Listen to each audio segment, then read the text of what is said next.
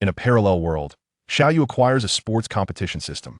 However, due to financial constraints, he is unable to join a top-tier football club in China and instead joins Ajax's youth training program in the Netherlands, where he catches the eye of Bergkamp and is promoted to the first team.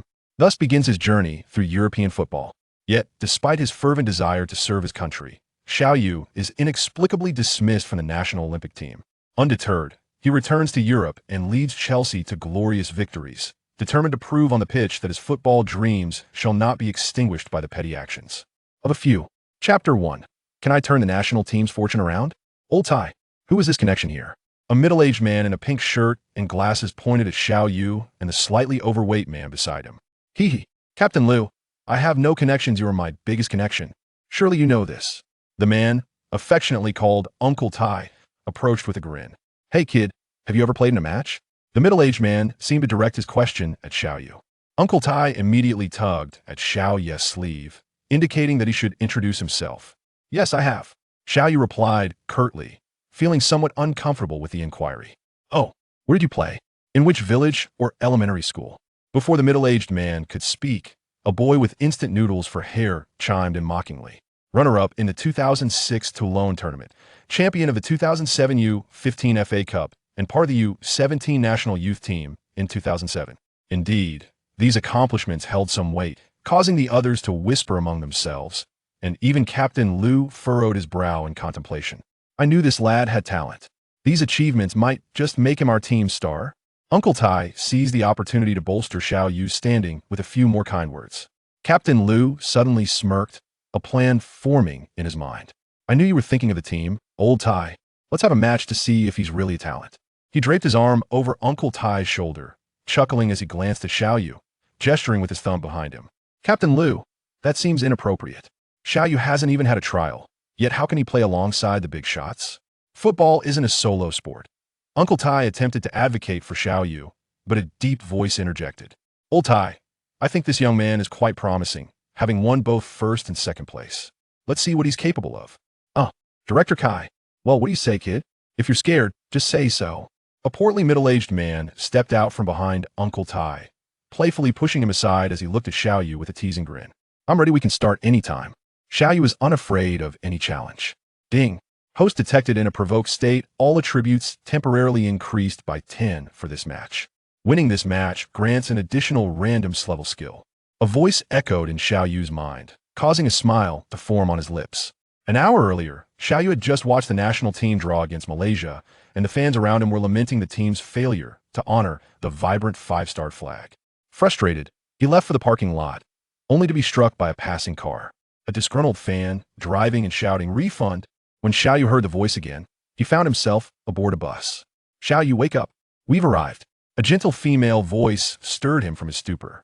Where are we? Xiao Yu blinked, still dazed. We're at the training base, hurry. Don't delay the trial. Noticing Xiao Yu's lack of movement, the voice turned stern. What? Training base? Trial? Xiao Yu was bewildered, finally becoming aware of his surroundings. Still dazed? Get off the bus, or you'll be late. The voice grew more authoritative as a hand twisted his ear. Ouch. Him up. That's more like it. I'm getting off, you hurry. The woman, seemingly his mother, walked towards the door, carrying an old canvas bag.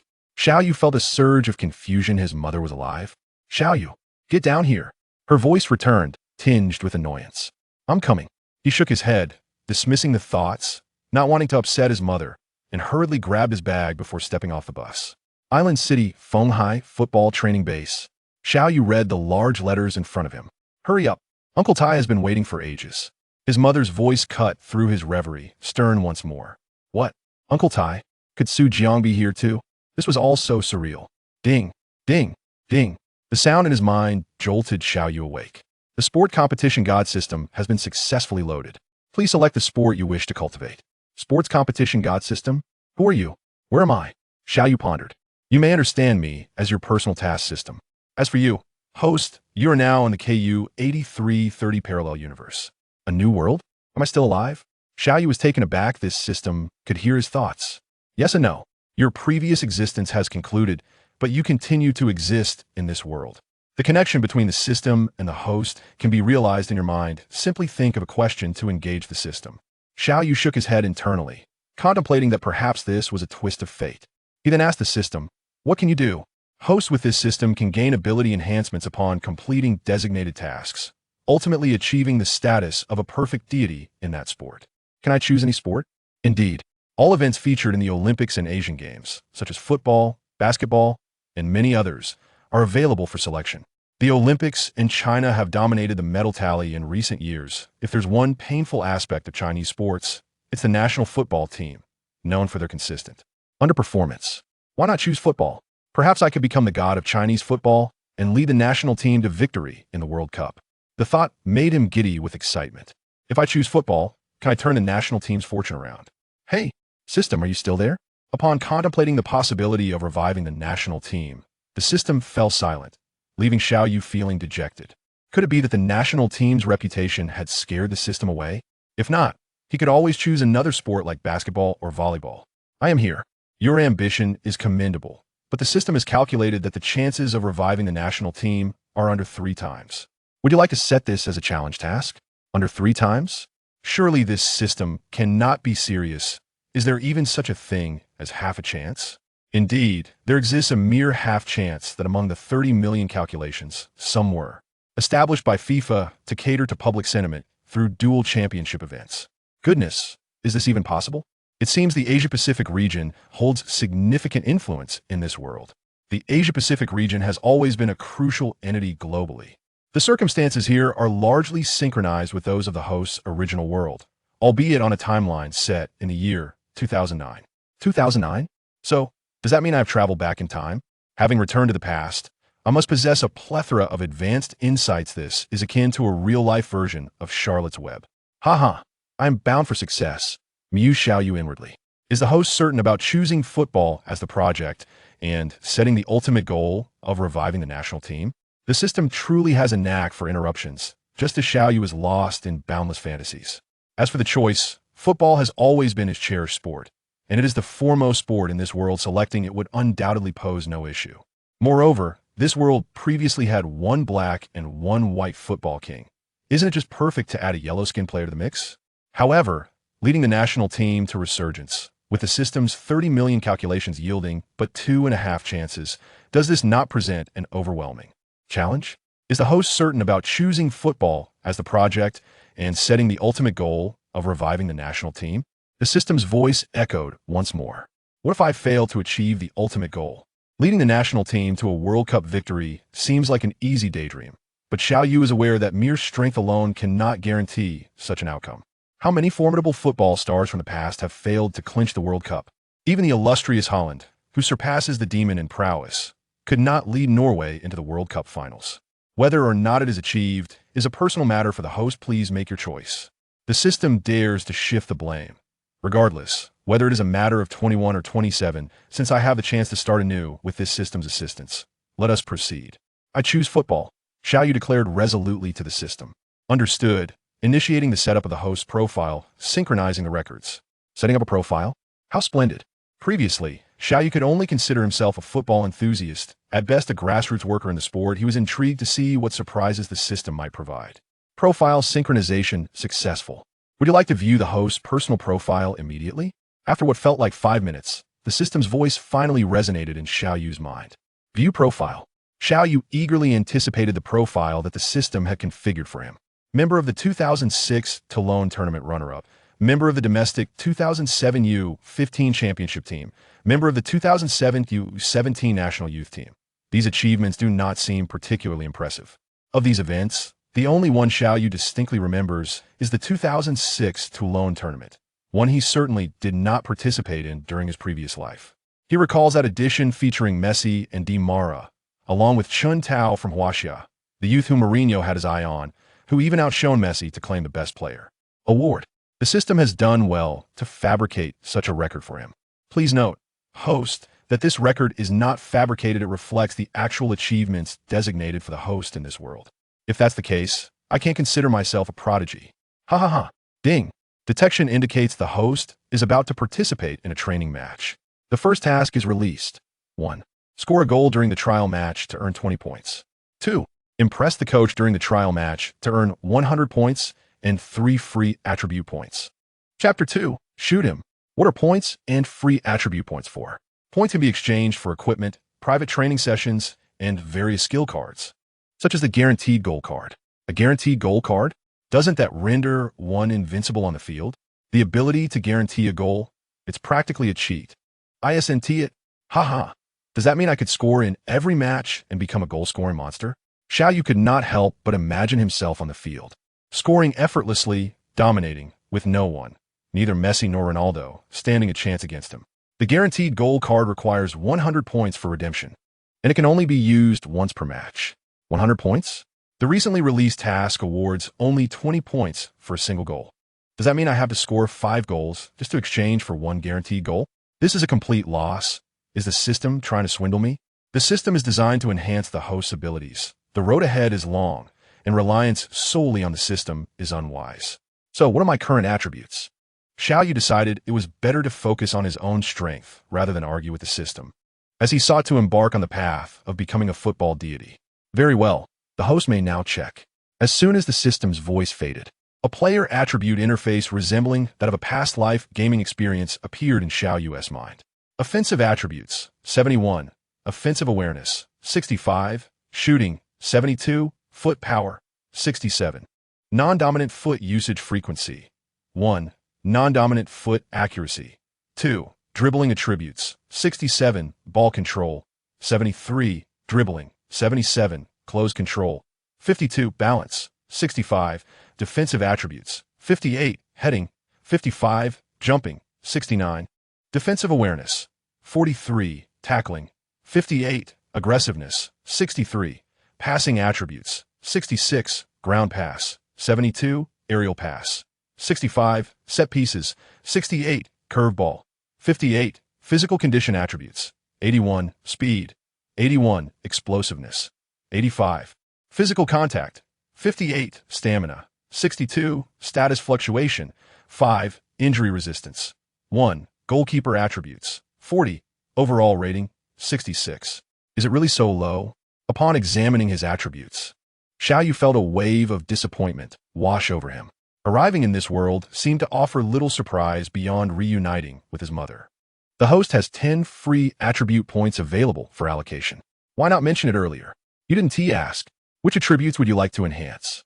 Xiao Yu looked again at his attributes. Overall, his physical condition was decent, but the injury resistance was pitifully low at just 1 point, making him quite susceptible to injuries. Many stars in his past life had their careers cut short due to injuries. I'll allocate 5 points to explosiveness, 3 points to stamina, and 2 points to injury resistance. Allocation error. The system prompted that injury resistance falls under the category requiring 25 points for a single enhancement. What nonsense is this? What can I actually increase? The system informed him that non-dominant foot parameters and injury resistance belong to the category requiring 25 points for enhancement. While status fluctuation requires 12 points, all other attributes are categorized as 100-point items, needing only 1 point for improvement.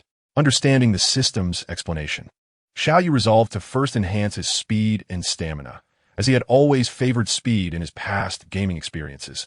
After all, in the world of martial arts, speed reigns supreme.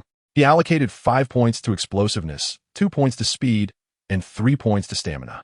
Allocation successful. The host's attribute panel has been updated. Xiao Yu quickly opened the attribute panel to find that he finally possessed an attribute exceeding 90.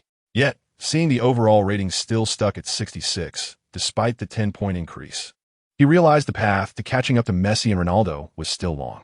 Back at the training ground, while his mother handled registration at the club, Xiao Yu warmed up on the field, reviewing his updated attributes. With a 10-point boost, his speed had reached 93, and his explosiveness had an astonishing 99. Observing the youthful faces on the field and the middle-aged team leader on the sidelines, Xiao Yu called upon the system once more. Are there any benefits for my first match? Ding! The 10-point attribute increase is already a benefit. How can I be sure your offerings are effective? Especially that guaranteed goal card? I currently have no points and cannot even experience it. Ding! The host is granted 1 guaranteed goal experience card. Awesome. The system is quite generous. Ha ha ha. Watch me dominate. Though it was a temporary match, the island city of Fenghai was a professional club, and despite being merely in the Chinese Jia League, they had arranged for referees. The match lasted 20 minutes, without dividing into halves. Xiao Yu learned that his teammates consisted of substitute from the youth team, one named Xiao Yu, a center back and the temporary captain. Xiao Yu organized their formation as 4-4-2. Xiao Yu partnered with Ding Wenhua as the twin strikers. In midfield, he recognized a young lad who greeted him, playing as an attacking midfielder named Yu Haiyang. The goalkeeper was Hao Ning, who was taller than Xiao Yu by a head. The other players' positions were not introduced, so Xiao Yu did not inquire further. Put on your shin guards. Uncle Tai handed Xiao Yu a training vest and reminded him. Both sides had donned their training vests and taken their positions. Earlier, the lad with the instant noodle hairstyle had called Xiao Yu Big Head, as he was the opposing goalkeeper. They won the coin toss, and Xiao Yu stood in the center circle with Ding Wenhua. Hey kid, we'll make you cry for your mother, ha. The lad with the instant noodle hairstyle strutted past Xiao Yu, tousling his hair with arrogance. Beep. The referee blew the whistle to start the match. Ding Wenhua kicked off with his left foot, passing to Xiao Yu before turning to rush forward. Xiao Yu received the ball, observing the arrogant lad charging towards him. Unfazed, he executed a deft left-footed cut to evade him, then accelerated with the ball. The arrogant lad could only curse as he attempted to chase back. But how could he catch up to Xiao Yu, whose explosiveness was already at 99? After navigating past another opponent, Xiao Yu passed the ball to Yu Haiyang, who had already anticipated the forward run. Yu Haiyang possessed some skill. Upon receiving Xiao Yu's pass, he chose not to drift to the flank, but feigned right, executing a nutmeg to bypass the opposing defensive midfielder, charging directly towards the penalty area. Sensing trouble, the defender who had been marking Xiao Yu abandoned him and rushed to cover the penalty area instead. Faced with an impending three-man encirclement, Yu Haiyang refrained from advancing further and delivered a swift, low-diagonal pass into the box. He had anticipated Xiao Yu's run and provided a lead. However, he underestimated Xiao Yu's speed. Xiao Yu reached the position first, waiting for the opposing fullback to approach before receiving the ball, and without stopping, he threaded a direct pass to Ding Wenhua. A clear shot on goal. Ding Wenhua received the ball. Witnessing the substitute team's first attack result in a clear chance sent shockwaves through the coaching staff on the sidelines. Well done. Shoot him. The youth team players watching from the sidelines erupted in excitement at the clear chance. Ding Wenhua was utterly exhilarated. He had not anticipated that his first offensive attempt would result in a one-on-one opportunity. Yet in such moments, there is no time for existential contemplation, no matter how formidable one might be, like Balotelli. A pursuing defender lunged forward with conviction. With a sudden thrust, he intercepted Ding Wenhua's ball, sending it hurtling towards the goalkeeper. The vigilant goalie, Dutch, was intensely focused, and upon seeing the ball's approach, he took a powerful swing with his thigh, intending to clear it. A dull thud echoed as the ball did not follow the trajectory Dutch envisioned. Instead, it found its way into the net. It was a goal. The youth team on the sidelines erupted in jubilation. Meanwhile, in the penalty area, Xiao Yu lay sprawled on the grass. Before he could rise, Ding Wenhua and Yu Haiyang had already leapt onto him. No, my backside hurts. Yu, that was too impressive. Are you trying to sit the two home with that? They laughed. The two, feeling frustrated, could only retrieve the ball from the net and kick it back to the midfield. He was disheartened.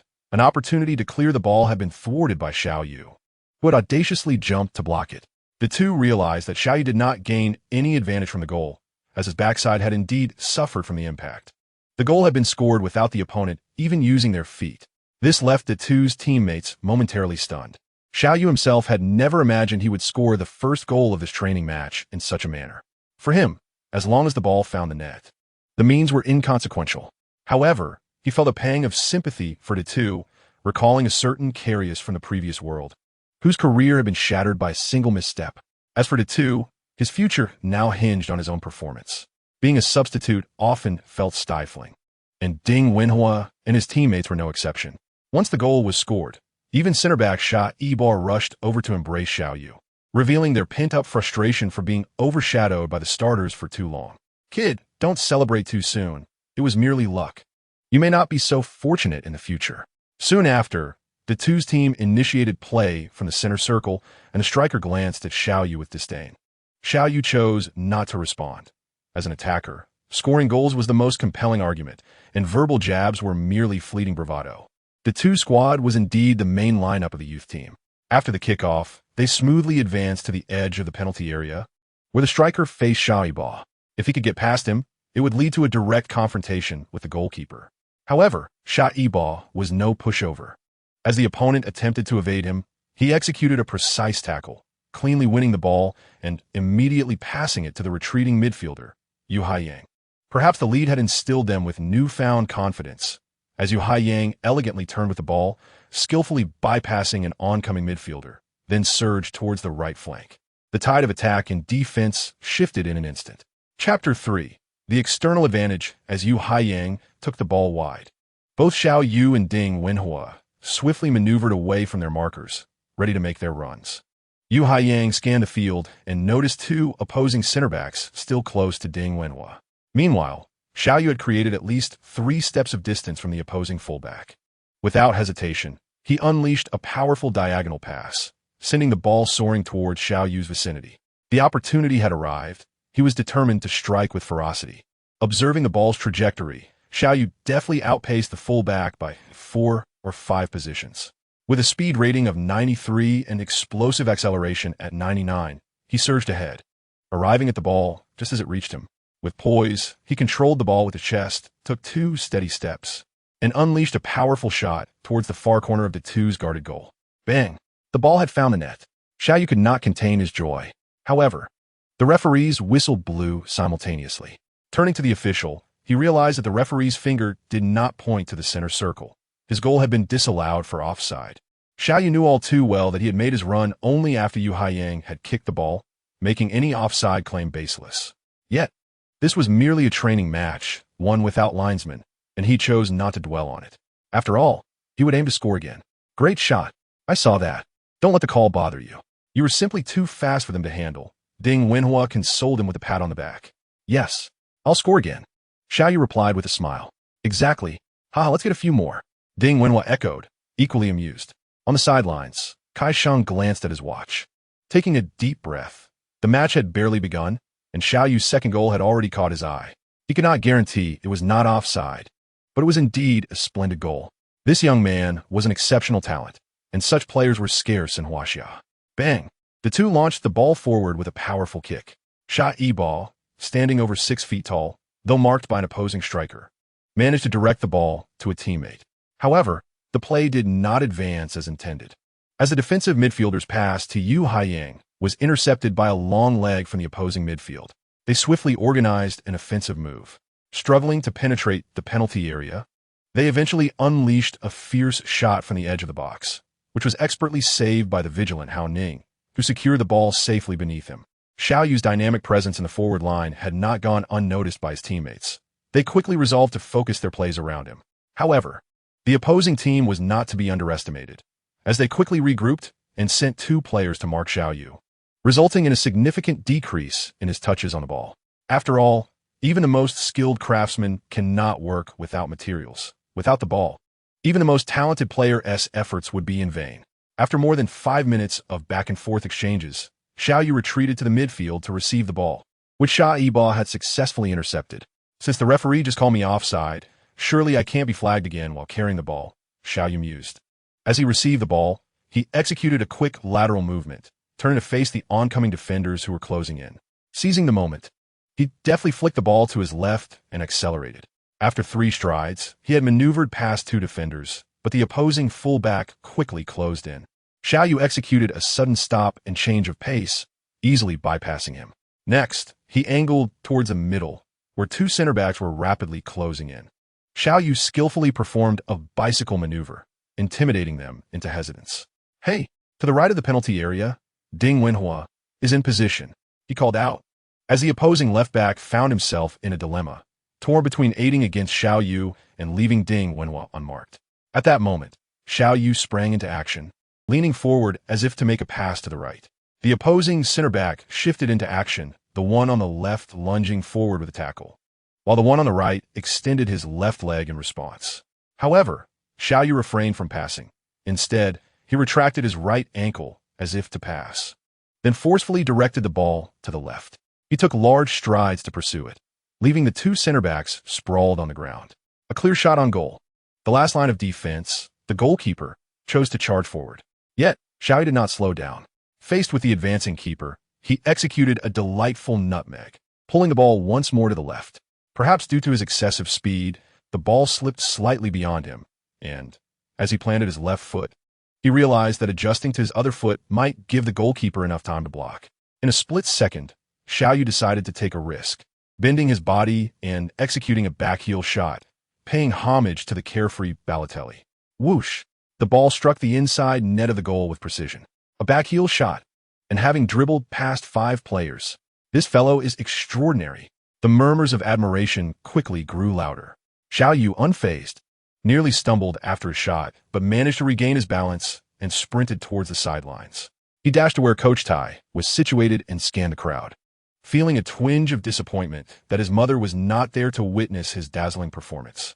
In less than 10 minutes, he had astonished Coach Kai Shang, who felt a sense of secret joy at having encountered such a promising talent, boosting the team's hopes for promotion. Beep. The youth team's main players resumed play. Perhaps angered by Xiao Yu's previous actions, an opposing midfielder brazenly shoved him to the ground as he attempted to press. Beep. Although it was merely a practice match, the referee could not allow such behavior, promptly sending in another player to replace the offender, effectively issuing a simple penalty. Xiao Yu paid little mind to this. He had already savored the benefits of his 10-point enhancement. He could easily boast to the players on the field, "I am the cheat code.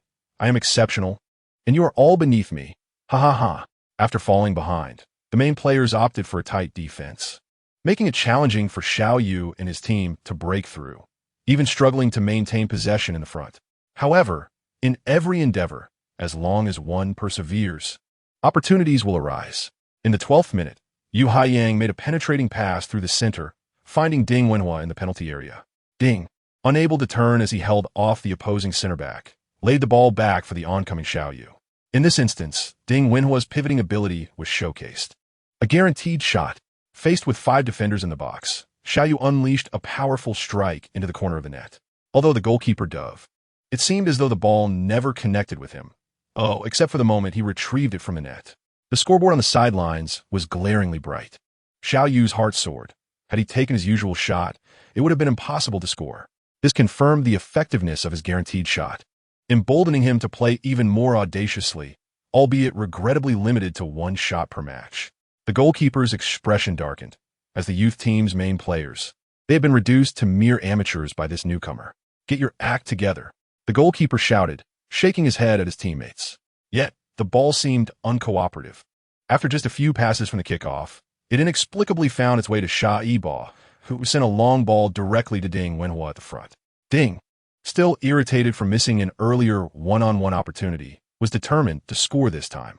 He skillfully controlled the incoming ball, feeling a sense of relief, and quickened his pace. In a face-off with the goalkeeper, Ding made a simple adjustment and pushed the ball toward the far corner of the left side of the goal. But the goalkeeper unexpectedly dove down, extending his foot to block the shot. Ding felt a wave of regret, cursing himself for not having passed the ball. At that moment, a figure in light green dashed forward. Xiao Yu. He seized the ball, while the goalkeeper had already spread his arms, leaving him with an impossibly narrow angle. Xiao Yu glanced toward Ding Wenhua in the penalty area, noticing that he was marked by a defender. He made a swift decision, pushing the ball with his left foot to the right rear, passing it to Ding Wenhua. A shot. As Xiao Yu completed the pass, he was propelled forward by momentum, heading toward the goalkeeper. Ding, momentarily distracted, spotted the ball heading his way and the imminent collision between Xiao Yu and the goalkeeper, while also noticing the gaping half-open goal before him. Without hesitation, he struck the ball directly into the net. Again, the sidelines erupted in cheers. Was this truly a substitute playing against the starters? The goalkeeper looked at the young lad beside him, wondering, is this even human? Coach Kai Shang glanced at his watch. It was not yet 16 minutes into the match, with 4 minutes remaining. Did the game need to continue? But before he could decide, the players on the field had already resumed play. The youth team's main players were determined to fight for their dignity. Looking at the scoreboard showing 0-4, the goalkeeper's teammates made a desperate decision. The entire defensive line advanced to the halfway line, with all but the 2 center backs pushing forward, temporarily leaving Xiao Yu and his team at a loss. After all, the goalkeeper and his teammates were a carefully selected main lineup, possessing a certain tactical advantage. The ensuing 2 minutes of high-pressure offense put their goal in jeopardy. Nevertheless, they had to remain cautious. Xiao Yu had not retreated to his own penalty area, but was lurking near the center circle, waiting for an opportunity to strike when the pressure would yield a rebound. Indeed, Diligence pays off. Following a long-range shot, possession switched hands, and a defensive midfielder promptly cleared the ball back into the opponent's half. At that moment, the opposing half was occupied by only one player, the goalkeeper standing at the edge of the penalty area. But soon, another figure joined the fray, rushing toward the descending ball. Xiao Yu. Chapter 4. This is absurd. The goalkeeper, sporting a noodle-like hairstyle, noticed Xiao Yu charging in and must have been silently pleading, "Please don't come any closer." However, his teammates, while in pursuit, seemed to be moving in slow motion, only increasing the distance between them and Xiao Yu. Yet, the goalkeeper overlooked a critical detail. As a keeper, he was stationed at the edge of the penalty area, a place where he could not exercise his exclusive rights. As the ball landed for the first time and then bounced high, the goalkeeper was struck by a realization akin to a thunderbolt. He understood his mispositioning and hurriedly retreated toward the goal. But it was already too late. Xiao Yu denied the ball a second bounce, launching himself at it with a perfect volley. The ball traced a flawless parabola over the goalkeeper's head. He reached out in vain, unable to grasp it, and tumbled to the ground. Beep! Xiao Yu turned to the referee, who confidently pointed to the center circle. In those brief minutes, both on and off the field, Xiao Yu garnered a multitude of fans, with the observing youth players cheering him on. Score another! Score another! On the sidelines, Lu Hongwei's face was ashen, for the current situation on the field was a severe blow to his pride. He had never anticipated that this young player could exhibit such remarkable skill, leaving him feeling utterly embarrassed. "Everyone, pull yourselves together. Do you not care about your dignity?" shouted Dato, tossing his hair as he directed his voice towards the players near the goal. Yet, the team members hung their heads, their eyes fixated on the glaring score of 0-5 on the scoreboard. They couldn't help but ponder. It was merely a trivial training match. So why was this young man fighting so fiercely? Clearly, Xiao Yu's astonishing 4-goal performance had nearly extinguished their fighting spirit. Upon hearing Dato's call, they too desired to salvage their pride. Yet with the scoreline as it stood, what purpose did further struggle serve? The referee's whistle pierced the air, and the main players reluctantly resumed play. Following Xiao Yu's spectacular counterattack, they hesitated to launch a full-scale offensive, retaining at least 5 defenders in the backline, while the forwards opted for short passes. It was evident that they wished to avoid any further mishaps and had tacitly agreed to pass around in midfield to run down the clock. For several minutes, Xiao Yu did not touch the ball. After all, a weapon with no ammunition poses no threat. With time running short, he refrained from retreating to join the pressing, and he and Ding Wenhua leisurely ambled in the opponent's half, perhaps due to having been bullied by the main players for too long. The center-back Xiao Yu was brimming with energy, even pressing up to the center circle. Finally, through his relentless pursuit, the main players made a mistake. The midfielder, pressured by Xiao Yu, executed a back pass that lacked power, which caught the attention of Yu Haiyang, who swiftly intercepted it. Observing this, Xiao Yu and Ding Wenhua immediately shook off their respective defenders and surged towards the opponent's penalty area, launching an offensive. Yu Haiyang displayed excellent ball control. After intercepting, he skillfully maneuvered past the opposing defensive midfielder and then evaded another player with a swift change of direction, lifting his head to survey the field. Between him and Xiao Yu stood one defender, while Ding Wenhua had already sprinted to the edge of the opponent's penalty area, unmarked.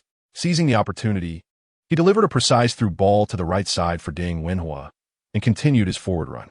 Upon receiving the ball, Ding Wenhua adjusted his stride and confidently accepted it. However, the opposing center-back was already closing in, forcing him to push towards the flank, which progressively narrowed his shooting angle. As Ding Wenhua advanced, he noted that Yu Haiyang had reached the edge of the penalty area, flanked by 2 defenders, presenting the most favorable angle for a shot. Just as Ding Wenhua prepared to return the ball to Yu Haiyang with a back pass, he heard Xiao Yu's voice calling from the left. Turning, he noticed Xiao Yu was only marked by one defender, who was being directed by Xiao Yu's pointing finger toward the position right in front of the goal, close to the back post. Realizing Xiao Yu's speed advantage from earlier goals, Ding Wenhua deduced that a well-placed pass would surely result in another assist. Thus, he pulled the ball back, suddenly accelerating past the defender and sending a swift pass towards the spot Xiao Yu indicated. Xiao Yu's shout not only alerted Ding Wenhua, but also drew the attention of the defender nearby. The defender quickly closed in to mark Xiao Yu, preparing to withstand any attempt to evade. However, with Xiao Yu currently enhanced by a system bonus, his speed had reached an elite level, and with a sudden burst, he vanished from sight. The defender, who had been closely tracking him, stumbled and nearly fell flat on the ground. At this moment, all Xiao Yu could see was the ball. Taking 2 steps forward, the ball was now right before him. Faced with the rolling sphere, Xiao Yu lifted his leg, ready to unleash a shot to conclude the attack. But just then, a leg unexpectedly appeared beside his planted foot. Before Xiao Yu could strike the ball, the leg swept him off his feet. "Hey, what are you doing?" Yu Haiyang rushed forward, angrily reprimanding the defender who had toppled Xiao Yu. "Are you okay, Xiao Yu?" Ding Wenhua quickly knelt beside Xiao Yu on the grass, offering his support. Xiao Yu shook his head, remaining silent. His left ankle indeed throbbed painfully, grazed by the opponent's studs. As he noticed the defender approaching, Xiao Yu had instinctively leaped forward, sacrificing his balance to avoid a more serious injury, but still ended up colliding heavily with the defender. If anything, the defender beneath Xiao Yu bore the brunt of the impact. Meanwhile, on the sidelines, Coach Tai had rushed onto the field, a worried frown creasing Kai Sheng's brow. Lu Hongwei squinted, the corners of his mouth curling into a slight smirk.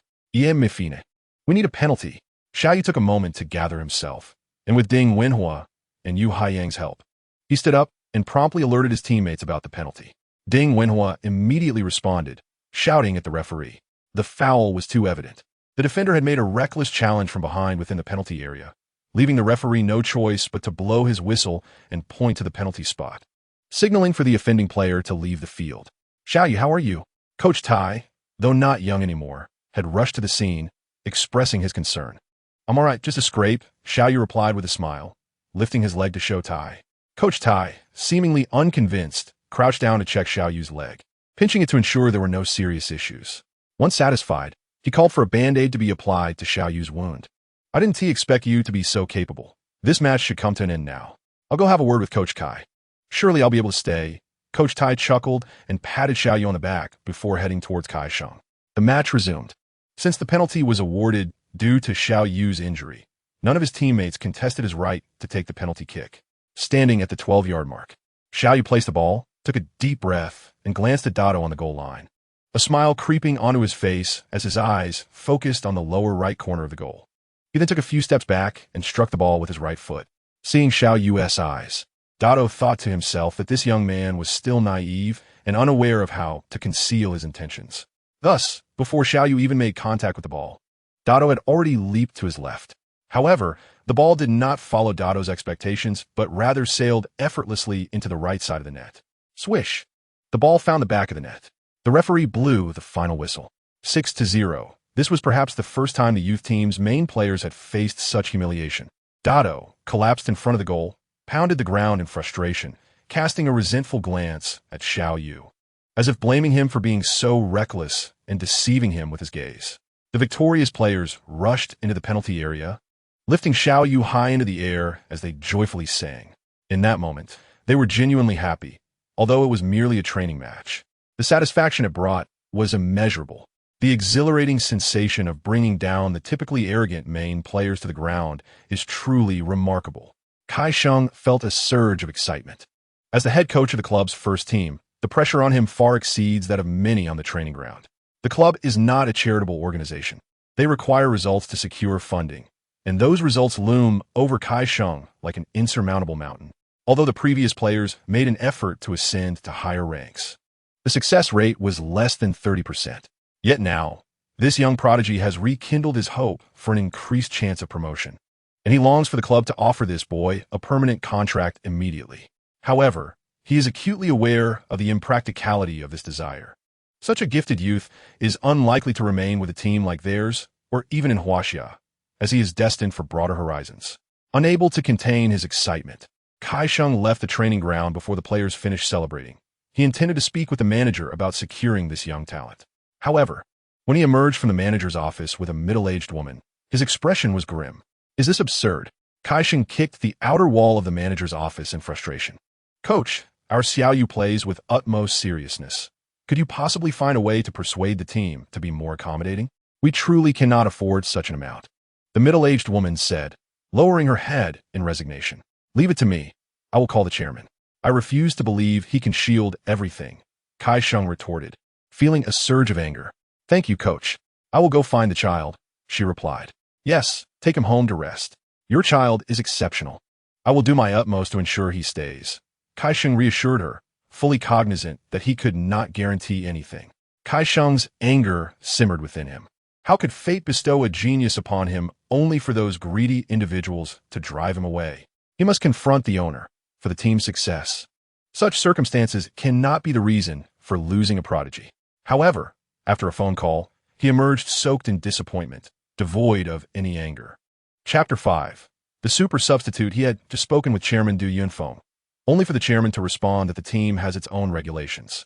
No matter how Kaisheng extolled Xiao Yu's talent and excellence, Du Yunfeng remained unmoved, asserting that China is not lacking in talent.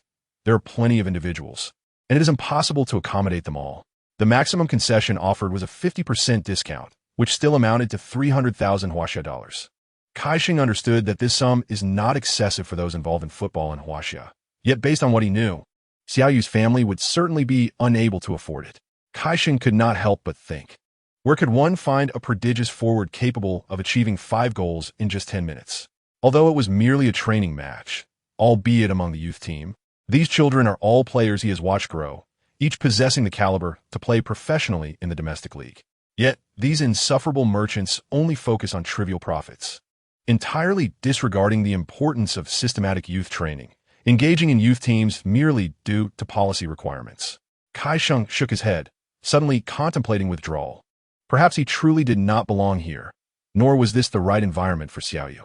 Upon returning to the training ground, he found Xiao Yu had removed his shirt and was wiping the sweat from his body. His physique radiated masculine allure, broad shoulders and well-developed muscles, while not overly robust, bore a set of neatly defined abs and a chiseled V-line that could make any girl swoon, exuding an irresistible aura of youthful vigor.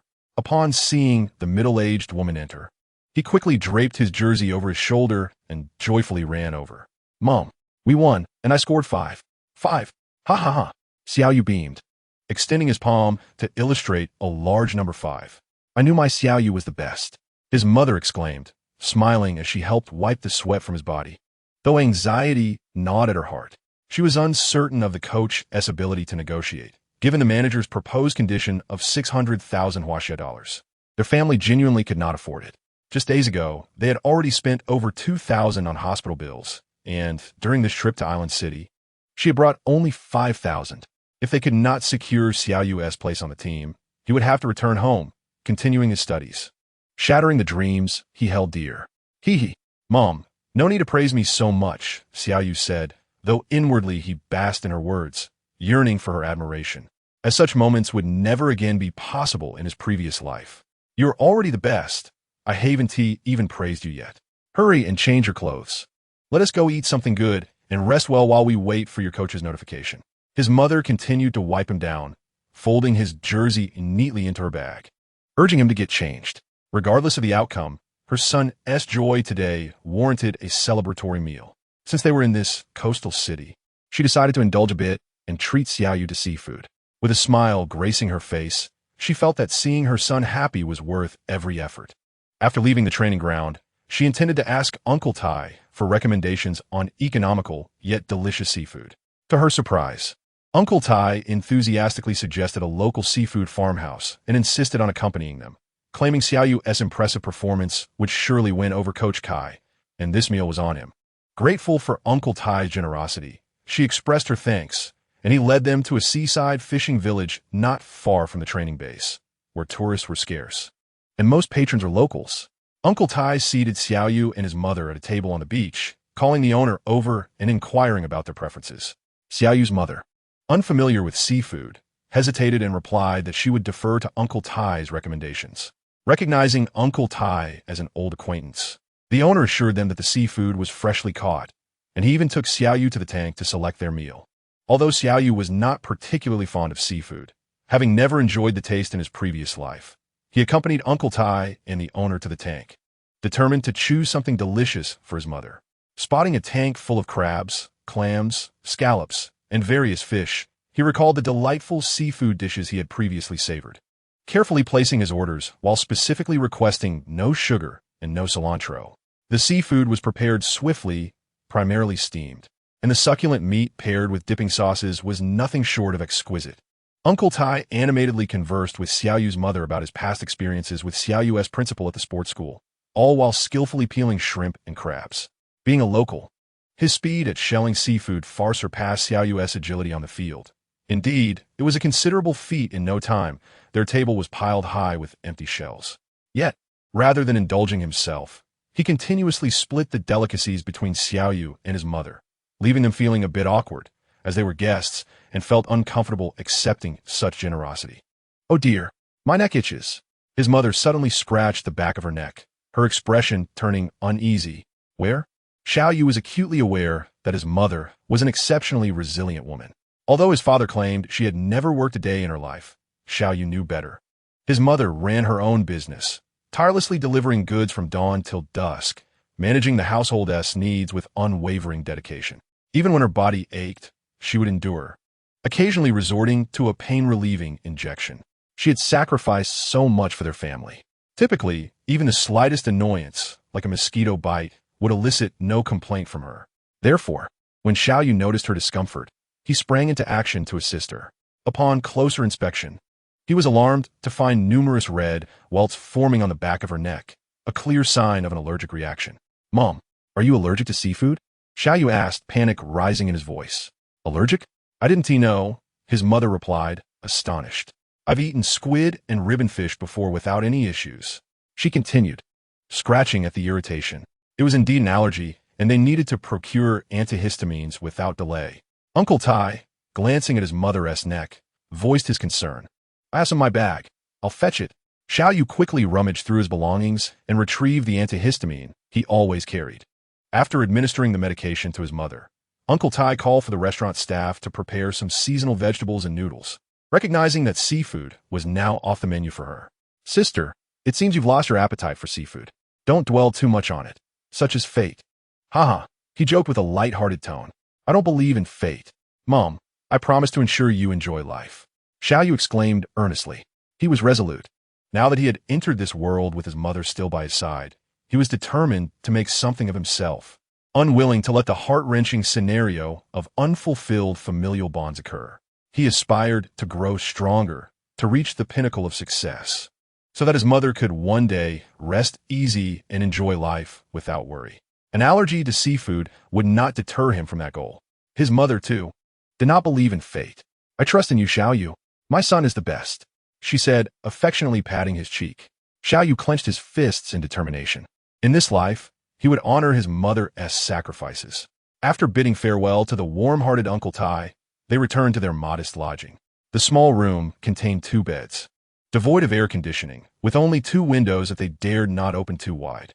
Xiao Yu understood that his mother had limited funds, so this arrangement would help save money. He couldn't help but think that, based on his performance today, securing a contract with a team should be straightforward. Soon, he would have a dormitory, and his mother could return home. He aimed to score more goals, having heard that the bonuses for scoring were substantial. Ideally, within a year or so, he could purchase a home in the coastal city, allowing him to bring his mother there to live with him. At this point, Xiao Yu harbored no grand ambitions. Even with his newfound advantages, he believed that staying close to his mother was paramount. He was willing to proceed slowly if it meant they could remain together. On the other hand, his mother felt a tumult of emotions. She worried about whether Kai Sheng could persuade the team chairman, and even if he succeeded, she fretted over the possibility of needing a substantial sum to secure Xiao Yu's opportunity. She did not want financial constraints to rob her son of his chance at a professional career. Watching Xiao Yu, she felt both pride and sorrow. She took solace in her son's exceptional talent, yet grieved for him growing up in a country where football opportunities were scarce. Perhaps the allergy was taking a toll on her, as not long after returning to the lodging, she excused herself to wash up and rest. Lying on the bed, Xiao Yu suddenly remembered that the system had tasks for him today, and he called upon it in his mind. "Is the system there?" he inquired. "Ding! The host has completed a task and is eligible for a reward. Would you like to claim it?" The system's voice resonated in his mind. "Claim it." Xiao Yu responded eagerly. He had calculated that his 5 goals in today's match would yield a reward of 100 points, along with a random victory skill. As for the reward for impressing the coach, he dared not speculate. It would be wonderful if it materialized, but he wouldn't be upset if it didn't, given that it was their first meeting. Task 1 completed. Goal reward. The host scored 5 goals in today's match, earning 20 points per goal, totaling 100 points. Hearing the system's announcement, Xiao Yu felt a surge of joy. He had finally gained something. Ding! The host has achieved 5 goals in a single match, and the goal reward points are doubled. Doubled? This was a delightful surprise. He became excited at the prospect of scoring more goals. Since points accumulated would surely be useful later, he resolved to score as many goals as possible. Ding! Task 2 completed. Impress the team coach. Reward: 100 points and 3 free attribute points. Xiao Yu was taken aback. He had actually impressed the coach. The 100 points were excellent, but the 3 free attribute points were even better. It was akin to playing a football simulation game. The higher one's attributes, the stronger their abilities would be. He needed to contemplate where to allocate these points. Ding! The host has completed an unexpected task, defeated a rival. Reward: level skill, super substitute. Super substitute? The name didn't sound particularly impressive. This level skill was passive, enhancing the host's overall ability by 3 when entering the game in the second half. An increase of 3 overall ability? It sounded beneficial, yet it felt somewhat redundant, as Xiao Yu was determined to secure a starting position. Shaking his head, he temporarily set aside those thoughts and focused on where to allocate the 3 attribute points. His speed was already at 83, and his explosiveness had reached 90, placing him among the fastest players in the nation. Therefore, he decided not to invest in speed this time. Since he had played against the youth team, their defensive capabilities were average. However, if he were to play with the first team, particularly in critical matches, long-range shots would be essential.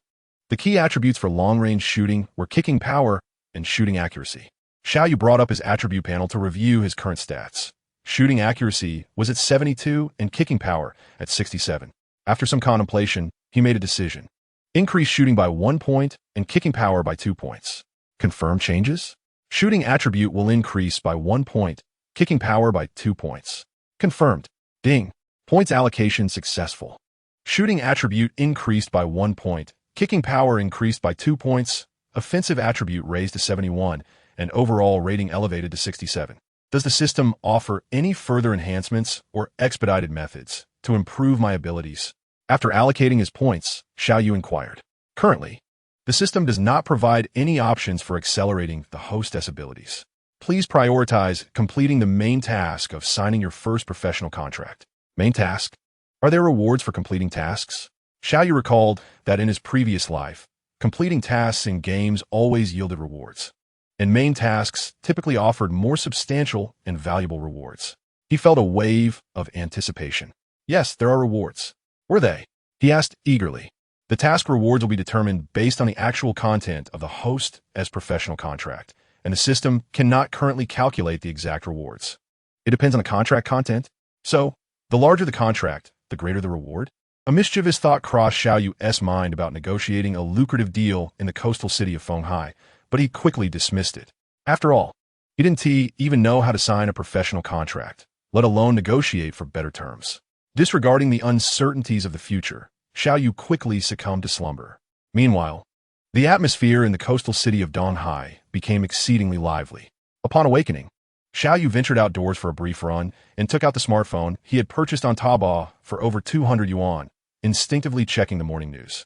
The headline from the football report read, "Ronaldo sparks a frenzied summer. The old master reinvents the Galacticos." This title stirred excitement within Xiao Yu's heart. It was June 2009, and the legendary president of Real Madrid had returned, having invested heavily in assembling a formidable squad led by Capello. In his previous life, Xiao Yu had often indulged in daydreams of joining Real Madrid. Yet back then, he was not even a professional player. Those dreams remained mere fantasies. Now, having arrived in this world, he resolved to start his journey by securing a position with Donghai. He envisioned that if he could lead Donghai to promotion, it might open the door to an opportunity to play in Europe, thus bringing him closer to his dreams. Who said only the tortoise could aspire to the emperor's dream? In Huaxia, there were many with similar ambitions. Go Xiao Yu, go Real Madrid. Upon learning that Ronaldo and Kaká had initiated the second phase of the Galacticos, Xiao Yu felt invigorated and began browsing domestic sports news. To his astonishment, he encountered alarming headlines. Head coach resigns. Donghai's promotion hopes dwindle. From Sina Sports, manager's departure causes turmoil. Donghai no longer in the running. From a football report, no promotion. Kaisheng dismissed mid-season. From Tencent Sports and betrayal within. Donghai's head coach exits overnight. Seeing so many articles related to Kaisheng, Xiao Yu was about to show his mother the news when his phone rang. It was Uncle Tai calling, and Xiao Yu hurriedly answered. Uncle Tai mentioned that someone wished to meet with them at a nearby restaurant. After hanging up, Xiao Yu handed the phone to his mother so she could see the news. Until that moment, she had harbored hopes for Coach Kaisheng. But the current situation left her increasingly anxious. Having promised to assist her, his sudden resignation posed a dilemma for Xiao Yu. Nevertheless, his mother decided to accompany Xiao Yu to the restaurant suggested by Uncle Tai. After all, Uncle Tai was a friend of Xiao Yu's principal and had been quite cordial in recent days. Additionally, she hoped to discover who had arranged this meeting, yearning for a potential turn of events. Coach, is it you? As Xiao Yu and his mother awaited Uncle Tai outside the restaurant, they were taken aback to see Kaisheng. The news flashed through Xiao Yu's mind, leaving him momentarily speechless. Yes, I have resigned, Kaisheng replied calmly. Let us discuss this inside. At that moment, Uncle Tai approached, inviting everyone into a private dining area. Kaisheng had become quite the topic of conversation, and lingering outside too long would only attract unwanted media attention. I apologize, Coach, Xiao Yu's mother quickly expressed, feeling a sense of guilt, believing that Kaisheng's troubles stemmed from his attempts to advocate for her. Do not blame yourself, Kaisheng interjected. My resignation is not solely due to you. It was merely a matter of time, whether sooner or later. At this point, I find it somewhat liberating. My only wish is for this football prodigy not to be overlooked. Kaisheng promptly reassured her and gestured for everyone to take a seat. Xiao Yu's mother had not mentioned the signing fees to Xiao Yu the previous day, nor had she informed Kaisheng. During their conversation, Kaisheng revealed much of the situation. Upon hearing this, Xiao Yu's frustration grew. He realized that the obstacle preventing his professional journey was once again the issue of trial fees, an unfortunate recurrence in this new world. Angrily, he stood up, declaring that he would no longer consider joining Donghai. Coach, what else can we try out? Do you have any acquaintances? His mother hoped to find a breakthrough through Kaisheng. Although Donghai's path seemed blocked, Kaisheng, as a first-team coach, surely knew of other reputable teams. She wished for Xiao Yu to pursue his dream rather than return to the mundane routine of high school. Yes, after my fallout with the club last night, I reviewed my contacts. I believe Zhang Ning's son should be familiar with you. Kaisheng exclaimed, looking at Xiao Yu. Zhang Ning? The name resonated in Xiao Yu's memory. He recalled that in this world, Zhang Ning was the coach of the national youth team he had participated in back in 2007. Coach Kai, are you referring to the national youth team coach? Xiao Yu inquired tentatively. Indeed, his connections are far broader than mine, and since you played under him, he will surely recognize you. He can certainly provide a favorable opportunity. Kaisheng's excitement was palpable as he pounded the table, affirming that Xiao Yu indeed knew Zhang Ning. However, Xiao Yu internally chuckled at the irony. His knowledge of Zhang Ning was merely a fabricated record from a system. Beyond the name, he was entirely unacquainted. Do you lack his contact information? I can provide it. Kaisheng, sensing Xiao Yu's unease, pulled out his phone to retrieve Zhang Ning's number. I don't have it. I haven't contacted Coach Zhang since returning from the youth team, Xiao Yu admitted, feeling somewhat helpless. Only he understood that he had never known Zhang Ning at all. His old phone plan was outdated and did not include long-distance calling. And since his mother had not purchased him a new phone, he made a note of Zhang Ning's number to call later from a public phone. His mother expressed her gratitude to Kaisheng and Uncle Tai numerous times before bidding them farewell. As they exited, she prepared to find a phone booth, hoping to heed Kaisheng's advice and take a chance. Perhaps Zhang Ning would have a favorable impression of Xiao Yu and be willing to assist him. It was certainly better than facing a dead end, and the cost of a long-distance call was a small price to pay. Ding! The system detected an anomaly in the trial results and has provided alternative options for the host. Would the host like to view them? The system's voice resonated in Xiao Yu's mind, igniting a surge of excitement within him. Show me the alternative options. Ding! The football god system recommends youth training opportunities. Option 1. Portuguese Primeira Liga, with trials at Porto, Sporting Lisbon, and Benfica's youth teams. Portuguese League? Though not particularly familiar, Xiao Yu recognized the significance of these three clubs. Porto immediately brought to mind Mourinho, the architect of their double crown success. Sporting Lisbon had nurtured the illustrious Cristiano Ronaldo, while Benfica was renowned as a breeding ground for talents like Felix and Di Maria. Option 2. Dutch Eredivisie, with trials at Ajax, PSV Eindhoven, and Feyenoord's youth teams.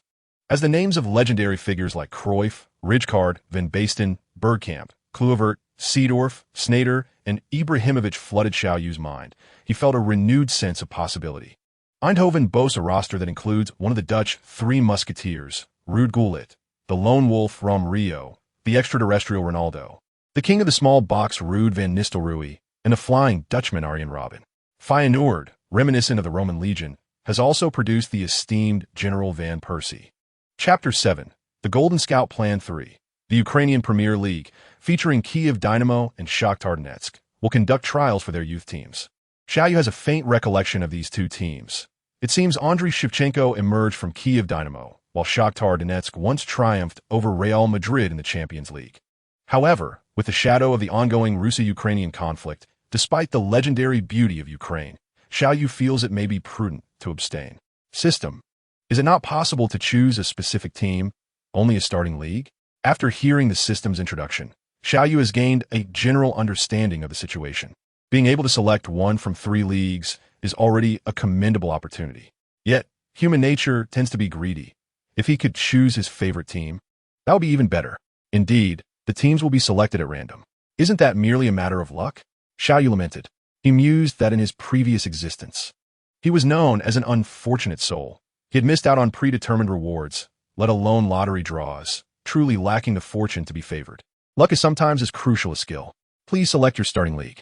The system's voice was mechanical, leaving no room for negotiation. Let me ponder for a moment. System reminder. 50 meters ahead is a long-distance call booth. A long-distance call booth? This system is mistaken. Coach Kai just provided my mother, Coach Zhang Ning's, phone number. It must be to make a call. With only 50 meters to go, the system presents a dilemma. Must I decide now? Xiao Yu asked, somewhat exasperated. Yes. Once the call is connected, the alternative plans will become void, triggering other options. What are the other options? Are they also in Europe? Can I choose a team? To save time, Xiao Yu fired 3 questions in quick succession. Prior to being triggered, they cannot be determined. Reminder, 32 meters remain. The system's notification chimed again as Xiao Yu spotted the call booth sign, with his mother pulling him along, hastening their pace. There was no time to waste. Compared to the uncertainty, having the ability to choose was preferable. I select the Eredivisie. Xiao Yu, without the luxury of deliberation, quickly dismissed the Ukrainian league. Although he felt torn between the Portuguese and Dutch leagues, both being eminent sources of talent in the top 5 leagues, he was left with a conundrum. As he ruminated on memorable stars, a name leaped to mind. Zlatan Ibrahimovic, the man who proclaimed himself a deity. It is decided that shall be my choice. The system began loading the Eredivisie starting plan. The Eredivisie starting plan has been successfully loaded. Please check your records. Check my records? What on earth? What do I check? Xiao Yu cursed under his breath, as the system's communication seemed incomplete. Just then, his mother led him through the booth's entrance. I stand under the blazing sun, wishing only to shield you with an umbrella.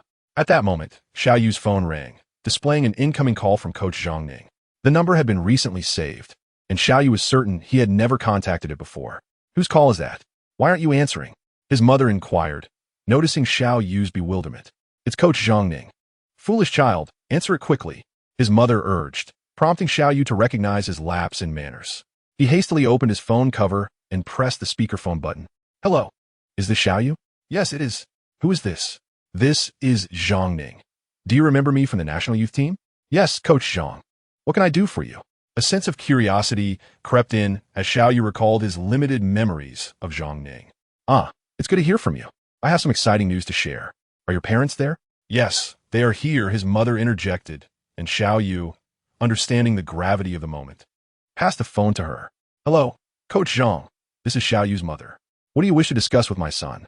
Hello, Mrs. Xiao. I have a European club interested in your son and would like him to join their ranks. Europe?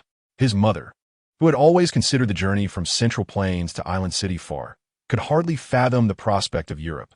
What sort of financial requirements are they expecting?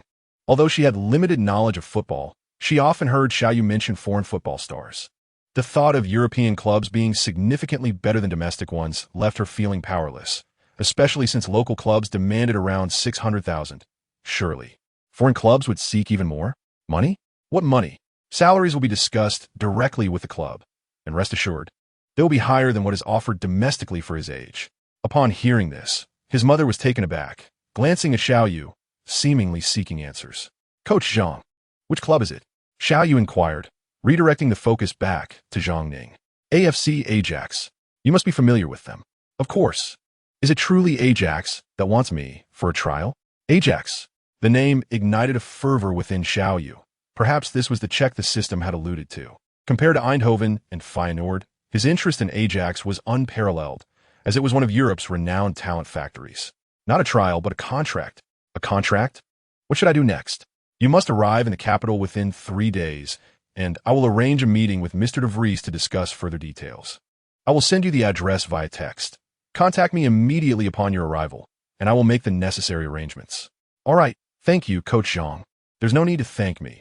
You should be grateful for raising such a talented son. After hanging up, Zhang Ning wore an enigmatic expression in the office of the sports bureau in the capital. It seemed he had suddenly gained some new memories, just as Mr. de Vries called to express interest in one of the national youth team players. Being recognized by such a prominent figure thrilled Zhang Ning, even if his impression of the player was not particularly strong. As long as the player could succeed abroad, even if he later returned to domestic leagues, it would enhance Zhang Ning's reputation, given that all members of the national youth team had been his selections. With Coach Zhang's call, Xiao Yu and his mother no longer needed to make that call at the booth. The anticipation of Xiao Yu signing with a European club, where not only would he not need to pay, but he would also receive a salary, made his mother smile. Xiao Yu mirrored her joy, cherishing her happiness and striving to alleviate her worries. The two spent another night in Island City before boarding a bus to the capital. Although the map indicated that Island City was not far from the capital, their journey took a grueling 15 hours. Xiao Yu couldn't help but reminisce about the convenience of high-speed trains in his previous world. Upon disembarking from the long-distance bus at Yongdingmen bus station, Xiao Yu promptly dialed Zhang Ning's number. In less than 10 minutes, a black Audi arrived to pick up the mother and son duo, with Zhang Ning surprisingly accompanying them in person. Once they were settled in the vehicle, Zhang Ning engaged in lively conversation with Xiao Yu's mother. After approximately half an hour of travel, they arrived at the hotel collaborated with the Football Association. Zhang Ning instructed them to rest and settle in, while he went to arrange a meeting with Mr. de Vries. Before departing, he assured them that all expenses for their stay in the capital would be covered by the Football Association, alleviating any concerns they might have. After an exhausting 15-hour bus journey, Xiao Yu was almost in pieces, but his heart ached more for his mother. Since the expenses were taken care of, he decisively took her to the hotel restaurant for a hearty meal. Afterward, he returned her to her room and spent some time chatting with her, encouraging her to get some rest before he finally returned to his own room. "System, are you there?" Xiao Yu called out in his mind as he entered his room. "I am here, host. Please proceed." The system promptly replied. "Is the contract with Ajax arranged by the system?" Indeed, the host has chosen the plan starting in the Eredivisie, and Ajax was randomly selected as the host's main team, simultaneously generating 3 novice tasks. Novice tasks? What are they? Novice Task 1. Come off the bench and achieve either a goal or an assist within 3 rounds. Reward, 100 points. Novice Task 2. Start and achieve either a goal or an assist within 5 rounds. Reward, 200 points and a random skill upgrade. Novice Task 3. Score a hat-trick and secure a victory within 7 rounds. Reward, 200 points and 2 free attribute points. Xiao Yu listened intently as the system detailed the tasks. He was heading to the Eredivisie, not the Chinese league, and whether he could even play was not solely up to him. Moreover, achieving goals and a hat-trick seemed quite daunting for a novice task. The path of a football deity chosen by the host starts at a level befitting a deity. The system addressed Xiao Yu's thoughts directly. "Well then, I shall strive diligently." Xiao Yu encouraged himself with a clenched fist, recalling a popular phrase from a previous life. "In the island city of Fenghai, today you may disregard me, but tomorrow you shall find me beyond your reach," before drifting off into a serene slumber. In his dreams, he donned Ajax's red and white jersey, dominating the pitch at the Johan Cruyff Arena. The following morning, Zhang Ning escorted them to a location filled with standalone villas. Xiao Yu glimpsed the words Xiangjiang Garden through the car window. Zhang Ning led the mother and son into an opulent villa where 2 elderly gentlemen with white hair awaited them at the entrance. Upon Zhang Ning's introduction, Xiao Yu learned that the bespectacled elder was Mr. de Vries, the esteemed scout set to meet with him. Chapter 8. Pini Zahavi, the other elder, surprised Xiao Yu by approaching him and extending a handshake. "Hello, I am Pini Zahavi." He introduced himself in fairly fluent Chinese. "Greetings, sir. I am Xiao Yu," he replied, somewhat astonished by Zahavi's presence. Although not as widely known as Mendez or La Ponga, Zahavi's reputation was formidable.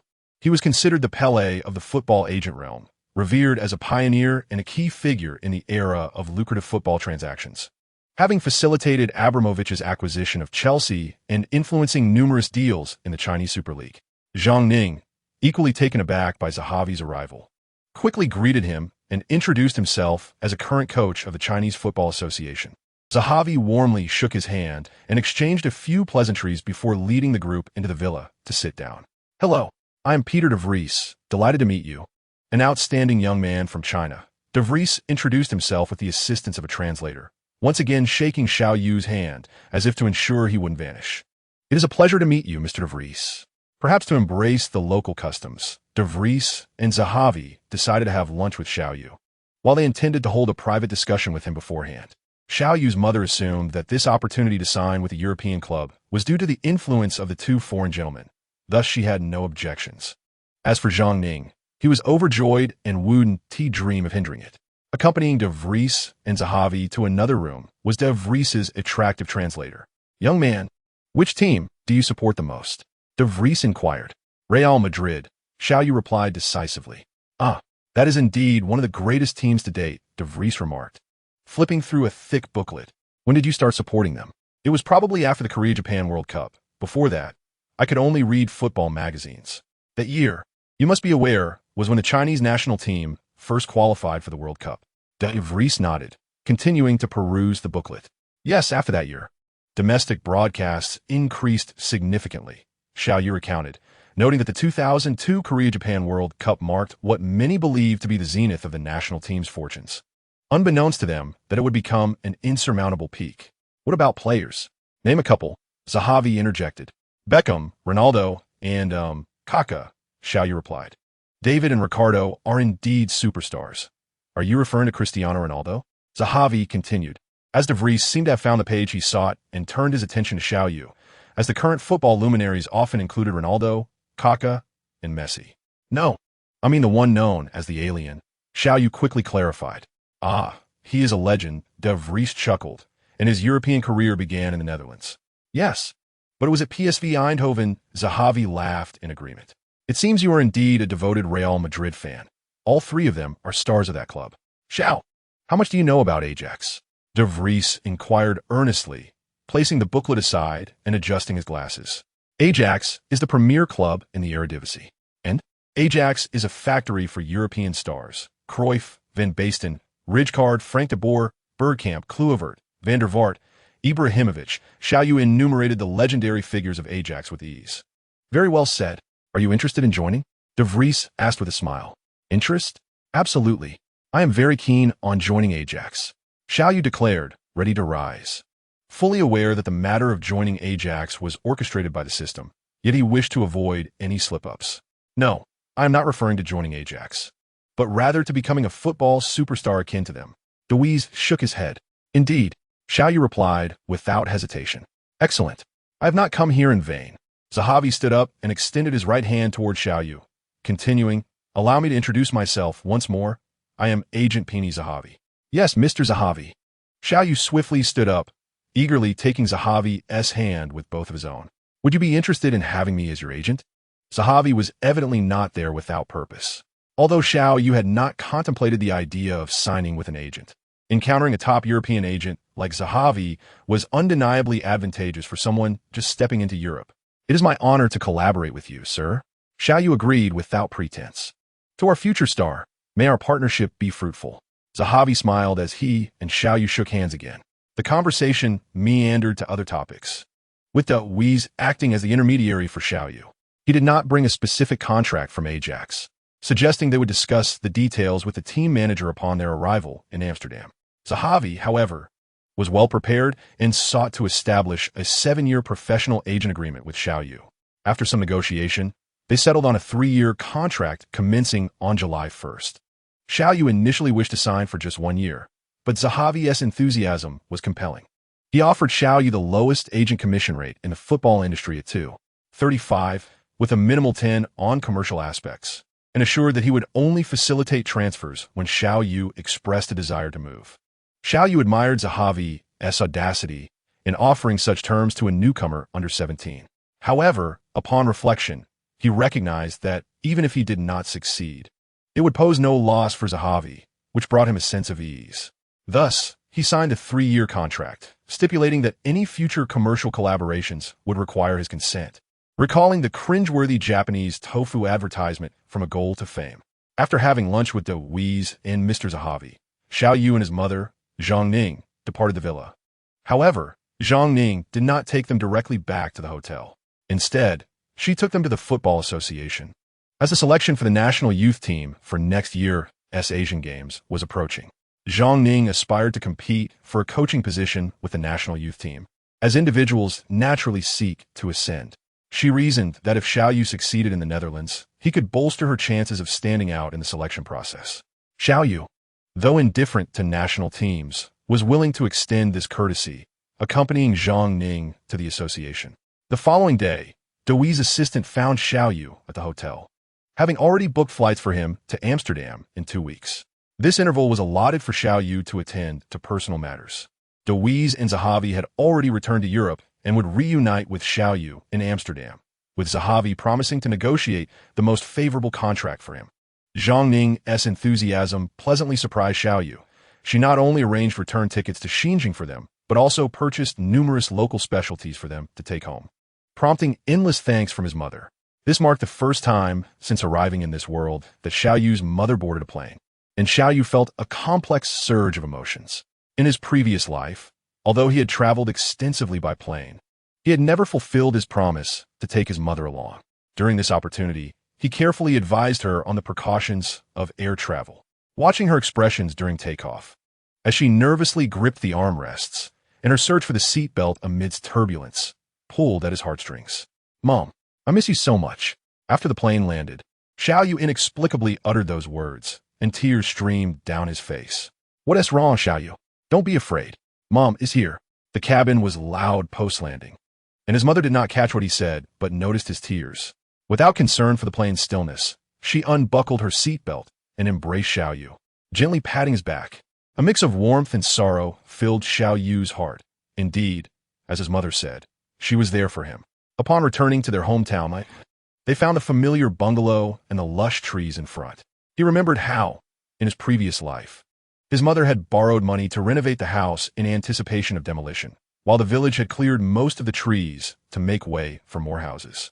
Yet now, it felt just as pleasant. Trees, a yard, and the grapevine Xiao Yu had planted, alongside various blooming roses his mother had cultivated, seemingly welcoming him home. His mother, both warm-hearted and meticulous, reminded him not to forget to meet his close friends before his departure, as it might be a long time before they could reunite. Xiao Yu nodded in agreement. He first contacted the principal, sharing details about his situation in Donghai and his upcoming journey to the Netherlands.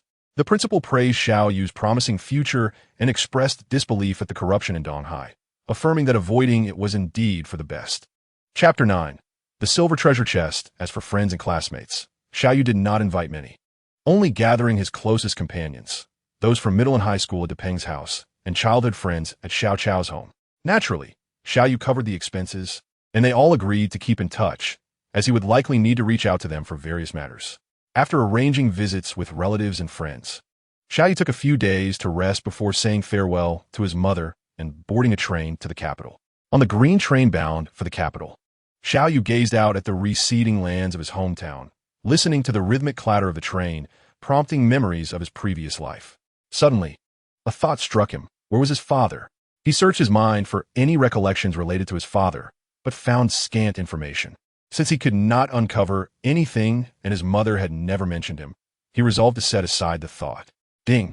The system detected that the host has signed a professional agent contract with a top-tier agent, rewarding him with 1,000 points and a silver treasure chest. Just as Xiao Yu was about to rest, the system's notification echoed in his mind. A silver treasure chest? What might that entail? Curious about this new development, Xiao Yu was determined to inquire further. The host is commencing a professional career, Various events will trigger random tasks, and treasure chests serve as rewards for task completion. There are 4 types of treasure chests, which can yield skill cards, assignable attribute points, training systems, and equipment. The system explained at a measured pace. What can each of the 4 treasure chests yield? Hearing it was a reward piqued Xiao Yu's interest. In his previous life, he had been an avid gamer, relishing the thrill of opening treasure chests to acquire equipment and materials. Unexpectedly, this football god system possesses such a mechanism. I must inquire thoroughly. I need to devise ways to enhance my abilities as swiftly as possible, which necessitates more rewards from the system. The treasure box rewards are categorized into 4 tiers: bronze, silver, gold, and diamond. The contents of the bronze box include the chance to obtain a skill, up to 2 free attribute points, and daily training skills. The silver box offers the opportunity for a skill, up to 3 free attribute points, training skills, and common equipment. The gold box contains a chance for a skill, up to 4 free attribute points, specialized training skills, and excellent equipment. The diamond box provides a chance for a skill, 5 attribute points, professional training skills, and exceptional equipment. All rewards are obtained randomly and cannot be specified. Ultimately, the outcome depends on the host's luck. The system meticulously detailed the contents of the treasure boxes. Yet the emphasis on luck left Xiao Yu somewhat disheartened. Why must he, a person of such misfortune, contend with so many luck-dependent matters? Little did Xiao Yu realize that possessing the football god system already placed him among the fortunate in the football realm. Does the host wish to open the treasure box rewards? The system's prompt resounded once more. Open. Xiao Yu felt a sense of calm. Since rewards were available, it was best to see what they were. The silver box has been opened for the host. Congratulations, the host has acquired the skill Power Shot, 2 free attribute points, and a 7-day daily physical training course. The contents of this box indeed dazzled Xiao Yu. This truly was a silver box. The prospect of obtaining a gold or diamond box was becoming increasingly exciting. He could not help but feel a surge of optimism, realizing that perhaps his luck was not as dire as he had thought. Ding! The host has obtained the skill Power Shot. Relevant attributes will automatically be elevated to meet the skill's minimum requirements. The system's prompt sounded again. This was the first time Xiao Yu heard of a skill enhancing his attributes, and he quickly opened his attribute panel. He observed that his shooting and foot strength attributes had risen to 75 points, while his stamina had increased to 70 points. Even his non-dominant foot's usage frequency had risen by 2 points. It was worth noting that this attribute typically required 25 points for a single increment. This meant that with the acquisition of this skill, he had effectively gained 38 points from the system, and with the additional 2 free attribute points, he had directly enhanced his attributes by 40 points, making it quite a profitable endeavor. Ding! Does the host wish to use the free attribute points? The system prompted again. Xiao Yu contemplated that since his goalkeeper attribute was the lowest, there was no need to increase it. He decided to save for 25 points to enhance his injury resistance. As he reviewed his attribute panel, he noted that aside from defense, the lowest attributes were close control at 52 points and physical contact at 58 points. After some consideration, he resolved to bolster his close control first, allocating those 2 free attribute points to it.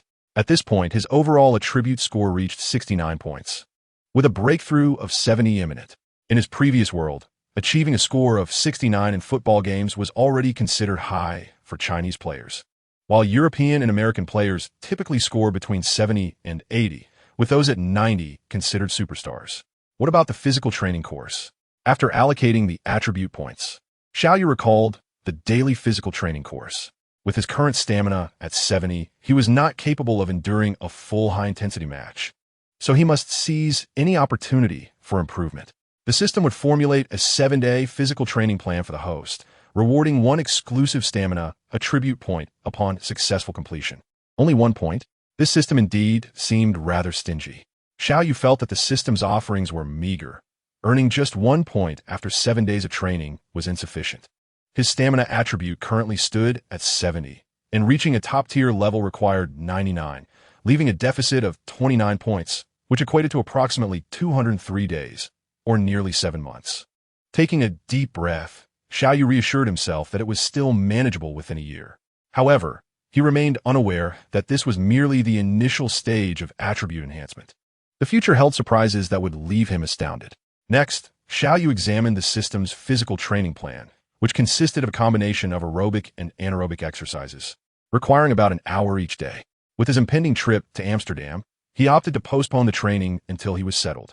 While on the train, with little to engage with in the system, Xiao Yu decided to search for news about Ajax from the past couple of years. Although he was familiar with Ajax in his previous world, he only recognized a few of the stars that emerged from the team, lacking in-depth knowledge about the club itself. In the 2008 to 2009 season of the Dutch Eredivisie, the champion was Alkmaar, the runner-up 20, and Ajax secured third place. The champion finished with 80 points, while the second and third places had 69 and 68 points respectively, with the championship clinched 3 rounds early. Xiao Yu was momentarily taken aback. He recalled encountering Alkmaar during his gameplay, their emblem being quite prominent, yet they were merely a team he had easily defeated. As for 20, he had no recollection of them. Ding! The system has detected the host's query and can provide assistance. Just as Xiao Yu was trying to remember the 20 team, the system's prompt chimed in. Is 20 a formidable team? Xiao Yu inquired, simultaneously searching for the team's roster on his phone. Friendly reminder, in the host's previous world, during the 2009 to 2010 season, 20 won the Eredivisie Championship. What? Xiao Yu felt a chill run down his spine. If 20 had secured the championship, that was significant. He immediately began to examine 20's roster. However, among the entire lineup, he recognized only 3 names: defender and midfielder Theo Jansen, attacking midfielder Kenneth Pires, and striker Luc de Jong. Notably, he recalled that these 3 were associated with Ajax. Continuing his search, he discovered that Pires had transferred from Ajax to 20, while the other 2 were coveted by Ajax and PSV but had not been acquired, particularly Luc de Jong, who as a striker might have been pivotal in 20's championship victory that year.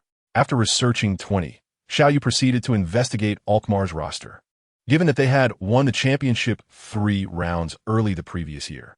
Despite the system's revelations, the reigning champions could not be underestimated.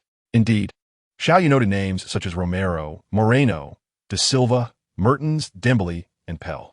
Truly, as the reigning champions, the number of players he recognized was double that of 20.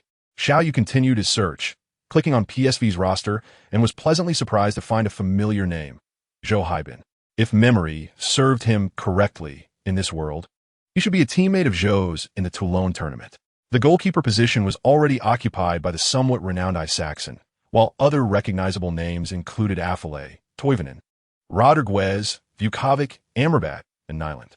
After examining PSV, he then browsed through Ajax's century-old rivals, Feyenoord, coming across names such as Vlar, Fernandez, Van Bronckhorst, De Guzem, and Sis, Tomasson, Bobovi, Macari, and Pedro. It became evident that the Eredivisie was not to be underestimated. Observing the rosters of these teams, Xiao Yu found himself gasping in awe. One wrong move could lead to disaster. However, upon reviewing Ajax's roster, he gradually exhaled in relief, especially after encountering an unexpected name. He felt an overwhelming urge to apologize to 20. That name was Luis Suarez. It must be said that this season, Ajax's lineup has proven to be exceptionally formidable. In goal, they have Stekelenburg, the principal goalkeeper who played a vital role in the Netherlands' journey to the finals of the 2010 World Cup. The central defenders are the Belgian duo of Toby Alderweireld and Verheck, a cornerstone of Belgium's golden generation. At right back, there's Van der Wiel, a steadfast presence in the Dutch national team. While at left back, the towering Cameroonian, standing at 191 meters, possesses both physical prowess and technical skill. In the midfield, they feature Dimi Dazu, a Dutch international, alongside Gabriel Torge, a Spanish international, and Emmanuelson, who was once a key left back for AC Milan. Up front, they have Pandev and Sulijmani, both Serbian internationals, as well as Luis Suarez, the all-time leading scorer for Uruguay and a recipient of the European Golden Shoe. This is merely the starting lineup. The substitutes are equally star-studded. With such a squad, coupled with his own confidence, Xiao Yu silently expressed an apology to 20. Regardless of how the championship slipped away from them in the past, he was now here to reclaim it. Upon arriving in the capital, Xiao Yu promptly called home, and the small shop at the entrance buzzed with excitement upon hearing he was calling from the capital, prompting them to summon his mother. His mother, upon answering, offered her usual round of advice, particularly emphasizing the importance of eating well, sleeping well, and listening to his coach, to which Xiao Yu dutifully agreed. As the plane took off for Amsterdam, he gazed longingly at the land below, In his previous life, he had always cherished this land, and in this life, he aspired to bring an honor. Stepping on a Dutch soil for the first time, Xiao Yu felt somewhat out of place. Although Amsterdam Airport is quite large, it pales in comparison to the grandeur of the capital's international airport. He couldn't help but admire his compatriots. Indeed, they are unparalleled in infrastructure excellence. Upon exiting the terminal, he spotted a blonde beauty holding a sign emblazoned with his name, Xiao Yu from Huaxia. As he approached her, she greeted him in somewhat halting Chinese. "Are you Xiao Yu?" "I am," he replied. Initially, from a distance, he had only noticed a blonde beauty and her prominently displayed sign. However, upon closer inspection, he felt his heart race at her exquisite figure, proportions, and beauty. "My name is Elena. I'm here to take you to Ajax," she introduced herself, lowering the sign as she glanced at Xiao Yu. "Are you alone?" she inquired. "Yes," he answered, extending his hand to help her with the large sign. "What about your luggage?" Elena continued to ask. "It's right here." Xiao Yu patted his backpack on his shoulder. "Just one bag?" she asked incredulously. Why not?" Xiao Yu shrugged. He truly had little to bring, as his plan was to acquire necessities upon arriving in Amsterdam. If the club provided accommodation, he would only need to purchase a blanket. If not, he would rent a modest place nearby and make do. Thus, his luggage amounted to just a backpack and a couple of changes of clothes. "You are indeed different." "Huh, perhaps all geniuses are like this, much like my father." Elena laughed, guiding Xiao Yu through security as they prepared to leave. "Your father? Oh, if you say he is a genius, he must be quite an extraordinary person." In his previous life, Xiao Yu recalled many instances where friends commented on his lack of emotional intelligence and failure to offer compliments. Now, given a second chance, he felt no need to be stingy with praise. Compliments, whether given or received, are always welcome. "He is indeed remarkable, but soon you'll meet him," she said, her frankness refreshing, especially as he spoke with a European girl for the first time. Upon exiting the airport, a tall, bald man in his 40s waved at Elena from in front of a black Volkswagen. Elena immediately pulled Xiao Yu along as they hurried over. "Uncle Yap," she called out as she ran. Yap, the name of a legendary superstar, flashed through Xiao Yu's mind, prompting him to quicken his pace to catch up with Elena. "Hey, kid, are you the Huaxia genius that Dennis spoke of?" The tall, bald man inquired in English. "I suppose so," Xiao Yu replied uncertainly, as he did not know who Dennis was, and his memory of the Widges and Zahavi, who sought him in Huaxia, did not include that name. He studied the man closely. There was a familiarity in his features, yet his casual attire left Xiao Yu in doubt. "What? Is that so? Why all the uncertainty? Are you Huaxia folks always this complicated?" The man frowned at Xiao Yu's response. "Uncle Yap, Xiao Yu just arrived in Amsterdam alone. Please don't interrogate him like that." Elena gently scolded, shaking the man's hand. The man smiled wryly and unlocked the car, extending his hand to Xiao Yu. "Kid, I'm Stam. Welcome to Amsterdam." "Stam." "Yap, Stam." The excitement within Xiao Yu was palpable as he momentarily forgot he was still holding the sign with his name on it, eagerly shaking Stam's hand. "Mr. Stam, I'm your idol." "Oh no, you're my idol? Wait, that is not right." He stammered. "Huh, you're quite the character. Hop in. There are several important figures waiting for you." Stam chuckled, while Elena pouted at the fallen sign. In a flurry of apologies to Elena, Xiao Yu hurried to pick up the sign before getting into the car. "What? Your father is Bergkamp?" On the way, Xiao Yu and Elena engaged in casual conversation, revealing that the person sent to meet him was none other than Dennis Bergkamp, the elegant ice prince. For a moment, Xiao Yu felt utterly bewildered. Was this truly not a dream? His reverie was short-lived as the car soon arrived at the Ajax training facility.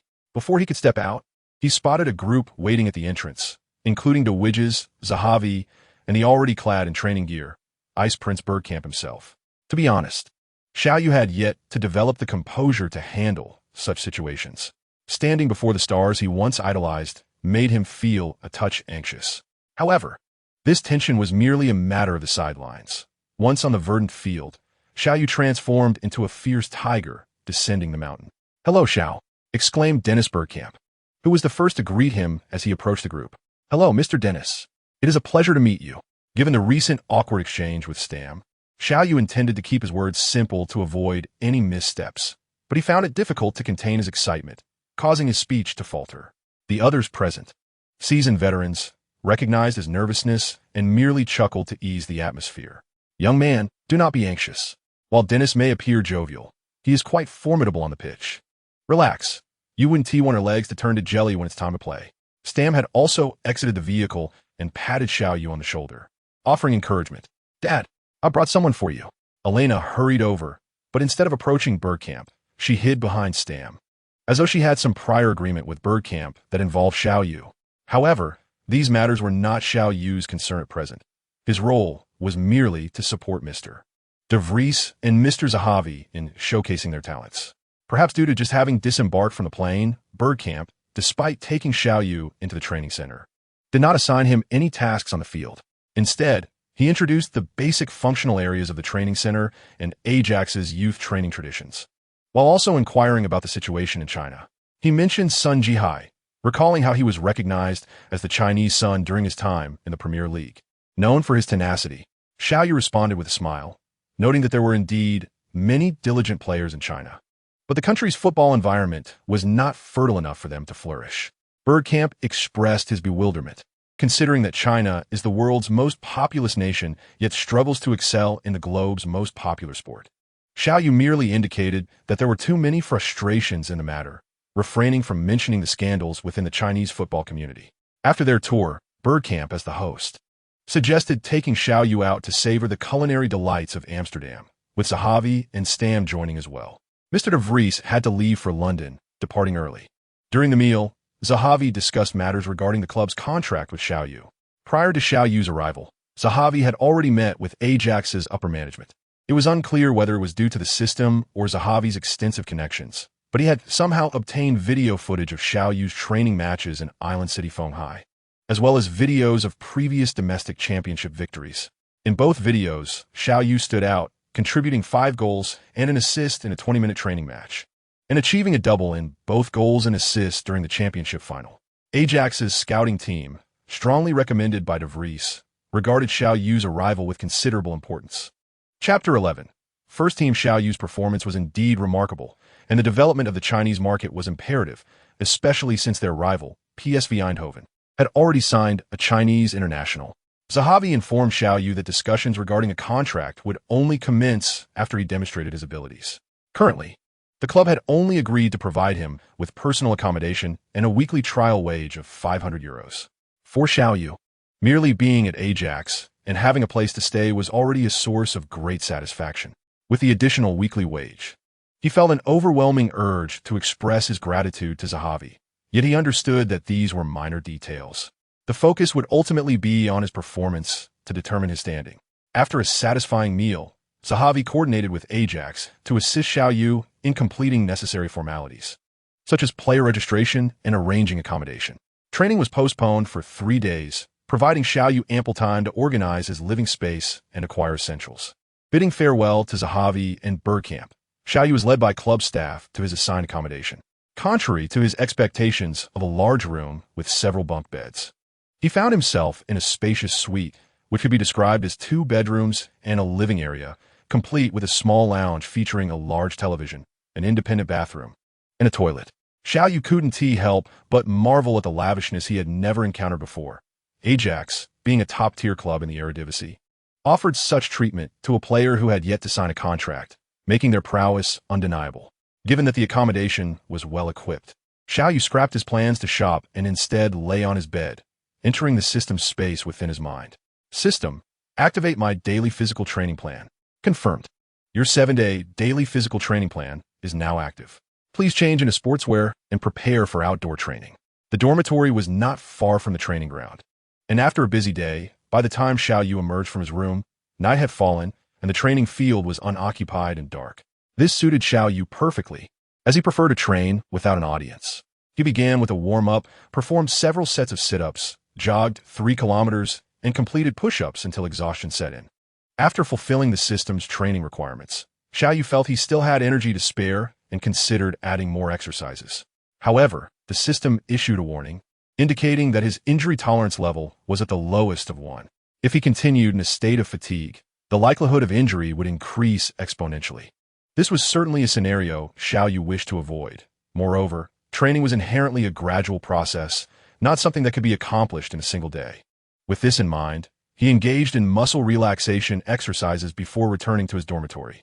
It must be said that the climate in Amsterdam was quite conducive to outdoor activities. Despite being mid-July, the evening temperature hovered around 20 degrees, and the gentle breeze made running all the more refreshing. For the next 2.5 days, Xiao Yu adhered strictly to the training regimen set by the system, attending the training ground morning and night, alternating between slow jogging, push-ups, and frog jumps daily. Was he diligent in his training? Indeed, since the very night he arrived, he had consistently shown up for physical training. It appears Mr. De Vries's judgment remains as keen as ever. I had initially thought there would be a dearth of talent in China, remarked one observer. The foundation is solid, but their physiques are not robust enough. They merely acquired him to penetrate the Chinese market. It's been 6 months, yet he has yet to step onto the pitch. This child is still young. I learned from Dennis that he is just over 16 years old. In under 20 minutes against a top youth team from a Chinese league, he scored 5 goals. Could it be that the standard of Chinese football is simply too low? Zahavi has access to several of his videos. Perhaps you should take a look. I heard that in his very first day, he led a squad of substitutes to a remarkable 6-0 victory over the first team, scoring 5 goals and providing an assist, all without any prior coordination. Such statistics, even if in an amateur setting, indicate impressive potential. Indeed, I must have a word with Zhu'er to assess this young lad. This afternoon, there's a training session, so let Dennis include him for a while. Then, we can arrange a scrimmage with the first team, and we shall observe. I believe it is a good idea. I shall stay and watch, as resting at home is quite unbearable. Can he not endure just 2 months? I had suggested you continue leading the team, yet you insisted on resigning. The results must be borne by someone. I find it intolerable myself. How can I continue? Moreover, I see that Zhu'er has been managing quite well lately, having achieved 3 consecutive victories in preseason. You are simply too much of a perfectionist. There must be some aspirations. Nearby, in an office building not far from the training ground, 3 elegantly attired gentlemen observed the running Xiao Yu on the field. Xiao, join the team for some warm-up exercises. We have a match against the first team today. How is your condition? This was the first time Xiao Yu donned the training attire, and he was immediately approached by Bergkamp for a private conversation. No problem at all. I am ready to play anytime. The opportunity to compete alongside future football stars was something Xiao Yu yearned for, and upon hearing Bergkamp's invitation, he became eager to prove himself. Do well. Several high-ranking officials from various clubs will be present today, Bergkamp stated candidly, hinting at the significance of the occasion without naming names. Thinking of the club's higher-ups, Xiao Yu pondered that these individuals wield considerable power, and his contract was likely negotiated by Zahavi with them. Thus, he felt compelled to shine on the field, hoping to leave a lasting impression. The warm-up period passed swiftly, and the training staff promptly cleared a section of the field. Xiao Yu could not help but acknowledge Ajax's remarkable efficiency, and an image came to mind of a cigar-smoking figure with slicked-back hair, exhaling clouds of smoke while proclaiming, "See, this is professionalism." As it was his first day of training, Bergkamp did not include Xiao Yu in the starting lineup for the scrimmage. Instead, he had selected several young players who had already been promoted to the first team. The Ajax youth team took to the field, adorned in their black and red away kits. Bergkamp deployed the customary 4-3-3 formation. Goalkeeper Werner Hahn, defenders Fernando Lewis, Lawrence, Whitman, and Boyleson, midfielders Tommy Ovidum, Christian Eriksen, and the 19-year-old blind, recently elevated to the first team, with forwards Lukoki, Proms, and the first-team player Badu. The first team donned their traditional red and white home kits, with head coach Martin Jol also utilizing a 4-3-3 formation. The steadfast goalkeeper Stekelenburg, the Belgian duo Alderweireld and Vertonghen as center backs, Van der Wiel and Atuba flanking the wings, and the experienced Spaniard Gabri controlling the midfield alongside young talents Emmanuelson and Siem de Jong, with the Uruguayan sensation Luis Suarez leading the attack. Witnessing the first team's lineup, Xiao Yu felt a surge of excitement. This was a stark contrast to his trial match back on the island, where none of the players were destined for greatness. Statistically, the youth team's chances of victory appeared slim. However, football transcends mere numbers. The youthful exuberance often leads to unexpected triumphs, and with talents like Eriksen, the swift blind, and the promising Boyleson, opportunities certainly existed. Xiao Yu remained fully focused, keenly observing the match, as Bergkamp had promised him a chance to play, and he needed to be completely prepared.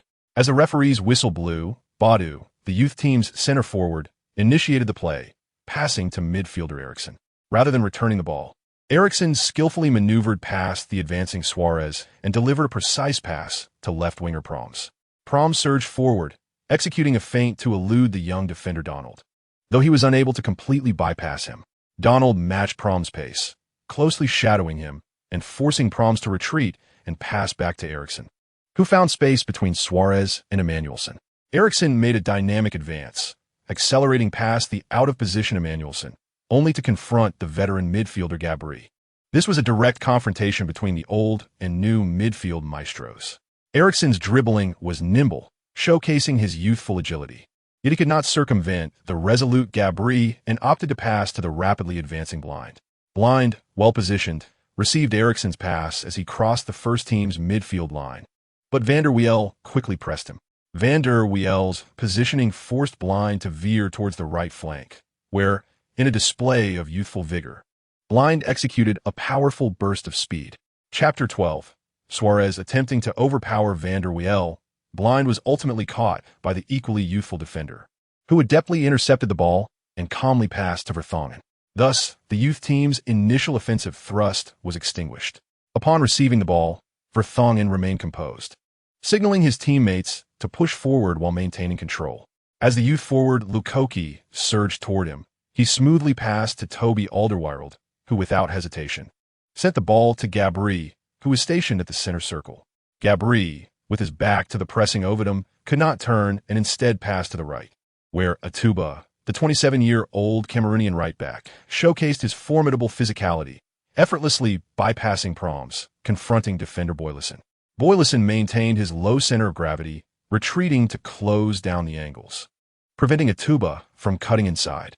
The steady rhythm of Boylisson's defense forced Atuba to slow his advance, soon confronted by Ovidum, creating a two-man blockade.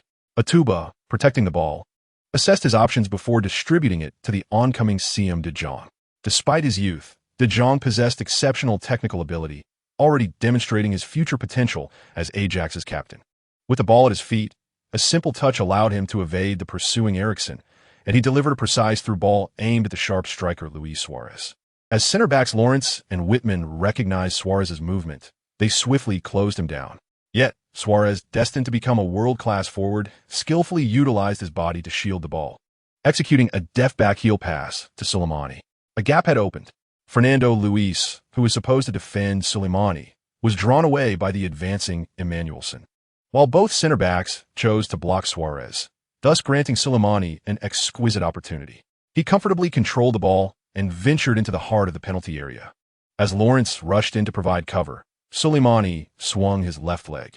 Warnerhan, positioned in front of the goal, quickly shifted to the right side, seemingly preparing for a spectacular dive to save the shot. However, when Soleimani made contact with the ball, the anticipated thunderous strike was absent. Instead, the ball veered past Lawrence and headed towards the right side of the penalty area. It was a pass. Soleimani had feigned a shot. The spectators on the sidelines erupted in excitement, recognizing the brilliance of such a maneuver. The delayed thud echoed, shattering Warnerhan's hopes. Meanwhile, Suarez, who had not ceased his run, lunged towards Soleimani, and the two collided joyously in midair. The whistle blew. A goal was scored. This marked the first offensive strike for the first team in this match. Soleimani's clever feint had set up Suarez, who had evaded the defensive duo, allowing him to blast the ball into the open net with ease. Warnerhan retrieved the ball from the net and tossed it back to the midfield, feeling a sense of helplessness as he had positioned himself to block the near post, only to be obstructed by his own center back. Witnessing Suarez score unhindered, a bitter pill to swallow. "Stay focused. This is just the beginning," shouted Bergkamp at the youth team's players from the sidelines. "Indeed, it was merely the commencement, Dennis. Perhaps you should consider adjusting the formation?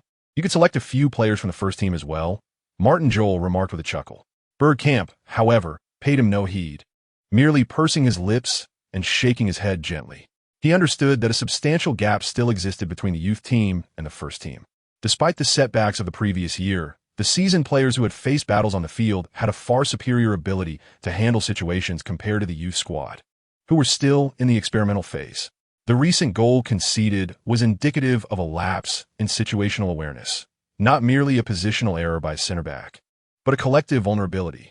Bergkamp glanced at Xiao Yu, who sat on the sidelines, intently observing the match, yet seemingly indecisive, as it was indeed just the beginning. The whistle blew again. Baudouin was taking the second kickoff, marking his second touch of the match. This time, Eriksen chose not to advance, but instead passed among a few players in the midfield, seemingly attempting to draw out the first team's defense. The first team, with their wealth of experience, maintained a cohesive formation despite pressing forward. Both sides exhibited caution. Although the first team had dominated the youth team's half for the past several minutes, even goalkeeper Stekelenburg had ventured out of the penalty area, hands on hips at the edge of the box, keenly observing the developing situation. Boom! Eriksen intercepted the ball in the backfield, swiftly executing a diagonal long pass forward. Lukoki, like a wild stallion unleashed, surged towards the ball's landing spot. After a few moments, he caught up with it, but unfortunately his touch was heavy, causing the ball to run further away, prompting him to chase after it once more. The first team's defensive line was indeed advanced at the moment Eriksen made his pass. Only goalkeeper Stekelenburg remained in their half. Fortunately, Lukoki's heavy touch prevented what could have been a magnificent lob shot. However, as the first team's defense was still regrouping, Van der Wel and Emmanuelson raced towards Lukoki, while the two center-backs had nearly reached the penalty line and the goalkeeper had returned to the vicinity of the small box. As time elapsed, Lukoki's options for handling the ball diminished. Boom! Now nearly at the right side of the penalty area, Lukoki refrained from stopping the ball. Instead, he executed a long pass directly into the box, targeting the back post. Here, Baudouin, who had already taken 2 shots in the match, awaited alongside blind. Boom! Toby Alderweireld leaped high, heading the ball out of the penalty area. Standing at 185 meters, he held an advantage over Baudouin and Blind, who stood at 180 meters in aerial duels. The youth team's second offensive attempt had been thwarted. Counterattacking is indeed a highly effective tactic on the football field. As Alderweireld cleared the ball from the penalty area, Gabri had already devised an attacking plan. With a chest trap, he secured possession. Emmanuelson and De Jong surged forward from either flank, yet Gabri opted not to pass. Instead, he advanced with the ball. Upon seeing Donald pull wide to the right and wave him over, Gabri lifted his head and executed a no-look pass to Emmanuelson on the left. Emmanuelson, a renowned speedster, swiftly carried the ball back into the youth team's half. Noticing that Soleimani, Suarez, and Donald were all tightly marked, he decided to push the ball towards the front of the penalty area, preparing for a powerful shot. The ball soared high before plummeting rapidly, as Emmanuelson unleashed a stunning dipping shot. Warnerhan, facing the incoming ball, made a double-fisted clearance, granting the first team a corner kick. Captain Gabri positioned himself at the corner flag, raising his right arm high, and with a run-up, delivered a high ball towards the back post. The Cameroonian gem, Atuba, who stood at 191 meters, soared above Lawrence and Whitman to claim the first touch. Due to his rapid ascent, Atuba's forehead collided fiercely with the ball, redirecting it towards the upper right corner of the goal. This was it. The ball darted towards the goal's dead angle, causing everyone, both on and off the field, to hold their breath as it approached the net. Boom! The ball did not go in. Warnerhan stretched his body, desperately reaching upwards as the ball neared the goal, his fingertips grazing it just enough to alter its trajectory. That slight deviation sent the ball crashing against the crossbar. As the ball rebounded into the small box, the youth team's crisis was far from over. Fernando Luis tightly marked Suarez, wary of his potential contact with the ball. However, without Suarez, another player remained in the box, 20-year-old Sim De Jong. The ball's rebound had significant force and was at a half height. De Jong took a few quick steps to position himself and used his abdomen to control the ball. Although he successfully secured possession, he struggled to shoot. Before the ball could settle, Tommy Ovidum had already poked it out of bounds. The first team earned another corner kick. Once again, Captain Gabri stepped up to take it. This time, only goalkeeper Stekelenburg remained in the back line, while Toby Alderweireld wandered near the center circle, with the rest of the first team crowding the youth team's penalty area. The corner kick was taken with a high ball aimed at the central area of the penalty box. Vertonghen, the central defender of the youth team, leaped high, overpowering his counterpart, the slightly younger Whitman, to secure the first touch on the ball. However, instead of heading it towards a goal, he deftly redirected it with his head to the corner of the 6-yard box. There awaited the youth team's Fernando Luis, the captain Tommy Ovidum, and Suarez. Chapter 13. Challenges foster motivation. Suarez made his move, evading the defenses of Fernando Luis and Tommy Ovidum. He positioned himself just ahead of the two defenders and received the ball with his left shoulder. The goalkeeper, Werner Hahn, had anticipated Vertonghen's touch and was already closing in on Suarez, ready to pounce. Yet, fortune does not always favor the prepared. Confronted by the advancing goalkeeper, Suarez chose to lean back, allowing his right foot to strike the ball before it hit the ground. Swish! The ball struck the net at the near left corner of the goal. Suarez had scored again, marking his second goal and breaking through the youth team's defenses once more. The score was 2-0. In under 10 minutes, the first team had swiftly breached the youth team's goal twice. As Suarez celebrated his second goal, his teammates rushed over to high-five him in jubilation. However, Stokelenburg, who had remained alone in the backfield, seemed on the verge of catching a cold and decided to move forward slightly to keep active. The situation on the field was grim. Bergkamp quickly called back Ovidum and Eriksson to assign them new tasks. Although facing a first team with considerable experience, Bergkamp was determined not to suffer a humiliating defeat and made tactical adjustments. Beep! The referee blew the whistle to resume play. Baudouin passed the ball directly to Blind on the right. Blind took a couple of steps before quickly distributing it to Eriksson as Soleimani charged forward. Eriksson received the ball, pulled it forward, and then deftly poked it to the right, finding Lukoki. The first team's Emanuelson immediately pressed forward, forcing Lukoki to return the ball to Eriksson. With Eriksson as the central figure, the four midfielders moved dynamically around him, allowing the youth team to seize control of the rhythm of the game. The formation had transitioned to a 4-3-2-1, retaining Baudouin as the sole striker in the opponent's half, while the other midfielders played a patient game to lure out errors from their opponents. As the first half drew to a close, both teams maintained a mutual control of the game. Bergkamp's adjustments appeared to yield some results, although the play was somewhat lackluster. The youth team effectively contained the first team's attacks with a three-layer defense. The youth team even had a fleeting opportunity for a counterattack, but Baudouin, having only touched the ball 4 times in the half, misfired his shot, sending it wide of the goal. Beep, beep.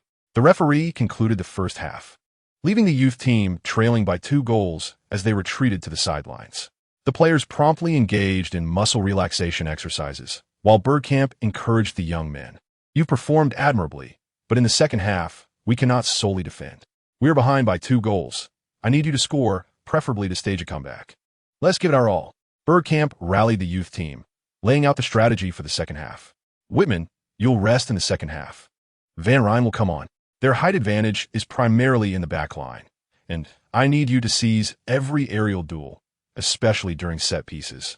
Whitman had struggled to secure any first touches during the first half, often overpowered, and substituting him aimed to increase possession time for the team. Baudouin off, Xiao Yu on, drive into their penalty area, utilize your height, and serve as a pivot in the front line. When turning ISNT possible, keep a watchful eye on your teammates and create opportunities. Xiao Yu was the tall South Korean striker, standing at 190 centimeters. After addressing him, Bergkamp turned to Xiao Yu. "Xiao, you're in," replacing Proms. "You and Blind will form a dual striker partnership." Bergkamp made 3 substitutions in one go, maintaining the effective 4-3-2-1 formation that had limited the first team's offensive capabilities in the latter part of the first half. The midfield's responsibilities would intensify, and he urged the players to attack while still maintaining defensive integrity. "Can you manage that?" "Absolutely." Most of the youth team responded confidently. "Excellent. Let us attack vigorously. Score 1 to break even, 2 to gain an advantage. If we win this match, we will celebrate together, and I'll cover the costs." To energize his players, Bergkamp was prepared to treat them, knowing that an outing in Amsterdam with over a dozen people could cost him nearly half a month's salary. Beep. The second half commenced, and the first team made no substitutions, confident in their 2-goal lead. Despite Bergkamp's rapid tactical changes in the first half, they had only managed to hold off the first team's advances without mounting a significant offensive. After all, this youth team was still their own. Exerting too much pressure could be counterproductive. Ding! The system alert activated as Xiao Yu stepped onto the pitch. Substitute detected for the second half. Super subskill activated. All attributes increased by 3. As Xiao Yu entered the field, he felt a surge of energy. The boost had raised his overall rating above 71, placing him on the cusp of being an exceptional player. Furthermore, he had points available, allowing him to exchange 100 points for a guaranteed goal in each match. Having previously tested this ability in Island City Fenghai, he knew that his entry meant a certain score for his team. Back to the action. In the center circle, Suarez passed the ball to Soleimani on the left and swiftly turned to penetrate the youth team's front line. Despite being only 21, Soleimani displayed remarkable poise. As Blind closed in, he deftly flicked the ball and surged down the left flank. With Lukoki trailing behind, he pressed Soleimani towards the sideline. Realizing a breakthrough was futile, Soleimani released the ball to the advancing Emmanuelson. Blind, upon seeing the ball arrive, immediately charged towards Emmanuelson. With his back to Blind, Emmanuelson, aware of the rapidly approaching defender, opted for a clever feint just before the ball arrived, allowing Blind to rush past him. He then secured the ball and surveyed the field before executing a diagonal long pass to the right flank, targeting the sprinting Sim de Jong. However, a dark figure suddenly appeared in the path of the pass, a long leg intercepting the ball as trajectory. It was Eriksson who intercepted the football, perhaps due to his swift pace and the graceful extension of his long legs. After thwarting the ball, he nearly stumbled, but quickly regained his balance and adeptly controlled the football, raising his head to survey the field ahead. Observing that Cupid was pressing forward, Xiao Yu had already evaded Artuba's close defense with a lateral move, immediately signaling to Eriksson for the ball.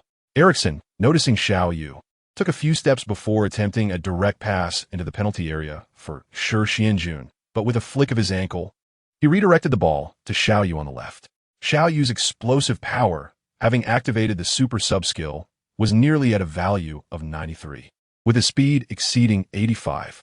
Given the current four-defender configuration of Ajax's first team, once Xiao Yu accelerated, none could hope to catch him. The only player who might rival Xiao Yu's pace was the sprinting Suarez. Yet as a center forward, Suarez was stationed in the youth team's half, making Xiao Yu the undisputed speedster on the field. However, Eriksson was unaware of this. Xiao Yu could have surged into the penalty area immediately after Eriksson's pass, but the ball was delivered with insufficient lead, forcing him to relinquish his maximum speed momentarily. Nonetheless, Xiao Yu made a bold decision, nudging the ball into the penalty area without stopping, then launching himself forward to pursue it. In that instant, he embodied the spirit of the Great Bale, sending the ball forward to himself just 2 seconds later. As it was his debut, apart from the coaching staff, no one on the field knew of Xiao Yu. As he entered the penalty area, Verhinten opted to block him, but he soon regretted that choice. Xiao Yu feigned a shot, drawing the ball to his left before taking another step.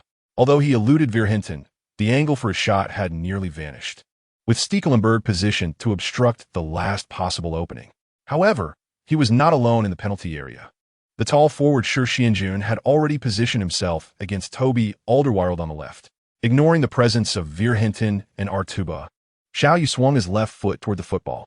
At the moment the ball connected with his foot, Stekelenburg had already fallen to the ground, extending his long leg to block Xiao Yu's passing line.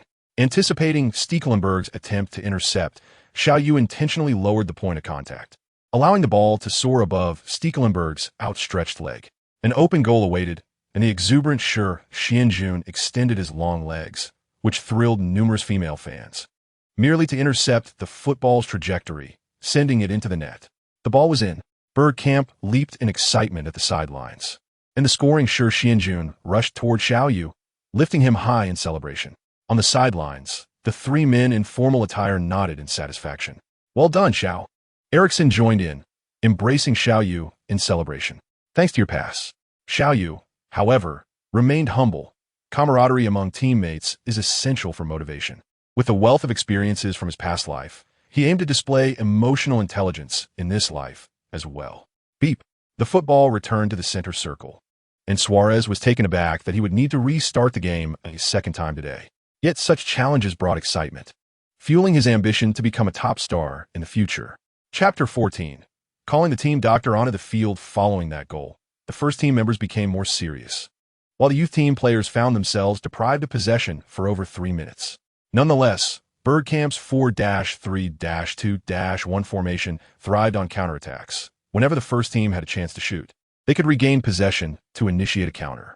After witnessing that recent goal, Bergkamp felt a surge of confidence. He had only heard of Xiao Yu's speed, but witnessing it firsthand was exhilarating, and he contemplated that Xiao Yu's pace could rival even that of Arjen Robben. Bergkamp was unaware that Xiao Yu was simply a pawn, Nor did he realize that Xiao Yu had no intention of comparing his speed to Robin's. Instead, he was measuring himself against the likes of Gareth Bale, currently at Tottenham, and the dazzling Kylian Mbappe, who shone in the 2018 World Cup. Just as Bergkamp envisioned the future contributions Xiao Yu could bring to Ajax, Gabri unleashed a powerful strike from outside the penalty area towards the goal guarded by Werner Hahn. In the face of dense defense, when penetrating the opponent's penalty area proved challenging, long-range shots served as an optimal strategy to disrupt the defensive organization. However, Gabri's shot was too straightforward, easily collected by Werner Hahn. Rather than opting for a throw-in, he stood and delivered a powerful kick forward. This was not a wasted opportunity. After prolonged possession, the first team's formation had pushed past the halfway line, with even goalkeeper Stekelenburg positioning himself near the center circle, watching the field ahead. What seemed like a reckless clearance actually facilitated the successful offside maneuver by their three attacking players.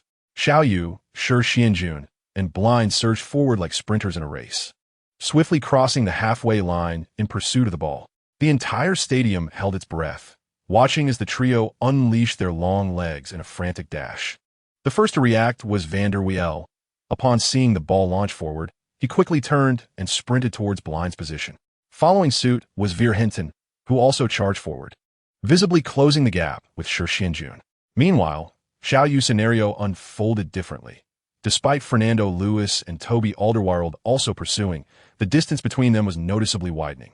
It left spectators wondering if Bergkamp had cast a spell, as the two seemed disinclined to exert themselves in defense. Only the two defenders understood their predicament, gritting their teeth to persist in their chase, unwilling to concede. The most tense moment belonged to Stekelenburg, who had yet to return to his own penalty area. Initially, he was retreating swiftly, but Xiao Yu's advance astonished him, compelling him to pivot and rush into the penalty area. In a blink, as Stekelenburg crossed the penalty arc, Xiao Yu caught up with the football.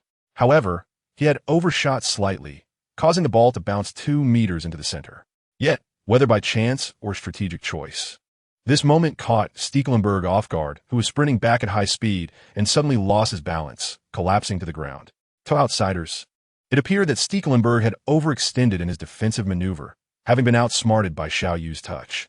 What followed was a clear path to an open goal, allowing Xiao Yu to effortlessly score without expending any points. Initially, he had planned to activate a shooting card to equalize the score, but to his surprise, his seemingly poor ball control inadvertently granted him a delightful opportunity. Seizing the moment, Xiao Yu faced the open goal and effortlessly slotted the ball home. In a training match, goalkeeper Werner Hahn assisted a goal, though it was regrettably only an internal practice, as he would have loved to celebrate with Xiao Yu. It's noteworthy that for a goalkeeper to provide an assist is quite a rare feat. The youth team equalized, a turn of events that not only caught the players on the field off guard, but also surprised Martin Jor's coaching staff. While most head coaches advocate for a strategic disdain toward opponents while tactically respecting them, this was, after all, their own club's youth team, one that has always held the first team in high esteem. Martin Jor promptly summoned his assistant to compile information on the youth team's scorer, Shi Xianjun, and Xiao Yu. Though he had just taken office, the Ajax squad appeared formidable in the league. Yet, under Van Basten's leadership, they had only managed to secure third place. Following a 6-2 defeat to Eindhoven, Van Basten resigned, taking responsibility for the team's dismal performance that season. However, Martin Jor recognized that despite Van Basten's stubbornness, he was undoubtedly a competent coach, possessing exceptional technical skills and a training acumen that was top tier. In comparison to the younger coaches, even a few seasoned veterans could match his caliber. As the season was about to commence, having already achieved 3 consecutive victories in preseason matches, Martin Jor had discerned a pressing issue within the team: a lack of a player capable of breaking through dense defenses when faced with such challenges. Previously, Gabri had been the optimal choice, with his powerful long shots and adept passing. After the departure of Captain Vermaelen to Arsenal, Martin had entrusted the captain's armband to Gabri. However, the aging Spaniard, now in his 30s, often struggled to cope with the rigors of high-intensity matches. The current attacking trio comprised youthful players brimming with vigor, whether it was Suarez, Soleimani, or the makeshift Blint, Donald, and Sim de Jong. All were around 20 years old. Yet, while young players possess boundless energy and enthusiasm, their resilience in the face of adversity is often limited. When faced with a series of unsuccessful matches or defeats, It is highly probable that they would struggle for 3 to 5 consecutive games, a significant reason for last season's Barron League run, a risk that still loomed this year. Observing the promising newcomers from a youth team, Martin Jor felt an internal conflict. He would not hastily dismiss his players due to 1 or 2 goals, nor would he readily place his faith in others.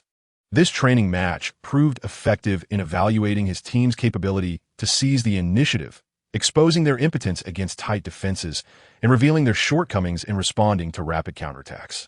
The helplessness experienced when confronted by a swift opponent truly drove Martin Jor to frustration. Fortunately, this player was from Ajax, and he needed to thoroughly assess Xiao Yu and the towering striker Xiao Yu. After all, he still harbored reservations about trusting players of Asian descent. Unbeknownst to Xiao Yu, Martin Jor's intentions were clouded by his own thoughts. He was entirely unaware that his assist had inadvertently brought Xiao Yu into the limelight for in his past life. He had no particular impression of this player from South Korea. Beep.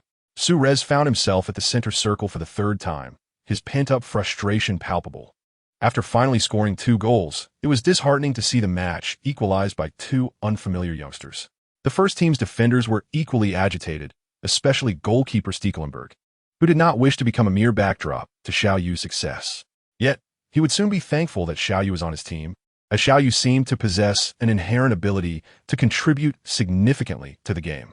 As top players in Dutch football, the first team did not wait for the coach's instructions to adapt after the score was leveled. They instinctively shifted their tactics to maintain possession.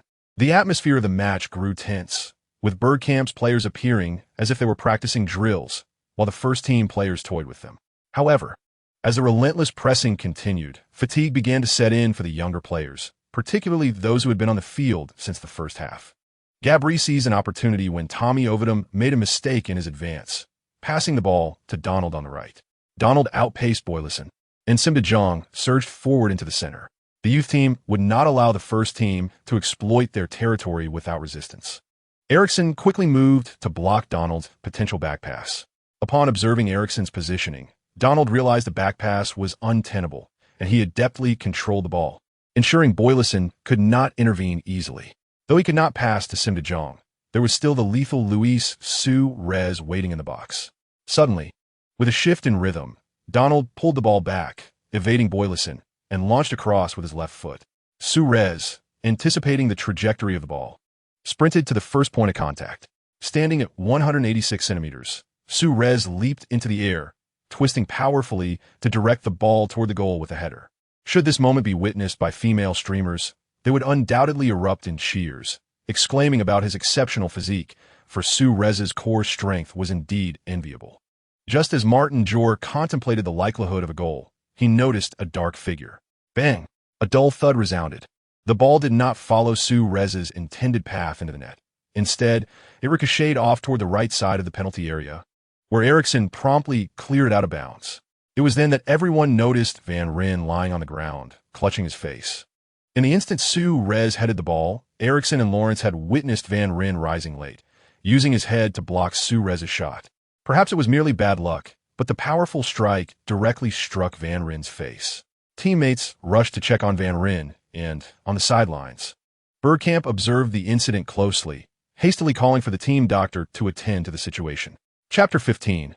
The pass overshot after a brief examination. It was confirmed that Van Ryn's nose was not severely injured. However, the proximity of the ball had left much of his face flushed red.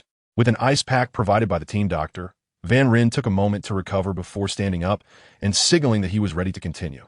Since this was a practice match, the referee did not require Van Ryn to leave the field for treatment, and thus the game was paused momentarily. Beep. The referee's whistle signaled the resumption of play. Sim de Jong threw the ball into Gabri in midfield, who then passed it back to youth team goalkeeper Werner Hahn, a move that drew applause from his teammates on the sidelines. Football is not merely a contest of rivalry. It also embodies camaraderie. Werner Hahn, with the ball in hand, gestured for his teammates to press forward before launching a long ball into the attacking zone. The 190 centimeters tall striker, Xiao Yu, secured the first touch, directing the ball to the advancing Eriksson as the youth team initiated a new offensive. In the first team's half, 5 youthful attackers from the junior squad, Xiao Yu, Blind, Eriksson, and Lukoki, were present, with Tommy Ovidum also pushing into the center circle. On the first team side, 6 defenders were in place, effectively creating an 11 versus 11 scenario. Eriksson, possessing a keen eye for playmaking, attempted to break through Gabri, but, failing to do so, passed the ball to the advancing Lukoki on the right flank. However, his counterpart, Emmanuelson, a swift young player himself, kept pace with Lukoki, who, despite several rapid sprints, could not shake off Emmanuelson. Thus, he was compelled to pass the ball further to the overlapping right back, Fernando Lewis. Lewis, refusing to halt his momentum, surged towards van der Waal. Both players, in their early 20s, were relentless in their pursuit, with van der Waal applying pressure that forced Lewis toward the right sideline. After several feints, Lewis found no opportunity to advance. Van der Waal's tight marking left him vulnerable to a potential interception. Reluctantly, Lewis returned the ball to Lukoki, who was similarly stifled by Emmanuelson. Akin to a leech, closely shadowing him, Lukoki internally lamented, wishing he could exclaim, "Brother, I'm still just a child. There's no need for such pressure." Yet, on the pitch, even a plea for mercy would yield no respite. With no space to maneuver, Lukoki could only pass back to the central Tommy Ovidum. Upon receiving the ball, Ovidum was immediately pressured by Gabri, the current captain of the first team, prompting him to pass left to the advancing Boyleisen. As Boyleisen gained possession, he was met with a challenge from the retreating Sim de Jong. Fortunately, Boyleisen was still some distance from the sideline, managing to control the ball with a broad touch. However, he was not only pursued by Sim de Jong. The towering right back, Atuba, was also closing in. Boyleisen, quick-witted and agile, spotted Eriksson, who had pulled alongside Atuba. Seizing the moment before Atuba could close the gap, he executed a swift through ball that skimmed past Atuba to Eriksson. This movement allowed Xiao Yu to slip in behind Toby Alderweireld, while Shi Xianjun, leveraging his physicality, prevented Weir Hintong from aiding in the defense. Over on the right flank, Blind had already made his run, drawing van der Waal away. In the central area, Eriksson recognized that his teammates were heavily marked, so he opted to carry the ball swiftly towards the baseline. He successfully drew Alderweireld out of position, delivering a precise lateral pass that sliced through Alderweireld's defenses. With such a splendid assist from Eriksson, Xiao Yu seized the opportunity and charged toward the small box. The first team's goalkeeper, noticing Eriksson's pass, immediately dashed toward the trajectory of the ball. At that moment, both he and Xiao Yu were just a few steps away. With a desperate dive, the keeper extended his long arms to thwart the impending shot. In the nick of time, Xiao Yu, just 2 steps away, chose to accelerate to the left, managing to poke the ball just before the goalkeeper could intervene. Swish! As Xiao Yu was brought down by Stekelenburg, the ball rocketed into the net like a cannonball. Xiao Yu had turned the tide in favor of his team. This was undeniably a shining moment for the junior squad. Rising from the ground, Xiao Yu jubilantly sprinted towards the sidelines, towards his former idol and current coach, Bergkamp. "We've taken a lead, coach. Get ready for a feast." Not only Xiao Yu, but also Eriksson, the one who delivered the decisive assist, ran towards Bergkamp, recalling the coach's words during halftime. "All right, if we win, I'll treat you all tonight." Huh! The exhilaration of surpassing the first team left Bergkamp equally elated. He recognized the potential of these youngsters. Though he understood that securing a victory against the first team would not be an easy feat nevertheless, the prospect of winning was thrilling. He exchanged high-fives with Xiao Yu and Eriksson, patting their backs to encourage them. On the sidelines, the junior team players eagerly turned over the scorecard. Now, it was Suarez who wore a look of frustration, as he found himself at the center circle for the 4th time during this seemingly casual training match against the junior squad. The expression on Martin Joel's face was far from pleasant. Although he had always believed in the potential of these young players, the future hope of the team, losing to them while managing the first team felt like a slap in the face. The thought of being bested by this group of children was disheartening, prompting him to shout from the sidelines, urging his first team players to muster their spirits and attack with full force. Indeed, the fury of the first team was palpable. After a few passes, the ball found its way to Emmanuelson, who advanced forward, quickly evading the defenses of Eriksson and Tommy Ovidum, charging into the arc of the penalty area. With a clear view of the goal, he unleashed a powerful strike. The ball zipped past Van Ryn and Lawrence, hurtling toward the net. This shot, a half volley skewed slightly to the left, caught the attention of the junior team's goalkeeper, Wernehan, who was fully focused. With a well-timed dive, he parried the ball away. At that moment, a white and red figure surged into the junior team's penalty area, seizing the rebound with a swift shot that found the back of the net. It was Suarez. His follow-up shot to the right side of the goal was successful, completing his hat trick for the match. Instead of celebrating by running away, Suarez stood still, tugging at his jersey and shouting in ecstasy. He had suppressed his emotions for long enough. He needed to prove that he remained Ajax's undisputed star. The score was once again level, as Suarez's hat trick rendered the junior team's lead fleeting, lasting less than a minute. The young players watched the exuberant Suarez within the penalty area, lost in contemplation. Was this truly the strength of the first team, denying them any time to savor their lead? The rapid equalizer unsettled the junior squad's mindset.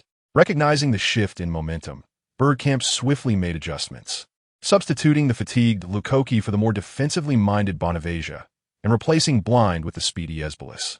In the final minutes, it was clear that Bergkamp sought not merely to hold on to a draw, but to clinch a victory. Joel, too, made his move, swapping out the young Donald for the seasoned forward, Marko Pantelic. Soleimani opted to retreat, transforming their formation into a more stable 4-4-2. Xiao Yu initiated the play, passing the ball to Captain Tommy Ovidum, who then relayed it to the newly introduced Bonavega, urging him to quickly acclimate to the pace of the match. As the remaining minutes slipped away amidst a flurry of exchanges between both teams, the first team managed 5 shots, 3 of which were on target, 2 caught securely by Wernehan and 1 deflected out of bounds. The junior squad, on the other hand, faced a more dismal fate, with only Xiao Yu's solitary shot within the penalty area, which, due to its direct angle, was comfortably gathered by Stekelenburg. Time swiftly approached the final minute, and on the sidelines, Martin Jol had made his way to Dennis Bergkamp's side. Despite being coaches of different tier teams, he nevertheless needed to occasionally recruit talent from Bergkamp's ranks. A draw, while less than ideal, still necessitated maintaining a good rapport with Bergkamp. "Dennis, your young lads are truly remarkable." This statement came sincerely from Martin Jol. The first team undeniably boasted greater strength. The youngsters were merely fortunate, benefiting from the leniency of their senior counterparts. Otherwise, they would have faced a more significant defeat. It is often said that Bergkamp on the pitch is the graceful ice prince, a ballet dancer whose presence is comforting. And his eloquence in conversation surely brought ease to Martin Jol's heart. Jol understood that while the first team players were not giving their all, they had still performed adequately. A draw merely served as a veil for his shortcomings. The referee glanced at his watch, preparing to blow the whistle. Just then, Boylson intercepted the ball from veteran Marko Pantelic and executed a long pass to Eriksson at the front. Eriksson, with a deft chest trap, spotted the advancing Xiao Yu and Xiao Yu in the penalty area and delivered a diagonal long pass toward the back post. However, it seemed he had overhit it in a moment of panic, and Xiao Yu, witnessing the soaring ball, ceased his pursuit. Yet Xiao Yu persisted, sprinting at high speed toward the right side of the penalty area. As he watched the ball soar, it appeared destined to cross the goal line. Chapter 16. Van Basten, the referee, observed the still airborne ball, placing the whistle in his mouth, poised to end the match once it crossed the line. Activate the guaranteed goal card. Xiao Yu mentally called upon the system. The card activated, deducting 100 points from his total. At this juncture, Xiao Yu was nearly at the goal line, and the pursuing defenders had given up the chase, convinced the ball would inevitably go out of play. Bang! Whoosh! Heavens! Marko, did you give him special training? The 3 middle-aged men in formal attire nearby looked on in disbelief as the ball found the net.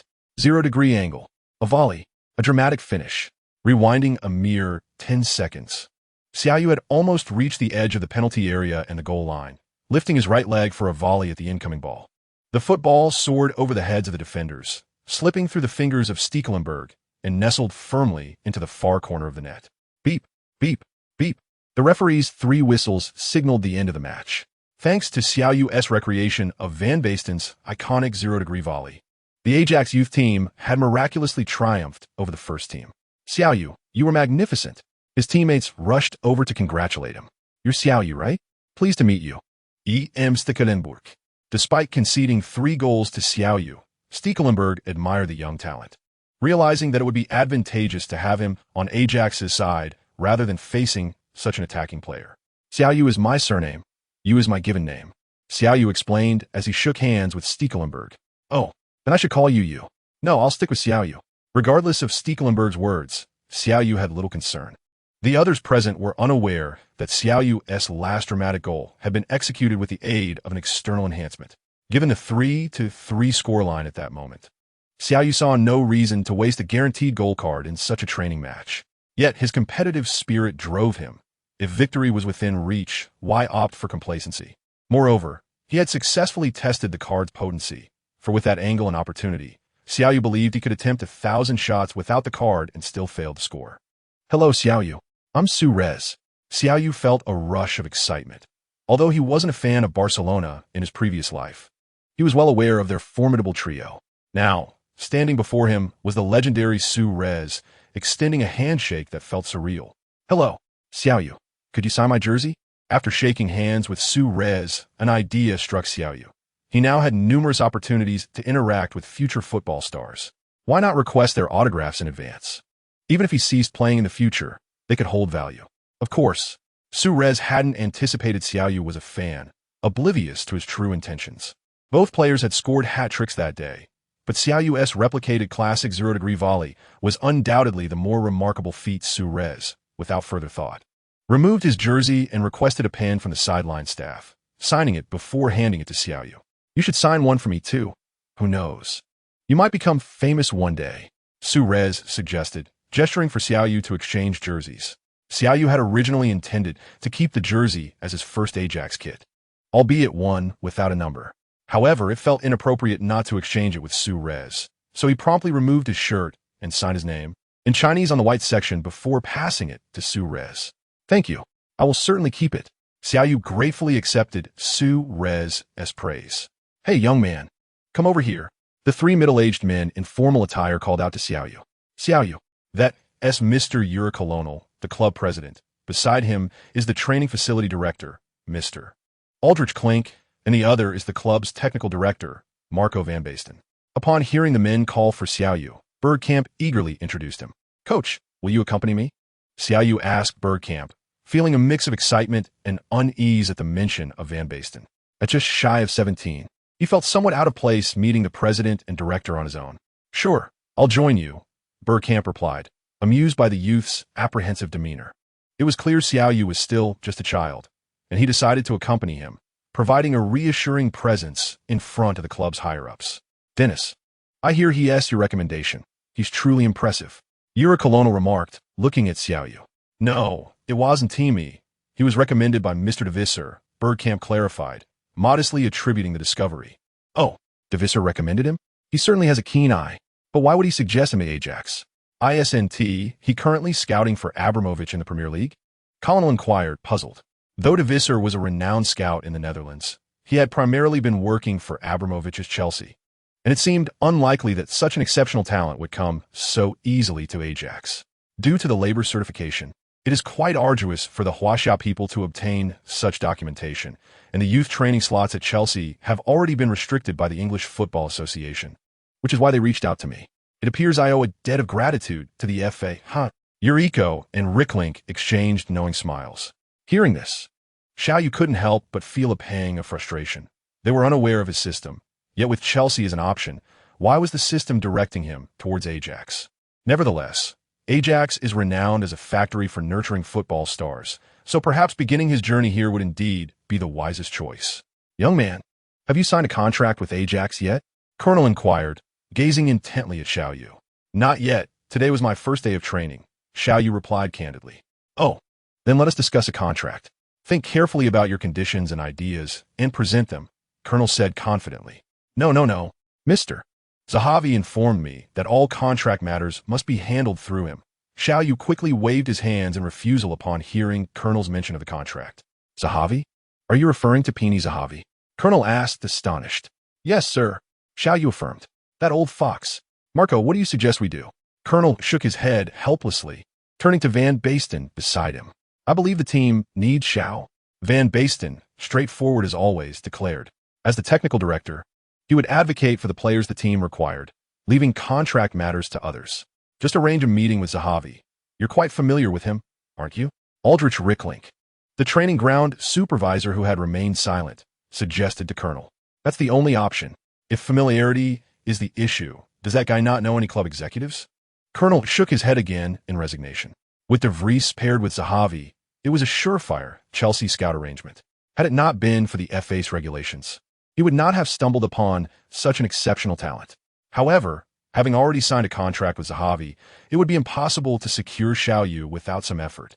But for a player not yet 17, was it truly necessary? They could only wait to see Zahavi's terms. Dennis, Xiao, you may return now. Focus on your training while we discuss things, Colonel instructed. Certainly, sir. Xiao Yu nodded rapidly in acknowledgement before heading towards the field, feeling somewhat awkward conversing with these older gentlemen. That evening, the entire youth team gathered at Bergkamp's Villa Garden for a barbecue, reveling in the festivities. Xiao Yu once again encountered Elena, the eldest daughter of Bergkamp, who was also playing the role of hostess. Hello, my name is Xiao Yu, from Huaxia. Xiao Yu extended his right hand toward Elena, introducing himself with utmost seriousness. Hee, I am Elena Bergkamp, from the Netherlands. Seeing Xiao Yu's demeanor, Elena found the boy quite endearing and mirrored his formal introduction. Silly, I picked you up from the airport. Have you forgotten? Upon hearing Elena's words, they both burst into laughter. That night, Xiao Yu's teammates partied until late into the night, with several of them consuming considerable amounts of alcohol. Many teammates approached Xiao Yu for a drink, but he politely declined, citing his underage status. Eriksson also approached with a glass of wine, and Xiao Yu clinked his glass of juice against it, recalling the haunting moment of the heart incident during the last European Championship. He advised Eriksson to take care of his heart and undergo regular checkups, leaving Eriksson bewildered, though he still praised Xiao Yu for his hat trick and assists. After bidding farewell to the Bergkamp family and his teammates, Xiao Yu rode back to the training base with a teammate. He changed into different attire and resumed his daily physical training, determined to enhance his stamina attributes. That kid is off to train again, Aldrich Ricklink remarked as he entered the room. Such a disciplined lad is rare. Wesley was a good prospect, but lacked discipline. Had he been more self-disciplined, he could have contended with Romesi in the future, Colonel lamented from his chair. How is the contact with Zahavi going? Aldrich inquired. Not well. That old fox is being completely evasive, only telling me to wait until Xiao Yu appears in a match before discussing further. Colonel replied with a shake of his head. Disappointment evident. This afternoon, Zor spoke to me, mentioning 3 names he wishes to sign, including Xiao, Aldrich remarked, rubbing his temples. Then let him bring the player into the squad and arrange for his registration promptly, Colonel decisively stated. Sigh, I can't help but envy Zor. Why didn't I encounter Xiao last year? Van Basten, seated nearby, echoed Colonel's sentiment. As long as we sign him, he will belong to Ajax. Whether it be Zor or you, Marco, we are all Ajax people, Colonel asserted, emphasizing that their ultimate goal was to have Xiao Yu represent Ajax, contingent upon the terms being appropriate. Unbeknownst to Xiao Yu, who was diligently focused on his training, the Ajax executives were discussing matters in their office. He firmly believed that Zahavi would not mislead him and would procure a satisfactory contract. After completing his routine physical training for the day, he returned to his dormitory, took a shower, and collapsed onto the sofa, turning on the television. However, after flipping through several channels filled with incomprehensible programs, he resorted to his phone. On the first day of arriving in Amsterdam, Zahavi had already arranged for Xiao Yu to have a local SIM card, enabling reasonable internet and calling options at his own expense. Zahavi generously indicated that these expenses were included within the agent contract. Ding ding ding. Several familiar avatars flashed on his screen. Xiao Yu smiled as he clicked on each one. Gongzi, Xiao Yu, you haven't replied to my messages. I checked, and Amsterdam is famous for its nightlife. Be careful with your kidneys. Ha. Fatty, are you adjusting well? Remember to bring back some local specialties for the brothers when you return. You know what I mean? Xiao. Just play well, and give her Huaxia a good name. I have faith in you. Depung. Everything is arranged at home. My mother is in good health, so focus on your game and take care of yourself. Warmed by the greetings from his friends, Xiao Yu promptly responded, updating them on a situation and asking Depung to check in on his mother and convey his regards. Ding ding ding. Just as Xiao Yu was about to close his phone, another notification chimed. Mysterious person. Xiao Yu, how's the weather over there? Mom heard it's near the sea, so make sure you don't catch a chill at night. How's the coach treating you? Is there anything you're struggling with? The sound of a video connection echoed. Xiao Yu looked at the pop-up window, tears streaming down his face uncontrollably. He hurriedly composed himself, wiped his tears, and smiled as he clicked on the video. Hello, is this Xiao Yu? It's me. Oh my, I can see you. Xiao Yu, you look thinner. Perhaps not. It must be the beauty filter of the mobile camera, Xiao Yu responded with a smile to his mother. In truth, Xiao Yu was well aware that he had been training relentlessly over the past few days and had indeed lost some weight. However, he deemed this effort worthwhile, as it was all in pursuit of a better life for his mother, and he felt it was imperative to strive hard now. Is that so? Such features exist? His mother said, glancing sideways as if inquiring of someone nearby. Is there someone beside you? Xiao Yu questioned, puzzled by his mother's gaze. It's Dupeng. Without him, I wouldn't have managed this, his mother replied. Just then, Dupeng peeked into the camera, greeted them briefly, and then withdrew. After exchanging a few pleasantries with his mother, she continued to remind Xiao Yu to pay attention to this and that, as if he were still a primary school student. Nevertheless, Xiao Yu complied with her request, since a child with a mother is indeed a treasure. After concluding the video call with his mother, Xiao Yu couldn't help but reminisce about the convenience of his previous life, where there was WeChat and everyone had a mobile phone, allowing for instant communication. With this thought, an idea suddenly sparked in his mind. He quickly reopened the app and clicked on Gongzi's profile. Are you still alive? Xiao Yu messaged. What's up, you ghost? Gongzi replied. Doesn't your dad's company develop software? Xiao Yu inquired. Yeah, what about it? Aren't you supposed to be playing football? Planning to start a side business? Gongzi responded. Hee hee. Who knows me better than you ghost? Xiao Yu retorted. Ghost don't talk back. Gongzi shot back. Xiao Yu shared his idea regarding WeChat with Gongzi, who expressed interest but mentioned he needed to talk to his dad, as he was still in high school and couldn't make decisions on his own. Xiao Yu didn't press him further and merely requested that Gongzi keep it a secret, as he had just conceived the idea. Gongzi assured him with a firm promise, stating he understood this was a business secret, before ending the call to speak with his father. Setting down his phone, Xiao Yu lay back on his bed, closed his eyes, and summoned the system. Please grant me today's goal rewards. The system responded. Today's goals. 3 goals scored, base reward of 60 points, 1 assist.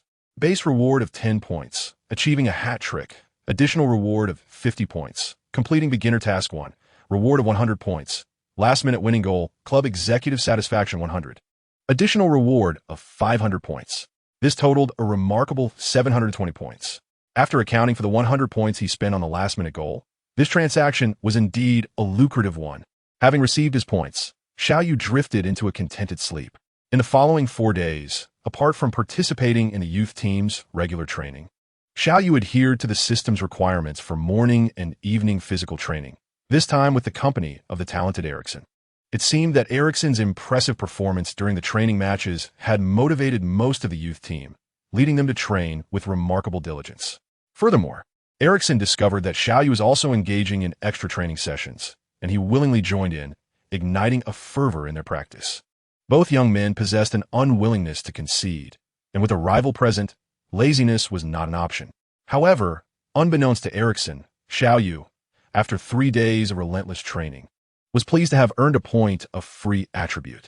Under Xiao Yu's unwavering dedication, the 2009 to 2010 Eredivisie season quickly commenced.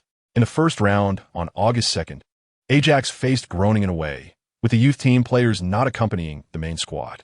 Thanks to goals from Sulijmani and Ramadal in each half, Ajax secured an easy 3 points away from home. They stood in joint second place in the league alongside Feyenoord in 20, all with a goal difference of 2. Willem II also had a goal difference of 2, but led them by a single goal, placing them slightly ahead. A week later, on August 9th, Ajax hosted VVV Venlo, and the youth team players, led by Bergkamp, filled the stands of the Amsterdam Arena. This marked Xiao Yu's first experience at this future Coliseum. He scanned the arena, which boasted 628 seats, nearly all occupied, creating a sea of red and white. Before the players took the field, the stands erupted in a harmonious chant. Onward, Ajax. Push forward, starting from here. Xiao Yu recognized this as the fans joyfully singing Ajax's club anthem. He had little knowledge of VVV Venlo, but learned from his teammates that it was also a historically significant club, established in 1940, predating the founding of Xinhua by 9 years. As both teams entered the field, the announcer began introducing the players. The home team, Ajax, donned their traditional red and white jerseys in a 4-3-3 formation. Goalkeeper 1 Stekelenburg, left back 2 Van der Wiel, right back 17 Veltman, central defenders the Belgian duo 5 Verheck and 19 Alderweireld, midfielders 8 Emmanuelson, 11 Eno, and 40 De Zoo, forward 16 Luis Suarez, 20 Cavani, and 28 Ramadal, led by coach Martin Jol. In contrast, the visiting VV Venlo, clad in yellow and blue, employed a 4-4-2 formation. Goalkeeper 1 Vevers, defenders 2 Van Dam, 3 Goad for Van Moselvold, and 12 Varela. Midfielders 6 Mulder, 8 Abadai, 10 Borg and 32 Metai, forward 7 de Sula and 14 Benson, coached by Brud. With the sharp sound of the referee's whistle, the match commenced. Ajax, playing at home, launched an aggressive attack. In the 6th minute, Emmanuelson made a swift foray down the wing, only to be brought down by VV Venlo defender Goad, resulting in the first yellow card of the match. 10 minutes later, Emmanuelson again broke down the flank, delivering a low cross that Van der Wiel met with a decisive strike, bringing the score to 1-0. After conceding, VV Venlo grew cautious. And for approximately 20 minutes, Ajax struggled to create further threats. In the 31st minute, Suarez received a through ball from Eno and unleashed a powerful shot, only for the opposing goalkeeper Vevers to parry it away, with defender Varela clearing the ball back to Ajax's half. In that moment, VV Venlo's Mulder, Abadai Benson, and de Sula launched a counterattack. In a defensive scramble, Ajax's backline was left with only Verheck, while Alderweireld and Van der Wiel were desperately chasing back. But the situation was dire with a 4-on-1 disadvantage. Ultimately, de Sula received the ball, sidestepped goalkeeper Stekelenburg, and calmly slotted it into the empty net. VV Venlo had equalized. Chapter 18. Victory permitted, defeat forbidden. Xiao Yu, witnessing the unfolding drama from the stands, observed closely. Although VV Venlo was not a formidable team, their counterattack was textbook perfection, maintaining composure in a 4-on-1 situation. Even though Verheck was no slouch, for players were simply too much to contend with, especially with 8 legs in motion. Xiao Yu could see that both Verheck and Stekelenburg were giving their all, while Van der Wiel and Alderweireld showed no signs of slackening. Yet ultimately, human speed could not match that of the ball. In the 37th minute, Ajax seized an opportunity to counterattack. However, Suarez was ruthlessly brought down before he could reach the opponent's penalty area. The referee issued a yellow card to Valwyk's defender, Van Moselvold, marking the second yellow card for Valwyk in the first half. In the 39th minute, Valwyk made a substitution, replacing the frequently outmaneuvered Varela. Typically, coaches seldom choose to substitute players in the first half unless their performance is exceptionally poor. As the second half commenced, Ajax substituted Azadi for the Cameroonian international, Enoch, in an effort to bolster their midfield control. In the 58th minute, Martin Jor brought on Soleimani in place of forward Kavatanik, injecting fresh vigor into the attack. By the 61st minute, de Schral, who had scored in the first half, once again penetrated the Ajax penalty area and was brought down by Alderweireld's challenge, resulting in a yellow card for Alderweireld. Simultaneously, de Schral appeared unable to continue and was replaced by Ben Schop. Ajax also substituted the fatigued Emmanuelson for the speedy Zahiril. As the clock struck 70 minutes, Suarez received a pass from Soleimani, evaded defender Van Moselvold, and was on the verge of scoring when he was felled in the penalty area by Goud. A penalty was awarded. The referee pointed directly to the penalty spot and issued Goud a second yellow card, resulting in a red card and his expulsion from the match.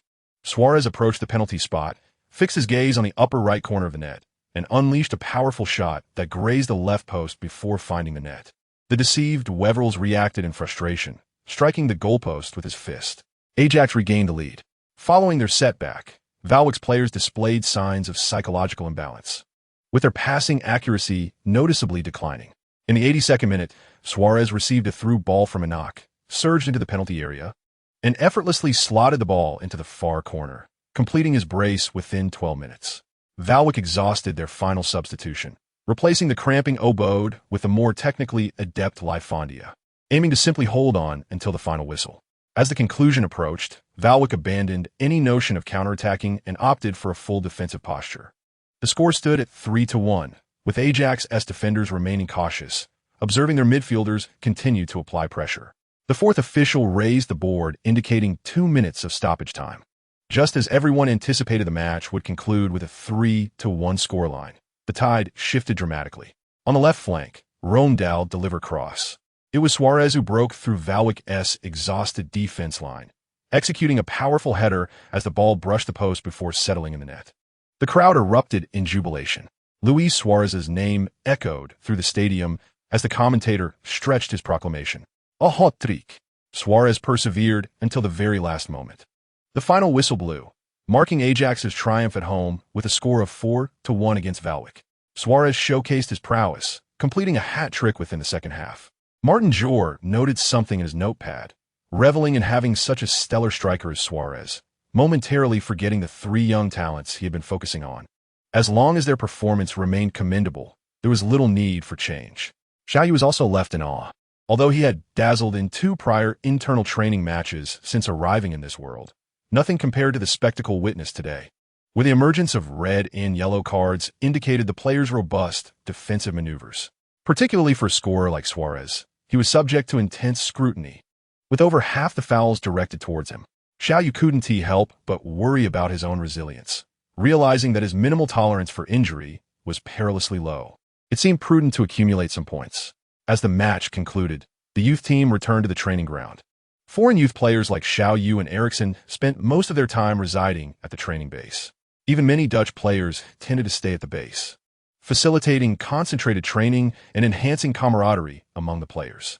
After all, strong relationships fostered a solid foundation of understanding.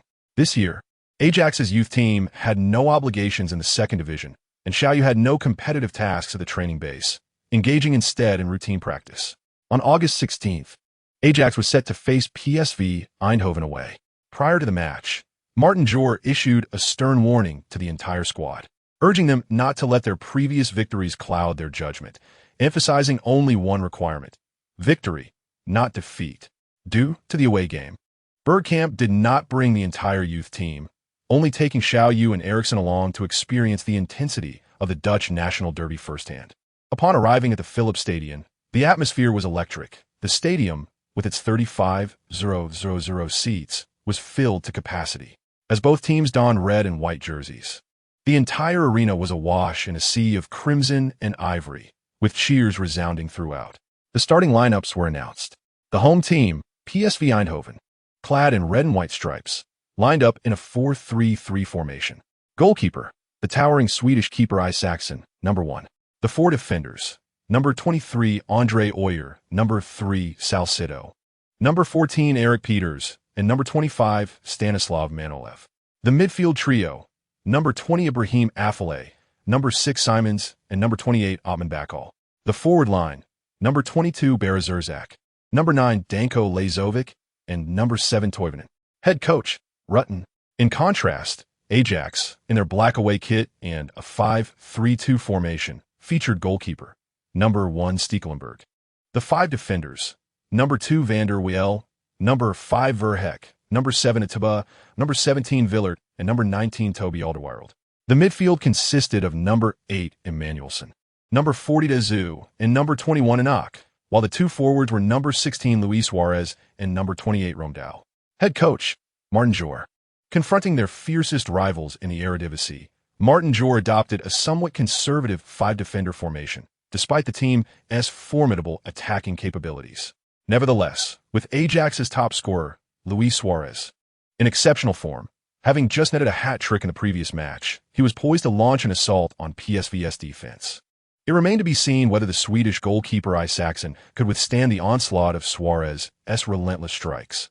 We awaited the unfolding drama. The referee blew the whistle to signal the commencement of the match. Taking advantage of their home field, PSV Eindhoven quickly advanced their line into Ajax's penalty area. However, they failed to register a shot on goal, as Bakal's through ball intended for Toivonen was intercepted by Verheck, who promptly delivered a pass to the rapid Emmanuelson. Emmanuelson surged forward, shedding Affelay's challenge, and charged toward the PSV penalty area. Simultaneously, Suarez, Romdal, and Dezu joined him, creating a formidable 4-on-3 situation in Ajax's attack. Emmanuelson chose not to continue his advance against defender Peters, opting instead to pass the ball to Dezu on the left. Dezu, without taking a touch, directly pushed the ball to Romdal, who was already positioned at the edge of the penalty area. Romdal received the ball and executed a curling shot towards the far corner. However, Isaksson was alert, fully extending his body to make contact with the ball. Thud! The ball struck the post. Bang! Whoosh! It was Luis Suarez. Suarez capitalized on the rebound. Within just 2 minutes of the match, Ajax launched their first counterattack. Romedel's shot, slightly deflected by Saxon, bounced off the post and into the penalty area. Suarez, like a specter, appeared at the opportune moment in the ideal position and fired a powerful shot, bringing the score to 1-0. PSV resumed play, their players visibly anxious to equalize due to their home disadvantage. In the 15th minute, Ajax midfielder intercepted a pass from Rui Ka, prompting Rui Ka to angrily push Dazou down. Young and impetuous, Dazou did not follow the example of his coach by staying down, but instead sprang up and grabbed Rui Ka by the collar. The referee swiftly intervened, issuing both players a yellow card and admonishing them to temper their tempers to maintain the game's flow. Yet, the intensity between the two teams did not wane following these cautions. In the 17th minute, Villarreal aggressively tackled Affalay in the midfield, resulting in another yellow card for Ajax. By the 26th minute, Suarez had been brought down by Peters, earning Ajax yet another yellow card. Ajax found themselves leading both in score and in cautions. After all, PSV was Ajax's strongest competitor on the path to the league championship. In the 37th minute, Rui Ka unleashed a long-range shot from outside the penalty area that pierced the Ajax goal. The score was now level at 1-1. Beep. Suarez returned to the center circle to restart play. Prior to the kickoff, he exchanged a few quiet words with Romedel, handing the ball to him before charging into the opponent's territory. Romedel did not dribble, but instead executed a diagonal long pass to the right. Emmanuelson arrived in a hurry and struck the ball. Chapter 19. The hero of Philips Stadium. The ball seemed to have a GPS, accurately finding its target within the penalty area, Luis Suarez. Suarez, having successfully evaded the offside trap, executed a volley. Suarez scored again. Ajax had once more taken the lead away from home, placing pressure back on the home side, PSV. Before halftime, Suarez had another opportunity to extend the lead. But before he could enter the penalty area, he was knocked down by Peters, who retaliated for their previous encounter.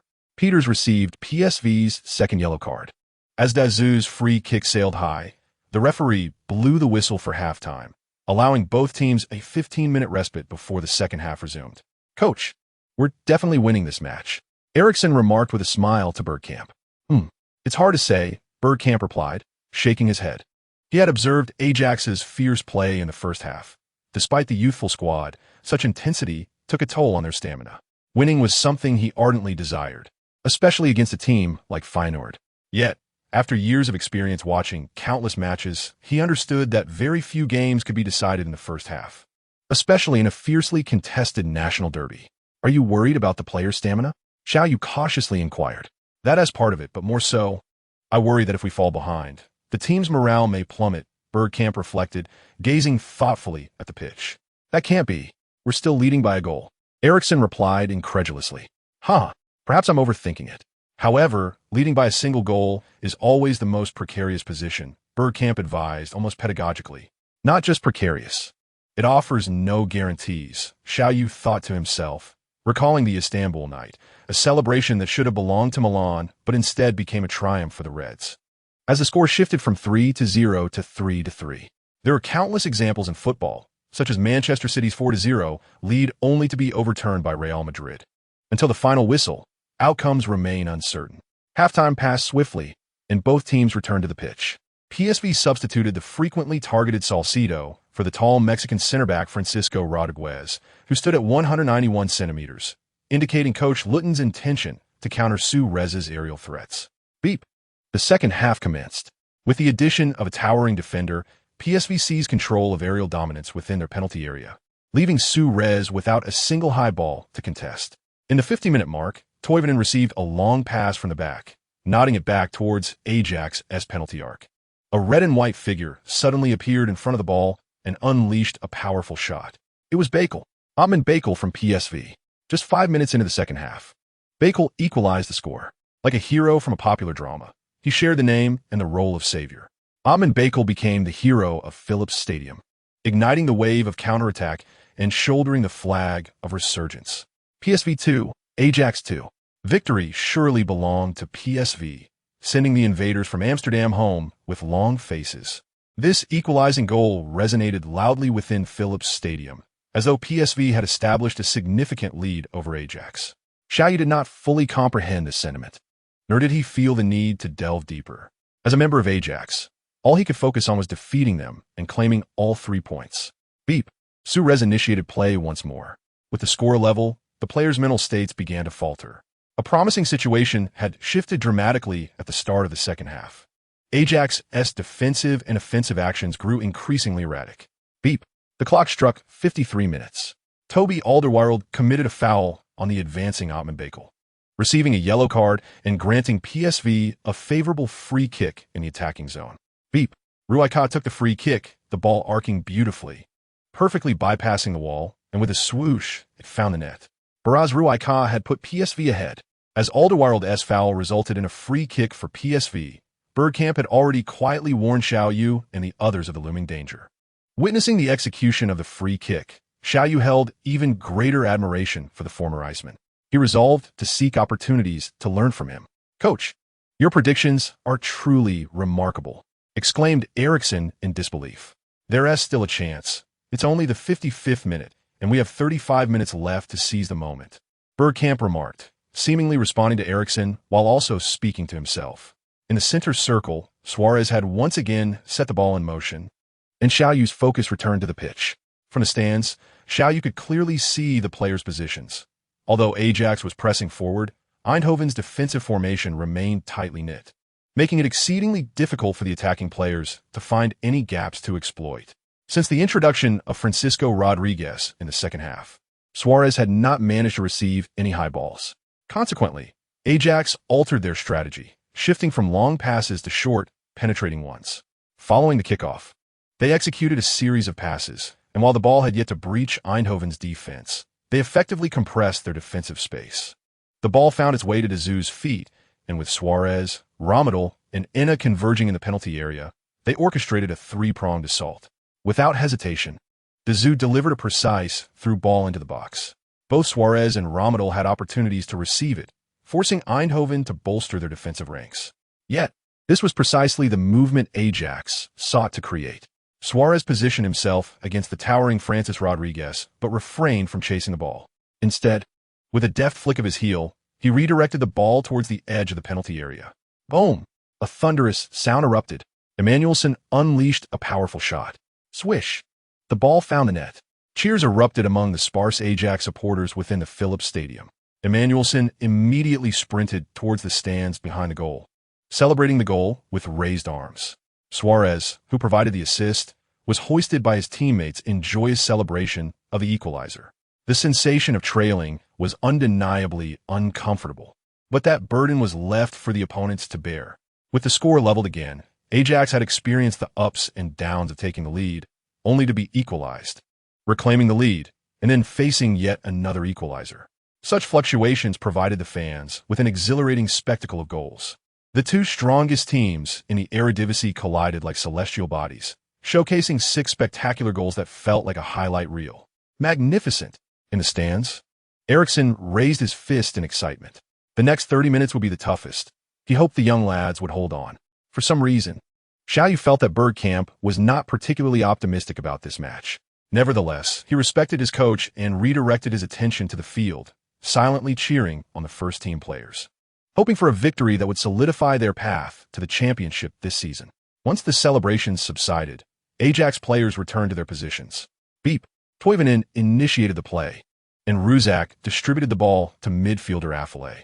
Eindhoven's 3 midfielders maintained solid possession, leaving Ajax's pressing players to expend their energy in vain. In the 66th minute, Emmanuelson intercepted Simmons' pass in the attacking third and delivered a diagonal ball to Ramadal. Unfortunately, as Ramadal received the ball and prepared to act, he was felled by a sliding tackle from Affalay. Beep. The referee approached, issuing a yellow card to Affalay and delivering a stern warning. Seizing the opportunity, Eindhoven made a substitution. Forward Toivonen was replaced by the towering striker Kaufmann, adding another 191 centimeters attacking player. Coach Rutten aimed to dominate aerial battles in the final 20 minutes, transitioning to a long ball strategy. The effects of Rutten's tactical shift became apparent 10 minutes later. In the 75th minute, Ruzak delivered a high ball into the box. With a 191 centimeters tall striker, Kaufmann leaped majestically. Kaufmann assessed the situation. 2 center backs were tightly marking him, and goalkeeper Stekelenburg stood ready. If he attempted a header on goal, it would likely be saved. Thus, Kaufman utilized his strength as a target man to secure the first touch on the ball. Rather than shooting, he opted for a flick on. At the edge of the penalty area was Backhaul. Ottman Backhaul. He struck the ball. It found the net. In a nearly identical fashion to how he scored at the start of the second half, he once again breached Ajax's defenses. Ottman Backhaul. Translated, the hero of Philips Stadium. Backhaul, in a frenzy, sprinted towards the stands, leaping onto the advertising board, shouting loudly to release the pent-up emotions from the 10 minutes of a tied score. In the front line, Suarez, hands on his hips, gasped for breath. He was exhausted but remained determined to fight. In the remaining 15 minutes, they had to find a way to level the score. Ideally, they would score 2 more to take the lead. However, the outcome of a football match cannot be realized merely through desire. Chapter 20. A great pain. The fourth official raised the substitution board. Ajax made a change. Number 10 Suleimani entered the field, replacing Emmanuelson. In light of trailing, coach Martin Jol decisively opted for a tactical shift from 5-3-2 to 4-3-3, moving Viller to midfield to play as a defensive midfielder. With the lead, Coach Rutten instructed his team to adopt a defensive counterattack, leaving only the newly introduced striker Kaufman in the attacking third, while the other 10 players retreated to their half. This left Ajax, eager to equalize, in a difficult predicament, as they struggled to reach the penalty area for nearly 10 minutes. In the 83rd minute, both teams made substitutions again. Ajax replaced Romadel with Cavitani, while Eindhoven substituted forward Lazovi for defensive midfielder Amrabat. The intentions behind the substitutions were unmistakable. Ajax sought to attack, while Eindhoven aimed to defend. However, the anticipated changes did not materialize immediately after the substitutions. Amrabat's first touch created a threat. Kaufman received the ball, executed a feint to bypass Viller. But as he prepared to advance further, he was brought down from the side by the recovering Enna. Enna received a yellow card for his actions. The resulting free kick was once again taken by Rizak. However, this time, it soared into the stands. Beep, beep. The referee's final whistle echoed. Eindhoven overturned Ajax in their home ground, winning 4-3 and pushing Ajax out of the top 4. By a single goal, the match could have yielded a different outcome before the final whistle. But such is football. Victors and vanquished. Today's winner is Eindhoven. Following this defeat, Ajax recorded 2 wins and 1 loss, accumulating 6 points. But due to a lesser goal difference than Alkmaar, they ranked 6th. PSV Eindhoven has secured 2 draws and 1 victory, accumulating 5 points and ranking 7th, closely trailing Ajax. The top 4 teams include 20, Utrecht, Breda, and Feyenoord, each with 2 victories and 1 draw, totaling 7 points. Witnessing 20 momentarily at the pinnacle, Xiao Yu recalled the system's previous mention of 20 clinching the championship in his original world during this very year. As a fledgling butterfly, he had arrived, yet had yet to receive a call-up to the first team, rendering his wings useless. The Ajax return bus halted at the entrance of the future training base. Martin Jol was the first to alight, swiftly navigating through the throng of reporters with his assistant, leaving not a word behind. Xiao Yu and the others returned with the team, observing that most first-team players kept their heads down, their spirits low. Typically, players are granted at least a day of rest following away matches. However, upon returning from Eindhoven, Joel mandated that all players report for training the very next day. Despite the first defeat and being merely a point shy of the leaders, every match in this fiercely competitive league held immense significance. Eriksson, Schur, and Xiao, follow me. Bergkamp called to the trio engaged in training, leading them to the administrative center of the training base. Upon entering the office, Xiao Yu encountered 4 high-ranking club officials. First-team coach Martin Jol, technical director Van Basten, training base supervisor Aldrich Link, and club president Yuri Koronel. "So, your people have arrived," Aldrich Link remarked to Martin Jol. Xiao Yu and Eriksson were taken aback by this moniker, glancing at the stern-faced coach. "Zo is his nickname, much like Kaka." "Huh, don't be surprised," Van Basten chuckled, deciphering the puzzled expressions of the young man. "Greetings." Eriksson, disregarding any other thoughts, bowed respectfully to the 4 individuals in the room. This left Xiao Yu and Xianjun feeling awkward, hastily following suit. "You are aware that we lost the last match, correct?" Martin Jol inquired, placing his notebook down and addressing the trio. They all nodded, with Xiao Yu and Eriksson having attended the match in person, while Xianjun, despite not being present, was well aware of the significance of losing such a crucial derby. If we were to promote you to the first team, do you believe you could triumph in next round? Yes. Eriksson replied without hesitation. I believe so too. Xiao Yu and Xianjun echoed promptly. Xiao Yu developed a newfound admiration for Eriksson, recalling memories of his own past heart-stopping incident at the European Championship, only to realize that this young man was also a passionate individual, eager in all endeavors. Xianjun had his own calculations. He thought that merely chanting slogans posed no risk, as it was not a real match, and since the other two had voiced their confidence as a noble Korean, he could not fall behind. Be at training field number 1 this afternoon. Martin Joel commanded decisively, not one for lengthy discussions, satisfied once his goal was achieved. The management department will contact you regarding contract upgrades. Prepare yourselves for this afternoon and adapt alongside the first team. Coronel instructed the 3 youth players. Very well. We shall take our leave, they replied, preparing to exit the office. Xiao, stay for a moment, Coronel called out, halting Xiao Yu in his tracks, who had been ready to depart with Eriksson and the others, puzzled by the request. Bergkamp, aware that the club wished to discuss contract matters with Xiao Yu, allowed the other two to leave. Let us get straight to the point. Ajax wishes to sign you, but Zahavi has yet to respond to us. Zoe will include you in the next match's roster. Would you be willing to play without a contract? Coronel said, gazing at Xiao Yu with a benevolent expression. The Dutchman was indeed forthright, and Xiao Yu felt a sense of respect. However, Zahavi had specifically instructed him to negotiate the contract himself, allowing Xiao Yu to focus solely on playing. This implied that he could participate, but the contract would be deferred. I am willing, Xiao Yu replied. However, the contract still requires your discussion with Mr. Zahavi. As my agent, I hold his decisions in high regard. If I can play, then I have no objections. Upon hearing Xiao Yu's affirmation, Martin Joel rose, exchanged pleasantries with the other 3, and exited. I look forward to your performance, young man. Van Basten stood as well, smiling as he patted Xiao Yu on the shoulder. Ding! Congratulations, host, for joining the first team. You have received 1 bronze treasure chest. As Xiao Yu stepped out of the office, the system's notification echoed in his mind. Though merely a bronze treasure chest, Xiao Yu remembered it held a chance to unlock advanced skills or attribute points. Without hesitation, he chose to open it. Ding! The bronze treasure chest has been opened for the host. Congratulations, you have acquired the skill ball control technique, enabling basic feints and turns. You have also received 1 attribute point. Is that all? The system did not directly respond to Xiao Yu's query, but prompted him on whether to enhance his attributes. Initially, he had anticipated acquiring another stamina training session, yet this time, he received only 1 skill and 1 attribute point. His original plan was to quickly amass 25 points to elevate his injury resistance level. Should he save this point or invest it immediately? After much deliberation, Xiao Yu resolved to conserve the point, as it would not significantly benefit him at this juncture. Good to see you so soon. This time we can work together to breach others' defenses. Upon Xiao Yu's arrival at training field number 1, Suarez was the first to approach, exchanging high-fives with him. Welcome. Stekelenburg also removed his gloves to shake Xiao Yu's hand.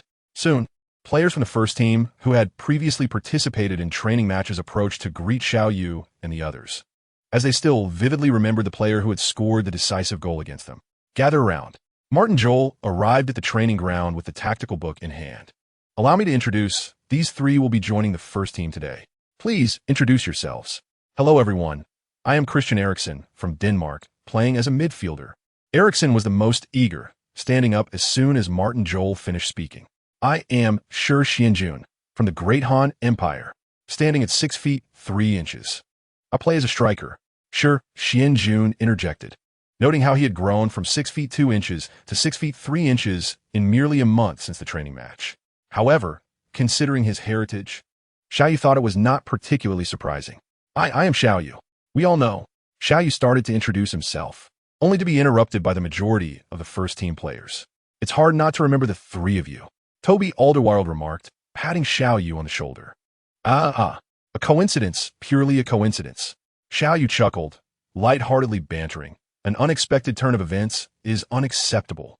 If I cannot surpass those 3 in a match a week from now, I shall treat everyone to barbecue. Emanuelson chimed in, reveling in the drama of the moment. All right, as long as the coach permits me to take the field, I shall undoubtedly outshine them. Recently promoted to the first team, Xiao Yu was acutely aware of his need for time to adapt. Whether he would even step onto the pitch remained uncertain. Nevertheless, his teammates' jests were merely playful banter, and he decided to go along with them, fostering a pleasant atmosphere. Cough, cough. All right, let us commence today's training. Afterward, everyone is to gather in the tactical room for a review of yesterday's match. Martin Joel's words brought the exuberance of the team back to a sobering reality. The previous day's match was a significant source of pain for the players. Chapter 21. Press onward. The training session concluded swiftly, and Xiao Yu felt the distinct intensity of Ajax. The players were held to high standards regarding fundamental techniques, and the demands for competitive engagement were rigorous, unlike the casual attitudes often seen in domestic leagues. The analysis of the match revealed critical issues with both offensive and defensive aerial dominance, along with challenges in breaking through dense defenses. The Belgian duo in the defense possessed adequate height. However, their experience was lacking, while the forwards did not boast sufficient stature, prompting the elevation of the 191 centimeters tall Shi Xianjun to the first team. To tackle the issue of penetrating tight defenses, options included relying on powerful strikes or sheer speed. The veteran Gabriel from Spain had not been called upon in the first 3 matches, and other midfielders did not exhibit extraordinary strength. Thus, the decision was made to pair Eriksen with Xiao Yu. Xiao Yu's speed had already astonished Martin Joel during training matches, and the prospect of Eriksen delivering threatening passes to Xiao Yu ignited hope in Joel. Especially after the league loss, this combination felt like a divine gift. Had they been present then, perhaps the outcome would have been different. However, one cannot dwell on hypotheticals. Following that defeat, Martin Joel had to confront the sobering reality of their 6th place standing and the results he desperately needed. In the upcoming league matches, aside from a few critical encounters, victory was imperative in all others. Otherwise, he would face the same fate as Van Basten and be compelled to resign. Time swiftly advanced to August 23rd, and Ajax had announced their squad for the home match against Sparta Rotterdam the day prior, featuring the unfamiliar names of forward Xiao Yu and midfielder Eriksen for the first time. Although not a clash of titans, the attendance at the Amsterdam arena reached 80, with 128 spectators present as displayed on a large screen. Sparta Rotterdam, a club with a rich history established in 1888, had once secured 6 Eredivisie championships in the early 20th century and triumphed in the KNVB Cup 3 times in the mid-20th century. However, the current Sparta Rotterdam languished in the lower tiers, struggling to regain their former glory since their return to the top division in the 2005-2006 season. Entering the home team's locker room at the Amsterdam arena for the first time, Xiao Yu felt an exhilarating rush. It was hard to fathom that just a month and a half ago he had been a trial player in Island City, unable to secure the necessary funds of $300,000, and now he stood on the cusp of being a reserve player on the roster of a prestigious European League club.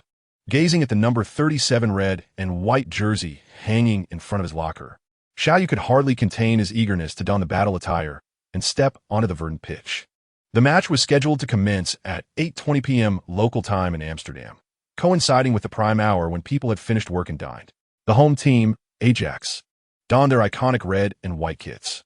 The commentator passionately introduced the starting players, heralding the guardian of Dutch goals, goalkeeper Martin Stekelenburg, the consistently reliable defender, Gregory van der Wiel, the Belgian defensive duo, Jan Vertonghen and Toby Alderweireld, the midfield maestro, Herbie Emmanuelson, the engine of the midfield, Demi de Zoo, the emerging Dutch star, Siem de Jong, the dynamic forward, Vernon Anita, the speedy winger, Ismail Aysati, the evergreen Danish player, Dennis Bergkamp, and the star striker, Uruguayan Luis Suarez.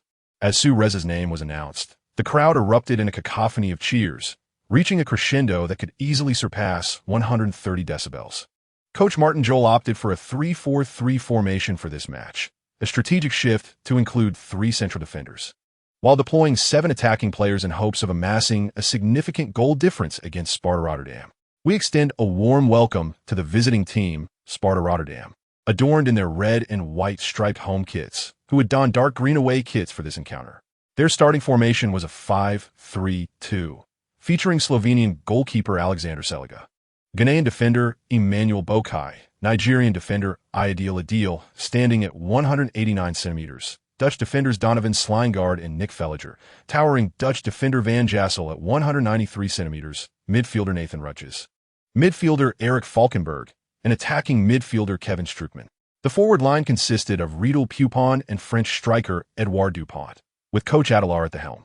As both teams took to the pitch, the captains and the referee engaged in a coin toss at the center circle to determine the goal and kickoff rights. Ajax's captain, goalkeeper Stekelenburg, chose the goal in front of their supporters, granting Sparta Rotterdam the initial kickoff. With players positioned, the referee's whistle signaled the beginning of the 2009-10 season. The fourth round of the Eredivisie, pitting Ajax against Sparta Rotterdam. The four midfielders deployed by Martin Jol quickly made their mark. Sparta Rotterdam's midfielder Strootman misplaced a pass, which was intercepted by Siem de Jong, who swiftly relayed the ball to Aysati, shifting the momentum of the play. The ball soon found its way to the talismanic figure, Luis Suarez. With a thunderous strike, Suarez unleashed a shot, only for the ball to sail over the crossbar, causing Ajax to squander an early opportunity to take the lead. Sparta Rotterdam's goalkeeper Seliga launched a long goal kick, which was met by Toby Alderweireld's header, directing the ball to the left flank for Emmanuelson. After a brief observation, Emmanuelson found no suitable options up front and passed the ball to the advancing Siem de Jong. De Jong executed a feint to evade the approaching Rutjes and passed to Dezu, who diligently executed Jol's directives, drawing the opponent's formation out and seizing the moment for a decisive counterattack. Under such high-intensity control, Ajax relentlessly bombarded Sparta Rotterdam, who found themselves nearly pinned in their own half during the initial 30 minutes. However, Ajax was unable to find the back of the net. In the first 30 minutes, the best opportunity arose when Suarez was brought down by the opposing defender Bojek at the edge of the penalty area. The referee issued a yellow card and awarded Ajax a free kick just outside the box. Suarez took the free kick himself, but the ball grazed the post and flew out of the goal. In the 37th minute, Rotterdam Sparta's Rutjes tripped the continuously passing Emmanuelson in the center circle, resulting in the second yellow card for Rotterdam Sparta in this match. The foul was indeed quite harsh. Emmanuelson required 5 to 6 minutes of treatment off the field before he could return. However, during halftime, the team doctor determined that Emmanuelson needed to be substituted, and Martin Jol reluctantly replaced him with defender Ziegel, switching to a 4-3-3 formation, as the tactics employed in the first half appeared ineffective, necessitating immediate change. Martin Jol, despite his stern demeanor, expressed dissatisfaction with the first half result at halftime, yet he smiled while assigning tasks for the second half. The whistle blew, signaling the start of the second half. Jol's tactics continued to falter, and for nearly 30 minutes, Suarez was nearly invisible in the attacking front. The passes from Aysati and Ramadal failed to locate him even once, as the opponent S5 defenders combined with 3 midfielders effectively severed the connection between Suarez and his support. In the 67th minute, Rotterdam Sparta made the first substitution, bringing on forward Diesels, replacing the yellow-carded midfielder Rutjes. The formation shifted to a 5-2-3. This was perplexing. Could it be that Adriel, having defended for nearly 70 minutes, was preparing to deliver a fatal blow to Ajax in the final moments? We shall see. In the 73rd minute, Jol issued a second card, though one could argue it was the first, as Emmanuelson's injury was an accident. Soleimani came on, replacing the young Siem de Jong. The on-field formation momentarily transitioned to a 4-2-4, indicating Jol's intent to adopt an all-or-nothing battle mode. Soleimani's entry advanced the ball further, yet the situation remained unchanged. Both sides remained locked in a stalemate. With fresh attacking players on both teams, they exchanged attacks, yet neither could find that final touch to alter the deadlock. Xiao Yu, warm up, Jol called without turning back. The assistant coach promptly approached and patted Xiao Yu on the shoulder, delighted at the prospect of entering the match.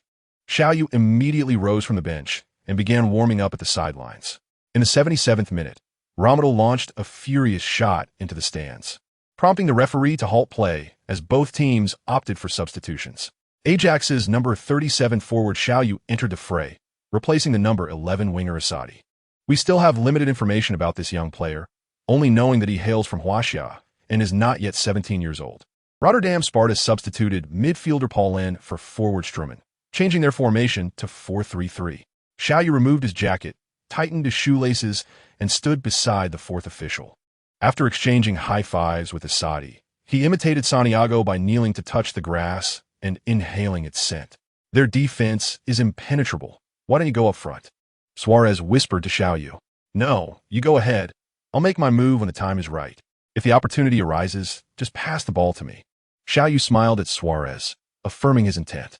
All right, let us give it our all, Suarez exclaimed, sprinting back towards the opponent's defensive line. Ding! The system detected the host's substitution in the second half, activating the super substitute skill, resulting in a 3-point increase to all attributes. Ding!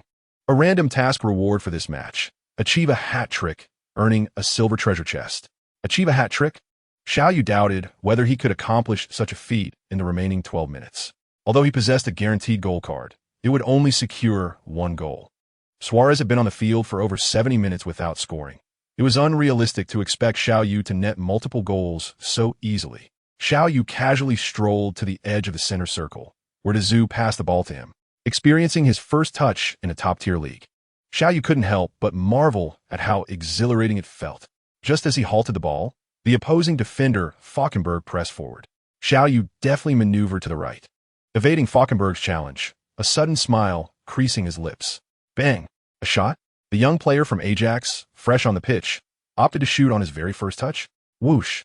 The entire Amsterdam arena fell eerily silent, as if a mute button had been pressed. Applause erupted almost immediately, with fans rising to their feet, cheering in exhilaration. A world-class strike. Ajax had scored, and the goal scorer was Xiao. The Huaxia youth, not yet 17, had delivered a remarkable surprise by scoring with his very first touch. We just received data indicating that this shot was taken from a staggering 46 meters away, nearly a half-field distance. It was utterly astounding, truly magical.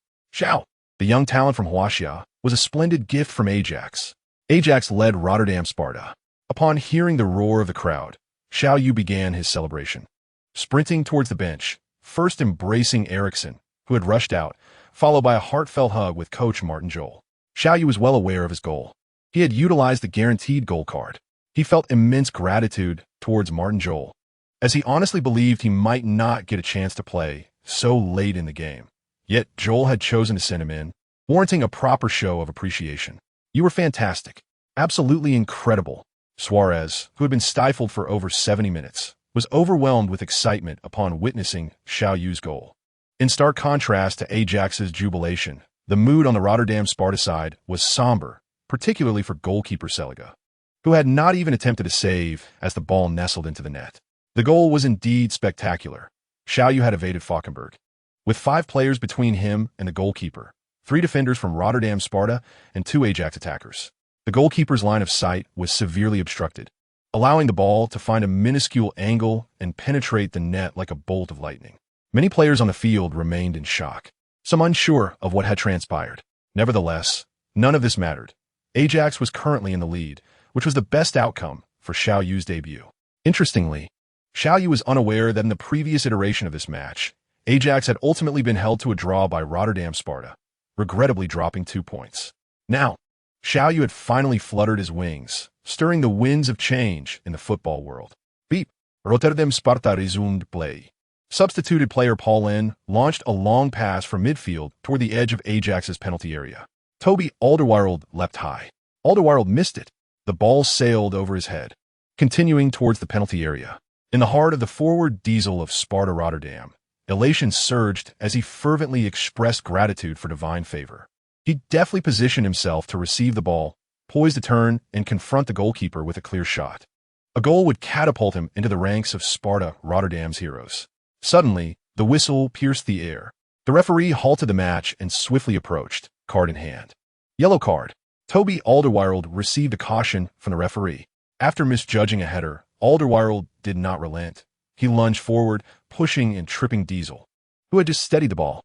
In atoning for his earlier blunder, he inadvertently gifted Sparta Rotterdam an advantageous free kick on the edge of the penalty area.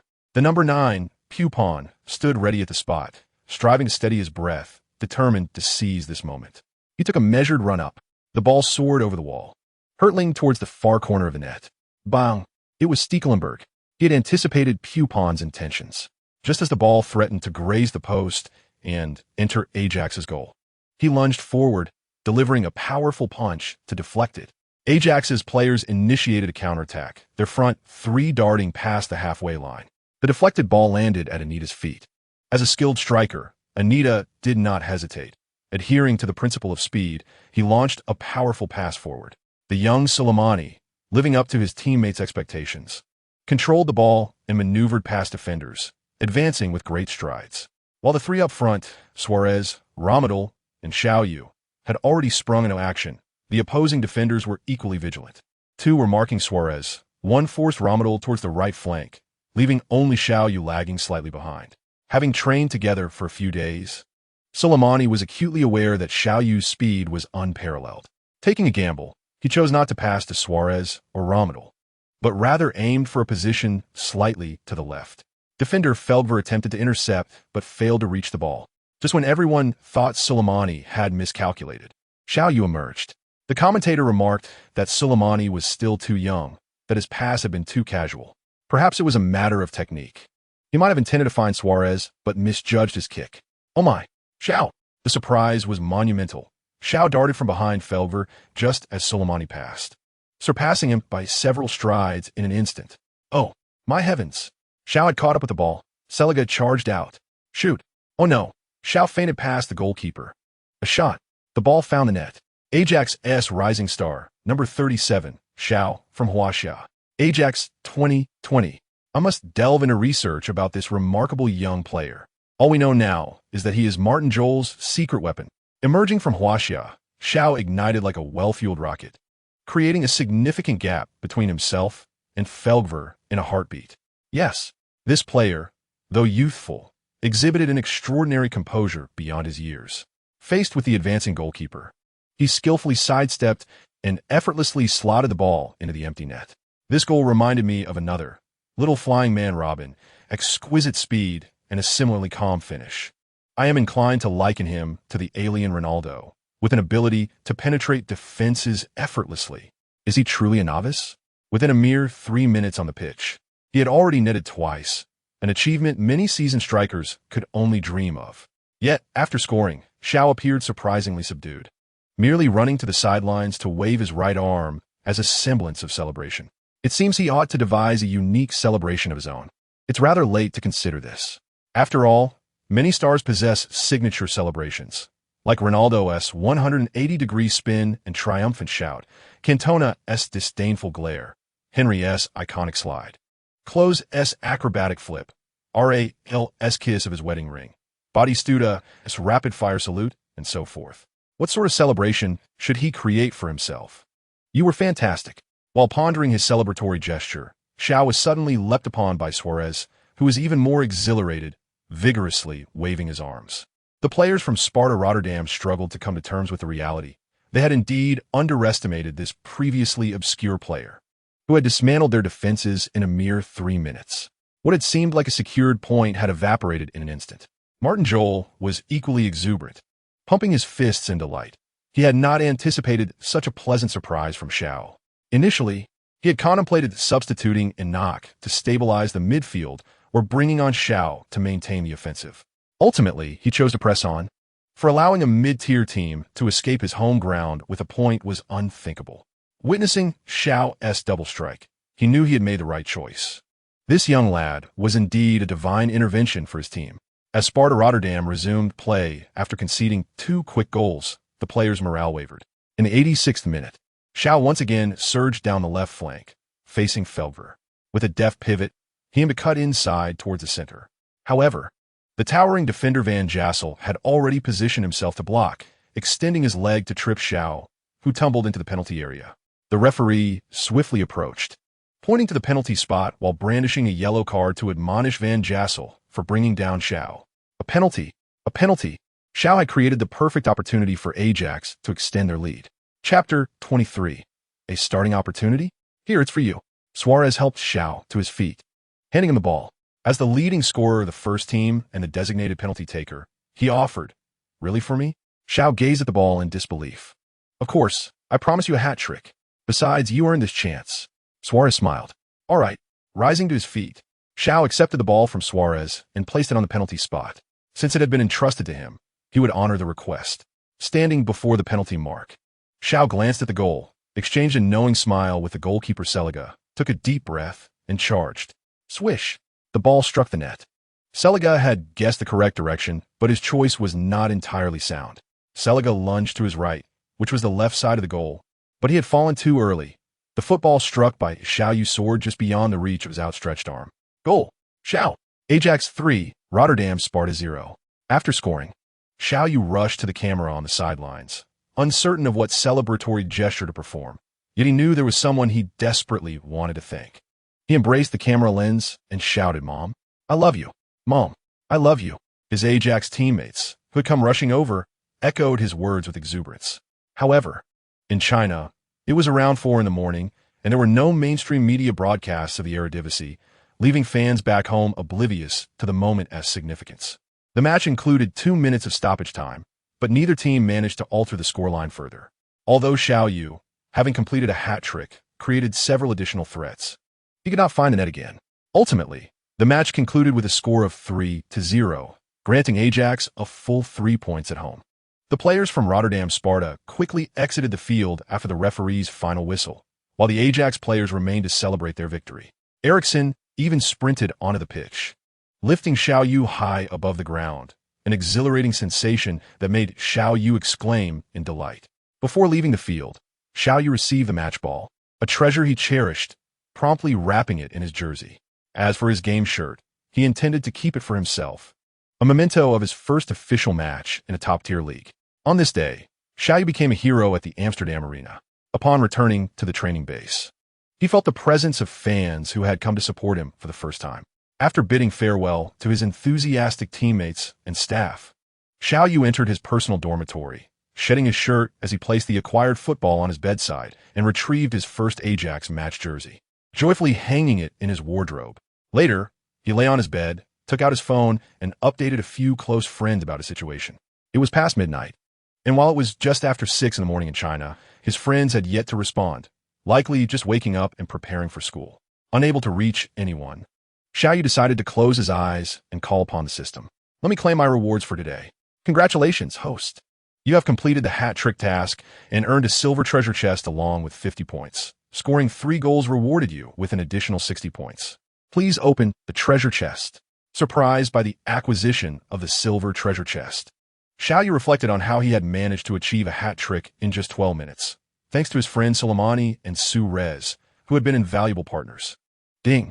The host has opened the silver treasure chest. Congratulations, host. You have acquired the skill external curve ball, enhancing the accuracy of long-distance shots and passes using the outside of the foot. The host's attributes will automatically adapt to meet the skill's minimum requirements, elevating the aerial passing and curveball attributes to 70. Congratulations, host. You have also received 3 free attribute points. Additionally, you have obtained a damage rebound card, which allows the host to negate 1 instance of damage and reflect it back to the attacker. Hiss! Upon hearing the contents of the silver treasure chest, Xiao Yu felt elated. The attribute enhancement from the skill alone amounted to 17 points, prompting him to eagerly check his attribute panel. His total score had finally surpassed the 70 mark, placing him among the ranks of exceptional players. When it came to the skill itself, he immediately thought of Madri, whose technique with the outside of the foot was indeed world-class. Another name that sprang to mind was De Bruyne, whose prowess in this area was equally impressive. As for Xiao Yu, he was well aware of his own capabilities. A sense of pride swelled within him. With such enhancements, he could master these impressive techniques through task completion, effectively taking a shortcut that would leave others envious. Not to mention the 3 free attribute points and the damage rebound card, which brought him immense relief, as he had been worried that his low endurance might lead to severe injuries. With this card, he could at least protect himself once. Xiao Yu decided to save the free attribute points, recognizing that while the damage rebound card was beneficial, it was only a one-time use. His own skill enhancement remained paramount. After claiming his rewards, Xiao Yu was filled with happiness. He did not wait for his friends' replies, opting instead to freshen up and drift into a beautiful sleep. New star of the Jia family. A hat trick in just 7 minutes. Ajax's rising star. Hat trick on debut. Football predictions. Ajax rookie secures victory. Fastest hat trick? Ajax newcomer displays brilliance. In China, Kai Xing eagerly opened his computer to read the news. "I knew I wasn't mistaken about this kid. A hat trick in the Eredivisie in just 7 minutes. What a delightful surprise. Kai Sheng mused to himself while reading the articles. In the office of the sports bureau of the capital city, Zhang Ning held a football magazine that had just been printed, featuring a prominent image of Xiao Yu embracing the camera, with the headline reading, "Fastest hat trick in the Eredivisie, Ajax's Huaxia superstar." Chairman Nan, look, our young man from Huaxia has made his mark in the Eredivisie, and he even pulled off a hat trick. Zhang Ning excitedly turned to the chairman of the Football Association, Nan Yong, who sat calmly at his desk. "Calm down, Xiao Zhang," Nan Yong replied, taking a sip from his thermos. "It's good that he's playing. It shows our youth are making progress. But it's still just the Eredivisie. Now in the top 5 leagues. Why the excitement? Chairman, this young man is quite young, only 17 next year, and he has just in time to participate in the upcoming Asian Games in Yanqing." Despite Nan Yong's apparent indifference, Zhang Ning remained eager to advocate for the team's performance at the Asian Games, feeling hopeful with a player like Xiao Yu on board. "Xiao Zhang, I understand your desire to lead the team, but the organization will discuss this matter thoroughly. We must adhere to the arrangements made," Nan Yong said, casually blowing on his thermos. "But Chairman, my point is that our young players can establish themselves in Europe." Zhang Ning pressed on. Yes, I recognize your keen vision, and your efforts bring honor to our association. However, you are aware that all our decisions require organizational discussion before being finalized," Nan Yong interjected, waving his hand to signal Zhang Ning to pause. "Chairman, but enough, Xiao Zhang. Focus on your responsibilities and leave the rest to the organization. Understood?" "Understood." Unbeknownst to Xiao Yu, who was celebrating Ajax's victory over Rotterdam Sparta, Martijn Jor took the opportunity to grant the entire team a 2-day break. However, that day in Amsterdam, he found himself being dragged out by Emmanuelson for a barbecue, who insisted they must celebrate his 3 goals. Unexpectedly, he encountered Elena again. In stark contrast to his commanding presence on the field, Xiao Yu felt like a bashful kitten this time. Ultimately, it was only with Emmanuelson's encouragement that he exchanged phone numbers with Elena. Xiao Yu lamented the relatively low usage rate abroad, finding it inconvenient to switch phones. He reached out to Gongzi to inquire about the development of WeChat, but there had been little progress. Lacking effective means to urge him, Xiao Yu merely suggested that Gongzi consider collaborating with mobile phone manufacturers, proposing Huawei as a potential partner. Little did he know, this fleeting thought would expedite the process significantly. By the time he connected with Dapeng, it was already past 7 in the evening in China. Dapeng hurried to Xiao Yu's home, facilitating a video call with his mother, allowing Xiao Yu to share this joyful news directly. During the video call, Zahavi's call interrupted. Communication and data synchronization were currently unattainable in Europe. So Xiao Yu answered Zahavi's call instead. Zahavi refrained from excessive flattery, advising Xiao Yu to cultivate a good relationship with Martin J. Jensen to secure a starting position. He indicated that once Xiao Yu achieved this, he would fly to Amsterdam to negotiate his contract with Ajax. Zahavi had also communicated these matters to the Ajax higher-ups in a different manner, and naturally, Martin J. Jensen received the club's notification. However, the higher-ups did not dictate how he should proceed. Thanks to Xiao Yu's hat trick, Ajax had reclaimed a spot in the top 4 of the standings, just 1 point behind the leaders Feyenoord in 20, significantly bolstering their hopes of returning to the top. The 2-day break quickly passed, and since he resided at the training facility and had initiated a new training regimen, Xiao Yu arrived early at the training ground. Should Zur grant him a starting opportunity? Ricklink glanced at Van Basten, inquiring. "I have made it clear to Zur. Whether he starts or not depends solely on his own arrangements," Van Basten remarked, arms crossed as he gazed out the window at the youth on the training ground. "It will depend on his choice. Zahavi, that cunning old fox, is truly a headache," sighed the chairman, Juri Coronel, rubbing his temples. On August 30th, Ajax faced Heracles, currently ranked 8th in Almelo. Both Xiao Yu and Eriksson were included in Martin J. Jensen's squad list.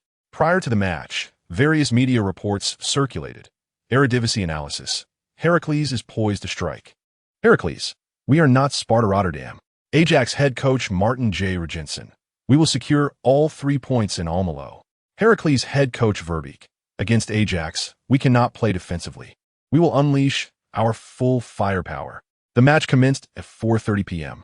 Despite being late August, Almelo, an inland city, experienced temperatures exceeding 30 degrees Celsius, posing a considerable challenge to the players' stamina. The home ground of Heracles, the Pullman Stadium, is a modest venue, with all 500 seats filled. The home team donned black and white striped jerseys, with Coach Verbeek deploying a 3-5-2 formation, indicating his intent to engage Ajax in an offensive battle, though this may not prove to be the wisest choice. The starting lineup for the home team included goalkeeper Pikenhagen, a 38-year-old German veteran, 3 center backs, 29-year-old Belgian defender Bilger Martens, 33-year-old Dutch center back Van der Linden, and 28-year-old Dutch center back Mark Roms, 5 midfielders, Tim Brooks, Jan Frederick, Ghanaian midfielder Kwame Kunsa, Finnish player Juha Hakola, and Willie Overton. With 2 forwards, Brazilian striker Everton da Silva and 20-year-old Dutch striker Bas Dost. The average age of the entire starting lineup reached 36 years, highlighting a rather aging squad. We are left wondering where Verbeek found the courage to engage Ajax in an offensive duel. Ajax, dressed in their red and white uniforms, fielded a 3-3-4 formation under coach Martin J. Jensen, directly deploying 4 forwards, seemingly responding to Verbeek's challenge. If you wish to fight, then so be it. The starting players included Dutch national goalkeeper Stekelenburg, 3 center backs, Van der Wiel, Belgian duo Verheck and Alderweireld, 3 midfielders, Emmanuelson, Inna, and Azu, 4 forwards, Sulijmani, Essedy, shadow striker Romdau, and Suarez leading the line. Ajax's formation resembled an arrow ready to pierce through Heracles' defense under J. Jensen's command. Recently promoted to the first team, Xiao Yu, Eriksson, and tall striker Shi Xianjun sat closely together on the bench. As the whistle blew, the match began. Heracles kicked off, adhering to Verbeek's tactical plan, pressing forward from the outset. Despite several attempts, Heracles players struggled to penetrate Ajax's penalty area, concluding one attack with a long-range shot from Overton outside the box. Ajax quickly gained possession, advancing the ball to the front line. Emmanuelson broke through and passed to Essedy, who crossed it back to Dazu. Without hesitation, Dazu delivered a through ball to Suarez, who skillfully maneuvered around the 33-year-old Van der Linden for a powerful shot, but his angle was too direct, easily caught by the 38-year-old Pikenhagen. In the 27th minute of the first half, Heracles midfielder Frederick was brought down near the center circle by Dazu, earning him a yellow card.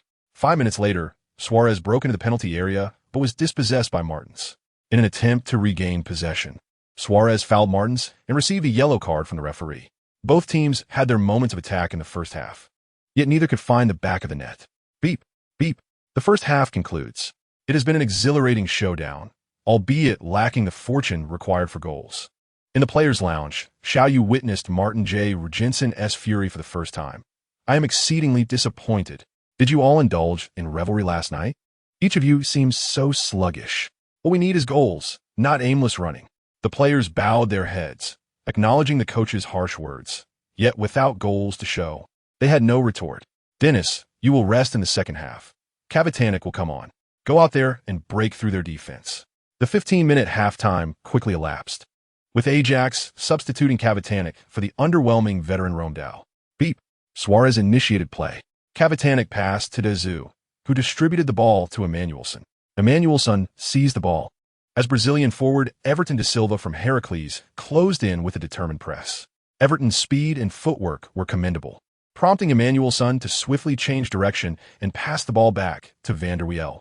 Without pausing, Van der Wiel sent a precise pass to the central figure, Vilhena, who then deftly relayed it to Toby Alderweireld. In mere seconds, the ball transitioned from the left flank to the right. Heracles striker, Bas Dost, Sjoerd Paas van der Wiel, arriving alongside Alderweireld just in time to witness Alderweireld pass to midfielder Eno, who then returned the ball to Dazu. This intricate passing sequence from Ajax's defense required minimal movement from their players, yet effectively drew 5 of Heracles' midfielders into a frenzy of pressing and running. Facing Heracles' number 8, Fredericks, Dazu executed a nimble double feint, creating space as he confidently directed the ball forward. Essedy had already made his run, initiating Ajax's first offensive maneuver of the second half from the right flank. Upon receiving Dazu's pass, Essedy wasted no time, launching himself forward. The 3 center-backs of Heracles could only send the youngest, Macroms, to impede Essedy's path to the ball and crossing route. Although he lacked Essedy's pace, Macroms, a seasoned defender, relied on his astute defensive awareness. Pressured, Essedy was forced towards the right byline, but with Macrom's imposing presence nullifying his crossing angle. He opted to send the ball back to the advancing Kapitanich at the edge of the penalty area. With a resounding strike, Kapitanich chose to shoot directly. Alas, the ball sailed over the crossbar, resulting in a goal kick for Heracles. Following the introduction of a younger Argentine striker Kapitanich, Ajax's offensive prowess exhibited a marked improvement. Yet it appeared that the Ajax forwards had momentarily forgotten the art of shooting. Whether it was the newly introduced Kapitanich or the already acclimated Essidi, Soleimani, and Suarez. Despite numerous attempts, only managed one shot on target, which was securely caught by the seasoned German veteran Pickenhagen. Indeed, the prowess of the German goalkeeper seemed to defy age. As the match approached the 66th minute, Soleimani received the ball in the attacking third and passed it to Kapitanich, while Suarez also withdrew from the penalty area to provide support. Locking eyes with Suarez, Kapitanich delivered a pass to him, simultaneously making his own advance towards the penalty area, eager to execute a 1-2 combination. However, Heracles' veteran defender, van der Linden, immediately discerned Kapitanich's intentions, positioning himself effectively alongside Kunza's support, denying Suarez any opportunity to receive the ball. In a moment of distraction, Suarez inadvertently tripped over Kunza's foot, collapsing onto the pitch in a dramatic fashion. The referee, positioned nearby, promptly issued a yellow card to Kunza. Ajax was awarded a direct free kick just outside the right side of the penalty area, an advantageous position for both shooting and passing. While van der Linden attempted to plead his case to the referee, Soleimani had already placed the ball and signaled his readiness to proceed. With no indication of a change in the referee's decision, van der Linden had no choice but to join the wall of defenders. The referee's whistle blew, and Soleimani took off. The ball arced gracefully towards the far post. Swish! It was a goal. Toby Alderweireld, Ajax's Belgian centre-back, scored with a header. It was a remarkable play, as the 187 centimeters tall Alderweireld outjumped the 192 centimeters Macroms to direct the ball into the net. The impressive performance of the 38-year-old German veteran Pickenhagen went unnoticed, his excellence culminating in the 68th minute. Ajax led 1-0 away from home. We congratulate Ajax for finally breaking the deadlock today. Their bench still holds the young sensation Xiao, who scored a hat-trick in just 7 minutes in the previous match. We believe Ajax can secure a victory and return to Amsterdam triumphantly. Let us witness the unfolding drama. Chapter 25. An unacceptable outcome. Having held firm for 68 minutes before conceding, Heracles coach, Verbeek, felt a sense of satisfaction. He instructed his assistant to warm up the substitutes while he returned to his seat to hydrate. Martin Jol was elated. He sought nothing less than 3 points. Essential and non-negotiable. He summoned the Swedish midfielder Kennedy Xiao from the bench and briefed him before sending him to warm up, then glanced back at the substitutes. Xiao, go warm up. All right. Upon hearing his name called, Xiao Yu was filled with excitement, thinking to himself, at last, I can wreak havoc once again, ha ha ha. Meanwhile, the match unfolded with even greater intensity, as Heracles midfielder Kunza, upon receiving the kickoff, was dispossessed by Soleimani. Yet before Soleimani could make his next move, Kunza retaliated with a shove and a hook, bringing Soleimani down. The referee, positioned closely, witnessed everything. Kunza had just received a yellow card 3 minutes prior, a punishment that had allowed Ajax to score from a free kick. His frustration boiled over as he could not accept being dispossessed in midfield. This led him to make a regrettable decision. Despite pleas from Kunza and his teammates, the referee remained unmoved. The action was deemed too severe. He produced 2 cards from his pocket, first showing Kunza a second yellow, then converting it to a red card, expelling him from the match. Verbeek was furious. He could accept a narrow defeat, but with 20 minutes still to play, this lack of composure from Kunza was unacceptable. It was merely a midfield turnover, not a foul in the penalty area. How could he have acted so rashly? Yet, anger could not alter the reality. Kunza had to leave the pitch, leaving Heracles to face Ajax's relentless onslaught with one less player. By the 74th minute, both teams opted for substitutions. The home side, Heracles, replaced midfielder Hakola and forward Everton de Silva with the young defender Gabi Ilo and the seasoned forward Dal Douglas, shifting to a 4-3-2 formation in a bid to fortify their defense. Ajax, playing away, substituted the recently fouled Soleimani and the Bouc de Zoo with Xiao and the previously outstanding Xiao Yu. Their formation, in a strict sense, transformed into a 3-1-2-3-1. resembling an arrow poised to pierce through any defense. The newly introduced Xiao Yu refrained from taking a shot on his first attempt, having reflected deeply after his last performance. If every first shot resulted in a goal, he feared being perceived as an anomaly in the world of football. Xiao Yu was deeply troubled by the thought of potentially being seized for dissection and research. Contemplating this, he resolved to rely on his own abilities first. Moreover, his team was currently in the lead. Although his playing time was limited, Xiao Yu yearned to score more goals without resorting to the guaranteed goal cards. That was the path he envisioned for his ascendance as a football deity. As a substitute, all of Xiao Yu's attributes received a 3-point boost, and he could confidently assert that no one on the field could match his prowess. Ding! A random system task appeared. As a substitute, complete a hat trick. The reward for completing the task was a silver treasure chest. Failure would incur a deduction of 200 points. What? A penalty for failure? Xiao Yu had initially planned to run more and score a goal with his own skills before exiting the pitch, but this random task was quite absurd. He knew that with 200 points, he could purchase 2 guaranteed goal cards. With the system's task in play, Xiao Yu had no choice but to alter his strategy and request the ball from his teammates. In the 77th minute, Xiao Yu received a diagonal pass from Isadi. The ball was slightly overplayed, but it posed no significant challenge for Xiao Yu, who swiftly positioned himself. Noticing Kavitanek making a run from behind, Xiao Yu returned the ball to him. As Kavitanek turned with the ball, he called out to the opposing midfielder, Brooks, to give him space. Facing 2 defenders, Kavitanek had no angle to shoot. Upon hearing Xiao Yu shout, he made a quick decision.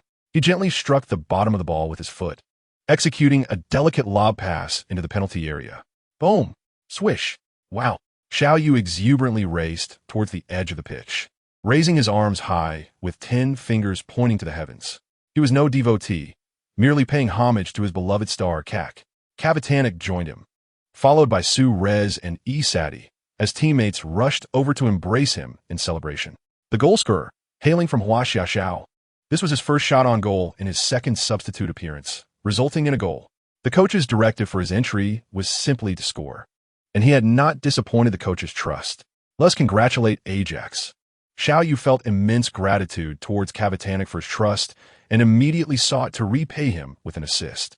Currently, Xiao Yu's greatest asset was his speed. As Kavitanek made contact with the ball, Xiao Yu sprang into action, swiftly outpacing the opposing defender, Martins. Faced with the onrushing goalkeeper, Pikenhagen, Xiao Yu decisively opted for a shot to the lower right corner. Ajax led 2-0 away from home. On the sidelines, Martin Joel nodded in satisfaction. Eriksson, thrilled, dashed from the substitutes bench to join in the celebration, but was halted by the assistant coach. Meanwhile, Shi Xianjun wore a grim expression. He had just been promoted to the first team and was making his debut on the roster, yet had lost the opportunity to play. Watching Xiao Yu revel in his celebration, frustration bubbled within him, his fists clenched as he silently vowed something. As the clock ticked to the 82nd minute, Xiao Yu and Su Rez executed a 1-2 play, successfully penetrating the penalty area, but unfortunately, the shot was snatched by goalkeeper Pikenhagen. In the 83rd minute, Emmanuelson delivered a cross from the flank. Rushing in, Isadi faced the goalkeeper's block and redirected the ball towards the goal, where a red and white figure appeared, gently tapping it into the net. Xiao! Within 5 minutes, he completed his brace, once again breaching the defenses of Heracles. Isadi's assist was perfect, and Zhao's positional awareness was impeccable. A mere gentle touch executed this textbook attack. After scoring, Xiao Yu excitedly ran to Isadi, leaping on his back, giving 2 thumbs up to him, wanting everyone to know that the credit for this goal belonged largely to Isadi.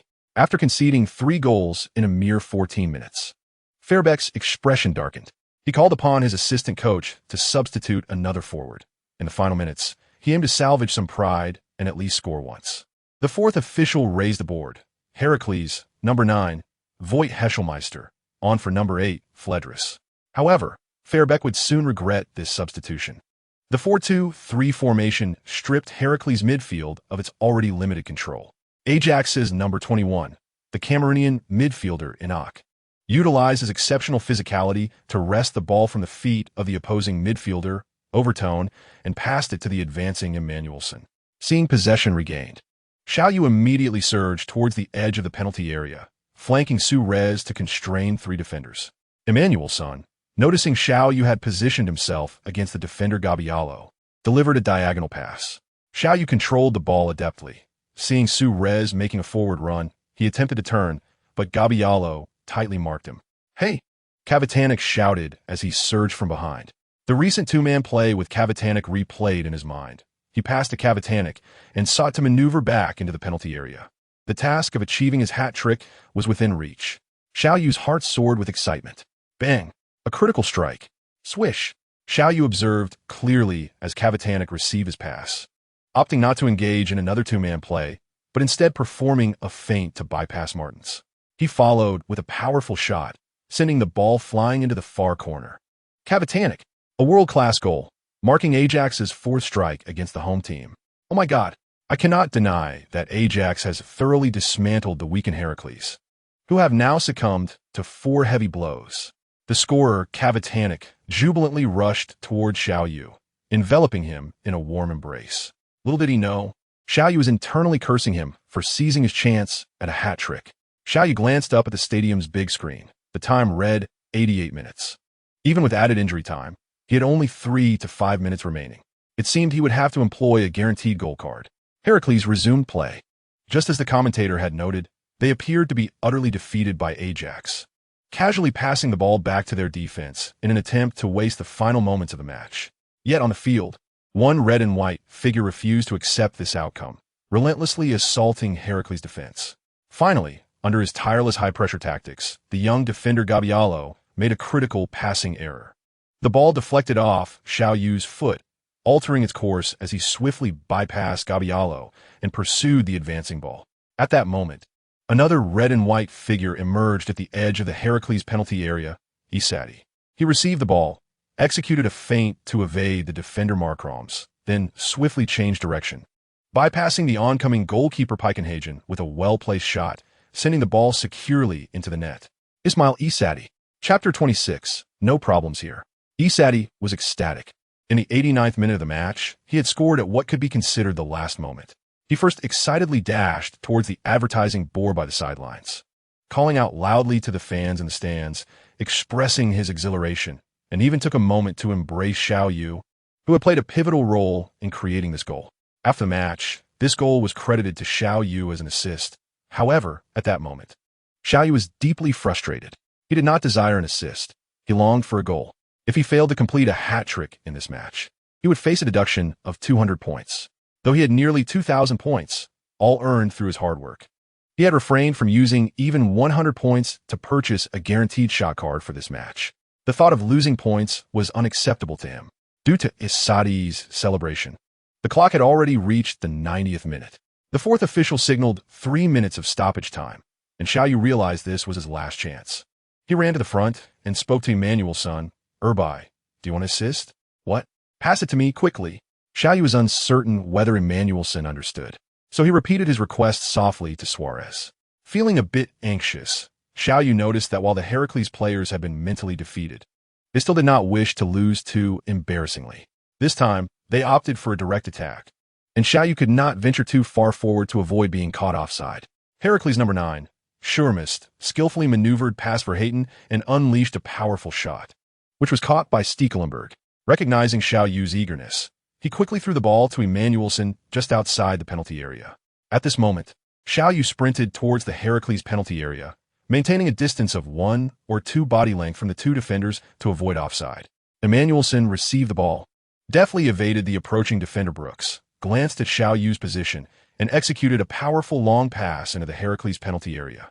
As the ball flew, Xiao Yu took 2 quick steps to evade the encircling defenders and charged towards it. However, Emmanuelson's pass was a bit too strong, sailing over Xiao Yu's head and continuing into the penalty area.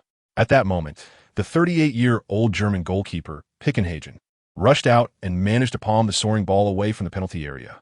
Perhaps the ball was moving too swiftly, as Pikenhagen failed to make a clean connection, causing the ball to veer off towards the edge of the penalty area.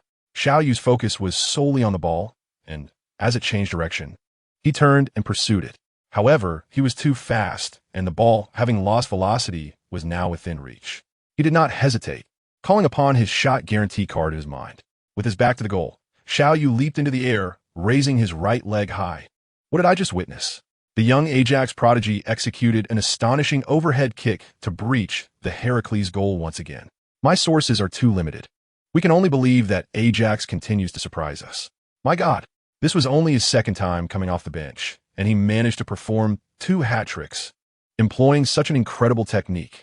Pickenhagen, the 38-year-old German goalkeeper, sat helplessly on the ground, watching the ball nestle into the net. Perhaps at this moment, he was contemplating whether it was time to retire. Xiao Yu, now brimming with excitement, fell to the ground as he saw the ball enter the net. He sprang up, exuberantly removed his shirt, and waved it, rushing towards the stands where the devoted Ajax fans were. This allowed everyone to clearly see his physique, which, while not overly muscular, was well-defined, unlike the much-criticized physiques of the Chinese national team players. Beep, beep. The referee blew the final whistle. The goal had actually surpassed the 93-minute mark, with the scoreboard displaying 904, but in football, as long as the referee has not blown the final whistle, the game continues. The referee did not show a yellow card. Instead, he handed the match ball to Xiao Yu and exchanged a few words with him, serving as a warning. In this match, Xiao Yu, with 3 goals and 2 assists, was awarded the best player of the match and exchanged jerseys with goalkeeper Pickenhagen, who unexpectedly decided to retire after this game. The Chinese ace shone brightly at Ajax. With consecutive hat tricks, Ajax surged to the top. An astonishing overhead kick, the young Chinese talent dazzled the Eredivisie. The German goalkeeper chose to hang up his gloves. Following this round of matches, Feyenoord and 20, who had occupied the top 2 spots previously, ended in a 1-1 draw, allowing Ajax to ascend to first place on goal difference. After this match, Xiao Yu, with 6 goals, led the scoring chart, closely followed by his teammate Suarez and Alkmaar's Munir El Hamdawi, both with 5 goals. Upon returning to Amsterdam, Martin Jol once again approached chairman Yuri Coronel, urging him to finalize a contract with Xiao Yu swiftly. However, Coronel could only scratch his head in frustration. He had already instructed the club manager to contact Zahavi multiple times regarding Xiao Yu's contract, but Zahavi insisted on discussing the matter only after Xiao Yu became starter. Club manager Dragos Makin was also a person of strong opinions. After leaving the chairman's office, he conversed with Martin Jol, suggesting that they should not allow a young rookie to dictate terms. Zahavi was being overly presumptuous, insisting that Xiao Yu starts, but they would not comply. Jol was also somewhat irked. Although Xiao Yu's performance had won him over, Zahavi's attitude was infuriating. Encouraged by Dragos Makin's words, he decisively decided not to include Xiao Yu in the squad for the upcoming match against Breda. Time swiftly progressed to September, and, at the beginning of the month, the Eredivisie officially announced the best lineup for August, with Ajax dominating the list with an absolute advantage of 5 players. These included Dutch international goalkeeper Stekelenburg, center-backs Verhaeten and Toby Alderweireld, midfielder Emmanuelson, forward Suarez, and the newly crowned top scorer Xiao Yu. However, Xiao Yu is currently indifferent to these accolades. After the match, he received another silver treasure chest, and in his excitement, he chose to open it that night, acquiring the skill rapid cut-in. This improved his non-dominant foot accuracy by 1 point and enhanced his close control attribute by 11 points, equivalent to gaining 36 free attribute points, raising his overall rating to 72. In the system notification, Xiao Yu saw that he had completed the 3rd novice task, achieving a hat trick within 7 rounds of matches and securing a victory, which rewarded him with 200 points and 2 free attribute points. Thus, he gained a total of 4 free attribute points, which he chose to save up to enhance his injury resistance. What delighted Xiao Yu even more was that he had once again earned a 7-day fitness training course. After 10 days of strength training, he would not find himself without purpose. As long as he continued to play, the rewards would only increase. Yet, Xiao Yu could never have anticipated that due to the club's negotiations with Zahavi, Martin Jol, under the manager's persuasion, would choose to temporarily exclude him from the squad. The clock struck 2 p.m. on September 13th in Amsterdam, as Ajax faced Breda at their home ground. Xiao Yu was not included in the squad, signifying that he would not have the opportunity to play. Bergkamp, however, accompanied the youth team to the Amsterdam arena, where Xiao Yu, invited by Alina, also appeared in the stands. To be candid, Xiao Yu felt somewhat disheartened. Despite his impressive performance, he had not made it onto the roster. Bergkamp explained that it was likely due to Coach Zur's belief that the match could be easily won, allowing Xiao Yu to conserve his energy for more crucial upcoming games. Initially skeptical, Xiao Yu only began to accept this reasoning after witnessing Ajax's commanding 6-0 victory over Breda, with Cavatanek scoring a hat-trick and further goals from Vertonghen, Suarez, and Kennedy Bakshoglu. It was then that he grudgingly acknowledged this as Martin Jol's way of safeguarding him. However, a week later, on September 20th, Ajax played away against Venlo, and Xiao Yu remained uncalled, not even given the chance to travel with the team to watch the game. In this match, Suarez excelled with a stunning 4-goal performance, leading Ajax to a 4-0 victory. The spotlight shifted once again to Suarez, who topped the scoring charts with 10 goals, while Xiao Yu trailed in second place with 6. After 2 consecutive matches without being called up, Xiao Yu sensed that the situation was more complicated than it appeared and proactively reached out to Zahavi. Zahavi reassured Xiao Yu not to worry, promising to maneuver things in his favor. Even if Ajax could not yield satisfactory results, Zahavi had connections with other prestigious clubs. Abramovich met with Zahavi, expressing interest in acquiring Ajax's burgeoning star. Klopp remarked on Xiao Yu's suitability for the Yellow Submarine, while Mark Hughes noted that the young Blue Moon had a place for him. Eltkin proclaimed, "Acquire Xiao Yu. We shall once again dominate Ajax." The following day, Xiao Yu awoke to a deluge of football news concerning him. Yuri Colonel convened with Van Basten and Martin Jol to deliberate on how to address the situation. "We have secured victories in both matches without Xiao Yu, scoring 10 goals. I see no issue with his absence," stated Martin Jol. "Yet I still believe such a gifted player deserves to be utilized wisely." Van Basten pondered before addressing the group. "Dragos, please reach out to Zahavi again and gauge his sentiments." Yuri Colonel rubbed his temples, signaling for the meeting to disperse. On September 25th, in the KNVB Cup, Ajax faced Apeldoorn away, and Xiao Yu was again not called up. Ajax achieved a 2-1 victory in that match. 2 days later, on September 27th at 12:30 p.m., Ajax played against The Hague at home. Yet Xiao Yu did not receive a call.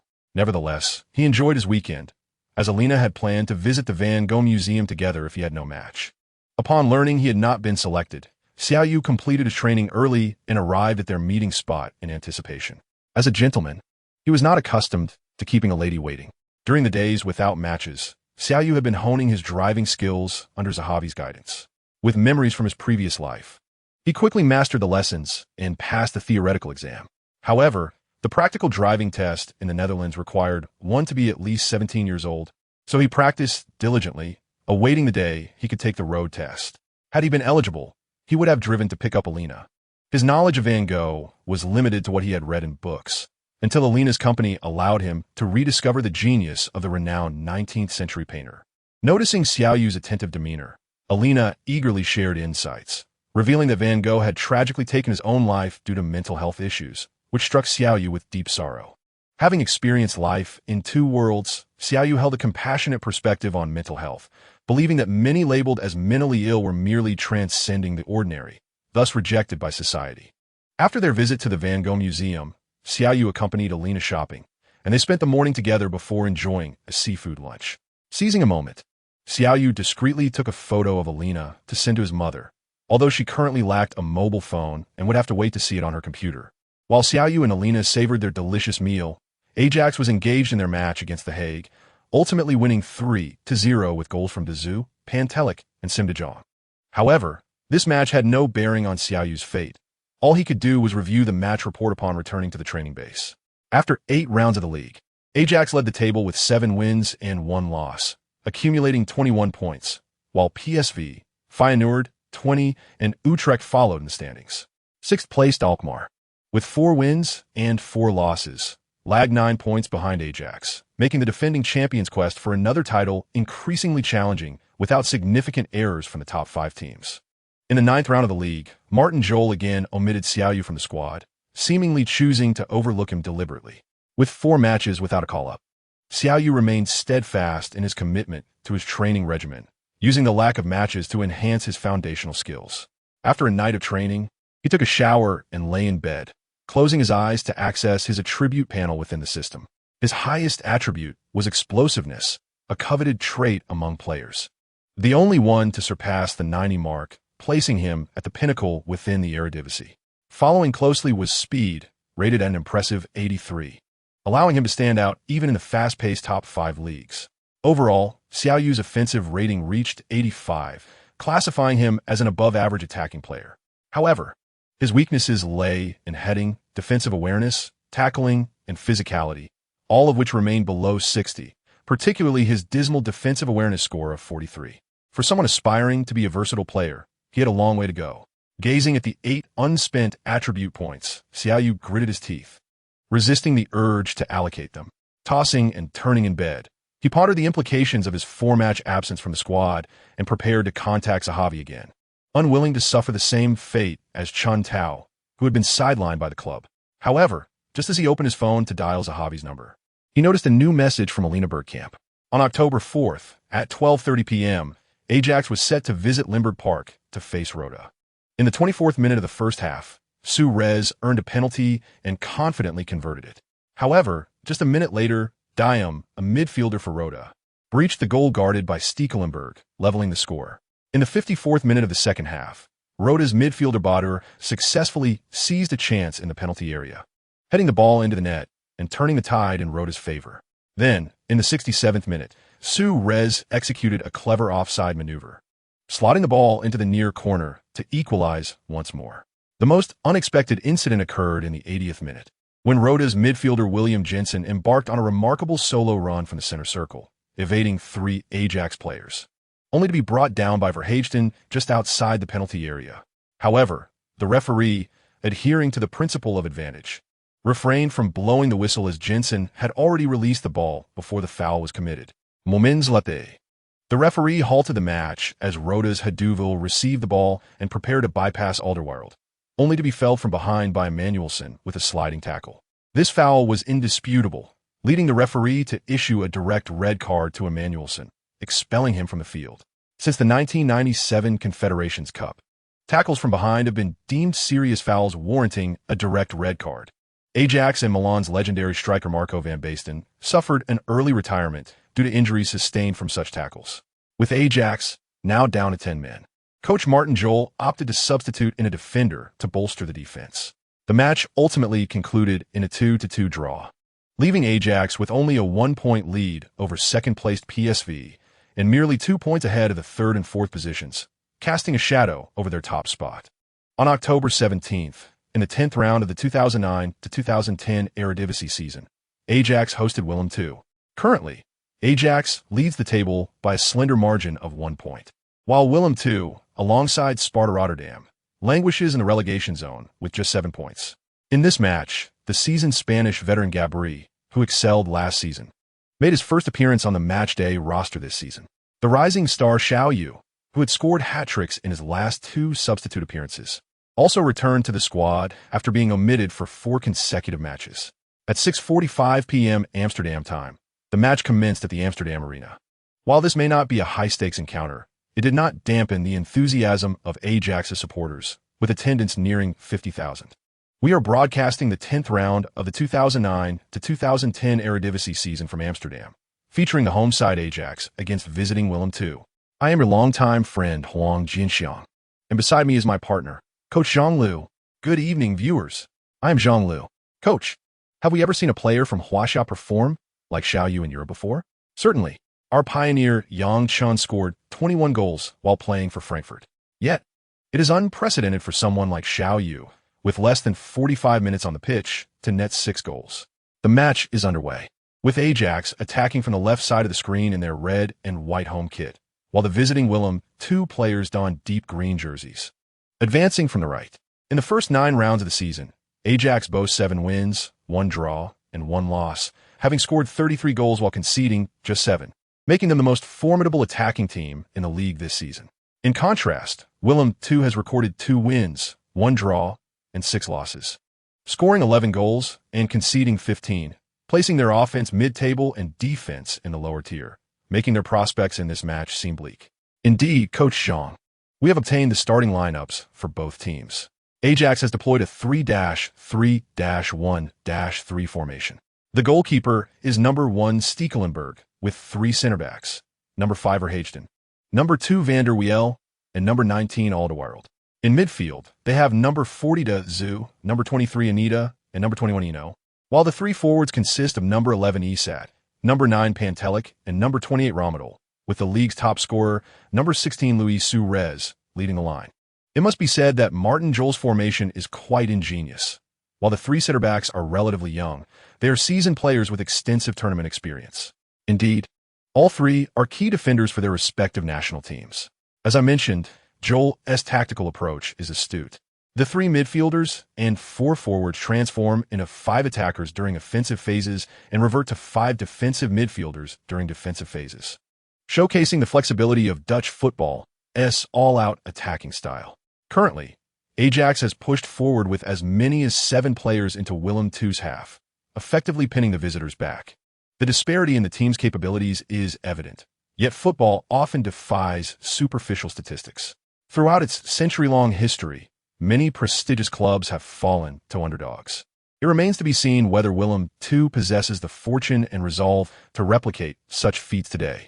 Chapter 28, Warm-Up Indeed. We shall await the outcome. Allow me to present the starting lineup for the visiting Willem II. Today, Coach Glenn Decker has arranged a 5-3-2 formation, featuring 6 defenders, possibly transforming into a 6-2-2 during defensive phases. It appears that Decker has opted for a defensive strategy to withstand Ajax's relentless assaults, hoping to secure at least a point. While any misfortune would be deemed unsurprising, with nothing to lose. Now, let me introduce the visitors' starting lineup. Goalkeeper number 1 Outs, center backs number 22 Kagbo, number 4 Swinkels, and number 24 Van der Heyden, Brazilian fullback number 5 Luis Verasso, Belgian fullback number 12 Bart Bijmans, number 28 Marlon Pereira, who is filling in at defensive midfield today, number 10 midfielder Bodaha, number 19 attacking midfielder Soto, number 14, the diminutive yet agile forward Sergio Sila, standing at just 165 centimeters, and towering striker number 9, the 191 centimeters Frank de Mog. In fact, Willem II's striking duo today, combining height and speed, could pose significant challenges to Ajax's backline if executed well. Oh, Isat has broken through. Returning to the Amsterdam arena, Ajax's Isat skillfully maneuvered past Willem II's full-back Bijmans and delivered a cross after just a few strides. The 3 center-backs deployed by Willem II do not possess a height advantage, allowing Suarez to seize the ball first, though he failed to connect properly, sending out a play. Oh dear, that attack exemplifies Ajax's frequent use of long balls. Suarez's exceptional ability to win the initial header amidst 3 defenders underscores the immense pressure Willem II's defense will face today. We see Xiao Yu has also made it onto the roster. It remains uncertain whether Martin Jol will field him in this match. I recall that Jol had not called upon Xiao Yu in the past 4 rounds, likely due to extraneous circumstances, and the previous match against Roda ended in a draw. Ringing alarm bells for Jol. As the head coach, his foremost responsibility is to secure results. Coach Zhang, does this imply that including Xiao Yu in the squad today is a response to the mounting pressure on Jol? I suspect so. After all, Xiao Yu's performances in his 2 previous substitute appearances have certainly captivated top coaches across Europe. To have such a talent in one squad and not utilize him would indeed be a grave oversight. I firmly believe that Martin Jol, as the head coach of a prestigious club, would not commit such a fundamental error. There must be underlying circumstances that we are unaware of. After all, the Netherlands is not Huaxia. Do take care in your remarks. We are live. Oh dear, my memory. Let us return our focus to the pitch and witness this thrilling encounter together. In the 23rd minute of the first half, Willem II intercepted the ball in their defensive zone. After a series of quick passes, the ball found its way to the shadow striker Sergio Seller. Although Seller is not particularly tall, his quick footwork allowed him to outpace Verhagen. Just as he was about to get past him, Verhagen grabbed Seller, earning a yellow card and conceding a free kick just outside the penalty area. Seller took the free kick himself, opting for a direct shot, but unfortunately, the ball soared too high, heading straight for the stands. In the 28th minute, Suarez received a cross from Roomdahl, but was tripped by De Muge, prompting the referee to show De Muge a yellow card and award Ajax a free kick in the attacking half. De Zoo and Inna stood over the ball, while the 2 Belgian center-backs and 4 forwards had already entered Willem II's penalty area. De Zoo took a run-up and delivered a high ball into the box. Suarez, positioned near the goal, attempted a deft touch to score. However, as Suarez joyfully celebrated, he noticed the assistant referee had raised his flag. In disbelief, He argued with the referee, convinced he was not offside, as he had been behind Verhagen when Dazou made contact. Unfortunately, the league had yet to implement technology, and the referee chose to trust his assistant, invalidating the goal. It should have been a legitimate score. Alas, Suarez's haste led the assistant referee to assume he had prematurely dashed forward, resulting in the goal being disallowed.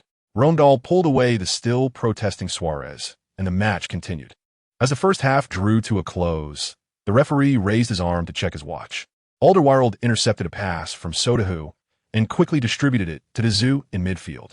Dazou, having surveyed the field beforehand, sent a long ball forward without pausing. 6 attacking players surged ahead. Veteran Rondal received the ball on the right flank, skillfully maneuvering past Verhagen, and delivered a cross aimed at Suarez in the box. However, Suarez found himself in a less than ideal position, surrounded by 3 center-backs, with the goalkeeper blocking any opportunity for a header. As a top-tier forward, Suarez not only has the ability to seal the deal, but can also serve as a pivotal playmaker. He flicked the ball on with his head, allowing Ina to follow up with a powerful strike. Bang! The ball hit the net. Beep! Beep! A goal has been scored. The first half has concluded. Ina capitalized on Suarez's header back, unleashing a fierce shot that broke the deadlock just before halftime. Regrettably, Willem II could only head into the break trailing by a goal. Gaining the lead before halftime is indeed advantageous for the home team. I wonder if Martin Jol will choose to bring Xiao Yu onto the field in the second half. I truly hope to witness the remarkable performance of this Huaxiao prodigy during our broadcast. Coach Zhang, what are your thoughts? I'm not so sure. I too would love to see Xiao Yu take the pitch. However, if the team maintains their lead in the second half, it is highly unlikely he will be brought on. Still, I hope to see our Huaxia superstar shine in the second half. Now, let us enjoy the highlights of the first half, followed by a brief commercial break. We will return shortly. Goodbye. The second half of the match between Ajax and Willem II is about to commence. I am your old friend Huang Jianxiang, accompanied by my partner, Coach Zhang Lu. Greetings to our audience. Let us continue our commentary on this match. Although a splendid goal was disallowed in the first half, thanks to Ina's last-minute strike, Ajax enters the second half with a 1-goal advantage. I am particularly interested in Martin Jol's tactical arrangements for the second half. I'm also curious if he'll field Xiao Yu. However, after 4 league matches and 1 Dutch Cup match, the media in the Netherlands seem to have forgotten about this astonishing Huaxia youth from over a month ago. Indeed, today, although Xiao Yu sits on a bench, he has hardly been given any camera time. Look, the second half has kicked off. Let us refocus on the field. Willem II, playing as the visitors, begins their attack from the left side of the screen. After the kickoff, they do not rush to advance into Ajax's half, but rather choose to slowly push forward, gradually drawing Ajax's formation toward them. Willem II maintained possession for 5 to 6 minutes, but ultimately lost the ball under Ajax's pressing. Van der Wel intercepted the ball in the back line and swiftly found Dazou in midfield, who then passed to the quicker Ina. Ina surged forward, weaving through Willem II's midfield defense before delivering a pass to veteran Rondal. Rondal advanced along the flank, sending a low cross back to the onrushing Pantelic. Pantelic controlled the ball and glanced at Suarez in the box, preparing to deliver a through ball. However, Willem II center-back Swinkels reacted quickly, charging out of the box and executing a reckless tackle on Pantelic. That action warrants a card, with his studs showing he is indeed in danger of being booked. It remains to be seen if the referee will grant him a reprieve or issue a red card, demonstrating leniency on the part of the officiating crew. Beep. The referee approaches Swinkels, issuing a yellow card as a warning. Pantelic's subsequent free kick soared over the bar, failing to threaten the goal. In the 61st minute, Rondal unleashed a powerful shot that flew out of bounds, halting play. Willem II shifted to a 5-2-3 formation, substituting forward Vulcans for midfielder Sodahu. Ajax made a change as well, bringing on Soleimani to replace the fatigued veteran Rondal. In Ajax's offensive setup, Ina delivered a diagonal pass to Suarez in the box, who found himself encircled. With a deft backheel flick, Suarez directed the ball to the right side of the penalty area. Soleimani, recently substituted in, raced onto the ball, deftly evading the left-back Bymans and quickly bearing down on the goalkeeper. He has passed him. Soleimani shoots. The ball is in. Ajax leads 2-0. Well done. From the moment Martin Jol substituted Soleimani, I had high hopes for him, and he is certainly not disappointed, rewarding the coach's faith with a goal. In the 67th minute, Luis Verhagen fouled Ina, who lay on the ground, grimacing in pain. The referee could only show Verhagen a yellow card as a warning, summoning Ajax's medical staff to attend to Enna. Joel was momentarily thrown off by the incident, hastily calling Gabriel from the bench to warm up, while instructing his assistant to notify the fourth official of the impending substitution. Kennedy, Xiao Yu, too, get ready. Joel glanced back at the bench and suddenly called out, Xiao Yu. Xiao Yu is being summoned to warm up. Will he be substituted in? Indeed, it seems highly likely, though I notice Kennedy also left the bench, leaving us uncertain as to who will be substituted. However, this time, there was no substitution of Xiao Yu. Instead, Gabri was brought in to replace the injured Anak, while Xiao Yu remained on the sidelines, warming up. Chapter 29. A smile at the corner of the mouth. The Spanish veteran Gabri made his first appearance of the season, eliciting applause from the home fans. Despite Ajax's poor performance last season, Gabri's contributions were sufficient to earn the respect of the supporters. His entry significantly enhanced Ajax's midfield control, although it also slowed down the overall pace of the game. Within the first 8 minutes, Ajax dominated possession, yet failed to create any substantial scoring opportunities. In the 75th minute, Gabri's long-range shot sailed out of bounds, prompting the fourth official to signal a substitution. Off came Ajax's number 11, and on came number 37, Xiao Yu. Finally, he was stepping onto the pitch. It seemed that the current score of 2-0 was unsatisfactory for coach Martin Jol, who opted to further extend the lead by substituting a midfielder, Kennedy, for the attacking threat of Xiao Yu. After all, racking up statistics against lower-tier teams can be beneficial. Wouldn't you agree, Coach Zhang? Indeed, given Ajax's slender one-goal lead, any draw or loss could see them relinquish their top spot. Increasing their goal difference could prove advantageous as the season progresses. Xiao Yu embraced the departing Asadi, brushed his hand against the grass, and sprinted onto the field. The system's voice echoing in his mind, ding. Detection of the host substitution in the second half. Super sub skill activated, enhancing all attributes by 3. With the skill boost, Xiao Yu's overall rating rose to 74, speed to 85, and explosiveness reached an impressive 93, truly on par with the elite of the top 5 leagues. Rather than charging straight to the front, Xiao Yu conferred discreetly with Anita, Pantic, Soleimani, and Suarez, relaying the new instructions from coach Martin Jol. His position resembled that of Ramadal in the first half, serving as a shadow forward, an alignment that suited Xiao Yu perfectly. Willem, too, commenced with a goal kick. Goalkeeper Alts launched a powerful kick over midfield. Toby Alderweireld leaped to intercept the ball before it reached the opposing striker Demag, directing it to midfielder Dizu. With an elegant touch using the outside of his foot, Dizu evaded the advancing Boda, took a couple of steps to assess the situation, and passed the ball to the wide-open Soleimani. Meanwhile, the other 3 Ajax attackers swiftly positioned themselves. Facing Luis Veroso, Soleimani deftly manipulated the ball, attempting to outmaneuver him for a cross. However, Veroso, exhibiting the characteristic prowess of a Brazilian player, maintained excellent body posture, thwarting Soleimani's attempts to break through. Frustrated by his inability to advance, Soleimani passed the ball back to the supporting Dizu. Dizu scanned the field once more and delivered a lateral pass to the advancing Anita. Without pausing to control the ball, Anita struck it with the bottom of his foot, sending it towards the right flank. Having previously exchanged glances with Anita, Panic arrived in time, controlled the ball, evaded the opposing fullback Bymans, and delivered a cross into Willem II's goal area. Keeper Alts, remaining alert, decisively collected the ball. Inside the box, both Suarez and Xiao Yu could only shake their heads in disappointment, retreating to await another opportunity. As the clock ticked to the 79th minute, Xiao Yu received a pass back from Suarez.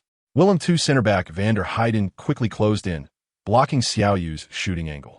If Xiao Yu attempted a direct shot, it would likely be deflected by the defender. Thus, he feigned a shot with his right foot, deftly shifting the ball to the left, taking a step to create space, and prepare to shoot. However, a leg suddenly lunged toward his right leg. Seeing this, Xiao Yu's heart raced. He was poised to utilize his shot must-go-in card. But his injury resistance level was only 1. If he forced a shot, he would undoubtedly be taken down by that leg. Losing his footing would likely result in an injury, quite possibly a severe one. Contemplating these factors, Xiao Yu abandoned the idea of shooting. In a split second, he opted to pivot right and leap backward. Although the leg did not directly contact his right leg, it grazed his shoe studs. Ultimately, Xiao Yu lost his balance and stumbled onto the grass. Beep. The referee, rushed over to assess Xiao Yu's condition. At that moment, Xiao Yu recognized that the player who had just lunged at him was Willem II's Brazilian right back, Luis Veroso. Seeing that Xiao Yu was unhurt, the referee turned and brandished a yellow card toward Veroso. Immediately after, he produced a red card, brandishing it again toward Veroso. 2 yellows converted to a red. Veroso was sent off. The referee showed him a second yellow card, leading to his dismissal. This display by Veroso was exceedingly rash. Even if Xiao Yu had scored, it would not have guaranteed a goal. A lack of composure indeed. Even if the shot had gone in, it would still have been a loss for his team. This red card was unwarranted. Quite so. I agree, it was unjustified. What do you think? The closest player to Xiao Yu, Suarez, rushed over with concern. I'm fine, just a bit shaken. Xiao Yu replied with a smile as he rose. Get up, you rascal. Let's score more. Suarez patted Xiao Yu's shoulder and dashed back into the penalty area. Veroso's impulsive action not only resulted in his own ejection, but also failed to alleviate the threat to Willem II's goal. Instead, it gifted Ajax a favorable free kick just outside the penalty area, a veritable boon for a team with several sharpshooters. Veteran Gabri stood over the ball, assessing the 6-man wall. He raised his left hand, 2 fingers pointing skyward, a secret signal to his teammates, though the Willem II players remained oblivious to its meaning. Gabri took a few quick steps, approached the ball, and struck, not for a direct shot, but rather curling the ball over the wall. Panic received the ball and shot. It's a goal. Gabri, the seasoned veteran, skillfully outmaneuvered Willem II's defense. With a clever lofted pass, he placed the ball behind the wall, allowing Pantic to interpret Gabri's intentions, appearing at the right moment and in the right position to score with a precise push. At this moment, one could only wonder if Veroso regretted his rashness, as his impulsiveness cost his team yet another point. In the 82nd minute, Ajax led 3-0, thanks to Panic's goal. I believe we owe this goal to Xiao Yu. If it weren't for his significant threat, Veroso wouldn't have made such an impulsive choice. Indeed, a player who has come off the bench twice to create a hat-trick can certainly be dubbed a professional assassin. No defender would dare allow him a clear shot. My current mood is somewhat exhilarating, as I am particularly eager to know whether a player like Xiao Yu can lead our Huashan national football team back to the World Cup stage. Coach Zhang's idea is commendable. Let's first enjoy the game. Indeed, let's set aside the disheartening matters and focus on the match. Xiao Yu traversed time to June 2009. While our Huashan national team was eliminated from the World Cup qualifiers in June 2008, a full year late. However, even if Xiao Yu had arrived in 2008, given the Football Association's tendencies, they would not have summoned a mere 15-year-old. Thus, let us temporarily shelve the dream of World Cup glory. Returning to the match. With 1 man down and another goal conceded, the head coach of Willem II, Glenn de Boek, was furious.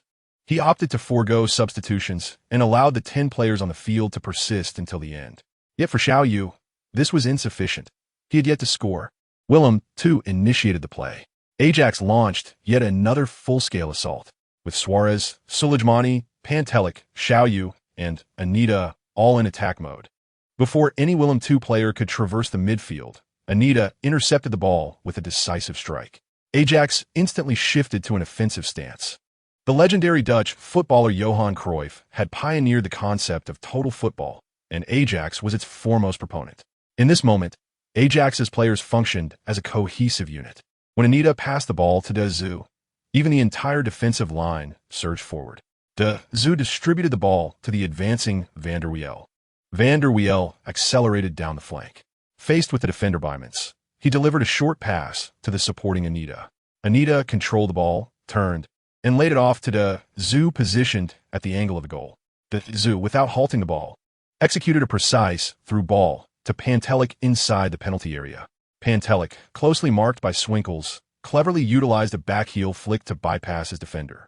He quickly caught up with the ball, but with Cardbo and Van der Heyden blocking his path, along with Als, who had closed off the near angle. Pantelic found no opportunity to shoot. Instead, he opted for a back-pass cross. Sulijmani surged into the box, yet at this moment, there were even more Willem II defenders within the penalty area. Pereira, Botaka, and Valkens all obstructed Sulijmani's shooting line. As Sulijmani received the ball from Pantelic, he lifted his right leg to strike. A feint. Sulijmani passed to Suarez at the edge of the 6-yard box. However, Suarez found himself in a less than favorable position, tightly marked by the diminutive Sergio Sealer, forcing him to shield the ball. Observing Soleimani's pass instead of shot, Vulcans rushed toward Suarez. The goalkeeper Al's also adjusted his position in response to the ball's trajectory. Suarez, in a moment of inspiration, spotted a red and white figure to the right of the goal. Xiao Yu. A smile crept upon Suarez's lips. Chapter 30, Mother, I love you. The ball arrived. Suarez controlled it with his right foot, instead of turning to shoot. He closely shielded himself against Sealer and swiftly passed the ball to the left side of the penalty area. At that moment, every Willem II player realized they had made a grave error by neglecting a professional assassin like Xiao Yu. The few Willem II fans in attendance began to vociferously criticize the impulsive Luis Veroso. Xiao Yu surged forward, meeting the ball from Suarez. With a light touch of his left foot, he guided the ball into the open net. Goal! Goal! Goal! Xiao Yu. From our Huaxia. We prepared for over a month to broadcast the Dutch Eredivisie, all for this moment. At this instant, the five-star red flag waves proudly in distant Europe. Xiao Yu's goal. The Huaxia whirlwind has swept through the Netherlands. We are fortunate to witness such a moment. This goal was nothing short of spectacular, epitomizing the essence of total football. Martin Jol's team executed Cruyff's philosophy flawlessly, controlling the ball until it finally nestled in the net. It must be said, this was a textbook perfect goal. Let us take a moment to review.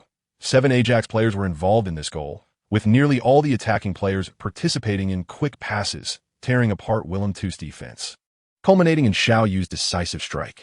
This goal also showcased Xiao Yu's exceptional positional awareness.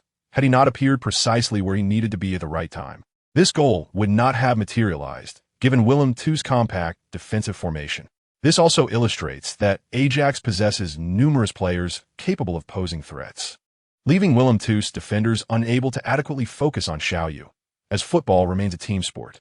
Following the goal, Xiao Yu jubilantly rushed towards the sidelines, raising his hands in triumph towards the heavens. The attacking players enthusiastically joined him in celebration, embracing him one by one. Ajax 4, Willem 2-0. The clock now read 83 minutes, as Willem II prepared to restart play. After conceding that goal, De Boek had lost all desire. He took a bottle of mineral water and returned to his seat. The players of Willem II had lost their composure. And with the head coach opting not to make further substitutions, the 11 on the field had exhausted nearly all their energy after 83 minutes of frantic play. The fatigue inevitably resulted in a decline in their performance. A miscommunication in the back line led to a mistake. Byman's back pass to Van der Heyden was slightly delayed, allowing Xiao Yu to intercept. Positioned at the right corner of the penalty area, Van der Heyden transitioned from receiving to defending. Midfielder Pereira rushed over to assist. Faced with the two defenders, Xiao Yu ultimately refrained from shooting. He glanced at Suarez in the box and recalled that he had acquired the external curveball skill. With a deft cut inside, he executed a right-footed backspin pass into the penalty area. Whoosh! That pass seemed to have overshot. After releasing the ball, Xiao Yu leapt high, watching the direction of Suarez. The ball soared over the heads of the Willem II defenders, with Suarez in pursuit. However, the ball indeed appeared to be too high. The 182 centimeters tall Suarez leapt but could not reach the ball, only to watch as it sailed towards a goal. No one anticipated that after passing over Suarez's head, the ball would begin to descend. Observing the ball's altitude, goalkeeper Al's merely made a half-hearted jump without executing a serious defense. Yet in the next moment, the ball remarkably zipped into the far corner of the net. This was truly unexpected. The goal was scored? What a surprise. Xiao Yu netted a brace.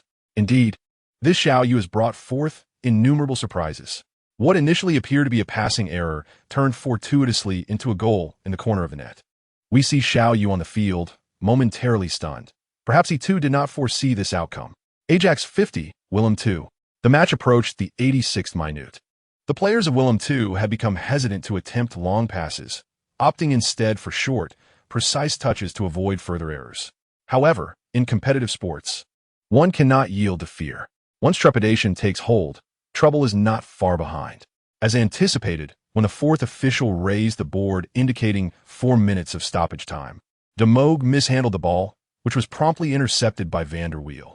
Toby Alderweireld surged forward, delivering a pass to midfielder Gabri. Gabri, with remarkable composure, evaded the challenge from Botaka and executed a diagonal long pass to Soleimani in the attacking third.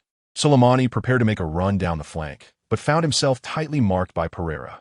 Reluctantly, he opted to pass to the encroaching Pantelic, who darted towards the center. Suarez gestured towards Pantelic, but 4 defenders stood between them. Pantelic then noticed a flash of red and white to his right. He executed a low pass, sending the ball rolling towards Xiao Yu. "Xiao, I'm over here," Suarez called out to Xiao Yu within the penalty area. Xiao Yu had just contemplated passing to Suarez, but by a twist of fate, it transformed into an opportunity for a goal. Feeling a sense of obligation to assist him, he decided to pass instead. Xiao Yu shrugged off Swinkles and delivered a precise through ball to Suarez. Suarez, like a tiger descending a mountain, evaded the combined efforts of Kagbo and van der Heyden and charged towards the ball. With a fierce strike, the ball slipped past Alt's armpit. Suarez, what a shot. It's a goal. Ajax 60, Willem 2. They showcased unparalleled attacking prowess. Truly formidable. This marked Ajax's 3rd instance of scoring 60 this season, establishing them as the most potent offensive team in the Eredivisie. Even more astonishing was our young talent, Xiao Yu, who, after only 15 minutes on the field, had already netted 2 goals and provided an assist. It was nothing short of remarkable. Suarez excitedly rushed to embrace Xiao Yu in a heartfelt hug. Observing Suarez's exuberance, Xiao Yu felt a twinge of apprehension, recalling the notorious reputation Suarez had in his past life. With the match now at 90 minutes, Willem 2 players opted to allow the ball to be controlled by the capable Pereira, hoping to weather the final minutes of stoppage time. Yet, Xiao Yu suddenly recalled something. Having scored twice, he could utilize his shot guarantee card once more. If he managed to score again, he could take home another match ball. If Willem 2 players knew of Xiao Yu's intentions, they would likely wish to eliminate him. Although Pereira was adept at retaining possession, he could not hold on to the ball indefinitely. Under Ajax's high-pressure tactics, he was compelled to pass forward to Sergio Sila. As Sila received the ball, Gabri and Soleimani quickly closed in. Sila, feeling the pressure, sent a hurried pass back to Botaka. However, the pass lacked precision, and Botaka miscontrolled the ball, sending it 2 meters away from him. Though not particularly renowned for his speed, Dazou was not slow in this instance. After regaining possession, he sent a pass toward the front line, targeting Pantelic. But Xiao Yu glanced at the stadium's large screen, which displayed 93 minutes on the clock. He decided to make a lateral run. Before the ball reached Pantelic, he intercepted it, taking 2 strides towards the center when everyone anticipated a pass. Xiao Yu opted for a shot from 40 meters out. Boom! The ball soared like a courier on a swift breeze, heading straight for Willem 2's goal. The goalkeeper, Alts, raced to intercept the ball. He took off, leaped, and threw himself into the air. Yet, he wished for longer arms. Swish! The ball grazed the tips of Alt's fingers as it found its way into the net. Xiao Yu, what a strike! A world-class goal. Ajax 70, Willem 2. When Suarez scored the 6th goal in the 90th minute, I thought the match was nearing its end.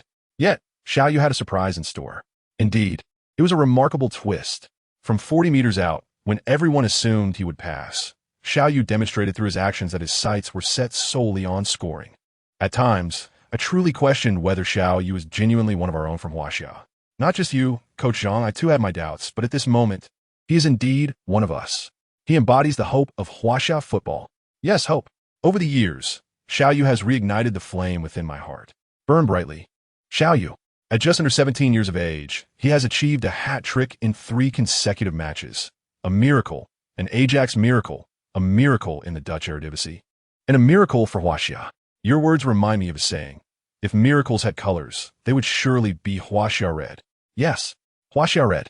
Xiao Yu is our beacon of hope, rekindling my passion for the resurgence of Huaxia football.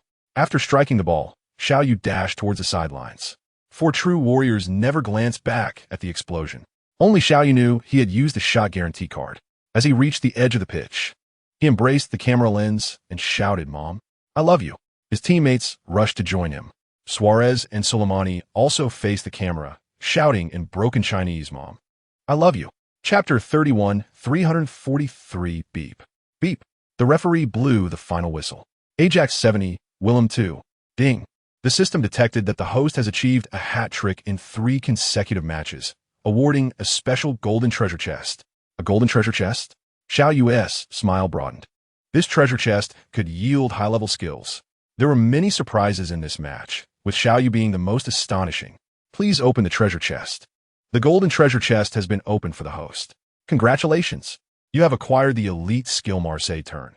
The player can definitely employ the Marseille turn to control the football, with attributes automatically elevated to meet the skill's minimum requirements. Congratulations! You have gained 3 points of free attribute points. Congratulations! You have received a 15-day professional fitness training plan, which will enhance 2 points of free attribute points upon completion. That's it. The complete contents of the treasure chest have been displayed for the host. Well, Xiao Yu hastily opened his attribute panel to check. The Marseille turn, a signature move of Zidane. Xiao Yu could hardly contain his excitement. With the acquisition of this elite skill, his ball control soared to 80, while tight control and balance each upgraded to 75, effectively enhancing his attributes by 27 points. In addition to acquiring 3 points, this treasure chest generously bestowed upon him a total of 30 attribute points. Xiao Yu then examined the specialized physical training program, which incorporated additional anaerobic exercises, compared to the ordinary physical training regimen, which allows for a 1-point increase in 7 days. This one required 15 days for only a 2-point enhancement. Xiao Yu could not help but exclaim at the system. The prospect of obtaining skills to enhance attributes further solidified his resolve to accumulate free attribute points. With the 3 points gained today, he had already amassed 11, making significant progress towards his goal of increasing his injury resistance. In the end, Xiao Yu glanced at his overall score, which had reached 74. Do other players have scores? Yes, the host can view the attributes and scores of any player they face through the system. Viewing the overall evaluation is complementary, but to access all attributes, one must pay 500 points. 500 points? Why not just steal it? When the system mentioned that it could display the attributes and scores of other players, Xiao Yu initially felt exhilarated. However, upon hearing the 500 points requirement, he inwardly cursed the system for its exorbitance. I can deduct the host's points at any time. What? You really would steal? Just a jest to lighten the mood. No, that is not amusing. The system can provide the host with challenge tasks, rewarding treasure chests, skills, points, and more upon completion. Failure, however, results in a loss of skills, points, equipment, and so forth. You wouldn't set impossible tasks, would you? The host can choose whether to accept tasks, which will not significantly impact them. Nevertheless, the system has faith in the host's abilities. After all, there's a saying among humans, take a chance, and a bicycle may become a motorcycle. Returning to the dormitory, Xiao Yu picked up his phone from beside his bed. His mother's profile picture was flashing incessantly. Glancing at the time, he noted it was 10:40 in the evening in Amsterdam, which meant it was 4 in the morning back home. He wondered when his mother had sent the message. Xiao Yu, this girl is truly beautiful. If it weren't for the distance, I would rush over. Mom, her name is Alina. She's just a friend. Knock, knock, knock, knock, knock, knock. After sending the message, Xiao Yu intended to wash up and sleep, but the ringtone for a video call interrupted him. Mom, you're still awake? The call was from his mother, and Xiao Yu hurriedly answered. He could hear the lively chatter of his mother's friends in the background. Is that girl your girlfriend? Not at all. She is the coach's daughter. We are merely friends. Xiao Yu, listen to your second mother. Good girls are scarce these days, so you must act swiftly. One of his mother's friends snatched the microphone and entered the frame. Xiao Yu found it challenging to handle the teasing from these women. His face flushed red. Yet, they were correct. Good girls are indeed rare, and being with Alina has been quite comfortable. Should he take a step further? In his previous life, Xiao Yu had been excessively passive in matters of the heart, leading to many regrettable choices. Perhaps this time, he should adopt a different approach? As Xiao Yu pondered this, the video call chimed again. He realized that it was thanks to Dupont. He knew about the live broadcast of the Ajax match and had gone to Xiao Yu's home to set it up on his mother's computer. To his surprise, his mother had invited her friends over to drink and watch the game. The match was scheduled to commence just after midnight local time, with Xiao Yu expected to take the field closer to 2 in the morning. The thought that his mother had been watching him on the computer screen for such an extended period filled Xiao Yu with both excitement and affection. He was grateful that, regardless of their motives, they had allowed his mother to see him, although it was regrettably too late. That night, Xiao Yu slept soundly. The Eredivisie season had already completed 10 rounds, with Ajax leading the pack with 25 points, followed closely by PSV with 24 and 20 in third with 23. The competition for the championship remained fiercely contested. In the scoring charts, Suarez led with 11 goals, while Xiao Yu trailed closely with 9. Notably, A keen observer had calculated that Xiao Yu had achieved his 9 goals in just 43 minutes of play, averaging a goal every 477 minutes. Truly remarkable. On October 25th, during the away match against AZ Alkmaar, Xiao Yu was once again included in the roster, though coach Martin Jol did not place him in the starting lineup.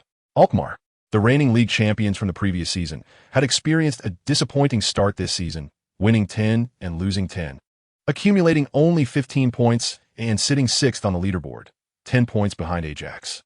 Facing Ajax at home, Alkmaar's coach Ronald Koeman declared that they would not allow Ajax to prevail at the AFAS Stadion as they had in the previous season. In the 08-09 season, Ajax had suffered a 0-2 defeat at this venue. The current coach, Koeman, was someone Xiao Yu was quite familiar with from his past life, as he was coaching Barcelona at that time. Now it is 3:15 a.m. on October 26th in Huaxia, and we are set to bring fans a crucial match in the 09-10 season of the Dutch Eredivisie, featuring the reigning champions, led by Ronald Koeman, facing the current leaders, the star-studded Ajax, which includes the rising star Xiao Yu. I am your commentator Huang Jinxiang, and alongside me is my partner, Zhang Lu. Good morning, football fans. I'm Zhang Lu.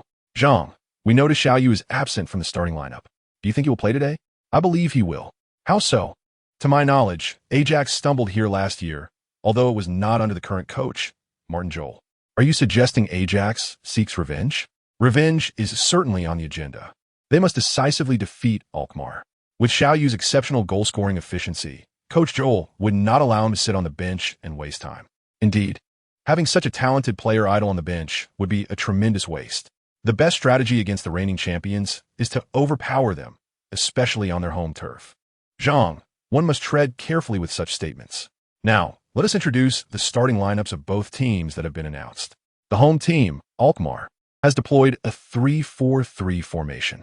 In goal, they have the 22-year-old Argentine, Sergio Romero. Their 3 central defenders are veteran Koyan, Simon Poulsen, and Hector Moreno, all towering at over 6 feet, yet lacking a tall anchor. However, they do not require one, as Ajax lacks a tall striker in their lineup. Well, indeed, let us continue with the introduction of the midfield quartet, Swartz, David Mendes, Martin Martins, and Stain Schars. Zhang, what are your thoughts on Koeman's midfield arrangement? This midfield combination performs adequately against mid to lower tier teams. However, when facing a side like Ajax, renowned for both technical prowess and speed in their attack, the risk factor escalates significantly, leading me to harbor doubts about their prospects. Are you suggesting that AZ Alkmaar's chances in this match are bleak? Such claims should not be made lightly. I have not stated that. It is merely that the midfield arrangement falls short when compared to Ajax, which I believe accounts for the reigning champions currently occupying the 6th position. Let us proceed to discuss Alkmaar's attacking lineup, featuring number 18, Moussa Demmel, number 10, Munir El Hamdawi, and number 27, Brett Holman. The aforementioned Munir El Hamdawi, wearing the number 10 jersey, currently ranks 3rd in the Eredivisie scoring chart, having netted 6 goals in the first 10 rounds, posing a tangible threat to Ajax. Indeed, forwards of the caliber of Suarez and Xiao Yu are a rarity. Scoring 6 goals in 10 matches barely qualifies him as a top-tier forward. Today, we shall observe how Ajax intends to contain him. There is no necessity for containment. In this encounter, I believe Ajax should engage in an offensive battle. As long as they score more than their opponents, victory will be within reach. Coach Zhang's words resonate profoundly. Now, let us examine Ajax's starting lineup. Martin Jol has also opted for a 3-4-3 formation. Chapter 32, Deception. Observe the current situation on the field. It appears that this match is poised to be a high-scoring affair. We continue to review Ajax's starting 11. With the familiar number 1, Stekelenburg, in goal. The back 3 consists of number 2, Van der Wiel, number 5, Vertonghen, and national teammate Toby Alderweireld. In midfield, we find the recently returned from suspension number 8, Emmanuelson, number 40, Dimi Dezu, number 23, Anita, and number 21, Eno. The forward trio comprises number 9, Pantelic, number 28, Ramadal, and number 16, Luis Suarez. Compared to last season, the only notable absence is Captain Vermaelen, with veteran Gabri stepping in for Eno and Anita added to the midfield mix. This lineup is considerably younger, and we know that Ajax thrives on youthful exuberance. Let us see if this youthful storm can indeed shake Alkmaar to its core. We shall pause for a brief advertisement and returned shortly. Due to Alkmaar's home kit being primarily red and white, the visiting Ajax must on their black away strip. Alkmaar initiates the first half with a kickoff. In the 15th minute, De Zeu delivers a long pass that finds Emmanuelson, who advances towards the byline. Just as Emmanuelson prepares to cross for Suarez, Alkmaar's defender Jalians executes a sliding tackle, separating him from the ball. The referee promptly issues a yellow card. However, De Zeu's subsequent free kick sails over the crossbar, failing to pose any genuine threat. In the 27th minute, once again, Jalians makes a crucial tackle, cleanly dispossessing Pantelic. Having made contact with the ball first, he passes to midfielder Martens, sparking a quick counterattack for Alkmaar. Martens maneuvers past Ajax's veteran De Zeu and distributes the ball to the onrushing Damel. Damel advances decisively into Ajax's territory and delivers a precise diagonal pass to El Hamdawi, who is poised in the penalty area. The pass is executed flawlessly. No offside. The shot. It's in. Goal. Munir Hamdawi. We anticipated his impact, and he has indeed posed a threat to Ajax. Alkmaar leads 1-0 as Ajax's defense falters, allowing Damel to deliver an unimpeded pass, and El Hamdawi successfully finds the net. Alarmingly, this marks Alkmaar's first shot on target in the first half, and it results in a goal. Ajax's players must reflect on this. The opponent's initial shot on target yielded a goal, while they have failed to convert 7 attempts, with 3 on target. As the first half progresses, Ajax continues to dominate possession in Alkmaar's half, yet they remain unable to break the deadlock in the remaining 20 minutes. Holding a 1-0 advantage, Alkmaar heads into halftime. In the locker room, Martin Jol erupts in frustration, and the players can only lower their heads in silence. As the second half commences, Ajax makes an immediate substitution, bringing on veteran Gabri for the frequently dispossessed Pantelic, shifting to a 3-5-2 formation. In the 56th minute, Alderweireld intercepts the ball, igniting another Ajax counterattack. The ball finds its way to the feet of veteran Gabri, who has already assessed his teammates' positions. With a deft touch and turn, he showcases the ball control typical of a Spanish player. After turning, he takes a couple of steps and passes to the advancing Eno, who drives the ball centrally. Alkmaar's Paulsen and Swartz quickly converge to defend. Unable to penetrate, Eno passes to Anita, who subsequently feeds Ramadal at the edge of the penalty area. Ramadal receives the ball with his back to goal. Alkmaar's Moreno positions himself effectively, preventing Ramadal from turning. At that moment, a shadowy figure emerges. Ramadal decisively plays the ball back. Bang! A long-range shot. It's in. Goal. Emmanuelson. Was splendid strike. Ajax's Emmanuelson has breached Romero's defenses with a remarkable long-range effort. In the 57th minute, Ajax equalizes. Alkmaar restarts play, but the ball reaches Holman's feet only to be intercepted by the advancing Emmanuelson. Ajax's attack surges once more. Oh no! The ball has been intercepted again. It's Emmanuelson again. Ajax's offensive thrust is relentless. Emmanuelson drives forward, and once he gains speed, Alkmaar's midfielders can only hope to steer him away from goal. Emmanuelson bursts into the right side of the penalty area, evading the challenge from Martens, and delivers a low cross into the box. Emmanuelson's cross. Suarez. It's a goal. Suarez has poked the ball into the net ahead of the goalkeeper Romero. Ajax takes the lead. Alkmaar supporters have plunged into despair within these 2 minutes. Indeed, this exemplifies the efficiency of seizing opportunities. Had the first half continued, these 2 goals would not have materialized. It seems that during halftime, Martin Jol effectively inspired his players. The exhilarated Suarez, who scored the go-ahead goal, races towards the bench, pulling Xiao Yu along to celebrate together. Meanwhile, Alkmaar's coach, Ronald Koeman, finally plays his first card, substituting Holman, who was dispossessed by Emmanuelson, for the Italian forward Graziano Pell. Xiao Yu remembers this forward, who played in China for 3 to 4 seasons, notably because his girlfriend is renowned as a flower of the football world. With the introduction of the towering striker, Koeman shifts to a strategy of long passes. Despite the towering height of 194 centimeters that Pell possesses, his attempts at long passes were consistently thwarted by Ajax's Belgian duo at the back. In the 64th minute, Suarez advanced with the ball, but was brought down by Alkmaar's midfielder Swartz. The referee awarded a free kick and issued a yellow card to Swartz. Gabri took the set piece, opting to deliver a lofty ball towards the far post, despite the distance from the goal. A shadowy figure soared into the air. Suarez managed to head the ball back just before it crossed the goal line.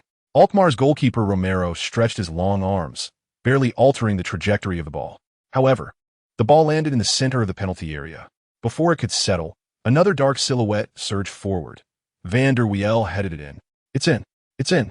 Ajax scored from a free kick taken by Gabri, headed back by Suarez, and Van der Wiel, lurking inside the box, executed the decisive strike.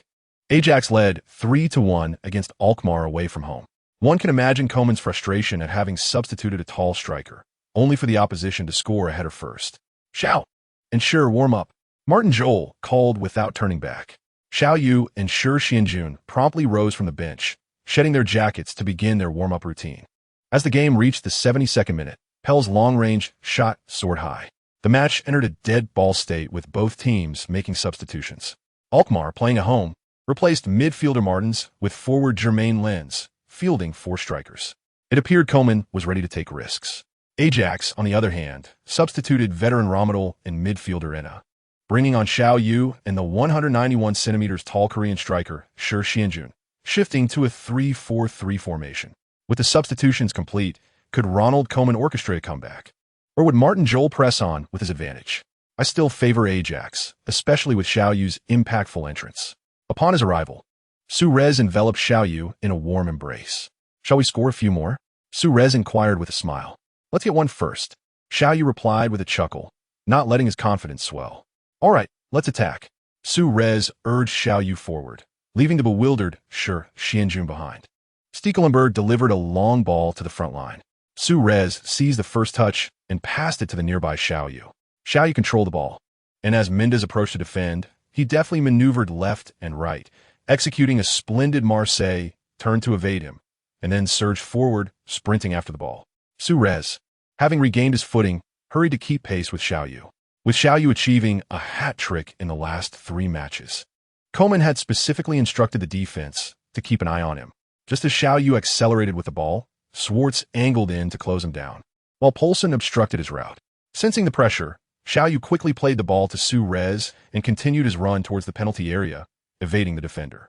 As the ball reached Suarez, he turned his back against the defender Jalians, controlled the ball, and swiftly moved it into the box. The ball was fast, and Xiao Yu was quick as well. Alkmaar's goalkeeper Romero opted to rush out. Romero spread his arms and lowered his center of gravity to cover as much ground as possible. Xiao Yu had already gained a 3-step advantage over Poulsen when he received the ball. He swung his right leg, preparing to shoot, and as he approached Romero's block, he executed a deft feint to the left. The deception worked. Xiao Yu maneuvered past the goalkeeper. He shot. It's a goal. In Chapter 33, grounded and scraped. Xiao Yu's first offensive play upon entering the field was initiated with a brilliant Marseille turn, followed by a seamless 1-2 with Suarez, culminating in a feint that deceived the goalkeeper and finally a precise finish into the net. This sequence of actions flowed effortlessly, despite Romero's valiant efforts. He was powerless to stop it. In the 73rd minute, less than a minute after Xiao Yu's entry, Ajax, through the synergy of Suarez and Xiao Yu, scored again.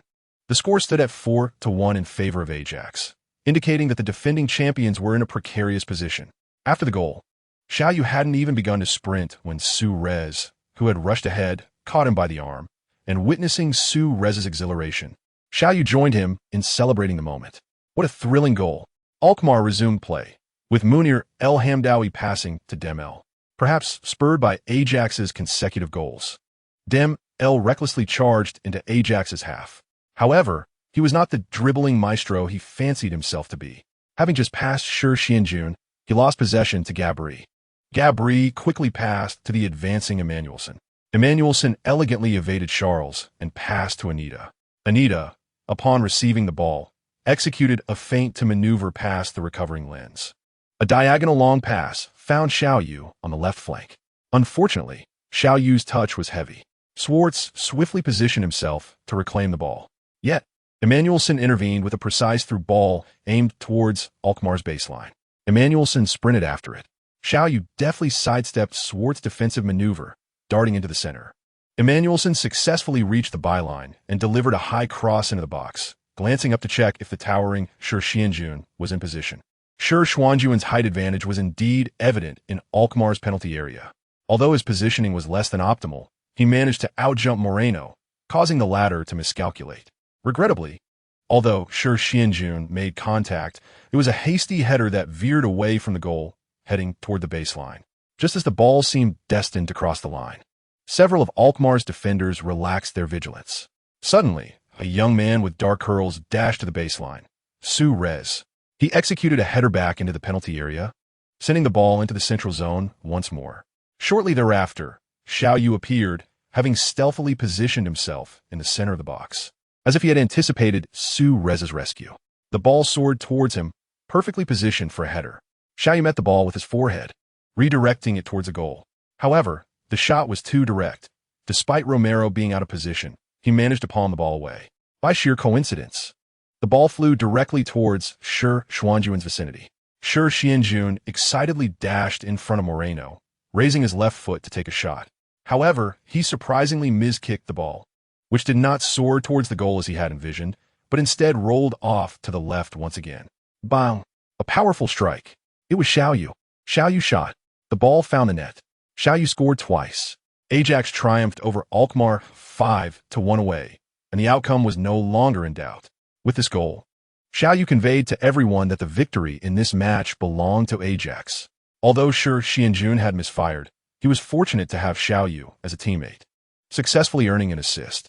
On the sidelines, Koeman was already roaring in excitement.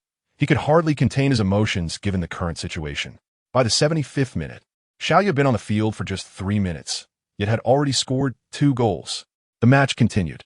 The players of Alkmaar were visibly shaken, unable to maintain the fluidity of their passes. In the 78th minute, Anita intercepted the ball in the attacking zone and made a direct pass into the penalty area for Suarez. As a proficient striker, Suarez received the ball, turned, and unleashed a furious shot towards the goal. Romero, alert in front of the net, made a timely dive, successfully parrying the ball away. Yet before it could even leave the area, it was hammered back. Whoosh! A hat trick! Suarez shot. Romero leaped to block. But Xiao Yu was quick to follow up and scored, completing a hat trick within just 6 minutes of his entry. This marked Xiao Yu's 4th consecutive hat trick, breaking the Eredivisie record. I quickly checked the records. Only one player had achieved consecutive hat tricks before, Japan's Nakayama Yasuhiro, who set the record in April 1998 with 4 consecutive hat tricks, scoring a total of 16 goals, recognized by FIFA and included in the Guinness World Records. Thus, while Xiao Yu's 12 goals over 4 matches could only tie with his record, it did not surpass it. However, the significance of world records is minimal. One must remember that Xiao Yu is still not yet 17 years old, and every record he sets is unprecedented. As for whether anyone will surpass it in the future, I believe it will be a formidable challenge. Another goal conceded brought the score to 1-6. Koeman opted for further substitutions, replacing the reckless Dembele with Swedish midfielder Rasmus Elm. By reinforcing the midfield for better possession and defense, Koeman clearly did not wish to remain a mere backdrop for Ajax. In the final 10 minutes, Ajax took a leisurely approach, avoiding further aggressive attacks. In the 83rd minute, Xiao Yu received a pass from Gabriel just outside the penalty area. Preparing to execute a Marseille, turned to create space for a run into the box.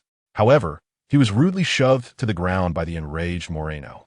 The referee promptly awarded a free kick just outside the penalty area and issued a yellow card to Moreno. Gabriel stood over the ball, as he was the designated free kick taker on the field. "May I take the shot?" Xiao Yu inquired of Gabriel. "Sure. After all, it was your opportunity." Gabriel smiled, shrugging and gesturing for Xiao Yu to take the kick. Having already scored 6 goals, there was little concern if the shot were to miss. After all, even with a favorable position, one cannot guarantee a goal. Better to support this talented young man. Standing before the ball, Xiao Yu envisioned the free kick maestros of his previous life, picturing a strikingly handsome face, Beckham's signature curling shot. "Let us make this a sure goal," Xiao Yu thought. He took a few paces back, raised his left arm high, planted his left foot firmly, and executed a beautiful swing with his right leg. The ball curved perfectly into the net. "It's in. A quadruple strike. What a stunning goal. A Beckham-esque arc." Xiao Yu has truly astounded us. Since Beckham's departure from European leagues, we have not witnessed such a magnificent curling free kick in ages. Xiao Yu is unstoppable in this match. Within just 10 minutes on the pitch, he achieved an incredible quadruple strike, leaving a record that would be hard to surpass for future generations. At that moment, Zhang Lu was unaware that later, in 2015, Lewandowski would come off the bench and score 5 goals in just 9 minutes.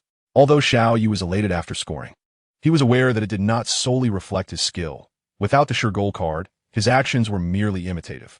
Nonetheless, in the world of football, there are no what-ifs. A goal is a goal. Ajax triumphed over Alkmaar with a score of 7-1. This score was sufficient to please Martin Jol, who began contemplating whether to start Xiao Yu in the next match. Due to Xiao Yu's phenomenal performance, the Alkmaar players instinctively organized to double-team him. With Suarez already drawing 2 defenders, Xiao Yu now attracted an additional one. The Alkmaar defense was suddenly under severe pressure. As the clock ticked to 90 minutes, the 4th official raised the board, announcing 3 minutes of stoppage time. At that moment, Emmanuelson intercepted the ball again. Gritting his teeth, he surged forward, passing the ball to the midfield engine, Gabriel. Gabriel, without pausing, made a direct pass to Xiao Yu at the edge of the penalty area. Xiao Yu then realized the extent of the attention he was receiving from the opposition. In that instant, he found himself surrounded by Schwartz, Paulsen, and the newly entered Elm. Although turning was difficult, they had left a gap for him to exploit. Without opting to control the ball, Xiao Yu gently nudged it backward with the arch of his foot and executed a reverse breakthrough. Catching up to the ball, he flicked it with his right heel to the left, swiftly turning to evade Schwartz. With a precise pass, he found Suarez inside the penalty area. Facing the advancing Romero, Suarez decisively slotted it into the near corner. The ball hit the back of the net. It's in. Oh my goodness. Suarez. Now, the reigning champions were to be shamed.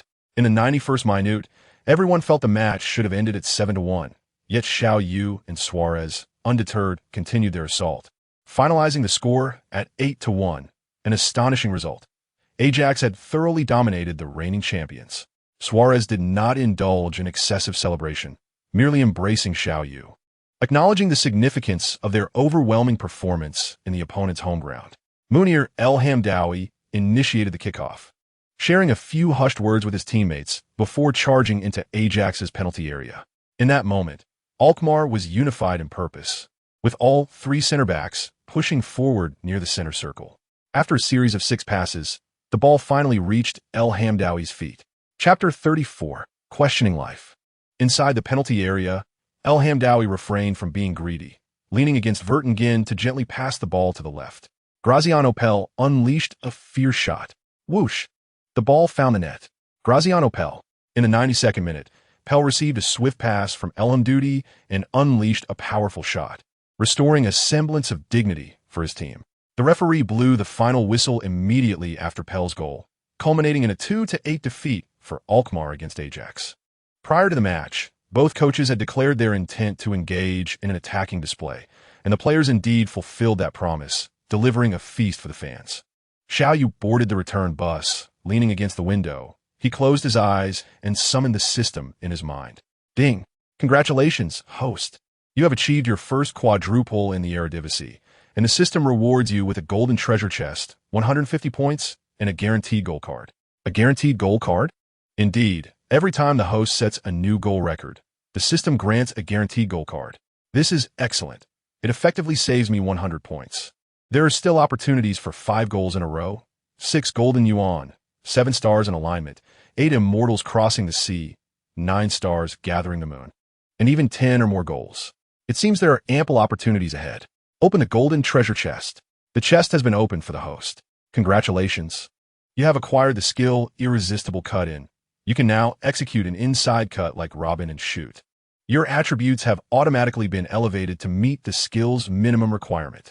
Congratulations, you have gained 4 points of free attribute points, a 15-day professional strength training plan, and a damage rebounding shin guard. Irresistible Cut-In, how impressive. Xiao Yu felt a surge of excitement, recalling Robin's unstoppable inside cut performances. He envisioned Robin sprinting with the ball, deftly maneuvering left and right to evade defenders before striking. However, at this moment, Xiao Yu was more concerned with the attribute enhancements this skill offered. He immediately accessed his attribute panel. His attacking awareness rose to 75, dribbling increased to 80, speed skyrocketed to 90, explosiveness reached 95, and physical contact improved to 65. Thus, this high-level irresistible cut-in skill conferred a total of 32 attribute points. Combined with the 4 free attribute points, the treasure chest effectively granted him 36 points. The treasure chest was indeed thrilling. As for the strength training plan, Xiao Yu decided to set it aside for now, as his current fitness training was not yet complete. The damage-rebounding shin guard piqued his interest, especially with the numeral 1 attached. Could it imply a level for these items? The damage-rebounding shin guard, as the name suggests, activates protection and rebounds damage back to the aggressor when the host is threatened with injury, with the 1 indicating it can only be used once. This equipment is truly beneficial for Xiao Yu, although it offers only a single use. It can protect him from injury while also rebounding damage to those who attempt to harm him, a dual advantage. Following this resounding away victory, Martin Jol granted all players a day off. They were to report to the training base on Tuesday. However, Xiao Yu, residing at the training base, continued his routine of training morning and evening. On October 29th, Martin Jol summoned Xiao Yu and Eriksson to his office at the training base to inform them that they would be starting in the upcoming Dutch Cup match the following day. And he subtly indicated that Xiao Yu should relay the message to Zahavi about his starting opportunity. Though not explicitly stated, Xiao Yu felt no inclination to make a phone call, considering the cost of calls. In truth, such matters did not necessitate Xiao Yu's notification, as Xiao Yu's agent. Zahavi naturally possessed the channels to stay updated on Xiao Yu's developments. On October 30th, amidst rainy weather, with a crucial home match against their fierce rivals Feyenoord approaching in 2 days, Martin Jol made significant changes to the lineup. Due to the absence of broadcasting rights for the Dutch Cup domestically, fans regrettably missed out on witnessing Xiao Yu's inaugural start. However, for the large number of Chinese students studying abroad, the presence of Chinese students in the Netherlands is not uncommon. Although Ajax faced the Eredivisie team Dordrecht as guests, several hundred fans attended the match at the Stadion Kramatisch, where the red flags of China were clearly visible in the stands. Xiao Yu was deeply moved. Dordrecht, clad in green, faced Ajax, who, out of respect, wore their away black kit instead of the typical red and white. Dordrecht fielded a full-strength side against the Eredivisie leaders, featuring goalkeeper Van der Plas, defenders Van der Slot, Penis, Bielenborg, and Koster, midfielders Sikoria, Delanoy, and Mohammed, and forwards Velthuis, Karas, and the team's top scorer Zefrik. Employing a 4-3-3 formation, Ajax made considerable adjustments, as they were up against a mid-tier team from the Eredivisie, leading Joel to rotate most of the starting players, thus granting Xiao Yu his first starting opportunity. Ajax's starting lineup included goalkeeper Stekelenburg, defenders Alexic, Atuba, and Alderweireld, midfielders veteran Gabri, Emmanuelson, Eriksson, Donald, and Blind, with Xiao Yu paired with Argentine striker Tadic in the forward line. Joel deployed a 3-5-2 formation, capable of shifting to a 3-1-2-3-1 formation at will. Captain Gabri opted to kick off the match. Xiao Yu and Tadic stood in the center circle, whispering to each other, with the referee's whistle. Tadic passed the ball to Xiao Yu, who turned and sprinted forward. Xiao Yu launched into a run, swinging his right leg toward the ball. Bang! The ball soared high towards the rear of Dordrecht's goal. As Xiao Yu watched the trajectory, a smile crept across his face. Just as everyone assumed his action was overly youthful, the ball, soaring high, suddenly plummeted after passing over the goalkeeper Van der Plas's head. It was only then that Van der Plas realized the gravity of the situation, sprinting back towards the goal. Yet, how could a person keep pace with the ball? When the ball grazed the crossbar and nestled into the net, Van der Plas was unable to halt his momentum and tumbled into the goal. The entire venue fell silent, akin to a graveyard hush. It is worth noting that the commentator had just been introducing the lineups when this goal rendered him speechless. Suddenly, the crowd erupted. The goal was spectacular. In that moment, both Ajax and Dordrecht fans rose to applaud and congratulate Xiao Yu. The commentator, regaining composure amidst the applause, resonated with the familiar, elongated tone of Eredivisie commentary. The scorer, Xiao, he has set a new record in the football world, scoring in just 137 seconds with a velocity of 183 kilometers per hour. I believe this is not merely the record for the fastest goal in the Eredivisie, but it should also stand as the swiftest in the entire world. A goal scored right from the kickoff, and under circumstances where only 2 players touched the ball throughout the match. This record achieved by Xiao Yu is indeed well-deserved. Notably, apart from himself, no one was aware that he had utilized a guaranteed goal card. This goal truly caught the home team off guard, as the defender Berenberg of de Graafschap fell into the net after colliding with the goalkeeper Van der Prejon, who patted him on the back in consolation. The players of the Graafschap could hardly believe that they were already required to restart the game less than a minute in. Many Dutch fans who had just switched on their televisions to watch the live broadcast must have been bewildered, wondering how the Graafschap could find themselves down 0-1 before the match had even begun. However, with the goal now a reality, the Graafschap needed to regroup. As a mid-tier team in the Eredivisie, the combined value of their starting lineup might not even suffice to purchase a single player like Suarez. Facing the Eredivisie leaders Ajax, they had no choice but to adopt a defensive stance. Although 3 forwards were arranged, only Zefric occasionally ventured into Ajax's half, while the remaining 9, including the goalkeeper, largely remained within their own half. Such a concentrated defense made it difficult for Ajax to mount a significant offensive. After several passing errors, Ajax abandoned long passes and opted for short, close-range exchanges, resulting in a period of high possession. In the 7th minute, Emmanuelson surged down the left flank and executed a splendid 1-2 with Blind before delivering cross. Pantelic, lurking in the penalty area, headed the ball into the net. De Graafschap 0, Ajax 2. In the 13th minute, once again it was Emmanuelson who, while breaking past Mohamedou, was brought down, earning a free kick in the attacking zone. Mohamedou received the first yellow card of the match. Gabri took charge of the free kick, launching the ball high into the penalty area, where the Graafschap's goalkeeper Van der Prejon remained focused and managed to punch the ball away. However, Emmanuelson outside the penalty area unleashed a powerful volley that pierced the goal defended by Van der Prejon. De Graafschap 0, Ajax 3. In the 15th minute, Ajax mounted another attack down the right flank, where Eriksen, Donald, and Xiao Yu executed a series of clever combinations. After Donald successfully reached the byline, he delivered a backward triangle pass, which Eriksen cleverly let slip, allowing Xiao Yu to advance, evade the challenge from defenders Kuster and Berenberg, and score. De Graafschap 0, Ajax 4.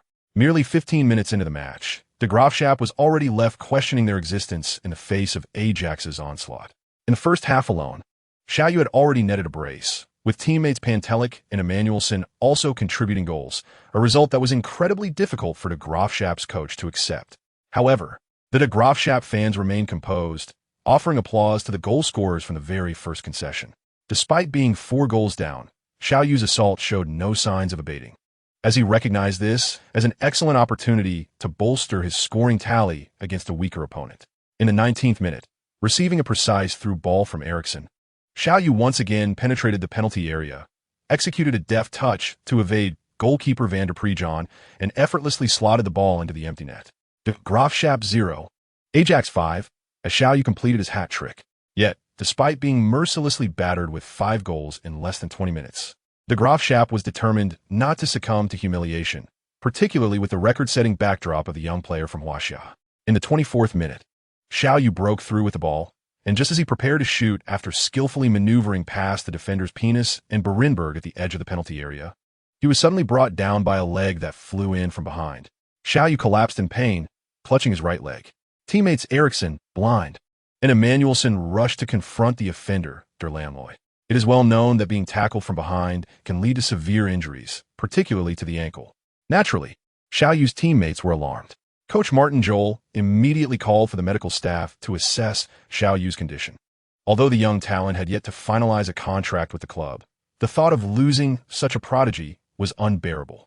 However, what baffled everyone was that Der Landloy, the instigator of the foul, was now also on the ground, clutching his left leg and making a louder commotion than Xiao Yu. Beads of sweat trickled down his forehead, leaving the players uncertain whether he was merely overheated or genuinely in pain. Without waiting for the medical team's assessment, Martin Jol quickly summoned Soleimani to warm up and personally completed the substitution paperwork, replacing Xiao Yu, who had just completed his hat trick.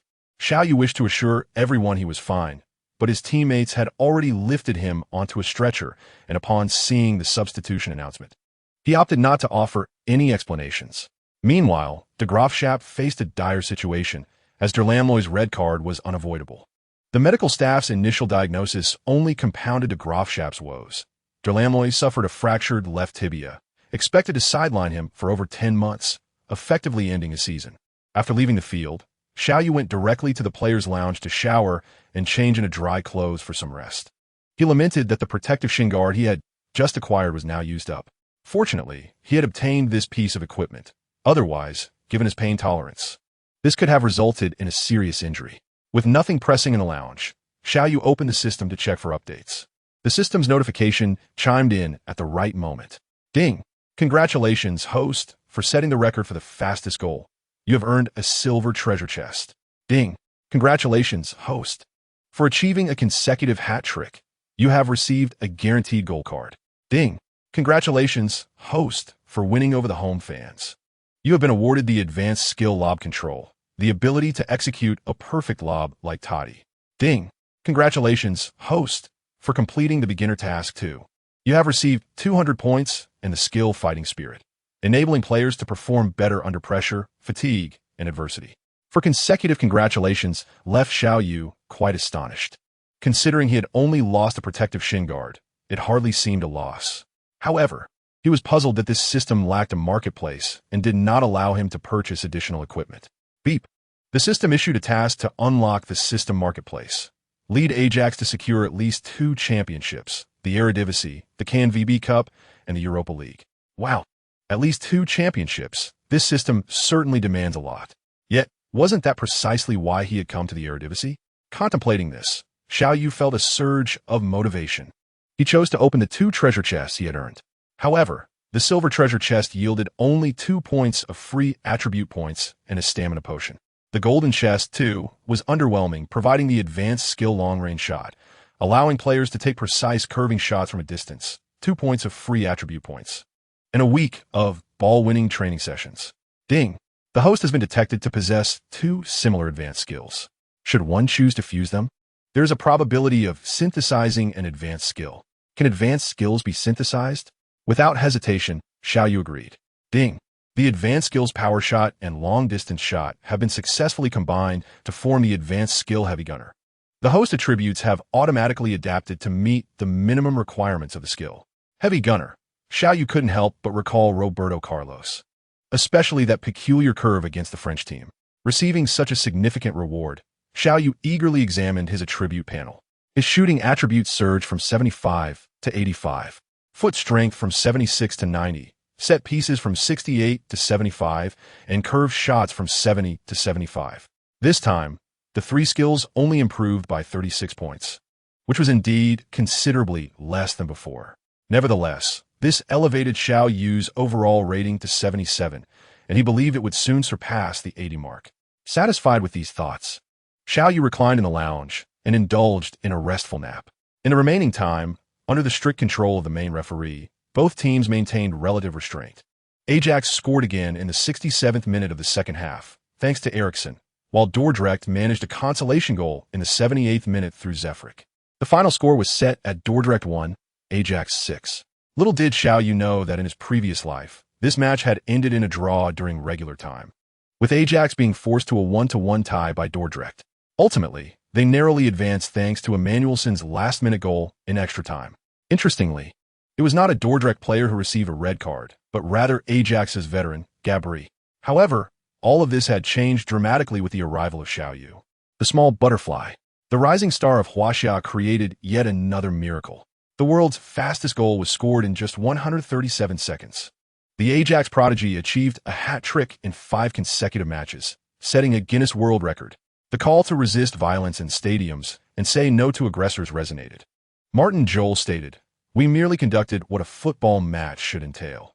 Illinois is committing acts of violence." Van Basten added, "We will file a complaint with the Football Association. Such behavior is detrimental to the Eredivisie." The news that night revolved around 2 main themes: Xiao Yu's record-breaking achievements and the condemnation of Illinois' reckless tackles. Particularly poignant was Van Basten's statement. His career could have been much longer had it not been cut short by injuries from similar reckless tackles. The following morning upon returning to Amsterdam, Xiao Yu was pleasantly surprised by an unexpected visitor. Elena had come. Having seen the news, she specifically came to check on Xiao Yu's condition after the injury. Xiao Yu quickly demonstrated that he was perfectly fine, eager to perform backflips in his dormitory, though he was thankfully stopped by Elena. After a brief conversation, Elena invited Xiao Yu to visit the art museum in Amsterdam. Unable to restrain himself any longer, Xiao Yu inquired if Elena had a boyfriend. The question left her blushing, yet Xiao Yu felt satisfied when she shook her head in response. The two agreed to spend their weekends together moving forward. due to the incidents involving reckless tackles. Although the team doctor confirmed Xiao Yu's well-being, Martin Jol decided not to include him in the squad for the upcoming match against their arch-rival Feyenoord on Sunday. Later, Bergkamp informed Xiao Yu that in light of the need to address the issue of reckless tackles with the Dutch Football Association, Xiao Yu must not act as if everything were normal, resulting in his absence from the first Dutch national derby against a long-standing rival. Previously, during the national derby against Eindhoven, Xiao Yu had not yet been promoted to the first team, and thus naturally missed that as well. Since he was not on the roster, Xiao Yu arranged to accompany Elena to the stands of the Amsterdam Arena to watch the national derby. Now broadcasting for our fan friends is the 12th round of the 09-10 season of the Dutch Eredivisie, featuring league leaders Ajax against fourth-placed Feyenoord. I am your commentator Huang Jinxiang, alongside my partner Zhang Lu. Good evening to our fans. This match has been scheduled at 1:30 p.m. local time to accommodate Asian fans, allowing them to watch without staying up late and still get a good night's sleep before work tomorrow. However, this poses a challenge for the players on both sides. Indeed, despite being in November, the temperature in Amsterdam at noon still exceeds 30 degrees, testing the players' stamina. Xiao Yu is absent from the lineup, reportedly due to his injury in the last Dutch Cup match. Zhang, do you believe this will affect Xiao Yu's future performance? I don't think so. Xiao Yu is still very young and will recover quickly from minor injuries. What concerns me more is his record-breaking performances in the previous match. That is what makes us proud of our Huaxia players. Indeed, scoring in 137 seconds is a record likely to remain unmatched. Let's not forget the consecutive hat tricks, which have made it difficult for many stars to compare themselves. The defensive strength in European football has become increasingly formidable, making goals harder to come by, let alone consecutive hat tricks. Chapter 36. Impatience and frustration. Let's take a look at the starting lineups for both teams today. The home team Ajax has deployed a 3-5-2 formation, with goalkeeper number 1, Stekelenburg. The three central defenders remain unchanged, with Van der Wiel partnering with Belgium's dual fullbacks. Verheck and Alderweireld, Gabri and De Zeu form a dual defensive midfield partnership, while Emmanuelson, Anita, and Eno serve as the three attacking midfielders. Pantelic and Suarez are the striking duo at the forefront. On the visitors' side, Feyenoord fields goalkeeper number 18, Van Dijk, with central defenders Vlaar and Bakal, three defensive midfielders in Van Bronckhorst, Leerdam, and Danny Lanzet, and three midfielders, Wijnaldum, Leroy Fer, and Babovic, with a forward pairing of Anders Laurie and Bijswil. The formation for Feyenoord is somewhat perplexing. Based on registered positions, it resembles an unbelievable 2-6-2 formation, though it could also be interpreted as a 2-3-1-2-2 formation. Moreover, regarding the strongest rivalry in the Eredivisie, while Ajax and Eindhoven have been competing for the league title in recent years, the true essence of the Dutch national derby lies between Ajax and Feyenoord. Both hail from the country's largest cities and represent the artistic and creative spirit of Amsterdam against the industrious and courageous character of Rotterdam. From the 1920s to the 1970s, the rivalry intensified, making a classic event in Dutch football, with past conflicts between fans leading to numerous incidents, including the tragic death of an Ajax supporter during the Beverwijk War on March 23, 1997. Much like the Premier League's Manchester United versus Liverpool rivalry, Feyenoord can only be considered a newcomer, much like Chelsea. Thus, this national derby is the centerpiece of the Eredivisie and crucial for Ajax's continued dominance. Xiao Yu was not particularly interested in the domestic broadcast. Instead, he quietly watched the match with Elena from the stands, occasionally whispering answers to her questions. Dennis, it seems your son has been getting quite close to my daughter lately. That is a matter for the children themselves. Let's focus on the game. It would be best if our youth team could perform even better.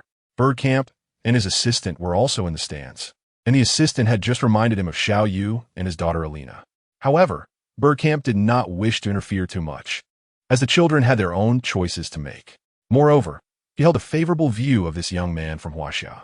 As the match commenced, the first half unfolded rather uneventfully until the 42nd minute when De Zeu scored a direct free kick from the front line.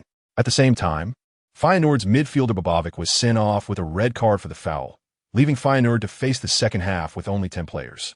Upon resuming, Emmanuelson seized the first opportunity to penetrate the goal guarded by Van Dijk, putting Ajax ahead 2-0. In the 58th minute, Ajax was awarded a corner, and Van der Wiel scored from header, extending Ajax's lead to 3-0. It was only in the 74th minute that Feyenoord managed to score a goal through a set piece by Lanzet, making it 3-1. However, the comeback that Feyenoord fans hoped for did not materialize.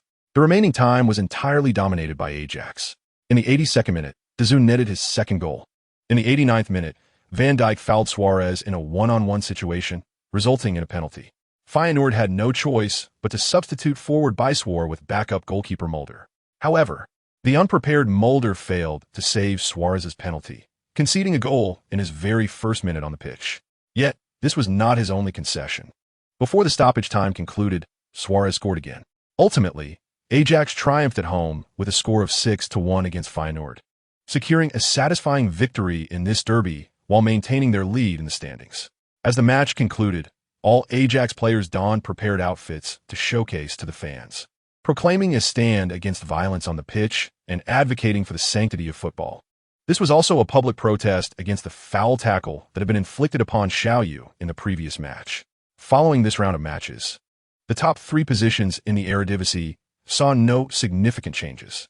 Ajax, PSV Eindhoven, and 20 ranked first, second, and third with 31, 30, and 29 points respectively. Although Ajax's lead in points was slender, they outshone the competition with 54 goals and a goal difference of 44, exceeding the combined goal difference of the second and third place teams by 11. In a week's time, Ajax will face another crucial match away against last season's runners-up, 20. Among the top three, 20 boasts the best defense, having conceded only 8 goals thus far. Xiao Yu has made it to the matchday squad. However, during the pre-match press conference, when Martin Jol was asked if Xiao Yu would be fielded, he evasively stated that it all depended on the medical team's assessment, emphasizing the importance of considering the future of a young player.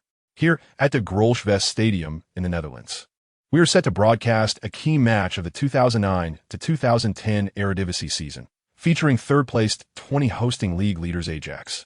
I am your commentator Huang Jianxiang, alongside my partner Zhang Liu. Good evening, football fans. I am Zhang Liu, Coach Zhang. Some media outlets have dubbed this clash between the two teams as a championship decider for this season. What are your thoughts? In my view, this encounter is indeed pivotal. Currently, the top three teams in the Eredivisie are separated by just 1 point, making the title race highly competitive. Should Ajax win, they will continue to lead. If 20 triumphs, Ajax could drop to third place. A draw would benefit PSV Eindhoven the most. Given your insights, this match is truly crucial for both teams. Which team do you believe is more likely to emerge victorious? Psychologically, I lean towards Ajax, especially with our Huaxiao rising star Xiao Yu in their ranks. So you don't actually doubt Ajax's capabilities? No. What I mean is that both teams are quite representative of this season's Eredivisie. 20 is currently the best defensively, excelling in counterattacks, while Ajax boasts the strongest offense, with a goal difference that surpasses the combined total of the teams in the lower ranks by 11. Let us witness this clash of the season's strongest defense and offense. 20 will don their red kits today, with coach Steve McLaren deploying a 4-3-3 formation focused on defense and counterattacks. Goalkeeper Sander Boschker, at the age of 39, stands firm in the net. The center-back duo consists of Peter Wiskerhoff and Ronnie Stam, providing a robust defense. The wing-back pairing features Dwight Tyndall and the Dutch-Brazilian Douglas Teixeira. The latter, a formidable 192 centimeters tall player who could pose a significant challenge to Ajax. In midfield, 20 employs a double pivot strategy with Theo Jansen and Wout Brama, alongside attacking midfielder Kenneth Perez, aiming to neutralize Ajax's attack before it even begins. The front three includes Miroslav Stock, Bryson Cufo, and Brian Ruiz. 20's overall squad is rather seasoned, with an average age of 27, 5 years, notably older than Ajax's. Now, let's turn to Ajax, who are clad in black today, as Martin Jol opts for a 3-5-2 formation, which could also be interpreted as 3-3-2-2. Their starting lineup features the steadfast Dutch international goalkeeper Stekelenburg, a trio of center-backs, and a 5-man midfield including Emmanuelson, Gabri, De Zoon, Anita, and Eno. Up front, the veteran Pantelic partners with the Uruguayan striker Luis Suarez, the current leading scorer in the Eredivisie. Martin Jol's arrangement appears well thought out, although the decision to include 3 veterans at the expense of speed raises questions about its efficacy. As we see both teams' starting players take the field, This match promises to be a thrilling confrontation between the most formidable defense and the most potent offense. The match is about to commence, and we await its unfolding with bated breath. With a sharp whistle from the referee, the match commenced. 20 initiated the kickoff. The players from 20 adhered strictly to McLaren's tactical directive of counterattacking, passing the ball back to their defense and drawing Ajax's entire formation forward. Astonishingly, within the first 3 minutes, Ajax failed to regain possession of the ball, prompting head coach Martin Jol to vociferously exhort his players from the sidelines. Press him. Quickly reclaim the ball. As the on-field captain, Gabri was equally agitated, rallying his teammates for a coordinated effort to apply pressure. Chapter 37. Xiao Yu takes the field. Perseverance bore fruit. At last, under the combined efforts of Emmanuelson and Dezu, the ball was finally reclaimed. In that instant of interception, Gabri, Anita, Eno, Pantelic, and Suarez surged forward in unison, signaling Ajax's inaugural offensive. However, 20's defense was remarkably compact, with all but the forward Brian Ruiz stationed within the penalty area. Ajax's attempts at intricate passing failed to breach the defense, ultimately culminating in a long-range shot from Gabri, which ricocheted off Wiesgerhoff's leg and out of bounds, granting Ajax a corner kick. Gabri took the corner, which was intercepted by Teixeira, who headed it clear. Outside the box, Emmanuelson regained possession, yet Ajax found it challenging to penetrate 20's resolute defense, resulting in another long-range attempt that was blocked and sent out of play. The scene transformed into a half-field drill, with Ajax on the attack and 20 focused on defense. In the 15th minute, Pantelic received a through ball from Dezu, executing a feint to evade Perez and breaking toward the flank. Unfortunately, Pantelic was unable to deliver a cross, as Teixeira executed a sliding tackle that sent the ball out of bounds, causing Pantelic to tumble violently off the pitch. On the ground, clutching his right leg in pain, the referee promptly summoned the team physician. After a brief inquiry, Martin Jol decisively substituted Sulijmani for Pantelic. Having used one substitution so early in the match at just 16 minutes, Jol's rhythm was undoubtedly disrupted, despite Ajax players pressuring the referee to card Teixeira for the tackle. Replays clearly showed that Teixeira had first made contact with the ball, executing a perfectly timed challenge. With Sulijmani on the field, Ajax's offensive pace quickened, posing greater threats to 20's defense. In the 31st minute, Emmanuelson received a pass from Gabri, evading Perez's challenge as he surged toward the penalty area. Wiesgerhoff, not waiting for Emmanuelson to advance further, charged out of the box and executed a sliding tackle. However, just before falling, Emmanuelson managed to slip the ball into the box. This marked Ajax's first venture into 20's penalty area during the first half. Adhering to the principle of advantageous play, the referee raised the whistle but refrained from blowing it. Suarez dashed forward, evading the combined efforts of Tyndally and Stam, seemingly poised to score. In a sudden twist, Stam, with a deft touch, redirected the ball toward the goal. This was a risky choice, as a misstep could result in an own goal. Yet, Boschi remained alert, crouching down to secure the ball. A whistle pierced the air. The referee brandished a yellow card at Wiesgerhoff for his foul on Emmanuelson, then issued another yellow to goalkeeper Boschi and pointed toward the penalty area. A yellow card penalty? This seemed unjust. Wiesgerhoff's foul had occurred outside the box, warranting a free kick instead. Indirect free kick? Indeed, this presented Ajax with an excellent opportunity. The referee dismissed 20's protests and decisively awarded an indirect free kick within the penalty area. All 11 20 players were packed into the box, with 7 forming a wall and the remaining 3 marking Emmanuelson, Sulijmani, and Eno. Suarez and Gabri stood over the ball. Gabri nudged it forward, and as Suarez lifted his leg, he did not shoot, but instead pulled the ball to the right before striking once more. Remarkably, Boschi managed to secure Suarez's powerful shot, rectifying his earlier mistake. The match continued. The remainder of the first half unfolded under Ajax's relentless pressure, leaving 20 with no opportunities to counterattack. As the second half commenced, 20's English manager McLaren substituted the yellow-carded Wiesgerhoff with David Carney. Wiesgerhoff had faced a daunting defensive task in the first half. Had it not been for his decisive tackle on Emmanuelson, 20 might have already conceded a goal. The whistle blew. Suarez initiated the play, passing to Sulijmani, who then relayed it to Emmanuelson. Emmanuelson, with a burst of speed, evaded Brahma and charged into 20's penalty area. McLaren had indeed set up an impenetrable defense, With 7 players stationed within the box, any Ajax player in possession faced the daunting prospect of being challenged by at least 2 defenders. As Emmanuelson's path forward was obstructed, he slowed and returned the ball to Eno for a reset. However, a lack of communication between Eno and Emmanuelson led to a misstep.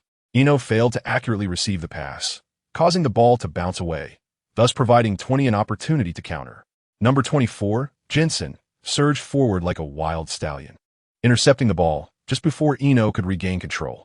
Quickly transitioning to the midfield, he executed a diagonal pass to the advancing Stock, who, with no Ajax defenders in proximity, moved forward unimpeded. Ajax's defense faltered on the flank. Stock drove to the end line and crossed. Brian Ruiz. It's a goal. The ball found the net.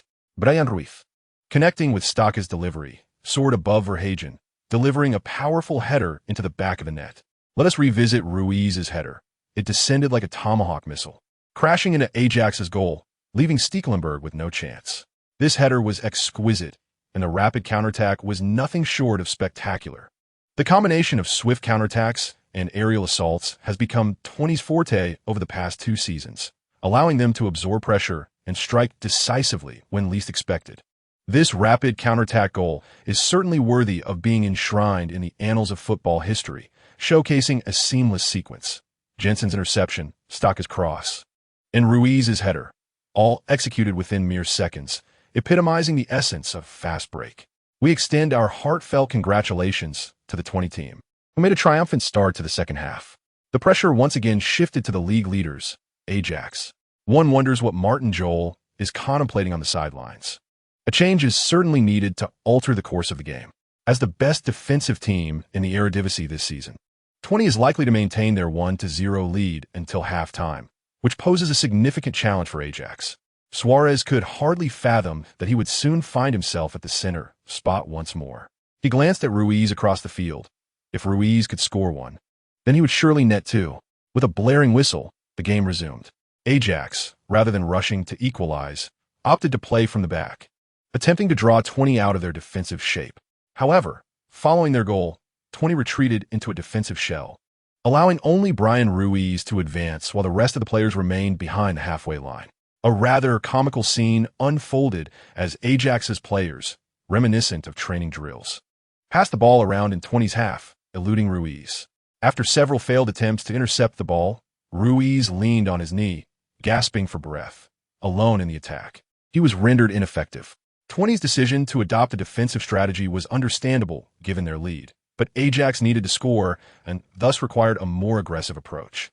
After exhausting Ruiz, the Ajax players, led by Gabri, sounded the horn for a renewed offensive. Emmanuelson, advancing towards the penalty area, spotted the lurking Suarez and attempted a delicate pass into 20's box. Yet the 39-year-old veteran anticipated Emmanuelson's move, punching the ball away before it could land. Outside the box, Perez swiftly moved to the flank, controlling the ball with his chest before launching a powerful kick toward Ajax's half. Once again, the ball found its way to Brian Ruiz, as if guided by radar. Ruiz quickly activated, challenging Verhagen in a bid to penetrate the penalty area. This time, Verhagen stood firm, blocking Ruiz's path. As the ball soared overhead, Ruiz attempted to maneuver past Verhagen's positioning, but tripped over the laces of Verhagen's boots, tumbling dramatically into the penalty area. It seemed that McLaren had orchestrated a strategy reminiscent of the past national team's tactics to earn a penalty. However, the referee did not award a penalty, instead issuing a yellow card to Verhagen and granting a free kick at the edge of the penalty arc. Unfortunately, Perez's attempt soared high into the stands, lacking any threat. At this juncture, Martin Jol opted to make a substitution, bringing on the youthful Sim de Jong for the exhausted Azul. He also had Xiao Yu, Eriksson, and Rommel warm up, creating a smokescreen to prevent McLaren from making easy decisions. McLaren, indeed cautious, only called for substitutes to warm up around the 70th minute. Xiao Yu entered the field, restoring the formation to a 3-4-3. Chapter 38. Time is of the essence. Xiao Yu replaced Gabri, who promptly passed the captain's armband to him, though Xiao Yu graciously handed it to goalkeeper Stekelenburg. Ding! The system issued a random task. Assist Ajax in overturning 20's lead to earn a golden treasure chest. Ding! An upgraded version of the random task was released. assist Ajax in reversing 20 score and achieve a hat trick to earn a diamond treasure chest, with a penalty of losing a skill level upon failure. Please make your choice. A diamond treasure chest? That could yield a skill upgrade, 5 attribute points, professional training, or superior equipment. What should I choose? Opting for the diamond chest means I must achieve a hat trick, and failure would result in losing a skill level. After a brief contemplation, Xiao Yu decisively responded to the system. I choose the upgraded version. After all, in this second life, I am here to compete, to take risks. Even if I fail, I could try again. With Xiao Yu's entrance, Ajax's offensive momentum surged once more. Emmanuel-san, Ino, Sim De Jong, Suleimani, along with Suarez and Xiao Yu, formed a formidable line of 6 sprinters. If they could run freely, 20's chain defense would be rendered ineffective. Indeed, in the 72nd minute, following Xiao Yu's arrival, the first offensive surge initiated by Sim De Jong led to a series of swift passes involving Anita, Ino, Xiao Yu, and Suleimani, culminating in Suarez receiving a through ball to take his first shot inside the penalty area. Although the shot was parried by Bosch, the fluidity of Ajax's play had returned. Noticing Ajax's revitalized passing game, McLaren could no longer remain passive. He swiftly substituted the fatigued Perez for the more robust Tayot to bolster midfield defense. Had Ajax faced a standard challenge, McLaren's substitution would have been effective. However, with Xiao Yu's presence, Ajax had gained an unexpected advantage. In the 75th minute, Ajax mounted another offensive, continuing their intricate passing. Sim De Jong sent a pass to the retreating Xiao Yu on the left before charging forward. Xiao Yu received the ball, deftly evading Tayot's challenge. Just as everyone anticipated a pass to De Jong or Suarez in the box, a thunderous strike ensued. The ball zipped past Jensen, Tyndally, Kalny, and Ronistam, its velocity leaving the 4 defenders unable to react. Bosch, positioned in goal, could only watch as the ball flew past him and nestled into the net. It was a spectacular goal, a world-class strike. Xiao Yu had brought suspense back to the match. If miracles had a color, it would undoubtedly be the crimson of Huaxia. Xiao Yu's performance was simply dazzling. This extraordinary goal, unexpected and astonishing, left everyone in awe. We must commend Xiao Yu's audacity. At merely 16, he dared to shoot decisively amidst a tight blockade of 4 defenders, and the goal was nothing short of miraculous. This goal has undoubtedly secured him the title of best player for this round, a stunning long-range strike from approximately 30 meters out. Having scored, Xiao Yu sprinted towards the sideline camera. But before he could speak, Suarez shouted from behind, "Mom, I love you." The 2 teams found themselves back at square one, with mixed emotions on the sidelines. Joy radiated from Martin Jol, who disregarded his hefty frame and rushed to join the players in their celebration. The source of concern was McLaren. While Ajax's lineup was notably younger and more vibrant, as they took the lead, they also managed to diminish the opponent's momentum. However, with the game now tied, it was evident that the opposing team possessed a greater ability to break the deadlock. Unbeknownst to McLaren, one young player on the field bore a task that he found unacceptable. Had he been aware, he undoubtedly would have regretted retaining his attacking personnel. Xiao Yu netted the first goal, yet in doing so, he expended his shooting card, leaving him with only 2 remaining. He would need to coordinate effectively with his teammates. Consequently, he sought out Suarez and Suleimani for a discussion, and also engaged with several other teammates in midfield regarding Xiao Yu's desire to score 2 more goals. His teammates were wholeheartedly supportive, especially after the previous season's defeat to 20, which still burned in their hearts. 20 initiated an attack, with Jensen pushing forward, but the ball failed to penetrate Ajax's penalty area. After a momentary hesitation in passing, Alderweireld regained possession, prompting Ajax to swiftly transition from defense to offense. In that instant, all Ajax players and fans united. Their intricate and rapid passes combined with fervent shouts propelled the ball swiftly to the edge of 20's penalty area. With several speedy players leading the charge, Ajax relentlessly tore at 20's defensive line. Even Tayot, who had just entered the match, was beginning to show signs of fatigue. In the 74th minute, Emmanuelson advanced towards the center circle, only to be felled by a sliding tackle from Brahma, resulting in a yellow card from the referee. In the 77th minute, Emmanuelson passed to Xiao Yu, who broke through after evading Jensen, only to be forcibly brought down, his jersey torn in the process. The referee issued another yellow card.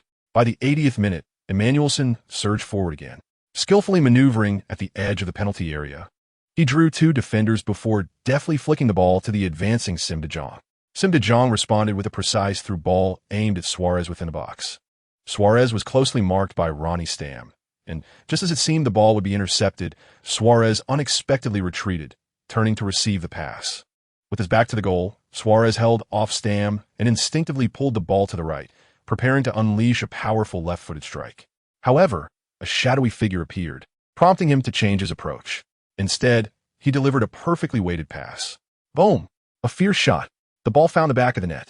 It was a goal. Xiao Yu had done it again. Suarez's feigned shot turned into a genuine assist, enabling Xiao Yu to achieve a brace. Ajax had reversed the scoreline, placing the pressure squarely on McLaren's shoulders. Following the goal, Xiao Yu exuberantly dashed to the corner flag, attempting a stylish slide on his knees, but nearly lost his balance. Fortunately, his teammates quickly arrived to support him, tumbling him onto the ground in a playful manner. Though only a handful of Ajax fans filled the De Grolschvest Stadium, they stirred a wave of cheers amidst the sea of red, celebrating such a magnificent goal. The match resumed.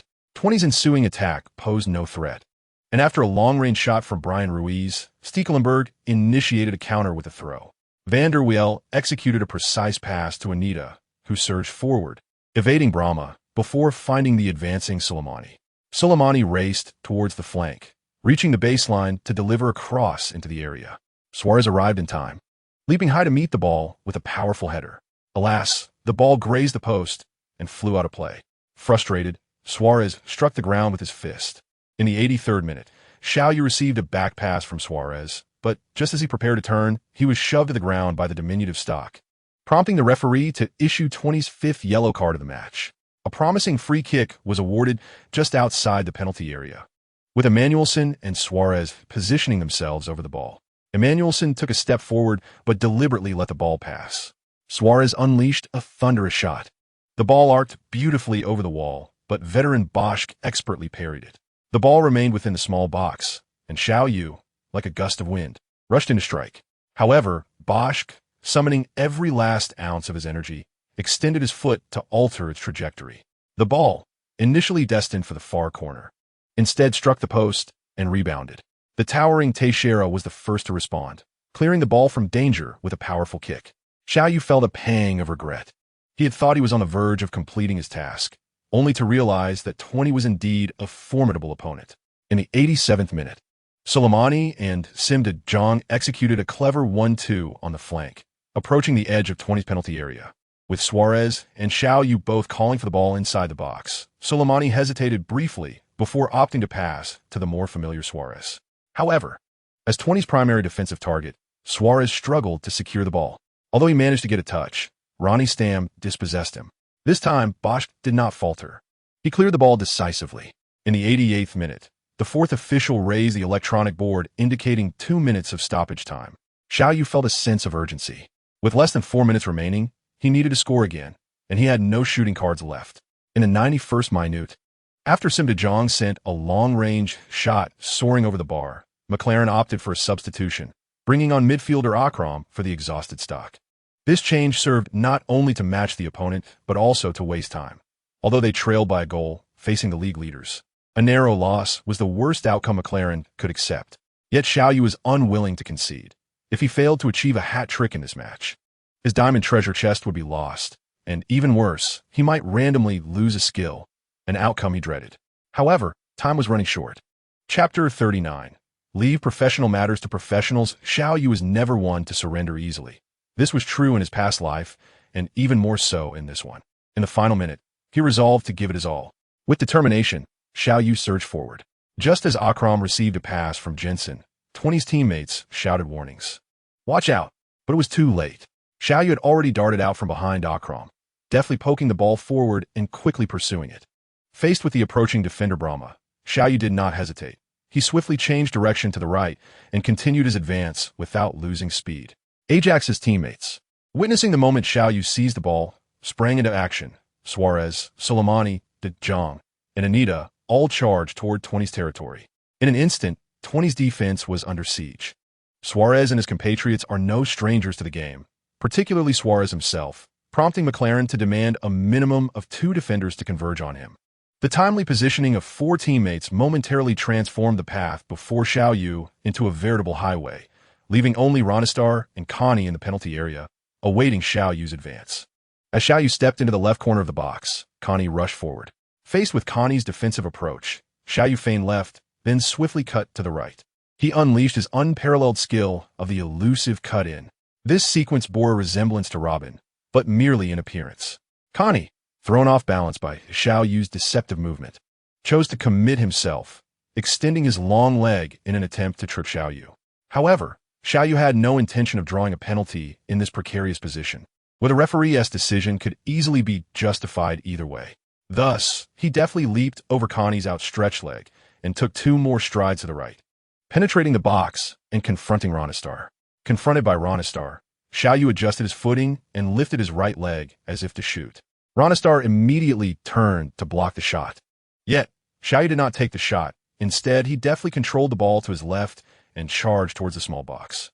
Seeking a more secure opportunity, Xiao Yu aimed to adjust his rhythm for a right-footed strike. However, Ronistar thwarted his plans, extending his long leg to obstruct Xiao Yu's path, subsequently stepping on the ball. Xiao Yu, propelled by his momentum, tumbled into the small box. Beep! The referee's whistle pierced the air. Penalty! Penalty! Ajax was awarded a penalty. Xiao Yu's breakthrough had completely dismantled 20's defense, and just as he was poised to deliver the final blow, Ronistar made an ill-advised decision. The referee brandished a yellow card and pointed to the penalty spot. 20's players protested vehemently. Midfielder Jensen even rushed over to push Xiao Yu down again, shouting that Xiao Yu was a fraud. Beep! The referee's whistle sounded once more. In response to Jensen's incessant complaints, he decisively produced a yellow card and raised it above Jensen's head. Jensen had already received a yellow card, and the referee swiftly followed up with a red card, expelling Jensen from the field. Penalty! The referee's authority could not be questioned. At this moment, Xiao Yu felt somewhat at a loss. The designated penalty taker for the team was Suarez. Although he had earned the penalty, the pre-established arrangement made it difficult for him to alter the decision. However, Suarez dispelled his concerns. Observing Xiao Yu tightly clutching the ball, Suarez smiled slightly and said, "Xiao, you take it." Though it was but a brief exchange, Xiao Yu was overwhelmed with excitement, almost wanting to embrace Suarez affectionately, but thoughts of Elena quelled that impulse. Yet, a more dramatic scene unfolded on the pitch. 20's players were visibly disgruntled by the penalty decision, and goalkeeper Boschker failed to cooperate fully. As he passed by Xiao Yu's position ball, he intentionally kicked it. This was merely a small act of frustration, yet he seemed to forget that he was already on a yellow card. Beep! The referee, sensing provocation from the home team players, blew his whistle, brandished a yellow card at Boschker, and then drew a red card.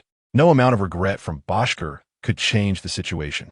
The referee's authority was indisputable, and with the second red card, he reiterated his stance to all. With no substitutions remaining, McLaren, though furious, had no choice but to have the recently substituted Akram take on the role of goalkeeper. Facing a makeshift keeper, Xiao Yu held no underestimation of his opponent. Taking a deep breath, Xiao Yu sprinted, striking the ball with the instep of his right foot, targeting the lower right side. Whoosh! The ball rocketed into the left side of the goal like a cannonball. The substitute goalkeeper Akram barely had time to react. Beep! Beep! The referee signaled that the goal was valid, concluding the match. Ajax had staged a remarkable 3-1 comeback against 20. The rising star from Huaxia, a comeback against 20. 6 consecutive hat-tricks. Where does Zhao's journey end? With a loss both on the scoreboard and in personnel, McLaren erupted in fury. 7 yellow cards and 2 reds.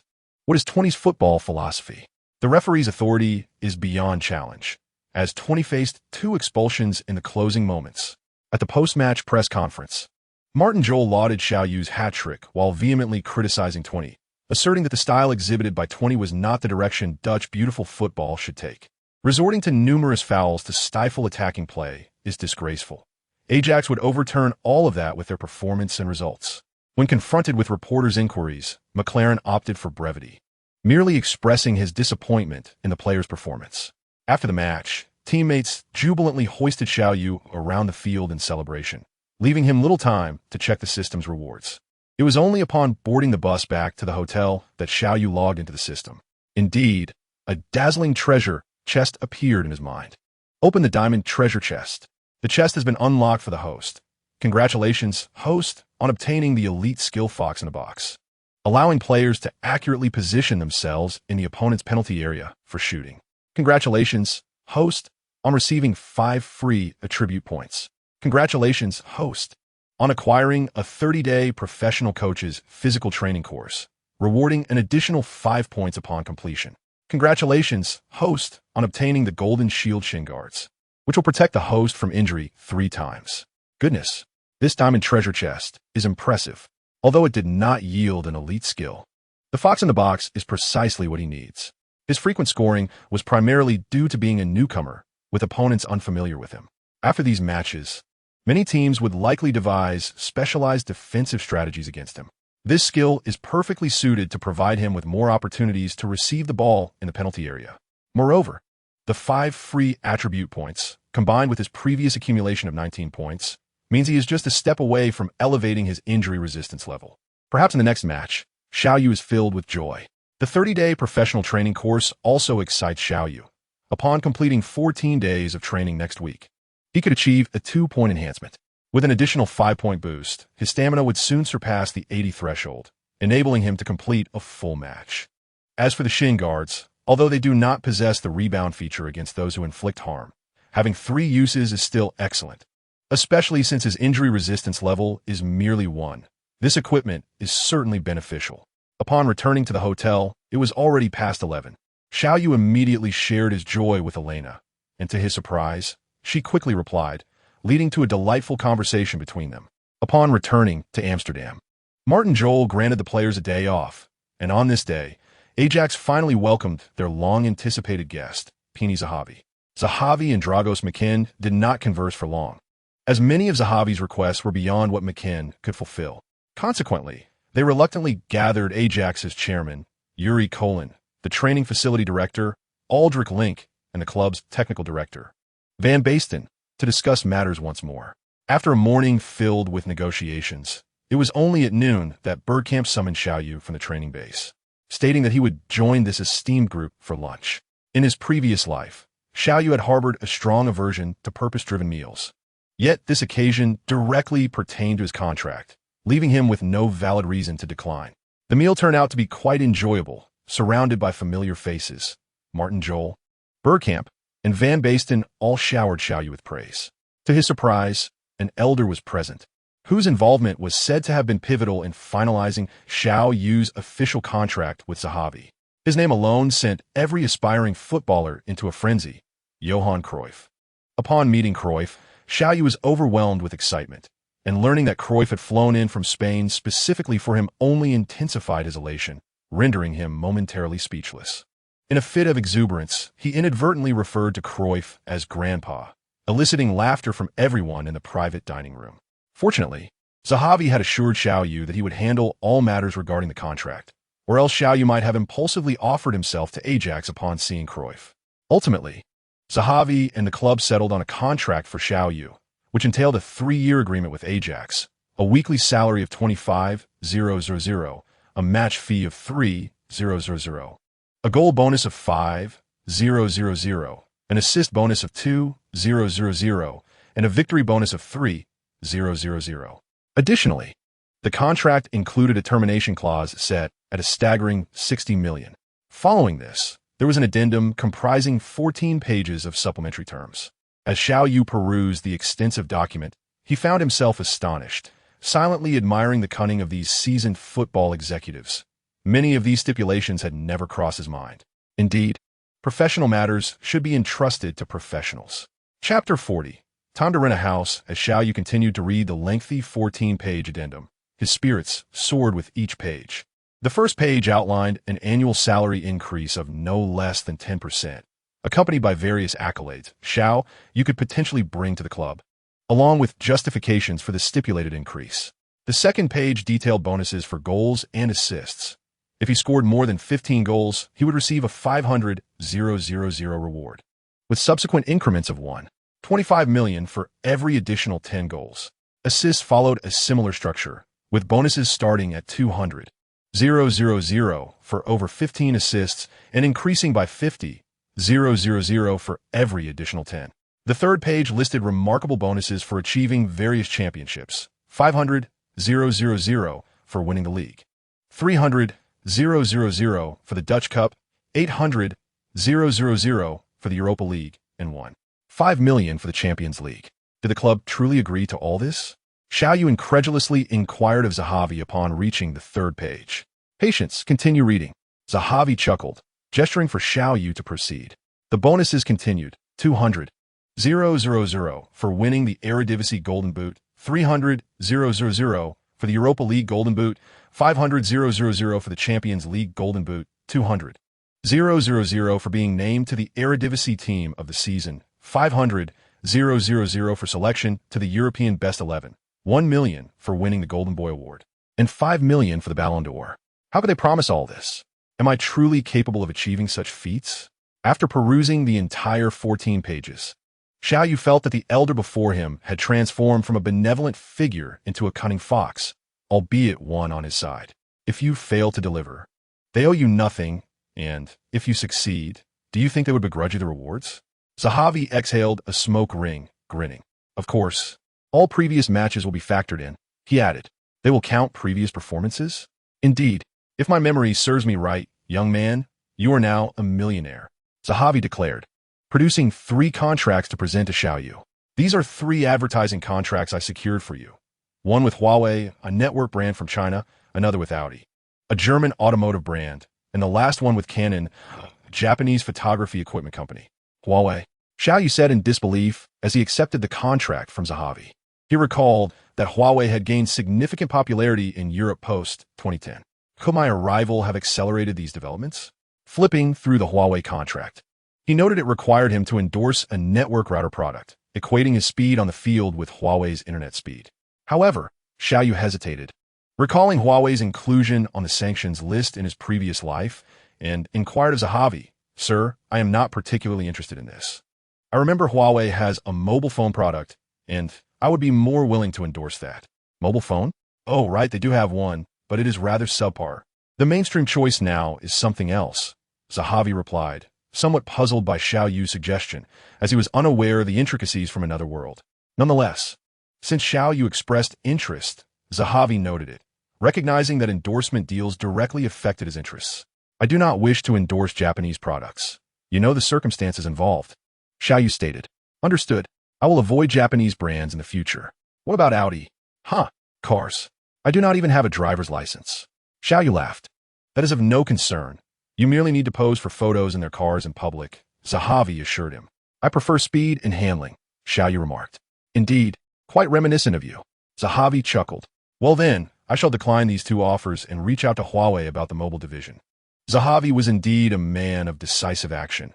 Upon concluding, he instructed his assistant to prepare the documents and prepare to leave. Oh, by the way, you need to rent a house. As a millionaire, it is rather inappropriate to continue residing at the training base. Agreed. I will first consult my teammates to see if they know of suitable accommodations. That works. If you do not find something within a week, contact me, and I shall handle it. I must return to England. I have some matters to attend to. Farewell. Zahavi gestured a phone call as he departed with his assistant. Since the dining venue was not far from the training base, Xiao Yu walked back after Zahavi's departure. He opened his phone, contemplating whom to contact regarding housing arrangements, when he was suddenly startled by a knock at the door. It was Ericsson, who, through unknown means, had learned of Xiao Yu's contract signing and came to congratulate him. He further jested that the newly wealthy Xiao Yu should treat everyone to a lavish meal. Xiao Yu graciously agreed, as he mused that a grand feast would surely exceed the value of a single goal he had scored. After bidding Ericsson farewell, Xiao Yu decided to postpone thoughts of renting a house until he could speak with his teammates the next day. Instead, he opened his phone to contact his family, eager to share the good news of his contract with his mother. It was now 2:30 p.m. in Amsterdam, corresponding to 8:30 p.m. in China. His mother should be at home. However, after several attempts to connect via video call without success, he opted to reach out to Dapeng instead. At long last, under the human connection facilitated by Dapeng, the video call with his mother was successfully established. Xiao Yu shared the joyous news of his formal contract signing with her. And upon hearing that his salary and bonuses amounted to over $1 million, his mother cautioned him to refrain from boasting excessively, advising him to keep such matters private. Understanding her reaction, Xiao Yu reflected on his past life, realizing that his mother had saved and made sacrifices throughout her life solely for his well-being. Although the promised salary and bonuses would only materialize after his official signing, Xiao Yu had already managed to save over 2,000 euros. He transferred 1,500 euros to his family, asking Dapeng to purchase a smartphone for his mother and install a wireless router, thus enabling her to video call him anytime. Unfortunately, the WeChat setup on Gongzi's end had not yet been completed. If it were available, it would have been easier for his mother to use. Despite his limited knowledge and development, Xiao Yu felt compelled to urge Gongzi, calling him to express his dissatisfaction with the progress and offering an investment of 500,000 euros to expedite the process. The signing ceremony for Xiao Yu took place on Thursday, November 19th, in the press hall of the Amsterdam Arena. Ajax had not disclosed overly specific additional clauses, only announcing a 3-year contract with an annual salary of 1.3 million euros and a staggering 60 million euro buyout clause. 2 days later, on November 22nd, during the match at Ajax's home ground against Heerenveen, Xiao Yu was included in the starting lineup by Martin Jol, partnering with Suarez and Pantelic in a 3-man forward formation. What follows is an account of the 14th round of the 2009 to 2010 Eredivisie season, where Ajax, donned in red and white, faced Heerenveen, clad in blue and white stripes. Good evening, football fans. I am your old friend, Huang Jinxiang. Good evening. I am your familiar companion, Zhang Lu. Zhang, prior to this match, Ajax held a grand ceremony to officially announce Xiao Yu's signing. What are your thoughts on this? Since joining Ajax, although Xiao Yu has mainly appeared as a substitute, his performance has been remarkable, scoring 16 goals in just 5 matches. Ajax clearly needs to renew his contract, signifying that he belongs to them, and the exorbitant 60 million euro buyout clause would deter other clubs from pursuing him. This is the first time a Chinese player has encountered such a high buyout figure, especially at the tender age of 17. Could this signify a rise in the hopes of Chinese football? Let us not get ahead of ourselves. Just look at the players from the 2005 Toulon Cup and where they are now. We can only hope Xiao Yu thrives in Europe and remains unaffected by the domestic distractions. Now, let us take a look at the starting lineups for both teams today. Indeed, discussing it does bring excitement. Ajax has placed Xiao Yu in the starting roster. Ajax has adopted a 3-4-3 formation today, with goalkeeper Stekelenburg, 3 defenders, Van der Wiel, Vertonghen, and Alderweireld for midfielders, Emmanuelson, Dezu, Anita, and Eno, and 3 forwards, Pantelic, Luis Suarez, and our rising star, Xiao Yu. Today's offensive line for Ajax features a blend of experience and youth, with Pantelic born in 1978, Suarez in 1987, and Xiao Yu in 1993. However, Heerenveen's defense should not be underestimated. The odds favor Ajax by 2 goals, with a 5-goal over bet at 466 times. Zhang Lu has privately wagered 500,000 euros on Ajax's victory, showing great confidence in their success. Now, let us examine the starting lineup for the visiting team, Heerenveen. Coach Jansen has implemented the customary 4-3-3 formation, featuring goalkeeper Vandenbusch for defenders, Nielsen, Mitchell, Daly, and Gorin, 3 midfielders, Elms, Mahalski, and Lasada, and 3 forwards, Papadopoulos, Behrens, and Asadi. Heerenveen's front line lacks height, making it implausible to rely on long passes to challenge Ajax. Chapter 41. The legendary Yu-Daze, although Ajax employs 3 central defenders. Their height advantage over Heerenveen is significant. The referee blows the whistle, signaling the commencement of the match. Suarez passes the ball to Xiao Yu and sprints forward. Given their previous experience against Dordrecht, Heerenveen's goalkeeper remained firmly on the goal line at the kickoff, making it impractical for Xiao Yu to attempt a spectacular opening goal. Xiao Yu, opting not to hold onto the ball, passed it back to their midfield anchor, Dezu, before making a run down the flank. Dezu, true to his role, deftly evaded 2 Heerenveen players and delivered a precise pass to the advancing Emmanuelson. Emmanuelson, with the ball at his feet, assessed the positioning of his 5 teammates already forward. After feigning a pass, he skillfully maneuvered past Lasada and surged into Heerenveen's territory. Elm quickly moved to defend, inadvertently freeing Eno. Emmanuelson raced to the edge of the penalty area, executing a well-timed cutback pass to the unmarked Eno, while he himself darted into the Heerenveen box to cause disruption. Heerenveen's defense, originally coordinated between Nielsen and Bruin against Suarez, shifted as Popov marked Pantelic and Youngmat tracked Xiao Yu. However, due to Eno's ball control, Sweech and Lasada failed to recover in time, forcing Bruin to adjust to cover Eno's path. Observing the defenders converging around him, Eno executed a lateral pass to the returning Pantelic. Pantelic surged forward, unleashing a powerful left-footed strike. The ball weaved through the crowd in the penalty area, heading straight for the goal. Van den Busch, fully focused, executed a crucial dive to deflect the ball away from danger. Just as everyone believed Heerenveen had executed a commendable defense, a flash of red and white emerged. A follow-up shot. It's a goal. Xiao Yu. Van den Busch's save failed to clear the ball from the perilous zone, and Xiao Yu appeared just in time, converting effortlessly. Within less than a minute from the start, Ajax took the lead. After scoring, Xiao Yu raised his index finger and ran towards the corner flag. Many assumed he was mimicking Ronaldo's celebratory gesture. But only Xiao Yu knew that his mission today was to complete another hat trick, with a reward of a silver treasure chest awaiting him. Although merely a silver treasure chest, it was a commendable reward for Xiao Yu, whose overall rating had yet to reach 80. Despite conceding a goal early in the match, the players of Heerenveen maintained their composure against the formidable Ajax. Coach Erik ten Hag instructed them to focus on staunch defense, aiming to minimize losses. And if they could score even once, it would be deemed a victory.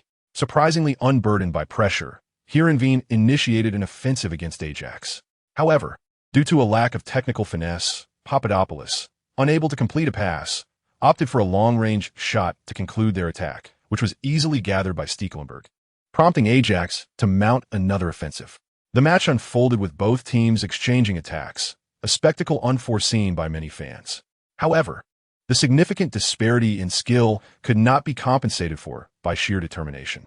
In the 7th minute, Suarez received a pass in the box and laid it back for Dazou, who unleashed a powerful shot that breached Heerenveen's defense once more, making it Ajax 2, Heerenveen 0. In the 10th minute, Suarez assisted Xiao Yu, who deftly slotted the ball into the far corner, marking his second goal. By the 24th minute, it was again Suarez providing the assist, enabling Dazou to net his second, bringing the score to Ajax 4, Heerenveen 0, effectively diminishing any suspense early in the match. As the spearhead of the team, Suarez had already achieved a hat trick of assists.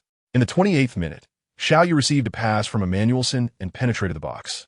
Under pressure from Jansen and Nielsen, he maneuvered to the byline and, lacking a shooting angle, opted for a swift ground pass towards the back post. Pantelic appeared like a ghost, lightly tapping the ball into the net. Ajax 5, Heerenveen 0.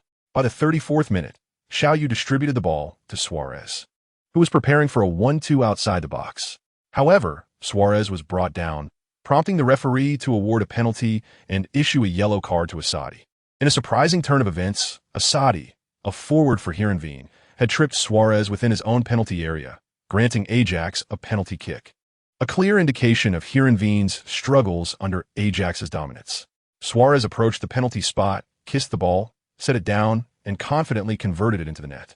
Ajax 6, Heerenveen 0.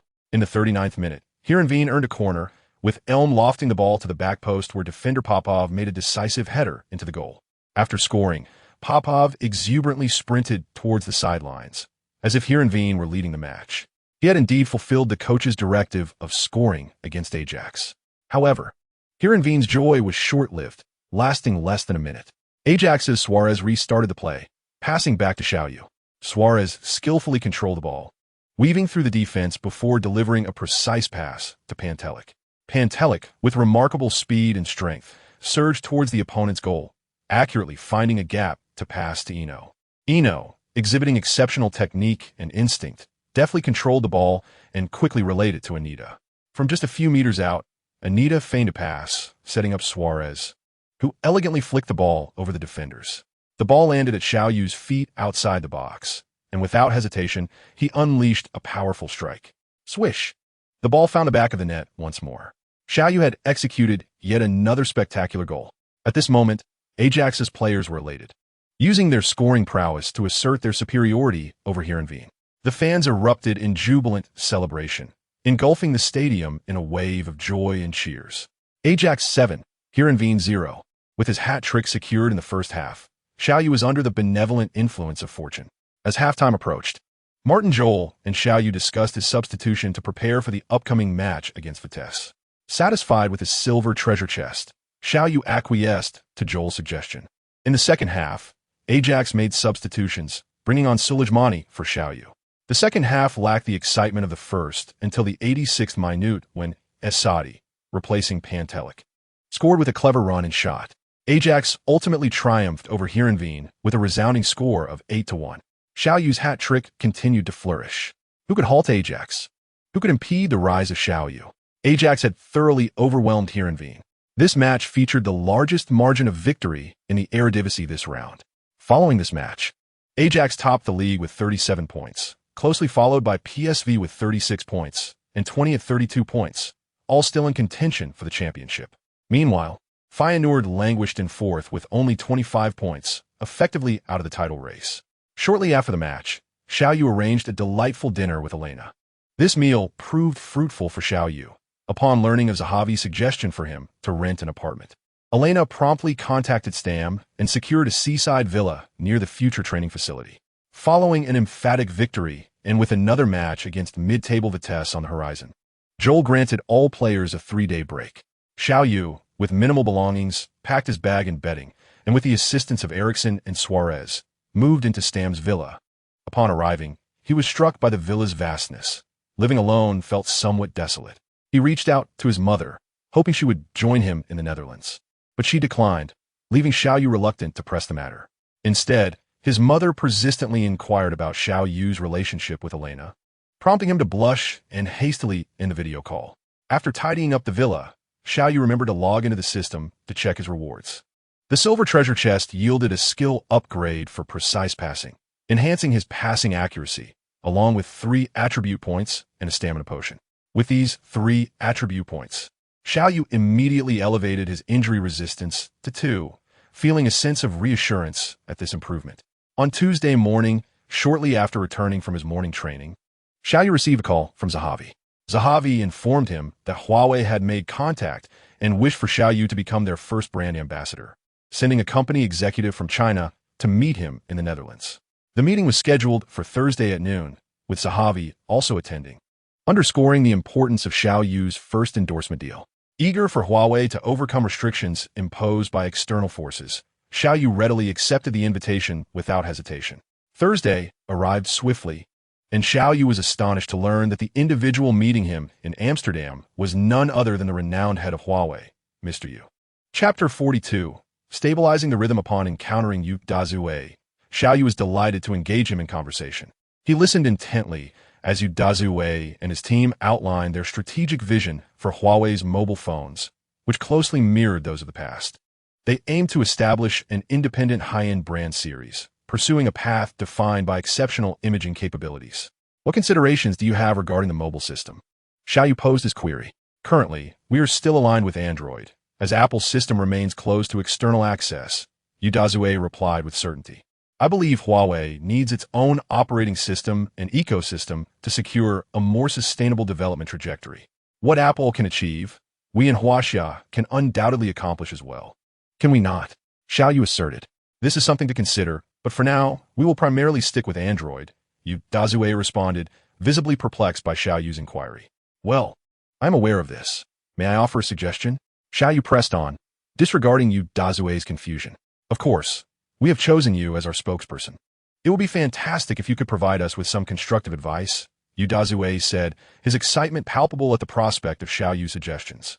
In terms of networking, Huawei excels, so let us continue to amplify that strength and ideally establish standards. Regarding mobile phones, I suggest that in the future, we independently develop both high-end hardware and software. While this may entail some detours, I firmly believe it will benefit Huawei's future, Xiao Yu conveyed earnestly. This could indeed present some challenges, Yu Dazue admitted, his expression reflecting concern. Yes, there will be difficulties. However, it is far better than being ensnared by foreign powers in the future.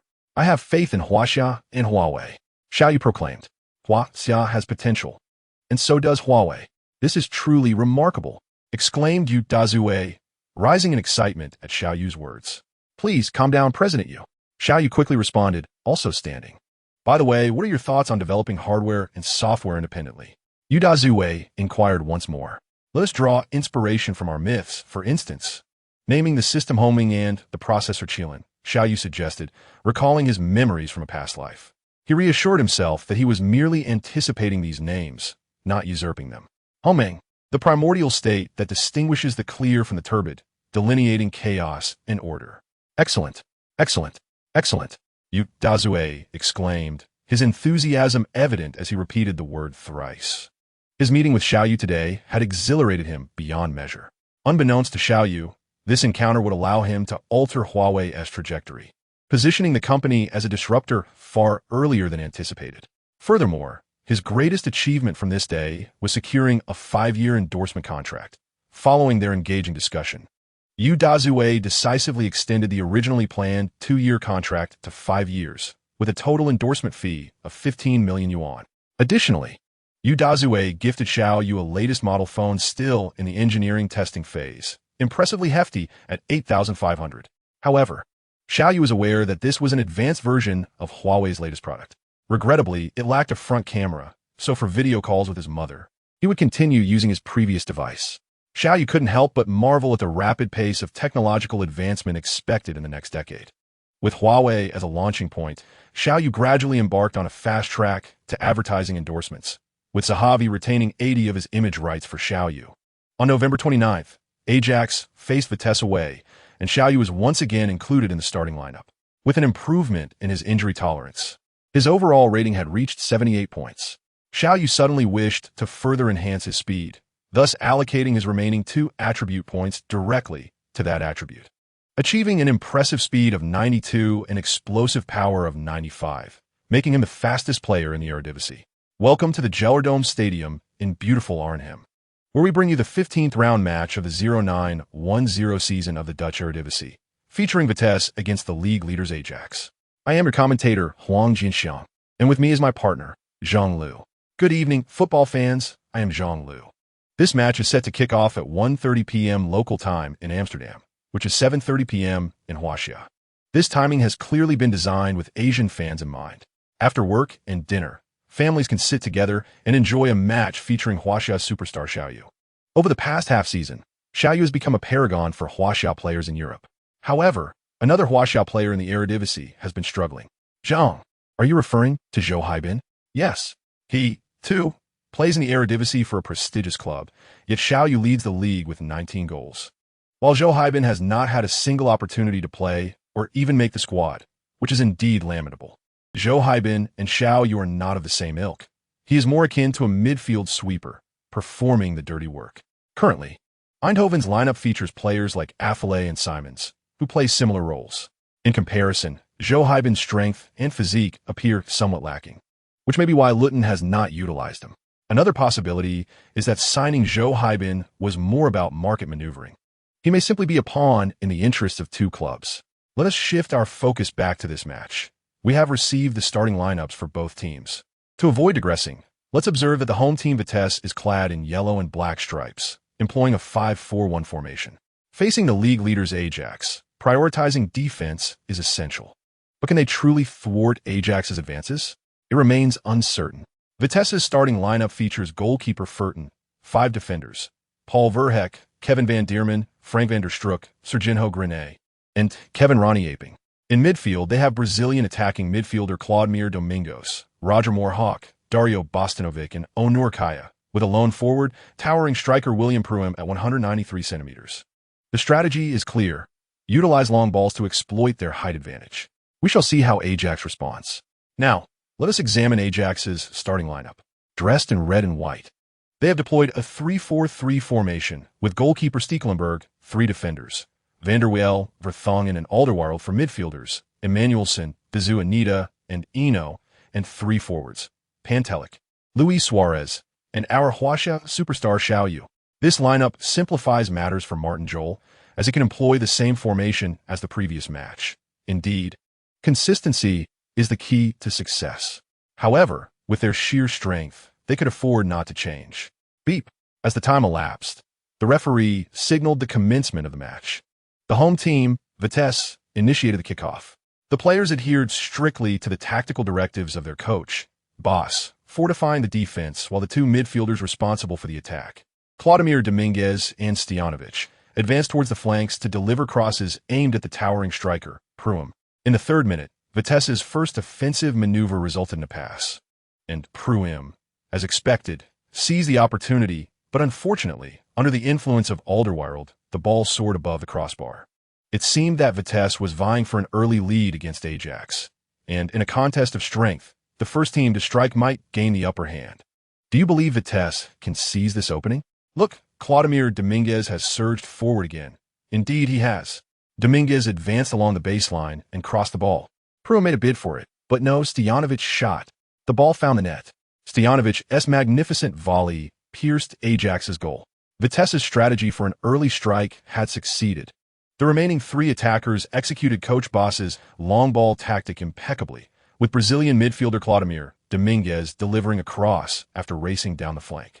Pruim headed the ball back, and Stojanovic completed the goal with a stunning volley from the edge of the penalty area. This revealed a significant flaw in the three center-back system. When Pruim headed the ball back, Stojanovic was inexplicably unmarked in front of the box, a monumental oversight. Ajax had paid dearly for their mistake, falling behind 1-0. Don't panic. Let's just score a few more, Suarez remarked to his teammate Xiao Yu as they returned to the center circle. As Ajax's former leading striker, Suarez now found himself under pressure. Having been surpassed in goals by Xiao Yu, his form was far from optimal, yet Martin Jol still included him in the starting lineup, hoping he could capitalize on a weaker opponent to bolster his scoring tally. Xiao Yu merely nodded in agreement, refraining from verbal response. Conceding an early goal was undeniably frustrating. Although not a defender, he upheld the belief that the team functioned as a cohesive unit, sharing both triumphs and setbacks. Beep. Suarez initiated the kickoff. Xiao Yu received the ball and passed it back to Dezou to stabilize the rhythm of the game before advancing forward. Dezou exhibited considerable skill, maintaining possession against Vitesse's three-man press until he crossed the halfway line and passed to the winger, Emmanuelson. In the 43rd minute, Emmanuelson received the ball and surged forward. Vitesse was aware of his capabilities, but he was determined to showcase his superior skill. With a sudden change of pace, he evaded the defender, Grini, and exploded into the left side of the penalty area. Inside the box, he had teammates Suarez and Pantelic, while Xiao Yu, Eno, and Anito waited outside the box, with Dezou also making an advance. His passing options were plentiful. Ajax's 7 attacking players infiltrated the area, intensifying the defensive pressure on Vitesse. Both Suarez and Xiao Yu required 2 defenders each, leaving the remaining 5 players to allocate at least 1 defender, consuming 9 players in total, aside from the goalkeeper. Only the towering striker Pruim remained loitering in the center circle. Emmanuelson, unwilling to wait for Grini to catch up, made a decisive move and sent the ball towards the center. The ball sailed over Suarez's head, heading for Pantelic. Pantelic leaped high for a header. Alas, the shot was directed too centrally, and goalkeeper Verthuijsen confidently claimed it. What a missed opportunity. Luck had not favored them, but Ajax's onslaught quickly resumed, with the focus shifting to the concluding moments of the half. Verthuijsen threw the ball to defender Van der Struijck, but his attention wavered. While assessing the situation on the field, he failed to stop the ball properly, causing it to roll a meter away after his touch. This distance, in front of his own penalty area, was akin to presenting a gift to the opposition. A flash of red and white darted forward. A swift extension of his toe whisked the ball away. Oh no, the ball wasn't handled well. Xiao Yu. Xiao Yu has stolen it. Xiao Yu has broken through. 1-on-1. Shot. Goal. It's in. Xiao Yu equalized. In less than a minute, Ajax capitalized on a defensive blunder from Vitesse to level the score. Oh dear, that mistake was unacceptable. The pressure must have been overwhelming. Losing focus while assessing the field is simply inexcusable. To contemplate life in front of a goal with so many lethal attackers from Ajax is truly perplexing. Vitesse won, Ajax won. In the 13th minute, Ajax mounted another assault, with Eno advancing through the center. He was flanked by Ajax's newly formed trio, Pantelic, Suarez, and Xiao Yu. Suddenly, he made a through ball for Suarez. Although Suarez was not in an ideal position, closely marked by 2 defenders, he exchanged a glance with Xiao Yu and opted for a different attacking approach. Suarez pivoted, deftly dragging the ball to the left and passing it into Xiao Yu's path. Seeing such a clever pass, Xiao Yu responded with a powerful shot. The ball thundered towards Vitesse's goal. However, Verthuijsen, fully extended, managed to deflect it with his fingertips, diverting it off its original trajectory and into the post. Xiao Yu lamented the missed opportunity, astounded that such a powerful strike had been thwarted. Verthuijsen's performance was outstanding. Even such a forceful shot could be saved, leaving Xiao Yu speechless. On the field, a situation had arisen. It seemed that goalkeeper Verthuisen, following his brilliant save, had not risen and was rolling in pain, clutching his right hand.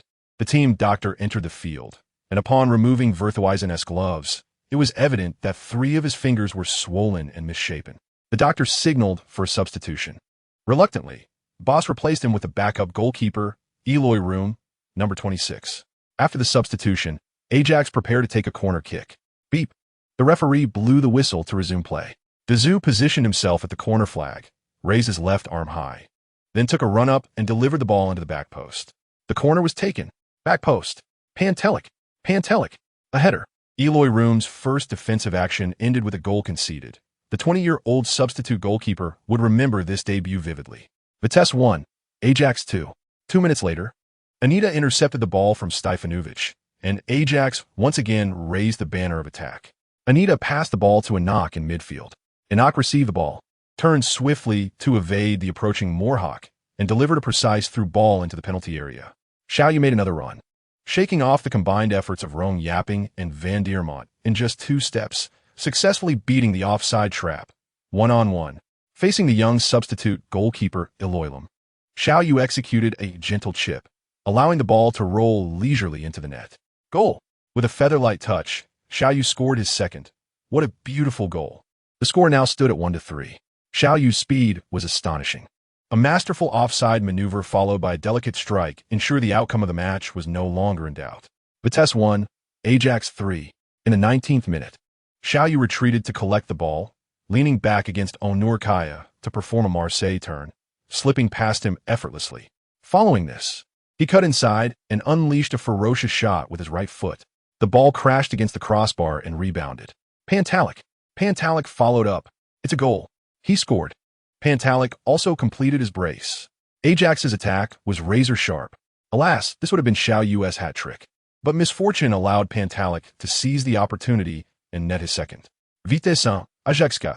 Having conceded 3 consecutive goals, Vitesse's coach Boss was visibly distressed and quickly issued new instructions, ordering all players, including Pruim, to fall back near the penalty area, effectively setting up a defensive blockade that left Ajax momentarily at a loss.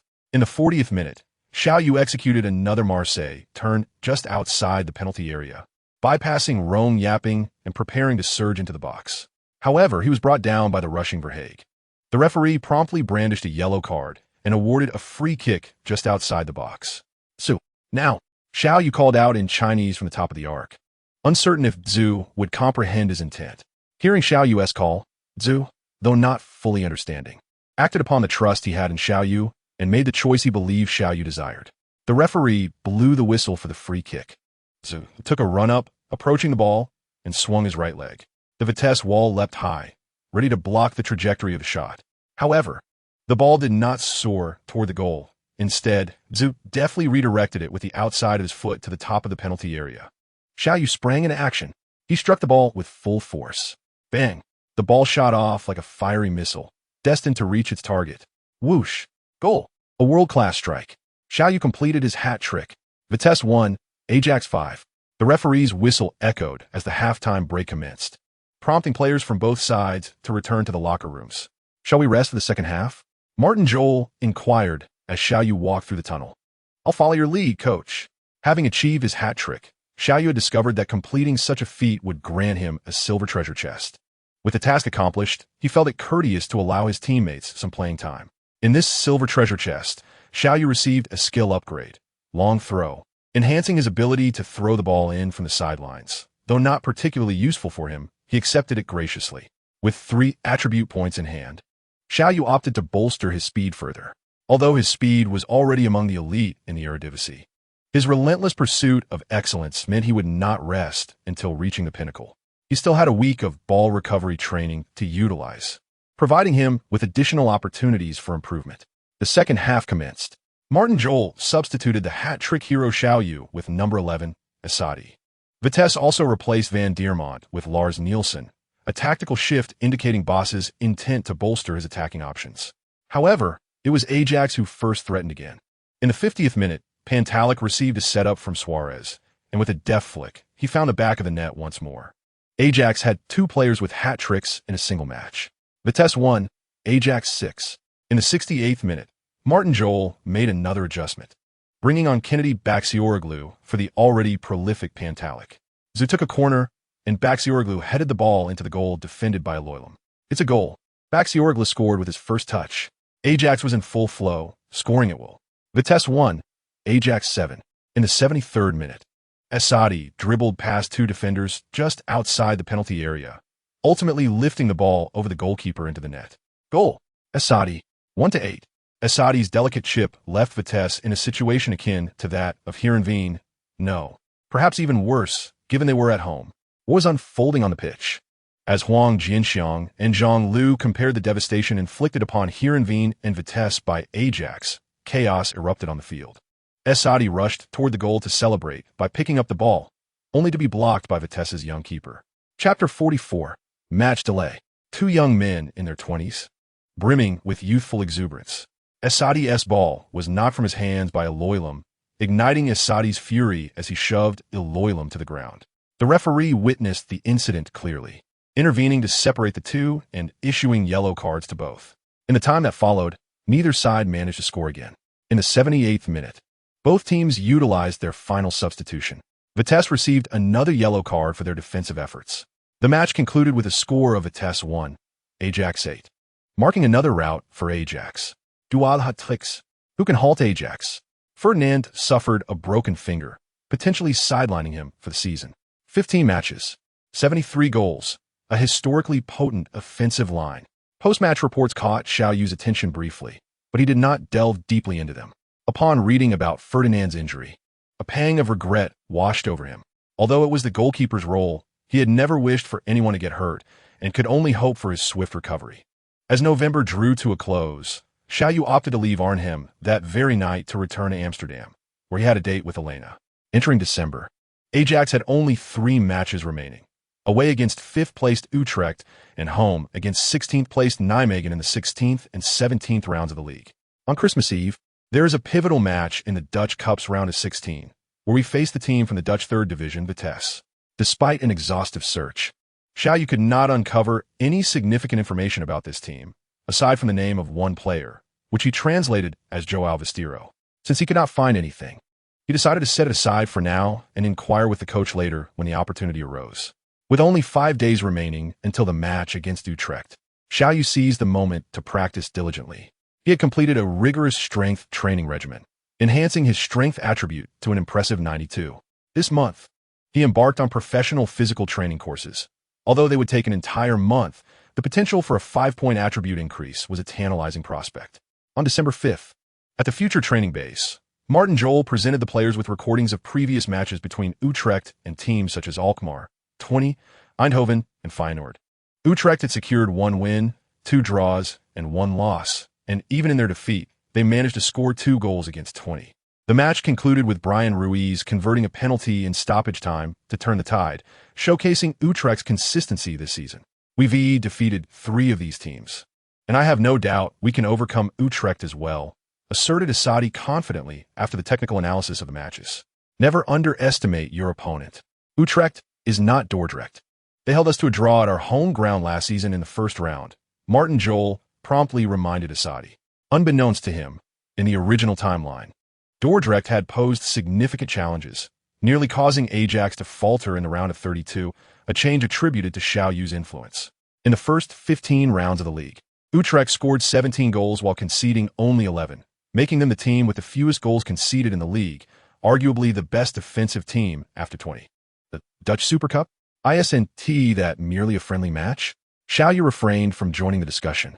For the match against Utrecht, Coach Martin Jol opted for a 4-3-3 formation. Xiao Yu was not included in the starting lineup, as the coach intended to deploy him later in the match when Utrecht's stamina waned, leveraging his speed to pose a threat. Given the short 20-minute drive to Utrecht, the team deemed it unnecessary to stay overnight at a hotel, especially considering Ajax's current financial constraints. Following the discussion, Martin Jol announced the dismissal of the team, instructing everyone to report to the training base at 9 a.m. the next morning. Early the next day, Xiao Yu arose, refreshed and prepared for professional physical training. The temperature was particularly low, and even the typically unbothered Xiao Yu donned a knitted hat and thermal attire to complete his training while exhaling visible puffs of breath. Upon arriving at the training facility, all players had added a layer of fitted inner sportswear, along with hoodies, oversized sports jackets, gloves, and knitted caps, all provided by the club. With rain forecasted, staff members brought numerous towels and hot beverages to prevent the players from catching colds. As Xiao Yu settled into the team bus heading to Utrecht, he closed his eyes to rest. Suddenly, a notification sound resonated in his mind. Ding! The system has issued a random mission. Lead Ajax to victory against Utrecht. Reward: 1 diamond treasure chest. Failure will result in a random deduction of 1 skill level. Here we go again, he thought, questioning Utrecht's strength. The significance of the diamond treasure chest would only become apparent when Xiao Yu stepped onto the pitch and truly felt Utrecht's formidable prowess. We are here to present the highlight match of the 2009 to 2010 season, round 16 of the Dutch Eredivisie, Utrecht versus Ajax. I am your commentator, Huang Jinxiang, accompanied by my partner, Zhang Lu. Good evening, football fans. Zank Lu. Zhang Lu remarked.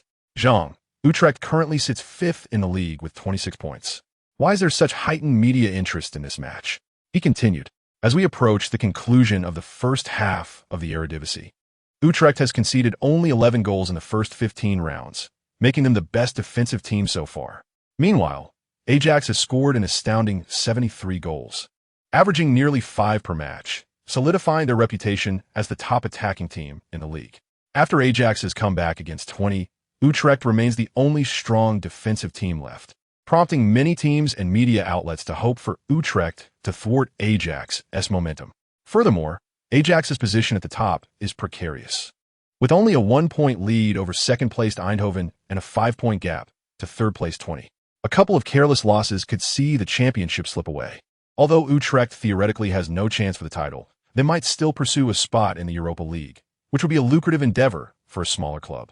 Moreover, defeating Ajax would grant them bragging rights for years to come, especially given Ajax's current formidable form. The prospect of toppling Ajax is thrilling. While Zhang Lu extolled Utrecht's virtues publicly, he discreetly arranged for his family to bet 500,000 Huaxia coins on an Ajax victory, despite the odds being only 1.52, still promising a significant return.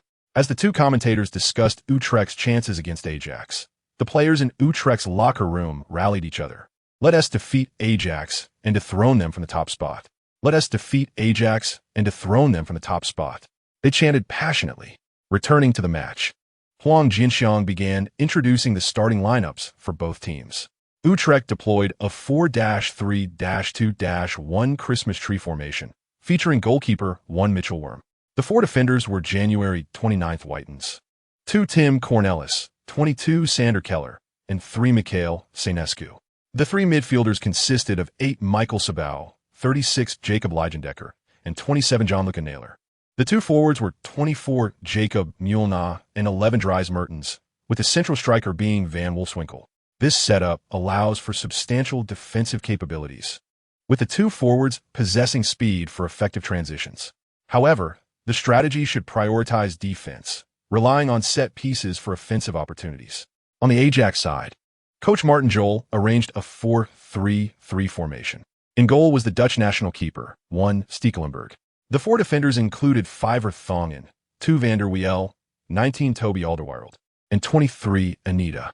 The familiar midfield trio comprised 40 De Zoo, 8 Emmanuelson, and 21 Eno, while the forward line featured 11 Asadi, 9 Pantelic, and 16 Luis Suarez. Today, Martin J.R.L. positioned Vinon Anita as a full-back, which is now quite evident. Utrecht's counterattacking strategy is well-structured. They employ a 4-3-3 formation defensively, transitioning to a more familiar 3-4-3 when on the offensive. Anita's stamina and speed are perfectly suited to execute JRL's tactical plan. If they maintain a 3-4-3 during their attacks, it essentially means that JRL has merely rested Xiao Yu, substituting him with Asadi compared to the previous 2 matches.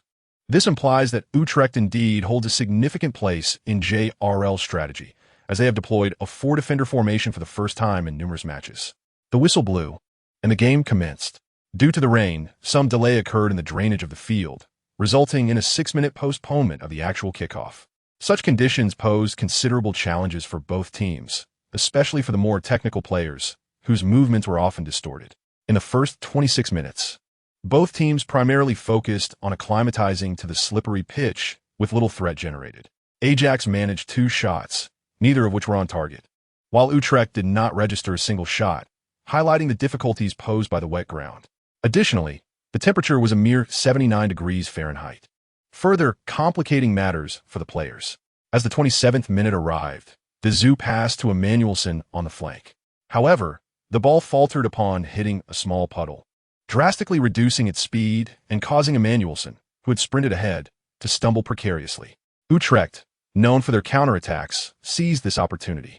Number 27, midfielder Nieuwholt, swiftly intercepted the ball and delivered a pass to forward Jacob Mulna. Xiao Yu recognized this player, but struggled to recall where he had seen him before. It turned out that in his previous life, Jacob Mulna had played for Huaxia for several years. Although Xiao Yu had not closely followed the Chinese Super League during that time, the Zambian international, Jacob Mulna, charged down the left flank, where the puddles were minimal, indicating that Utrecht had made prior arrangements. Jacob was off. Anita was in pursuit. The two were entangled. Anita lunged for the ball. Jacob fell. A foul was surely to be called. The referee rushed to the scene of Jacob Mulenga's fall and issued the first yellow card of the match to Anita. Meanwhile, Jacob, having earned a free kick, beamed with a wide grin, oblivious to the fact that his once white jersey was now stained a muddy brown. As Ajax played in black kits, the muddy Jacob was instructed by the referee to leave the field for a change into a fresh white uniform. Cyberpaul took the free kick, sending it into the penalty area, where Toby Alderweireld cleared the danger with a decisive header. In the 31st minute, another mishap in the field led Ajax to lose possession again. Jacob Mulna surged towards the left flank, adhering to their game plan. And knowing that Ajax's right back Anita was already on a yellow card, he could afford to be less cautious in his approach. Indeed, Jacob Mulna had correctly anticipated Anita's hesitance, as Anita merely shadowed him, pressuring him towards the sideline without attempting a tackle. However, Ajax's defense was not solely reliant on Anita. A dark figure, Alderweireld, surged towards Jacob Mulna. A sliding tackle. What a play. Alderweireld successfully dispossessed Jacob of the ball, alleviating the threat from the back. The referee approached once more and issued a yellow card to Toby Alderweireld. Astonished, Alderweireld held his head in disbelief, fully aware that he had first played the ball. He and Anita approached the referee to contest the decision. The Zoo hastily intervened, separating the two, with both players now cautioned. Any further perceived misconduct could easily lead to a second yellow and expulsion from the match. This was undoubtedly a commendable play. Perhaps the referee's perspective was compromised, and Jacob's muddy appearance further swayed the subjective nature of the call. Xiao Yu sighed from the sidelines, contemplating whether a different outcome might have occurred.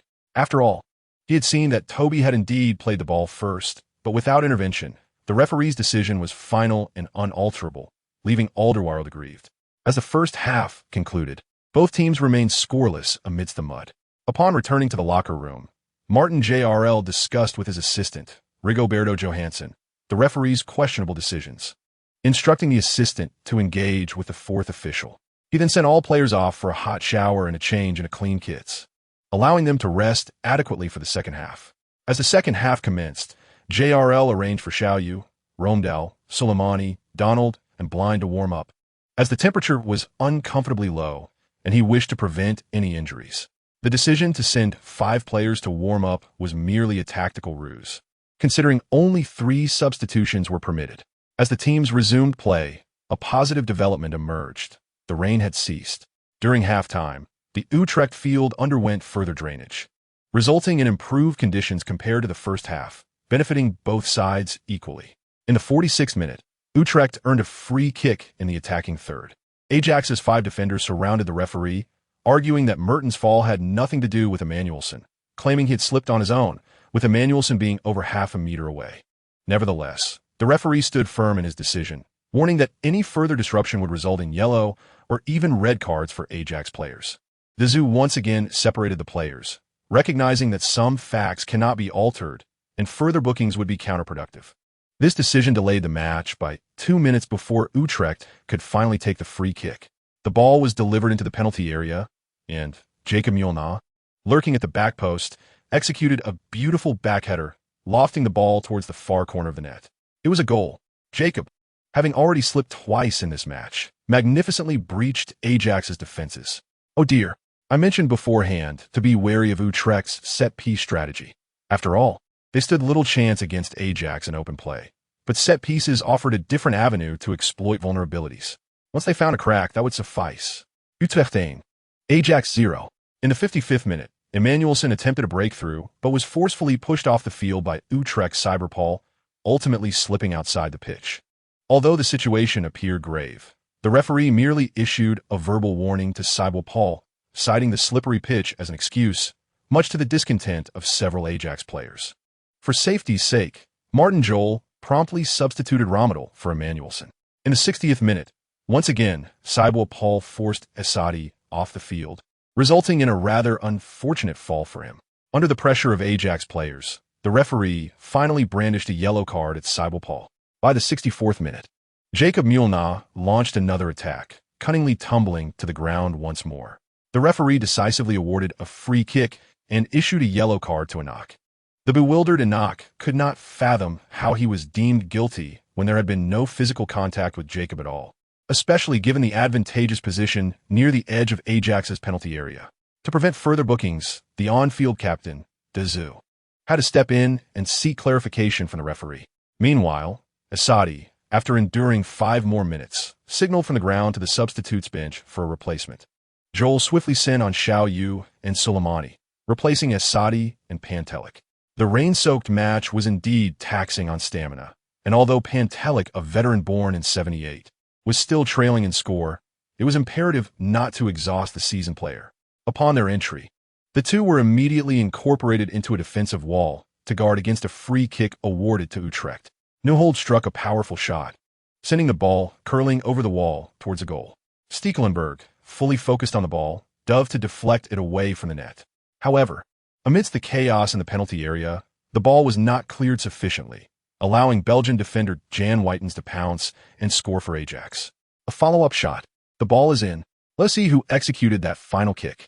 Whitens, the Belgian defender, found the ball during the melee in front of Ajax's goal and deftly nudged it into the empty net. Incredible. Another set piece. Utrecht is on fire. While Zhang Lu praised Utrecht's performance, he internally lamented his wager of 500,000 Chinese yuan, urging Ajax to rise to the occasion. Fortunately, with Xiao Yu and Soleimani now on the field and over 20 minutes remaining, there was hope for a turnaround, especially for Xiao Yu, who could potentially achieve a hat-trick within mere minutes. Of course, these thoughts remained unspoken. Jean, what is your take on Utrecht's 2 goals? The goals were indeed splendid, yet I cannot condone the manner in which the free kicks were awarded. Some aspects remain perplexing. In the center circle, Xiao Yu and Suarez exchanged murmurs. Suarez's eyes lit up. He had experienced similar situations and shared a knowing smile, nodding at Xiao Yu. The referee's whistle pierced the air, signaling the restart. Suarez pushed the ball back and immediately charged forward. In the next moment, there was a resounding crash. Bang! The ball soared towards Utrecht half. Could it be? Did Suarez just take a direct shot from the kickoff? Oh no! Mitchell Worm slipped, and it went in. Xiao Yu has once again accomplished the remarkable feat of scoring directly from midfield. Indeed, Xiao Yu never fails to astonish us. No one anticipated that his very first touch after entering the game would be a direct shot from midfield. Chapter 46. In the interest of justice, what a beautiful goal. Much like the express delivery of Dongfeng, while it soared high without immediate threat, its mission was destined to succeed. The pitch certainly aided Xiao Yu. Worm, who had positioned himself slightly forward, slipped as he returned to the small penalty area, helplessly watching the ball sail into the net, a moment of utter despair for him. Despair was indeed his due, for as the saying goes, good begets good and evil begets evil. Retribution is merely a matter of time. Zhang's laughter echoed, affirming that the 2 goals scored by Utrecht were shrouded in controversy. The controversy was secondary. If they insisted on theatrics, Ajax could not continuously suffer losses. At that moment, Zhang Lu felt exhilarated, convinced he had made the right bet. Little did he know that Xiao Yu was a cheat code, possessing a card that guaranteed every shot would find the net. After scoring, Xiao Yu jubilantly rushed towards the camera, shouting, "Mom, I love you." In the 73rd minute, Utrecht made a substitution, bringing on Van Miloer for the exhausted Linsky. The midfielder immediately charged into Ajax's territory, leading to the most contentious decision of the match. Van Miloer, in a non-ball situation, barreled towards Ajax's left-back Anita, who instinctively raised his hand to block him. However, Van Miloer, unable to halt his momentum, slipped and fell, clutching his face in feigned agony. The referee rushed over to assess the fallen Van Miloer and promptly issued a yellow card. Anita initially thought the referee was finally enforcing fairness, believing that such theatrics deserved punishment. Yet, seeing the yellow card directed at him, Anita lost his composure. With a prior yellow card, another would mean his dismissal. He immediately questioned the referee in confusion. However, the referee remained unmoved, soon raising a red card and expelling him from the match. Chaos erupted among Ajax players. Coach Martin Jol raged from the sidelines, protesting the referee's decision, while assistant coach Rigoberto Johnson sprinted towards the fourth official, voicing his outrage. Yet on this day, all protests fell on deaf ears. The referee's decision was final. Gradually, Martin Jol calmed down, instructing Dazu to separate the players, while he offered consolation to the departing Anita. Time dragged on to the 84th minute, with Utrecht making another substitution, replacing Newhold with Dick to further waste time. Although Ajax had Xiao Yu's miraculous goal, they were still trailing 2-1. Xiao Yu felt a surge of frustration, yet there seemed little he could do. Suarez's performance was notably poor, having committed several errors in receiving the ball. Newly substituted Ramadal also failed to make a significant impact. Only Soleimani and Inak appeared relatively stable. Left with no other options, Xiao Yu dashed past the two, whispering a quick strategy before sprinting towards the front. Whether out of newfound conscience or mere oversight, Utrecht's kickoff resulted in a weak pass landing at Xiao Yu's feet. This golden opportunity was one he could not let slip away. Thus, he surged toward Utrecht's territory, first skillfully evading Miloer, who had unjustly caused Anita's dismissal, and then deftly maneuvering past the newly introduced Dick, before surging into the penalty area. Faced with the lightning speed of Xiao Yu, Cornelius and Kohler within the penalty area dared not make a move, fearing he might deceive them into conceding a penalty.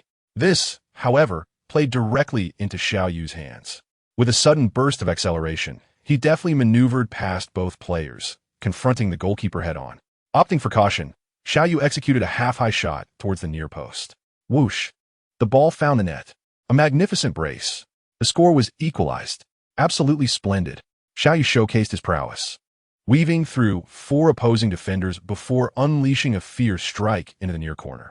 What a relief! Brilliantly executed. This goal served as a proclamation to Utrecht. Even with all the advantages you possess, I can still bring you to your knees. This strike undoubtedly merits selection for the round's best. Let us not forget his earlier goal from the center circle, which was equally spectacular. Ha ha ha. Indeed, the best goal will likely be claimed by Xiao Yu himself. Given the previous inexplicable decisions, the two commentators refrained from mentioning Utrecht's passing errors. Perhaps this echoes Zhang Lu's words. Good and evil will ultimately be repaid. It is not that retribution is absent, but that the time has yet to arrive. After scoring, Xiao Yu barely had time to rush to the sidelines before being enveloped in jubilant embraces from Suarez and Soleimani. They had been holding back for too long. This goal was immensely gratifying. In every situation, there are those who rejoice and those who lament. Xiao Yu's goal reignited the fighting spirit of the entire Ajax squad. Yet Utrecht's coach, Chadinol, was filled with dismay, having lost the 3 points he thought were secured. As the match approached the 87th minute, Ajax mounted another attack. Xiao Yu advanced down the flank, delivering a cross aimed at Suarez in the box. Suarez, living up to expectations, outjumped Cornelius to head the ball into the net. Just as he prepared to celebrate, Suarez heard the referee's whistle. Was he offside? No, he had clearly scored while pressing against Cornelius. Without allowing Suarez time to ponder, the referee approached him, brandishing a yellow card. This incited a furious uproar throughout the stadium. What transpired? The official explanation cited an attacking foul by Suarez. Unbelievable.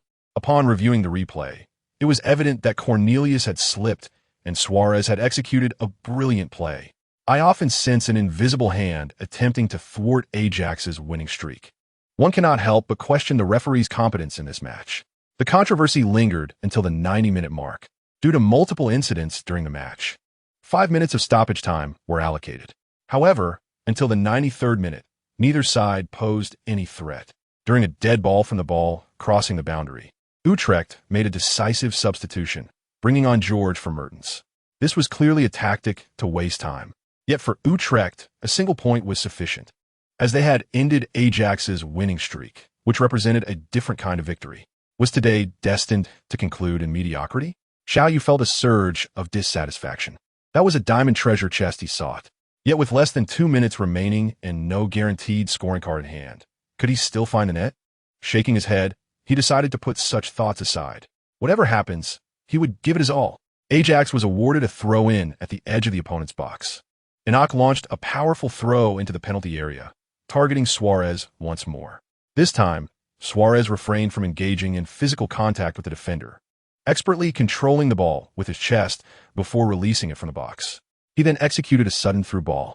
Prior to receiving the pass, he had already spotted a shadow lurking behind Whitens. It was the reliable figure he could trust. The through ball. Perfect. He was onside. A shot. Oh no. He sidestepped the goalkeeper. The ball is in. A hot trick. Ajax had taken a lead. The whole world now knew, Mom. I love you. Xiao Yu. I adore you. This brought to mind the saying, if miracles have a color, it must be the red of Huaxia. Congratulations to Ajax and Xiao Yu for securing this hard-fought victory. Utrecht 2, Ajax 3. Following Xiao Yu's celebration, the match time surpassed 95 minutes. After Utrecht kicked off, the referee did not blow the final whistle, but instead added over 2 additional minutes. The match concluded reluctantly at the 99th minute. The match ball was hastily removed from Xiao Yu's reach as they exited the field. We will file an appeal. Ajax was subjected to unfair treatment in this match. The encounter with Utrecht was marred, and although we won, the referee's calls heavily favored Utrecht, which is an affront to football. At the post-match press conference, Martin Jol addressed all reporters with solemnity. He asserted that if there were foul play, let them pursue it, as he was aware that Utrecht had received more yellow and red cards. The one wronged was undoubtedly Ajax. Utrecht's coach, Chadinol, without regard for fairness, told reporters, "Are you blind? Ajax is the one facing the black whistle? Sorry, Utrecht, but the referee couldn't help you." A divine intervention. Xiao once again achieved a hat trick. The invincible Ajax, the indomitable Xiao. The Eredivisie has intervened, and justice will be served in football. Bladder, manipulating matches, is unforgivable. This match rapidly ascended the trending charts for a week. Under the Dutch Football Association's scrutiny, the situation took a swift turn. Firstly, 2 of Utrecht's goals were deemed invalid, and the match result was adjusted to Utrecht 0, Ajax 3. Regrettably, Suarez's disallowed goal could not be reinstated. Secondly, Utrecht's Chadinol was suspended for 5 matches, barred from coaching on the field. Furthermore, Ajax player Anita's red card was rescinded, preventing any suspension. As for the referee, the Dutch Football Association has initiated a public prosecution, with a ruling to be announced within 2 weeks, likely resulting in the revocation of the referee's license. A fine of 50,000 and a lifetime ban from football. The dark clouds will eventually disperse. The truth will emerge. And Ajax's grievances from this match were vindicated before the Christmas holiday. Additionally, due to the unexpected circumstances of Utrecht's match, the originally scheduled encounter between Ajax and Nijmegen on December 12th was moved to the evening of the 11th at 9:45 p.m., which corresponds to 3:45 a.m. Huaxia time on the 12th. A prestigious referee, Bjorn Kuipers, was appointed to officiate to ensure fairness. Chapter 47. A Joyful Heart, however. None of these matters significantly impacted Xiao Yu. That afternoon, upon returning to Amsterdam, Elena awaited him at the training base. She had planned with her family to take Xiao Yu home for dinner, and the 2 little ones continued their date, reasoning that they could not arrive empty-handed to meet Elena's parents and sisters. As for the diamond treasure chest obtained from the match, Xiao Yu did not rush to open it, knowing it would remain there, but Elena was not the same. In a previous life, Xiao Yu had often been ridiculed for his emotional ineptitude, but this time he prepared diligently. Having spent over a year shadowing Bergkamp, Eriksson inquired about his preferences. He also subtly probed Elena about her mother and sister's tastes. After more than 2 hours of shopping, Xiao Yu's hands and neck were adorned with an array of shopping bags, razors, skincare products, charming dolls, beautiful fairy dresses, and an assortment of food and beverages. He sighed with relief, grateful that his mother was not present to witness his extravagant spending, which would surely elicit her admonishments about wasting money. Yet, the real conundrum lay in how to bring his mother to the Netherlands. While Xiao Yu longed to care for her, he recognized the unpredictability of his schedule, especially with the upcoming second half of the season where he would participate in the club's European campaign. Although it was merely the Europa League, it was a coveted honor. With more matches, his time would dwindle. He also worried about his mother navigating life in the unfamiliar Netherlands without language skills, which posed a significant challenge. In search of solutions, Xiao Yu turned to Elena. Despite their growing closeness in recent months, often resembling a young couple, Xiao Yu was acutely aware that they had never crossed beyond the bounds of friendship. His past life's shyness and the sanctity he placed on such matters held him back, and Elena had never explicitly agreed to be his girlfriend.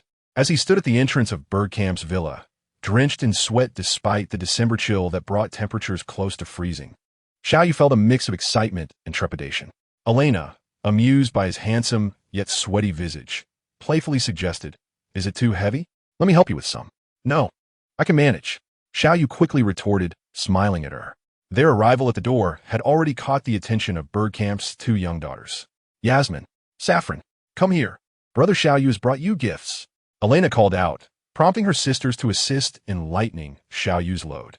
The little girls eagerly identified their presents, and, upon receiving their gifts, one dashed off, joyfully exclaiming, "Thank you, brother-in-law." While Xiao Yu appreciated the endearing title, he understood that the opinions of Elena and the elder family members held far greater significance. Elena's mother had prepared a sumptuous dinner for everyone, even inviting a Chinese chef to prepare several traditional dishes, which deeply touched Xiao Yu. During the meal, when Bergkamp inquired about Xiao Yu's plans, he felt flustered and sought Elena's help. "I'll make your plans with the team, not my daughter," Bergkamp added, bemused by Xiao Yu's reaction. "Dad, Xiao Yu's Dutch isn't great." He didn't understand. "Perhaps you could speak in English?" Elena quickly intervened. With a resigned smile, Bergkamp obliged and rephrased his question in clearer English, directly asking Xiao Yu about his aspirations with the team. Of course, to win championships. All the championships. Xiao Yu, though capable of understanding Dutch, chose to express his sincere ambitions. "Excellent. Let's toast to that," Bergkamp exclaimed, raising his glass in camaraderie with Xiao Yu. "Dad, Xiao Yu can't drink right now. Unlike you, he's still an active player. Let him toast with juice," Elena interjected. "Indeed, I concur with Elena. A player's career requires discipline." "I'll fetch some juice," Bergkamp agreed. Consequently, they toasted with juice instead, recognizing that Xiao Yu's commitment to discipline would benefit them all. During the evening, Elena expressed a desire to visit China, prompting her mother to inquire if Xiao Yu would be returning during the winter break, suggesting it would be a perfect opportunity for Elena to accompany him. This unexpected proposal left Xiao Yu astounded, revealing that even his future father-in-law, Bergkamp, held little sway in family matters. However, with Elena's mother encouraging it, Xiao Yu readily accepted and assured her of Elena's safety. The remainder of the evening passed in casual conversation and discussions about football with Bergkamp. Afterward, Elena merely saw Xiao Yu to the door, and he took a taxi back to his villa. Once alone, Xiao Yu indulged in a warm bath and opened the diamond treasure chest he had earned that day. "Congratulations, host. You have acquired the skill lob dribble, enabling players to perform back-to-goal ball separation and moonwalk turns. Your attributes have been automatically adjusted to meet the minimum requirements for this skill." Lob dribble, a signature move of the legendary Pell, made Xiao Yu exclaim that this treasure chest was indeed worthwhile. "Congratulations, host. You have gained 5 free attribute points. You have also received a 45-day shooting training plan, with a potential increase of 5 points in your shooting attribute upon completion. Additionally, you have obtained a chemistry generation card, which will be used on teammates, boosting both players' abilities by 5 when used." "Wow, this treasure chest is truly valuable," Xiao Yu marveled. Eagerly, he checked his attribute panel and felt elated to see an overall score of 81, marking his ascension to the level of a first-tier player. For context, Suarez had an overall score of just 76. As he examined his detailed attributes, 90 in ball control, dribbling, close control, and balance, and 85 in physicality, he couldn't help but exclaim internally, "My heavens!" Such a high-level skill had granted him an extraordinary boost of 80 points in attributes, an overwhelming advantage. With the 5 free attribute points, he noted that his injury resistance level was now at 2, equivalent to 50. With half a season remaining, he anticipated more opportunities to earn treasure chests. He decided to allocate the 5 points into explosiveness, but was met with a system notification stating that the current limits were capped at 99 points. Thus, he adjusted his distribution to 2 points in speed and 3 points in explosiveness, seeing his attributes now at 97 for speed and 98 for explosiveness. Xiao Yu felt a wave of joy wash over him. As for the chemistry card, he secretly wished to reserve it for Chinese players, hoping for an eventual chance to join the national team and pursue that ultimate goal. Having promised Elena to accompany her to Huaxia, Xiao Yu reached out to his mother in advance, informing her that he would be bringing along the girl he had previously introduced to her. This news delighted his mother immensely, and during their video call, she could barely contain her excitement. Xiao Yu shared in her joy, as it had been a long time since he had witnessed such happiness from her. December 11th swiftly arrived, marking the last match of the first half of the season, with Ajax facing off against Nijmegen at the Amsterdam Arena at 9:45 p.m. This late scheduling posed a challenge for numerous fans back home, who would have to stay up until 3:45 a.m. to watch the game. Nevertheless, for many working fans, setting an alarm to catch the match from kickoff until 6 in the morning was manageable, allowing them time to freshen up, have breakfast, drop their children off, and then head to work, perhaps even sneaking in a bit of leisure at the office. As we bring you the final round of the first half of the 2009 to 2010 season of the Dutch Eredivisie, featuring Ajax against Nijmegen, I am your old friend Huang Jinxiang. And today my partner is the esteemed commentator from the Premier League, Zhang Jun. Hello, dear fans. I'm Zhang Jun due to the late hour. Coach Zhang Lu's schedule did not permit his participation today, so I will take the role of the Eredivisie commentator and ride the coattails of our Huaxia superstar's popularity. Please, Jean Lauscher, do not be so modest. It is my honor to commentate alongside you. Let's focus on the match. Indeed, the starting lineups for both teams have been announced. I will begin by introducing the home team. Ajax has deployed their customary 3-4-3 formation with goalkeeper number 1. The Dutch international Stekelenburg, 3 central defenders 5, Vertonghen 2, Van der Wiel, and 19, Alderweireld. The defensive midfielder is number 40, De Zo, while the 3 attacking midfielders are 8, Emmanuelson, 28, Romadel, and 11, Ezet. The dual attacking midfielders, 9, Pantelic, and 37, Xiao Yu, support the central forward, 16, Luis Suarez. This lineup, in terms of personnel, can easily shift into a 3-2-5 attacking formation, with the forwards Romadel and Ezet transforming into wingers with a swift acceleration. The dual attacking midfielders configuration resembles that of dual shadow strikers. Coach Martin Jol's choice to field such an attacking formation against a weaker opponent like Nijmegen indicates his desire to bolster the team's statistics before the second half of the season, further asserting their dominance. Excitement surged as 5 forwards took the field, underscoring the depth of Ajax's attacking bench, which also includes formidable talents like Sulijmani, Kovacic, Shi Xianjun, Martina, and Kennedy Bakshoglu. Indeed, Ajax has scored an astounding 76 goals in just 16 rounds this season, a testament to their robust attacking resources. This configuration, even in the Premier League, would be envy-inducing, yet they are competing in the Eredivisie, a clear demonstration of Ajax's status as the premier club in Dutch football. Now, let us turn our attention to the visitors' starting lineup. Coach Vloet has opted for a 3-2-2-3 formation, with goalkeeper number 1, the 196 centimeters tall Hungarian international Gbor Babos, age 35, in the prime of a goalkeeper's career. The 3 defenders are 5, Akos 2, Ramon, and 19, Mitchell. The 2 defensive midfielders are 6, Boschwesen, paired with 23, Arkadisch, while the 2 attacking midfielders are 8, Lorenzo Davis, and 20, John Goossens.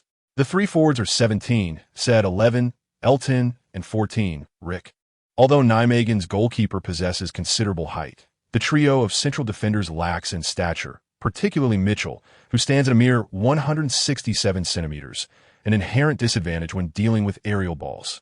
Indeed, on the other hand, Ajax's front 3, Suarez at 186 centimeters, Xiao Yu at 185 centimeters, and Pantelic at 183 centimeters, present a notable height advantage, creating significant pressure for the opposition.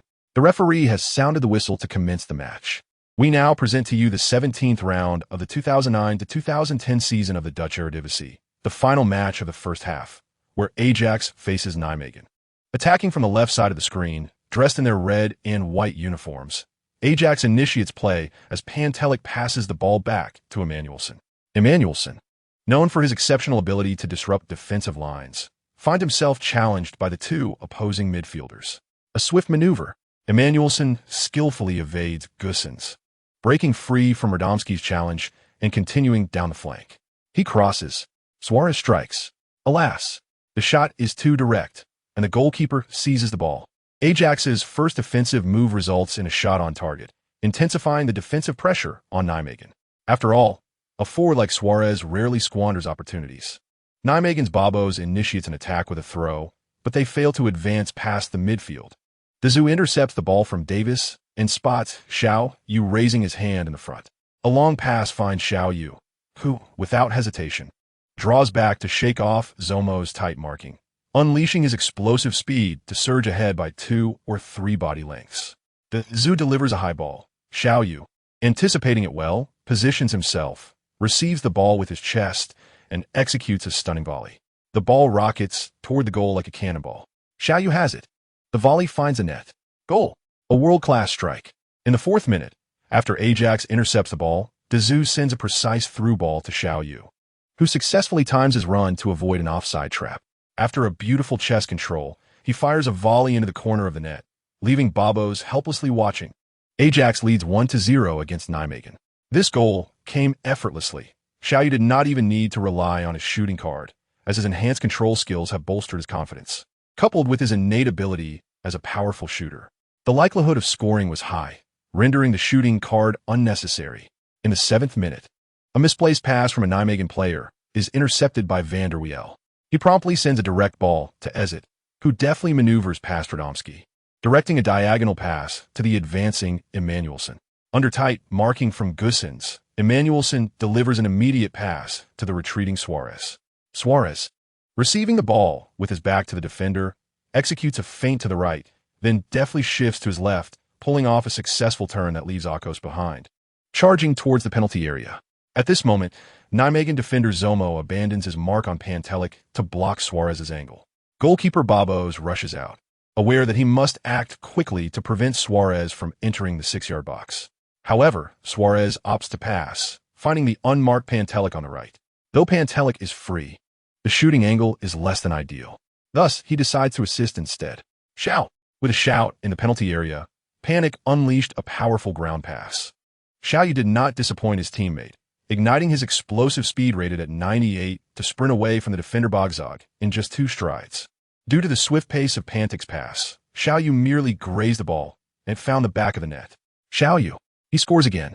Tonight, Amsterdam is draped in red, the proud hue of our Huaxia. In under 8 minutes, 2 goals conceded left the players of Nijmegen in disarray. They had heard tales of Xiao Yu's prowess, but witnessing it firsthand revealed a different reality. It was not merely difficult to contend with him. He was utterly uncatchable. Nijmegen's coach, Blot, hastily summoned his players to issue new instructions. It appeared that Nijmegen had shifted to a 5-4-1 formation, with only Fidreleo remaining in the attacking front, while the rest retreated to bolster their defense. This restructuring indeed posed a challenge to Ajax's offensive efforts, as they failed to score again until the 15th minute. However, they managed 7 shots, 5 of which were on target, all thwarted by Nijmegen's defenders who bravely blocked them. In the 15th minute, Asadi attempted to break through, but was dispossessed by a Nijmegen player, resulting in an awkward landing and a sprained ankle. Martin Jol had no choice but to substitute Sim de Jong in. As it was a normal physical encounter, the referee did not award a free kick, and the battle continued. In the 32nd minute, Xiao Yu received a pass from Emmanuelson, dribbled to the baseline, executed a bicycle kick, and cut inside past Bogzog, unleashing a fierce shot that skimmed the grass and curled into the bottom right corner of the goal. My goodness, a hat-trick at 32 minutes. Xiao Yu has achieved a hat-trick. His speed seemed to have intensified, making him exceedingly difficult to defend against even without any fouls being committed by the opponents. In the 37th minute, Xiao Yu received a cross from Suarez within the penalty area, and with a flash of brilliance, he delicately lifted the ball over Bogzog and Boschwazen's heads. He then deftly flicked it into the air for a lob shot, which grazed the underside of the crossbar and nestled into the net. A fourth goal. Xiao Yu, he is my deity. Scoring 4 goals by the 37th minute of the first half, Nijmegen's defeat was all but sealed. I checked, and the last time Xiao Yu scored 4 goals was against the reigning champions Alkmaar, where he did so even faster in under 10 minutes. This time, he showed some restraint. Let us congratulate Ajax on securing the halfway championship of the Eredivisie. During the 2 minutes of stoppage time in the first half, just when everyone anticipated the half would conclude with Xiao Yu's 4 goals, the man Suarez stepped forward. De Zhu took the final corner for Ajax in the first half. Suarez out-jumped Akuseu, heading the ball into the corner of the net with a lion's ferocity. The 10-centimeter difference was glaringly evident at that moment. Beep, beep. The referee concluded a thrilling first half. Thanks to Xiao Yu's 4 goals and Suarez's last gasp header, Ajax led Nijmegen 5-0. Currently, Xiao Yu tops the Eredivisie scoring chart with 29 goals, while his teammate Suarez follows closely with 19. For just 17 matches, 19 goals is already an impressive tally. Yet Xiao Yu has surpassed him by a full 10 goals. It is noteworthy that this is the result of Xiao Yu having only participated in 9 matches, averaging an astonishing 3.22 goals per game, consistently achieving hat-tricks. In all the matches in which Xiao Yu has played, he has never scored fewer than 3 goals, prompting even the Guinness World Records to continually update their records for him. Including the KNVB Cup match against Doha Tincham, Xiao Yu has astonishingly achieved 10 consecutive hat-tricks, amassing a total of 32 goals. Such records can be confidently claimed as unprecedented, and it is unlikely they will be matched in the future. Let us applaud and pay tribute to our Huaxia superstar Xiao Yu, who have made the 5-star red flag wave high in distant Amsterdam. Xiao Yu scored 50. How about resting in the second half? Martin Jol smiled as he asked Xiao Yu in the players' tunnel. All right, I'll follow the coach's arrangements. Xiao Yu readily replied. In this match, Xiao Yu was particularly pleased, having completed a hat-trick without using the guaranteed goal card. He wondered if the system would reward him additionally. Upon checking, the system did not disappoint. He was rewarded with a golden treasure chest and 150 points, though there was no additional guaranteed goal card. However, Xiao Yu was content with such rewards, and he eagerly opened the golden treasure chest after showering. Congratulations to the host for acquiring the advanced skill cow-tail dribbling, gaining 3 free attribute points, and receiving the damage reflection shin guards. Listening to the system's announcements in his mind, Xiao Yu was exhilarated. Chapter 49. The second half has 45 minutes remaining. The cow-tail dribbling is a signature skill of Ronaldinho, which Xiao Yu practiced multiple times in his past life, though he had not successfully applied it on the field. The damage reflection shin guards are excellent equipment, especially for facing rough opponents. Wearing them is a wise choice. Nevertheless, this time he did not unlock a training course, and he recognized that enhancing his attributes is still a significant endeavor. As the second half commenced, Ajax's Martin Jol substituted the young Donald for Xiao Yu. Though labeled a youth, Donald, born in 1988, is actually 5 years older than Xiao Yu. However, in football, performance speaks volumes. Given Xiao Yu's current goal tally, unless he suffers a complete setback in the second half, the Eredivisie Golden Boot is already within his grasp. However, after this first half, many teams will likely devise defensive strategies specifically targeting Xiao Yu. The upcoming 17 matches in the second half will present new challenges for him. As long as he doesn't return to domestic play, I believe he will avoid any tragic downfalls. Jian Xiang, take it easy, or live. Oh dear, look at my mouth, he said, reminded by teacher Jean. The second half was not without its thrills. In the 56th minute, Laromski tackled Romdahl, earning a yellow gemstone warrior card. In the 58th minute, Nijmegen substituted forward number 7 Worm for number 14 Tenfeld. In the 62nd minute, Martin Jol brought on the warmed-up Soleimani for the recently fouled Romdahl. With the winter break approaching, he wished to avoid injuries in his squad. In the 65th minute, Sim de Jong, who had come on as a substitute in the first half, struck a stunning long-range shot that pierced Nijmegen's goal once more, bringing the score to 6-0. In the 72nd minute, the diminutive Bogzog took on the task of defending against Donald in Xiao Yu's absence, but Donald's several breakthroughs left him exasperated. Eventually, he could no longer contain himself and shoved Donald to the ground, earning himself a yellow gemstone warrior card. The match was temporarily halted due to his reckless behavior. As players from both sides huddled together in the cold winter, pushing and shoving one another. Fortunately, the match referee, the esteemed Dutch official Bjorn Kuipers, demonstrated remarkable control, swiftly gathering both captains to quell the dispute, successfully mediating through verbal reconciliation, and returning the cards he had already drawn back into his pocket. The final decision awarded Ajax a free kick near the sideline. In the 78th minute, De Zeu took the free kick, sending the ball into the penalty area, where Suarez made a pivotal header. The ball was narrowly saved by Babos, but Donald was quick to follow up and scored. Ajax ultimately triumphed over Nijmegen with a resounding 7-0 victory, completing all matches of the first half of the season. With an impressive record of 15 wins, 1 draw, and 1 loss, Ajax accumulated 46 points, claiming the title of half-season champions.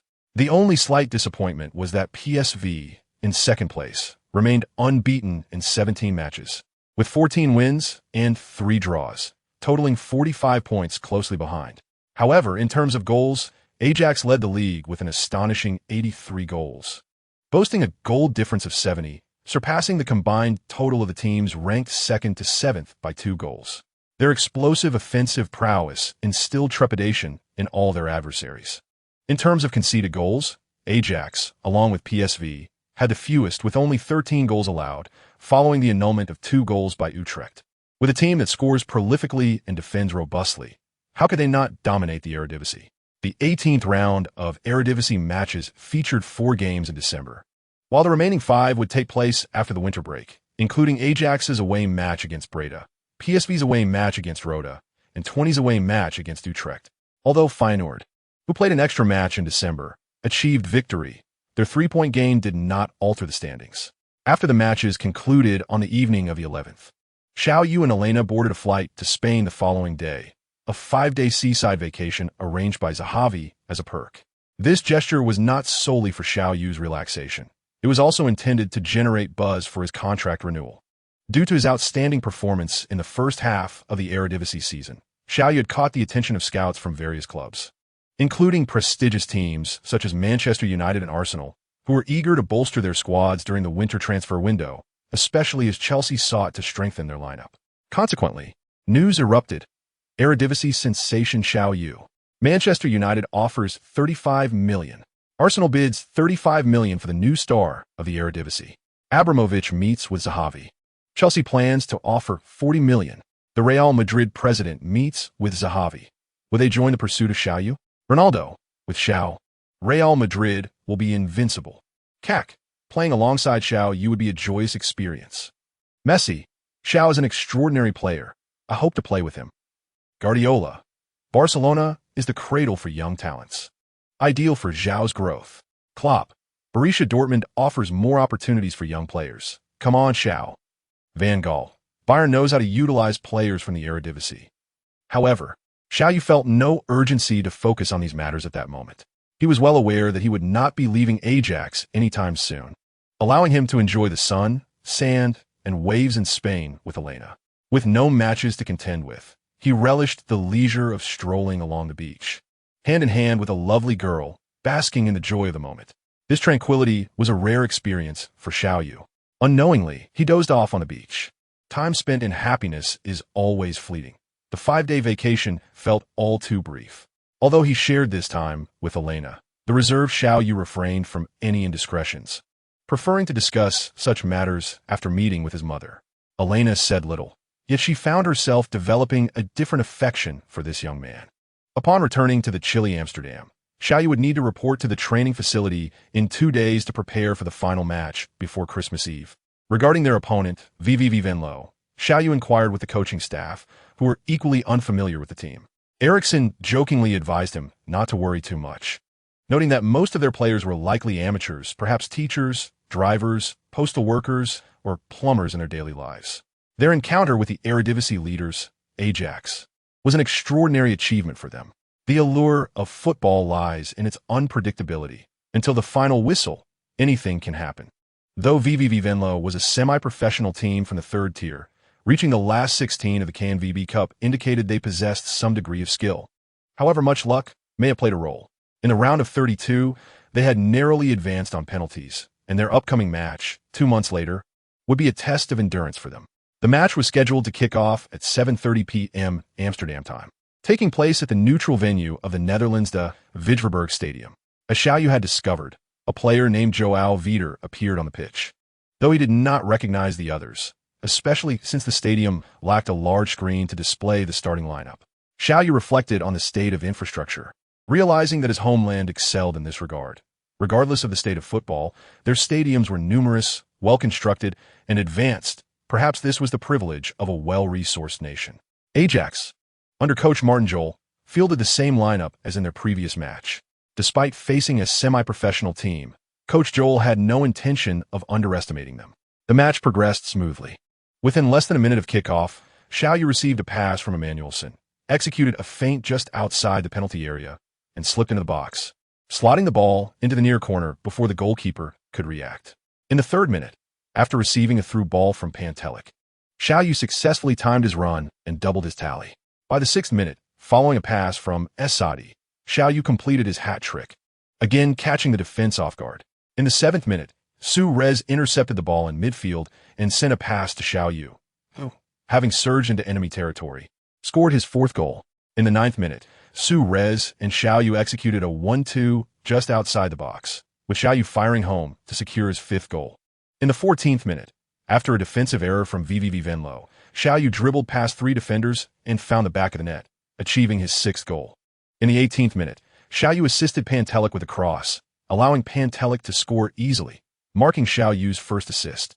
In the 23rd minute, Su Rez delivered a backheel pass in the box, leading to a combined shot from Xiao Yu and Pantelic, although the goal was ultimately credited to Pantelic, considering Xiao Yu's earlier contributions. In the 26th minute, seeing Esadi make a swift run, Xiao Yu provided a clever back pass, which Esadi converted into a goal. Just a minute later, Xiao Yu intercepted the ball in midfield, dribbled past several defenders, and opted to pass to Su Rez, who easily finished into an empty net. By the 30th minute, Esadi embarked on a solo venture, scoring from the edge of the penalty area to net his 2nd goal. In the 33rd minute, Su Rez connected with a cross from Esadi, scoring his 2nd of the match. In the 37th minute, Xiao Yu intercepted the ball in midfield and dribbled past 7 opponents, including the goalkeeper, ultimately slotting the ball into an open net for his 7th goal. It wasn't until the 44th minute that VVV Venlo managed to score, courtesy of a mistake by Toby Alderweireld and Stekelenburg, allowing Joao Vitor, a player Xiao Yu recognized, to pull one back. The first half concluded without stoppage time, as the referee promptly ended the match at the 45-minute mark. After all, it was only the first half, and the score was already 1-13. Was there really any need for stoppage time? The few fans present lamented, wondering if this was indeed the chasm between a professional team and an amateur one. However, they seemed to forget that there were still 45 minutes left in the game. In Chapter 50, Trending Topics featured Martin Jol, who made the decision to substitute Xiao Yu without consulting him first. After all, he had already scored 7 goals single-handedly. It was prudent to step back, especially if the opponent had a profession such as a doctor or a lawyer. One might need them in the future. It is always wise to leave a line of retreat for future encounters. Yet, during halftime, he uttered a remark that led to a misunderstanding among the players. He told them to relax and treat the game as mere play, reminding them that the opponent also faced difficulties, so they should not take it too seriously. Consequently, the players indeed delivered a rather lackluster performance, interpreting his words as a cue to treat the match lightly. In the second half, Donald and Kennedy Bakshioglu replaced Xiao Yu and Esadi. In the 52nd minute, Bakshioglu, Pantelic, Romdal, and Suarez worked in unison in the opponent's half, culminating in Suarez scoring a hat trick. By the 58th minute, Bakshioglu launched another cross, and once again, Suarez sealed the deal with a second remarkable feat. In the 60th minute, Suarez unleashed a shot from the edge of the penalty area, which deflected off a defender's leg and ricocheted into the net. However, the referee credited it as an own goal. Xiao Yu meandered over to check the records and discovered the player's name was Bosch. Perhaps he truly was a doctor. In the 67th minute, Bakshioglu intercepted the ball in midfield and, upon breaching the opponent's penalty area, took a shot that the goalkeeper could only feebly attempt to block, failing to prevent the ball from entering the net. By the 83rd minute, Bakshioglu's long-range shot made him the 5th player to score twice in the match. In the 84th minute, perhaps feeling the chill of remaining in the back line for too long, Dazou surged forward and scored with a long-range effort. In the 86th minute, Suarez received a pass from Zhu just outside the penalty area, executed a feint to evade the defense, and slotted the ball into the far corner, achieving his 5th goal of the match. Finally, in the 89th minute, Suarez received the ball in front of the penalty area, and with the opposing defenders completely exhausted, he effortlessly slotted the ball into their net. Suarez became the 2nd player in the match to score 6 goals. Had the 60th minute goal not been counted as an own goal, Ajax would have had 2 players with 7 goals in total. The final score was an astonishing 1-21. Although they lost by 20 goals, the players from Wisp seemed quite jubilant. Indeed, they had scored against Ajax and the reigning Eredivisie champions, a feat that could be bragged about for years to come. After the match, Martin Jol held a meeting with all the players, announcing a 15-day winter break and emphasizing the need to maintain their weight. Upon the resumption of training, everyone would be required to weigh in. Those who exceeded the standard would need to rectify it by that day, while those with excessive weight would forfeit their eligibility for the squad. Finally, the long-awaited holiday arrived. After nearly 6 months in the Netherlands, Xiao Yu felt particularly homesick. Following his first Christmas in the Netherlands with the Bergkamp family in Amsterdam, he and Elena boarded a flight back to China. Xiao Yu had transformed into a young gentleman of modest wealth, yet he shunned extravagance. Elena meticulously curated his wardrobe, enhancing his natural charm and demeanor. Upon exiting the terminal at Beijing International Airport, Xiao Yu was pleasantly surprised to encounter Zhang Ning. It was unexpected, as he had not mentioned his return plans to Zhang Ning. However, he had overlooked the resourceful Zahavi, who had effectively utilized every available resource. With Zhang Ning's assistance, Xiao Yu smoothly spent the night at a hotel in Beijing and secured a flight to Xinjiang the following day. Although Elena wished to explore many places in China, he was most eager to reunite with his mother, as he missed her dearly. Zhang Ning's responsiveness to Zahavi's call was for good reason. During their journey to the hotel, Zhang Ning discussed the upcoming 2010 Asian Games in Guangzhou, which would require approximately 20 days. Naturally, if they were eliminated early, that timeline would shorten. The draw had been conducted, placing China alongside Japan, Malaysia, and Kyrgyzstan in their group, making advancement seem promising. The coaching staff included several others, with Zhang Ning not serving as head coach this time. That honor had been bestowed upon Li Xiaopeng, a Shandong native who had participated in the 2002 World Cup. Zhang Ning mentioned that he had submitted Xiao Yu's name, but he was concerned about Xiao Yu's ability to secure time off from his commitments in the Netherlands. Having been absent for 20 days, Xiao Yu was uncertain if he could request leave, so he did not provide a definitive answer to Zhang Ning, merely stating that he would not miss the opportunity if he could attend. In reality, the future remained uncertain for Xiao Yu. If he remained with Ajax and the team performed exceptionally well in the first half of the upcoming season, he might have a chance to apply for leave from the club. However, time was on his side, and there was no rush. In contrast, Elena had many more outings than he did. The two of them bought numerous gifts at the capital airport, and after arriving at Xinjiang Airport, they acquired several large bags, which left Xiao Yu scratching his head. Ultimately, he had to hire a vehicle to take them directly home from the airport. Upon returning to the country, Xiao Yu promptly reached out to Dapeng and Xiao to arrange a gathering, coinciding perfectly with their New Year's holiday. Compared to his friends, Xiao Yu was more concerned about Elena. After all, a stunning blonde in a small city like my posed its challenges. Few understood English or Dutch, and her Chinese was limited, which was indeed worrisome. During his 6 months in Amsterdam, Xiao Yu had taken language lessons arranged by Zahavi, but he had only managed to improve his spoken English and learn a few Dutch phrases. Fully integrating with the locals remained a challenge. With a mindset that a path would surely emerge, Xiao Yu contacted Dapeng and Gongzi once they entered the city. He wanted to avoid any unforeseen complications and also needed help unloading their belongings, as the taxi driver had cast several incredulous glances at the two young men. Given the fully packed trunk, gazing at the familiar sky, the well-known streets, and the rows of sycamore trees, Xiao Yu felt a profound sense of tranquility wash over him. This was the place where he had grown up, the locale he had inhabited for countless lifetimes. The taxi driver provided exceptional service, navigating to Xiao Yu's home despite its secluded location. The person Xiao Yu longed to see most was waiting for him in the courtyard. "Mom, I'm back," he exclaimed as he exited the vehicle and rushed to embrace her. "You still haven't learned to be more considerate," his mother chided playfully, quickly opening the car door to see Elena inside.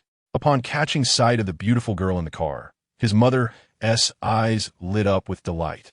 prompting Xiao Yu to hurriedly summon his friends who were already standing in the courtyard. To Xiao Yu's surprise, Gongzi had already obtained his driver's license and had brought along Fatty and Xiao Ma. Among them, Depeng proved to be the most reliable, having already communicated with the driver to open the trunk and begin unloading the goods, as they had not seen each other for a long time. After the unloading was completed, Xiao Yu's mother invited his close friends to stay, and she also called over Annie and fourth aunt, preparing a lavish feast. Although Xiao Yu felt a pang of concern for his mother and her friends having to cook and clean, Depeng quietly advised him not to disrupt his mother's happiness at that moment. Some things are deeply ingrained and difficult to change. Despite having been given a second chance at life, Xiao Yu still lacked a comprehensive understanding of certain social nuances. Fortunately, this time, he had Elena accompanying him.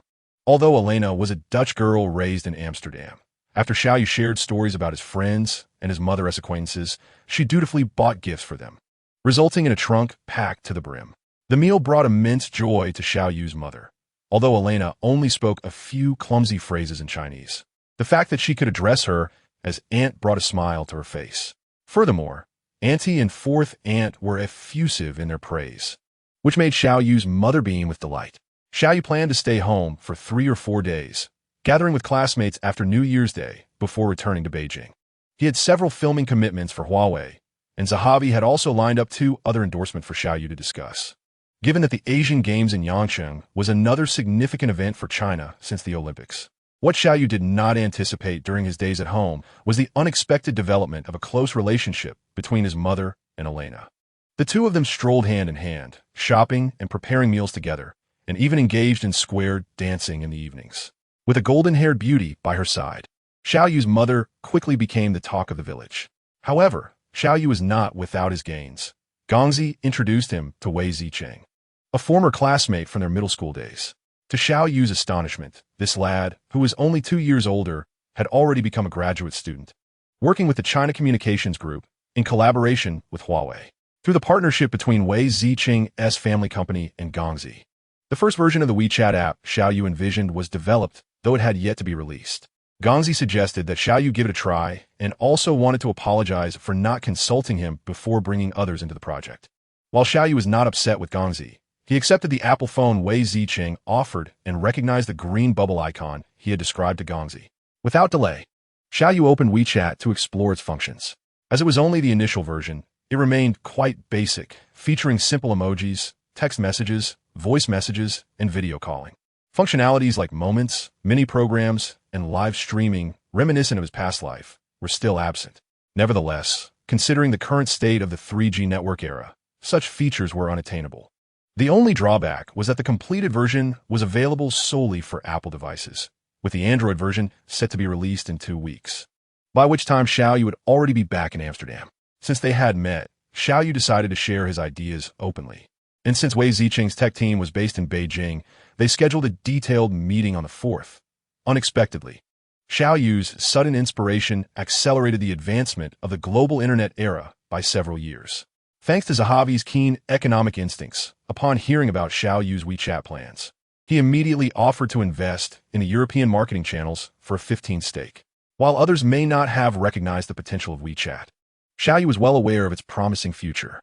With Zahavi's backing, many obstacles would be simplified, so he refrained from delving deeper into discussions with him.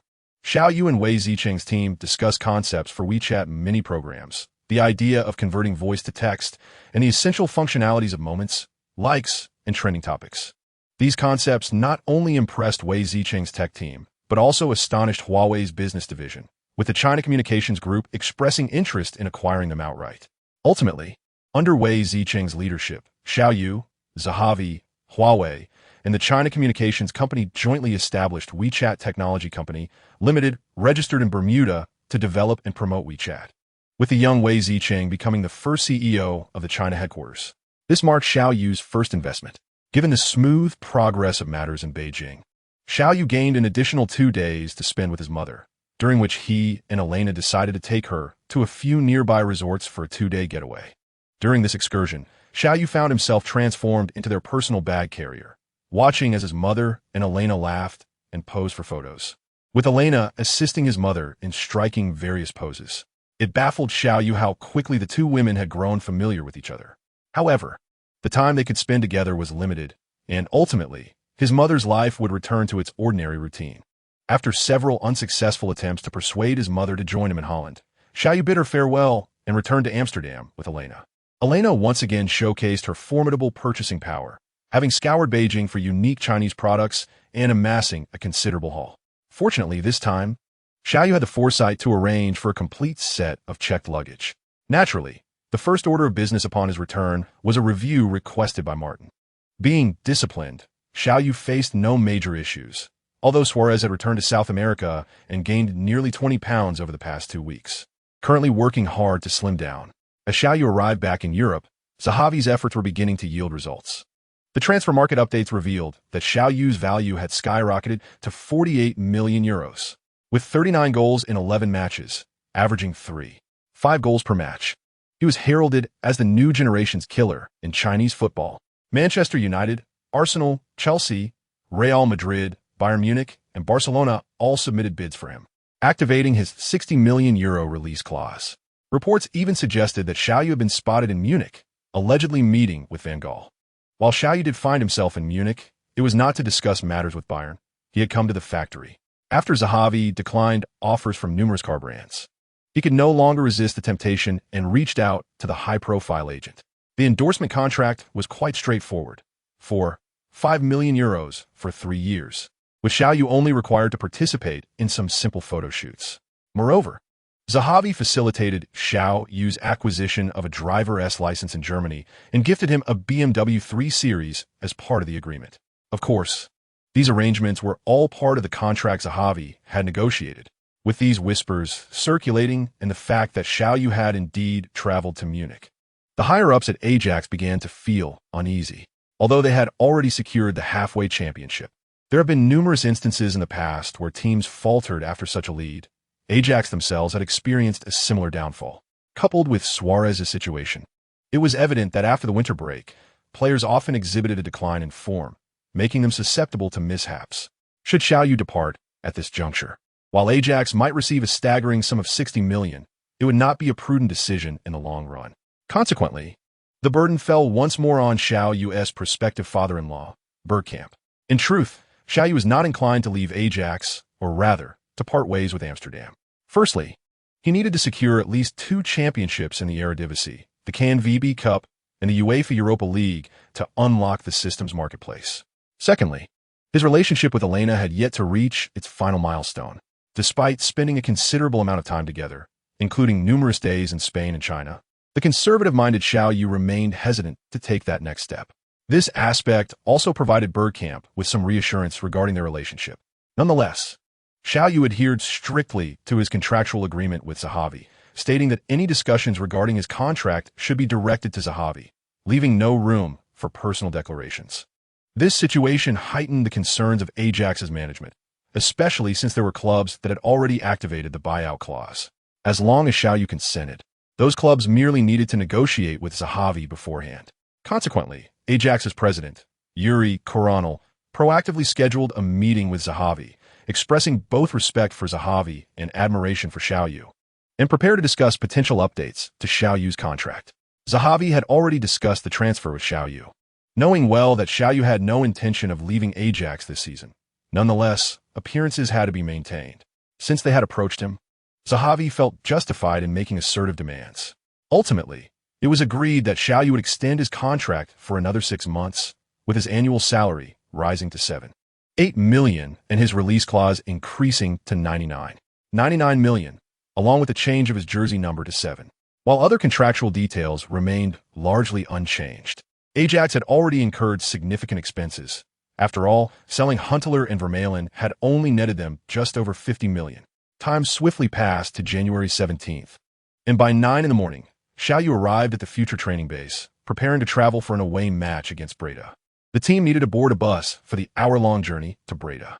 Welcome, everyone, to the 18th round of the 2009 to 2010 Dutch Eredivisie, where Breda hosts the league leaders.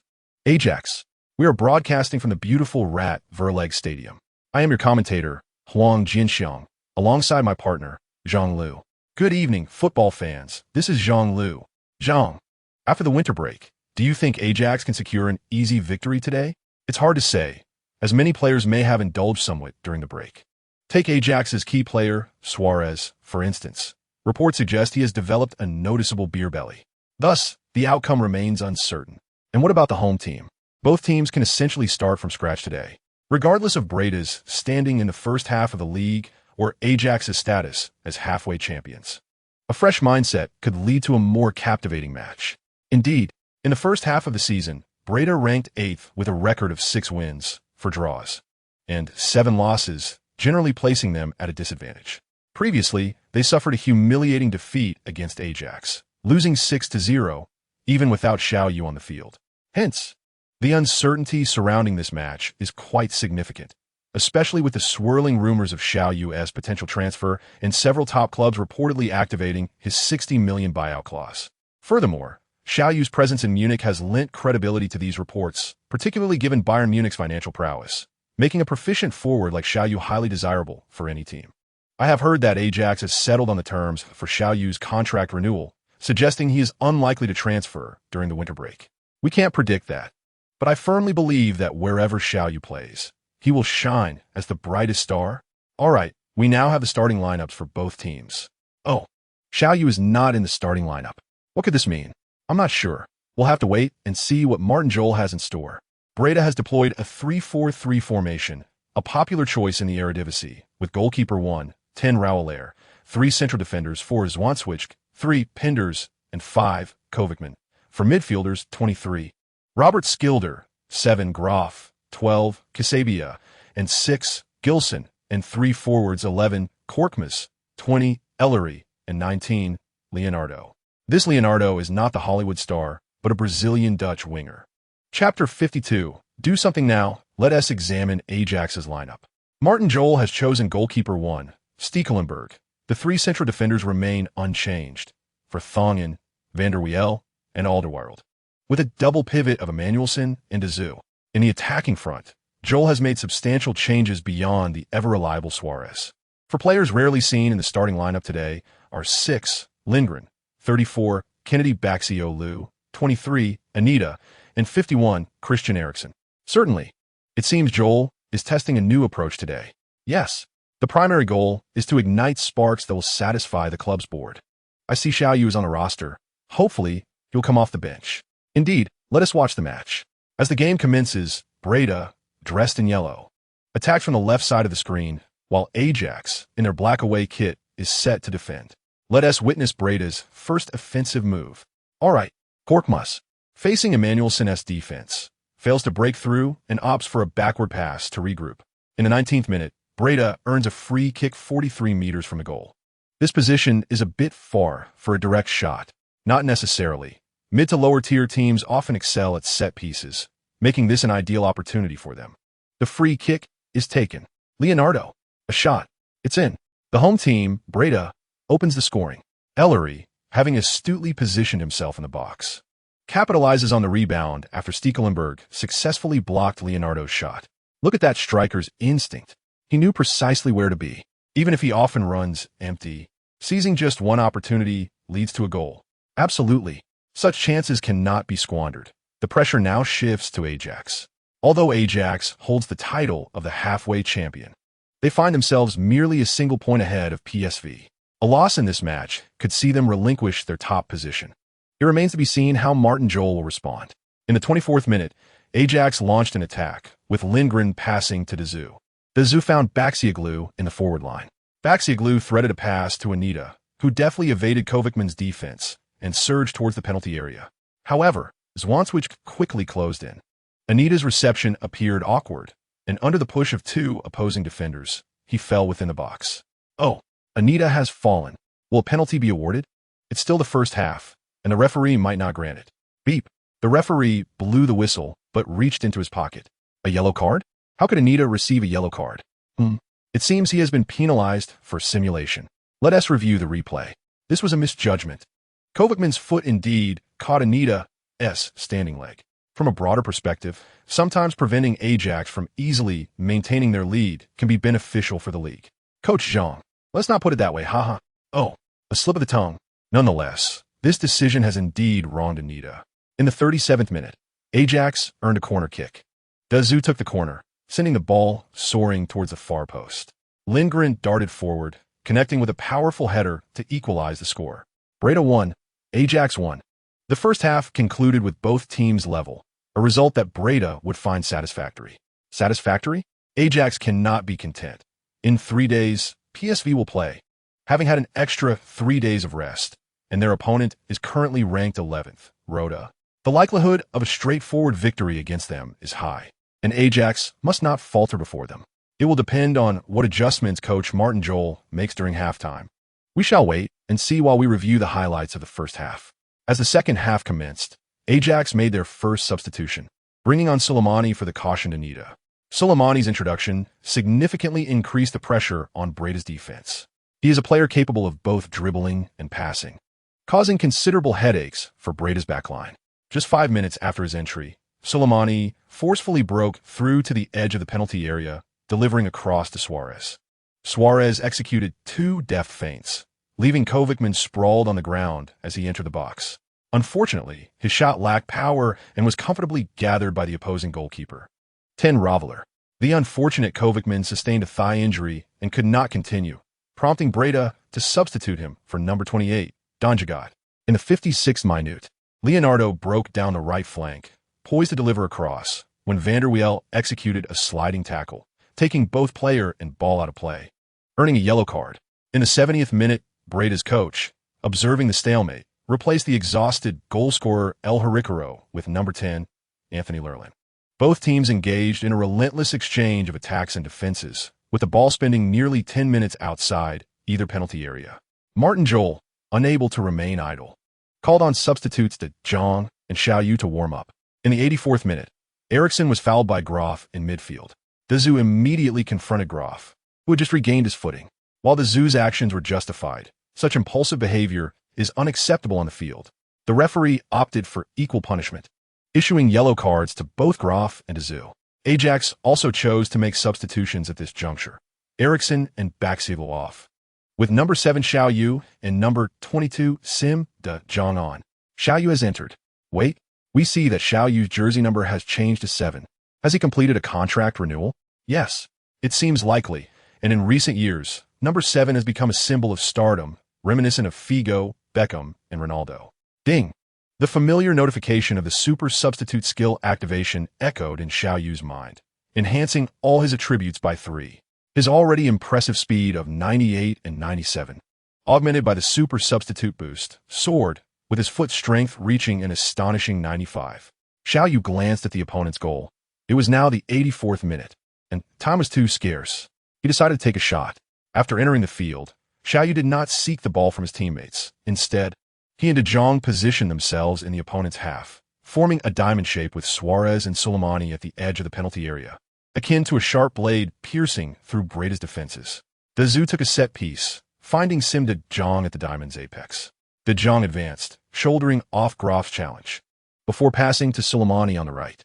Soleimani, with a clever feint, executed a beautiful 1-2, bypassing the defender Robert Skilder, and moved diagonally towards the penalty area. Inside the box, Suarez beckoned. Outside, Xiao Yu was also making his run. However, considering the threat level, Soleimani chose not to overthink and delivered a direct pass into the box.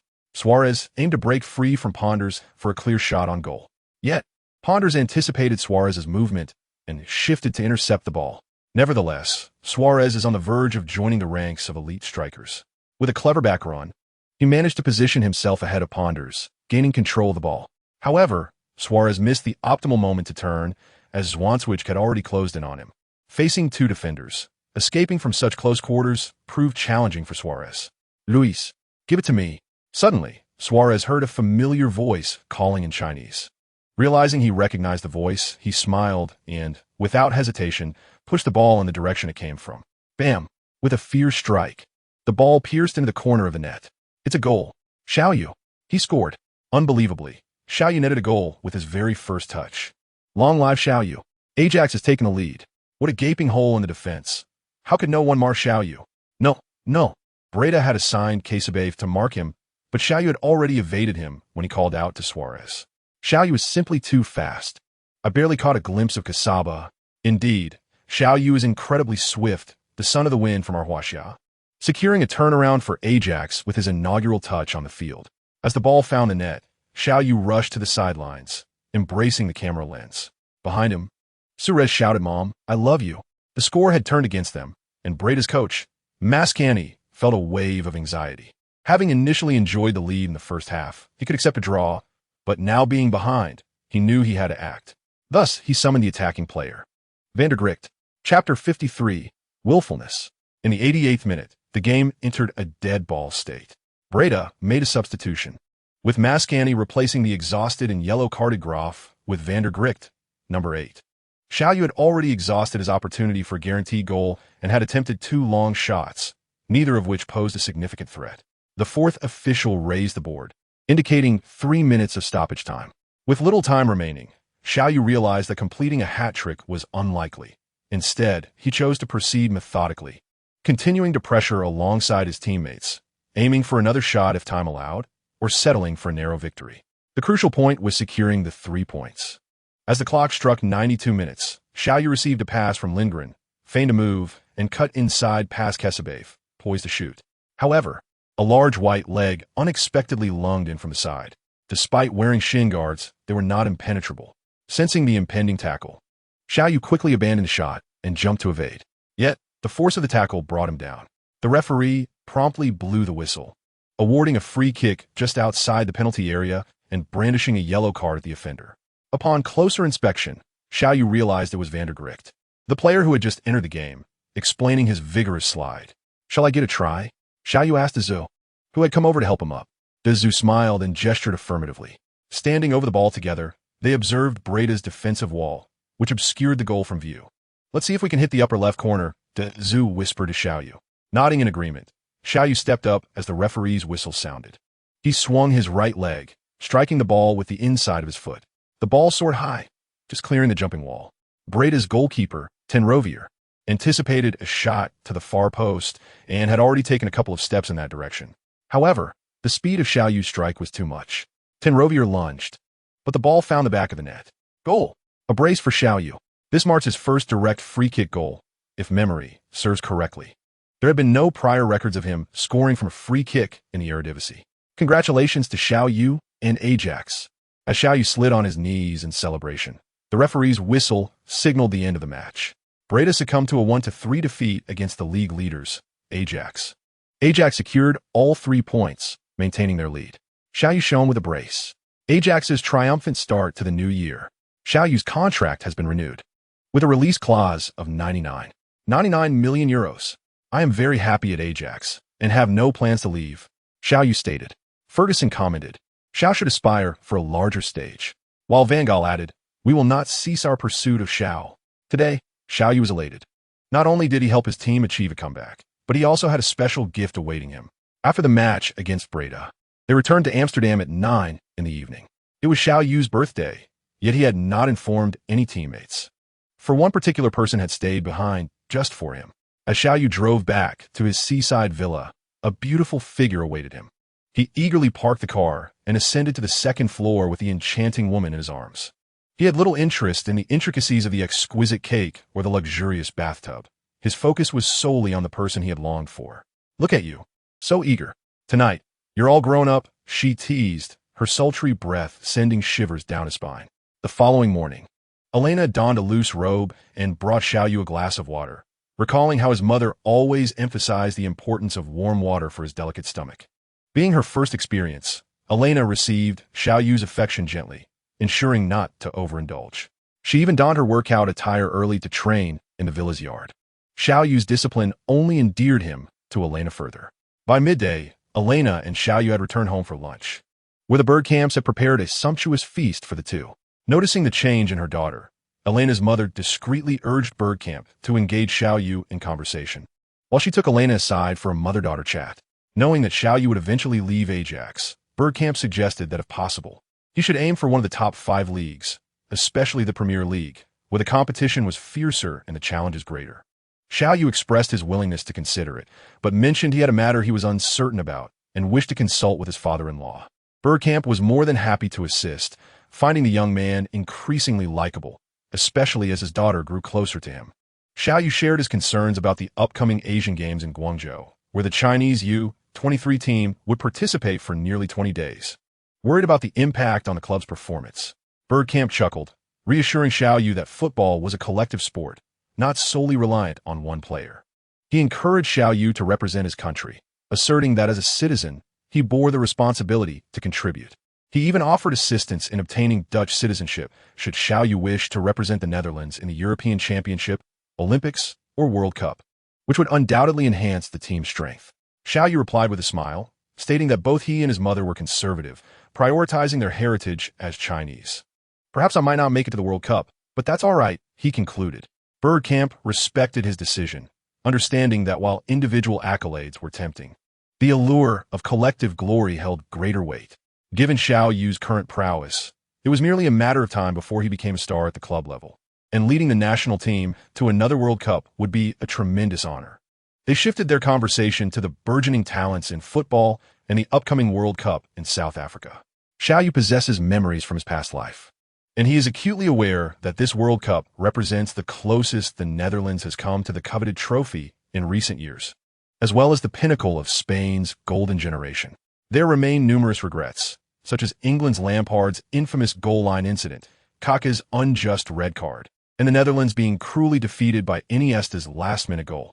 For Xiao Yu, the most lamentable aspect of this World Cup is Argentina, led by Maradona, which boasted an impressive lineup, yet was soundly defeated by Germany, succumbing to a staggering 4-0 due to their defensive frailties. However, this World Cup also sees a significant involvement from Huaxia, with a plethora of Huaxia brand advertisements saturating the stadium and a visible presence of Huaxia fans. Yet, these matters seem distant to Xiao Yu. His immediate focus lies on the 3 matches scheduled for January.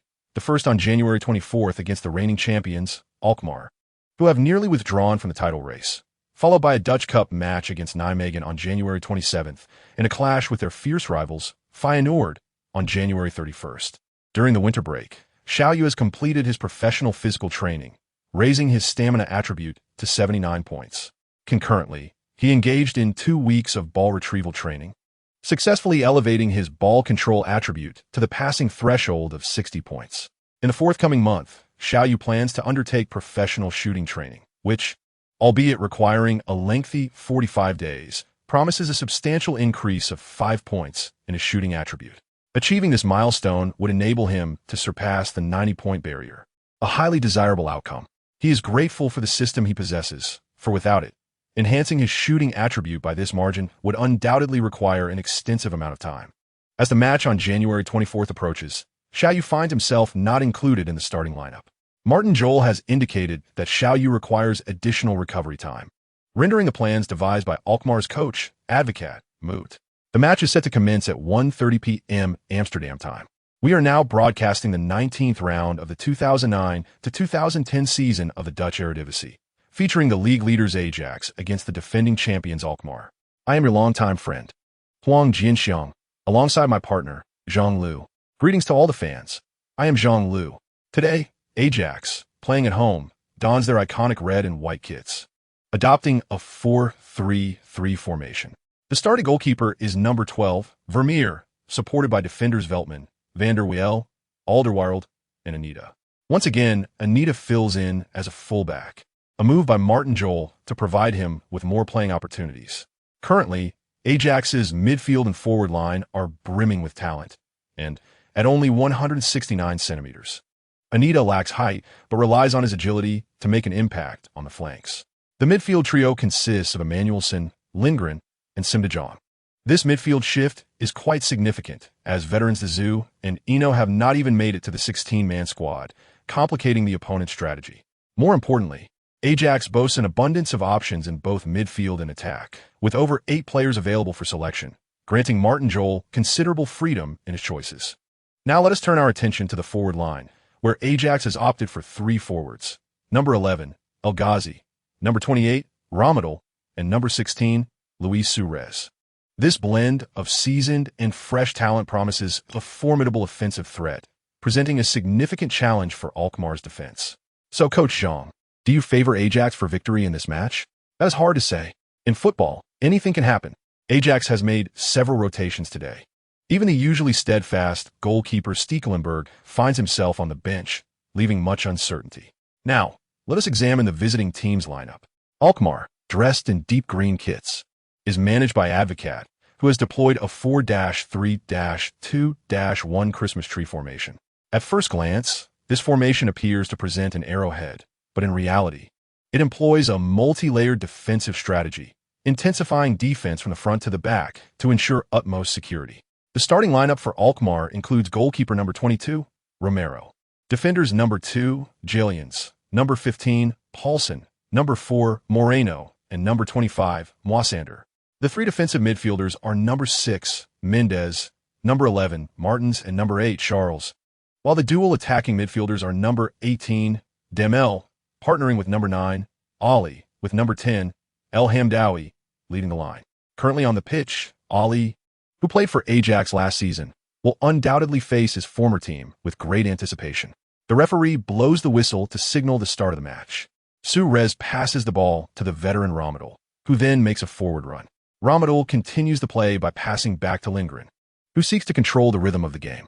Alkmaar's players are diligently adhering to the coach's tactical directives, with all but El Hamdawi remaining behind the halfway line to counter Ajax's aggressive opening strategy. Due to Alkmaar's layered defense, Ajax's offense struggles to find its footing, with the first shot on goal only occurring in the 10th minute from Suarez, who, after evading 3 defenders, manages a weak attempt that flies off target. In the 24th minute, the diminutive Anita receives a pass from Emmanuelson and decisively charges down the flank. Alkmaar's defender Moisander hastily pursues to block. Faced with Moisander, Anita performs 2 quick feints and accelerates past him, glancing towards Suarez and Ramadal in the box, preparing to deliver a high cross. However, time is of the essence on the pitch, and in that fleeting moment, Moisander has already caught up, forcefully intercepting the ball and sending Anita tumbling to the ground. The referee, not one to overlook such a vigorous defensive maneuver, produces a yellow card from Moisander. Ajax is awarded a free kick in a promising position. Regrettably, the ensuing free kick fails to pose a threat, as Isat's attempt lacks power and is easily dealt with by Alkmaar's goalkeeper Romero. In the 30th minute, Emmanuelson makes a forward run, executing a delightful 1-2 with Lindgren, and is poised to penetrate the penalty area. However, once again, a long leg emerges to obstruct Emmanuelson's path. Tripped by that outstretched limb, Emmanuelson loses his balance and falls heavily to the turf. It is only when the referee raises the yellow card that many realize the foul was committed by the winger Demel, underscoring the depth of Alkmaar's defensive line. This free kick is approximately 35 meters from the goal, and both Lindgren and Emmanuelson are poised to take a shot. Perhaps fortune is not on their side, as Lindgren's free kick strikes the crossbar and rebounds, only for Alkmaar's defender Paulsen to clear it with a powerful kick. Merely 3 minutes later, Sim de Jong receives a pass from the overlapping Anita, utilizing his speed to evade Martin's challenge, only to be brought down moments later. The referee produces another yellow card. This time, the protagonist is another midfielder from Alkmaar, Charles. With only 35 minutes into the first half, Alkmaar has already accumulated 3 yellow cards, indicating that Coach Advocat has set high defensive demands for today's match. Under such intense defensive pressure, Ajax finds it challenging to organize effective attacks. It now hinges on the tactical acumen of the head coach. Employing fouls to disrupt the opponent's rhythm can indeed be a potent strategy when playing with a weaker side against a stronger one. As for how to break the deadlock, it remains to be seen what Martin Jol will conjure. Due to repeated fouls, Ajax failed to mount any effective attacks in the last 10 minutes of the first half, and both teams entered halftime with a scoreless draw. In the second half, we must accelerate the tempo of our passing, utilizing more passes to exploit the gaps in Alkmaar's defense. It is also crucial to avoid injuries, focusing on quick ball movement rather than holding onto the ball for too long to minimize fouls. In the locker room, Martin Jol refrained from commenting on the first half, merely outlining his expectations for the second half. As the second half commenced, both teams retained their starting lineups. Alkmaar kicked off, and the visiting team, possessing the ball, appeared less urgent in their offensive maneuvers, opting to pass the ball around their own half, luring Ajax's midfield and forwards deep into their territory. However, this tactic of drawing the opponent in can be a double-edged sword. Just as the ball was about to reach Mendez, the advancing Sim de Jong managed to poke it away with his toe. Esadi quickly rushed in to seize the ball, allowing Ajax to initiate an attack. Beep. Asadi fell to the ground in pain. Mendes received a yellow card from the referee as the player who lost possession. Mendes adhered to the coach's principle that whoever makes a mistake must rectify it, immediately pursuing the ball in an attempt to regain possession. However, Asadi was quicker, and Mendes's sliding tackle failed to connect with the ball, resulting in him taking down Asadi instead. Ajax was awarded a favorable free kick in the attacking third, but Lindgren's effort sailed over the crossbar. In the 62nd minute, Suarez executed a perfectly timed run to evade the offside trap, unleashing a powerful shot that was valiantly parried away by goalkeeper Romero, leading to a corner for Ajax. Lindgren took the corner, pointing to the sky before delivering a high ball to the far post. It's in. Goal. Number 2. Van der Wiel. With a magnificent leap, Van der Wiel headed the ball into the corner of the net. The preceding 63 minutes had been a struggle for Ajax. Every pass and breakthrough was stifled by Alkmaar as players. Yet, on this corner, Alkmaar clearly neglected their defensive responsibilities. While each Ajax attacking player was closely marked by 1 or 2 defenders, they overlooked the presence of Van der Wiel, who capitalized on this oversight to deliver a lesson on the importance of respecting every player on the field, regardless of their position. Congratulations to Ajax for taking the lead. After scoring, Van der Wiel exuberantly sprinted towards the substitutes bench, embracing the celebrating Stekelenburg. The two form a solid defensive partnership for the Dutch national team. Following the goal, Ajax players were particularly spirited, and when Alkmaar resumed play, Suarez audaciously snatched the ball from Martens. Ajax swiftly deployed 5 attacking players: Suarez, Asadi, Ramadal, Simdejong, and Emmanuelson, pressing into Alkmaar's penalty area. After a series of passes, the ball found its way to Asadi at the edge of the box. Asadi skillfully controlled the ball, elegantly maneuvering past the defending Mendes. He was about to step into the penalty area when a formidable challenge came his way. Asadi attempted to evade it, but Mendes and Charles had closed in on him, effectively trapping him. Nevertheless, Asadi managed to poke the ball away, albeit too hastily for Suarez to keep pace. Soon after, Asadi fell heavily within Alkmaar's penalty area. Ajax players immediately surrounded the referee, pleading for a penalty. At this juncture, there were no assistants on the field, and many decisions relied on the subjective judgment of the referee and his assistants. Although Asadi clearly fell inside the box, the referee opted for caution, awarding Ajax a free kick at the edge of the penalty area instead and issuing a yellow card to the fouling Jalens. Free kicks from this position can often carry the weight of a penalty kick, especially with skilled players in the lineup. This time, both Suarez and Lindgren stood over the ball. Beep. As the referee's whistle blew, Lindgren was the first to move, but he cleverly stepped over the ball, deceiving part of the wall into jumping early. Following closely, Suarez struck the ball fiercely. Unfortunately, the shot did not clear the wall and was deflected by Martens' head.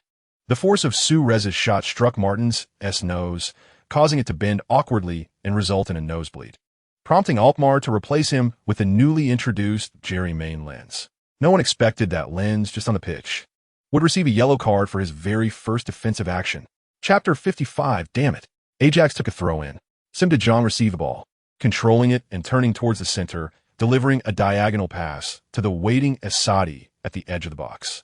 However, poor Asadi did not notice the approaching Lens and continued to use his far foot to control the ball. As soon as the ball touched Asadi's foot, Lens arrived and brought him down with a decisive tackle. Asadi fell heavily to the ground, clutching his left leg in agony. Given the circumstances, although Lens had been on the field for less than a minute, the referee had no choice but to issue him a yellow card. On the sidelines, Martin Jol was on the verge of an outburst, cursing Alkmaar's players for persistently targeting Asadi with fouls. Yet reason dictated that he must make a substitution.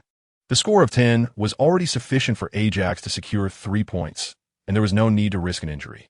Thus, he opted to replace the repeatedly fouled Asadi with the veteran Gabri. Gabri's introduction not only bolstered the midfield's ball control, but also provided Ajax with an additional attacking threat. It was through Gabri's splendid pass that Anita made a well-timed run and was brought down just outside the penalty area by the opposing defender Moreno. The referee once again issued a yellow card to an Alkmaar player.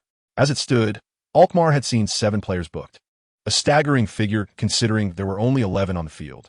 Ajax was awarded another free kick just outside the penalty area, and this time, The threat posed was significantly greater. With Gabri on the field, Suarez chose to contest for a second chance inside the box. Regrettably, Gabriel seemed yet to find his rhythm, sending the ball soaring into the stands with a misguided kick. Alkmaar opted for substitutions, bringing on Brazilian forward Janadas for Ali and Swedish midfielder Rasmus Elm for Mendes, evidently aiming to exploit the final 10 minutes to penetrate Ajax's defense. Should they equalize, it would be a considerable achievement. Xiao, Baxiaglu, warm up. Martin JRL called out, surveying the field and addressing the bench. Xiao Yu, a dutiful young lad, promptly shed his coat and rushed onto the pitch. Alkmaar's substitutions bore some fruit. In the 86th minute, Elm intercepted a pass from Lindgren, prompting Lindgren to pull him down, earning a yellow card. However, Alkmaar chose to take a quick free kick, thwarting Ajax's opportunity to substitute players. Ultimately, the match concluded with both teams on 10 men. Xiao Yu and Baxiaglu, having warmed up on the sidelines, did not make it onto the field due to the absence of a stoppage in play. This marked Xiao Yu's first encounter where he was prepared to substitute, but remained on the bench. Nevertheless, he consoled himself, reflecting that had he entered, he might have squandered a goal-scoring opportunity. Following this round, Ajax stood atop the league with 52 points, closely followed by PSV at 51. Both teams fiercely contesting the top position. In contrast, 20 languished in third place with only 43 points, trailing Ajax by 3 matches. The upcoming fixture would see Ajax face PSV, a crucial match against their fierce rivals Feyenoord.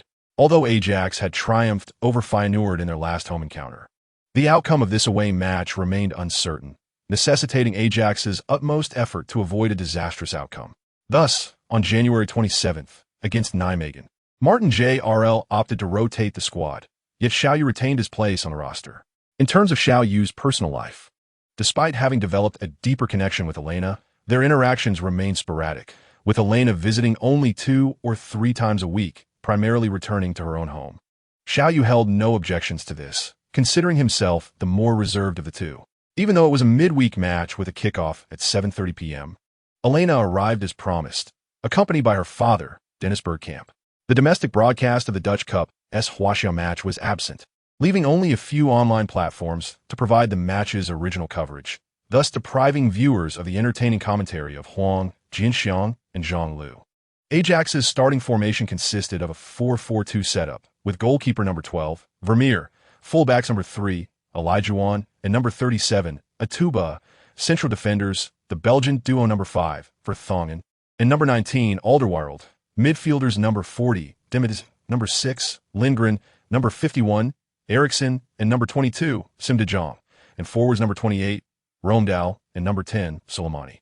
Nijmegen, playing away, adopted a 3-2-3-2 formation, featuring goalkeeper number 1, Babos, 3 central defenders number 2, Ramanzomo, number 15, Vellenberg, and number 35, Bram Nudink, 2 defensive midfielders number 6, Boschuigen, and number 29, Huback, 3 midfielders number 8, Lorenzo Davis, number 16, Bassi Bum, and number 9, Jeffrey Salpin, and 2 forwards number 17, Saeed Nidabazakiza, and number 18, Flemings.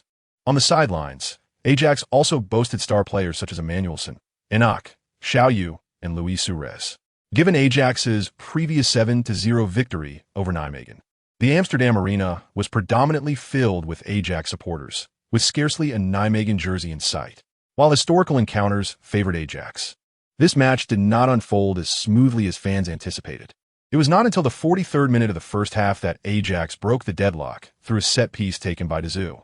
Throughout the first half, Ajax managed only 3 shots, with a solitary goal being the only one on target. Such a scenario was unusual, despite the temporary shift to a 4-4-2 formation.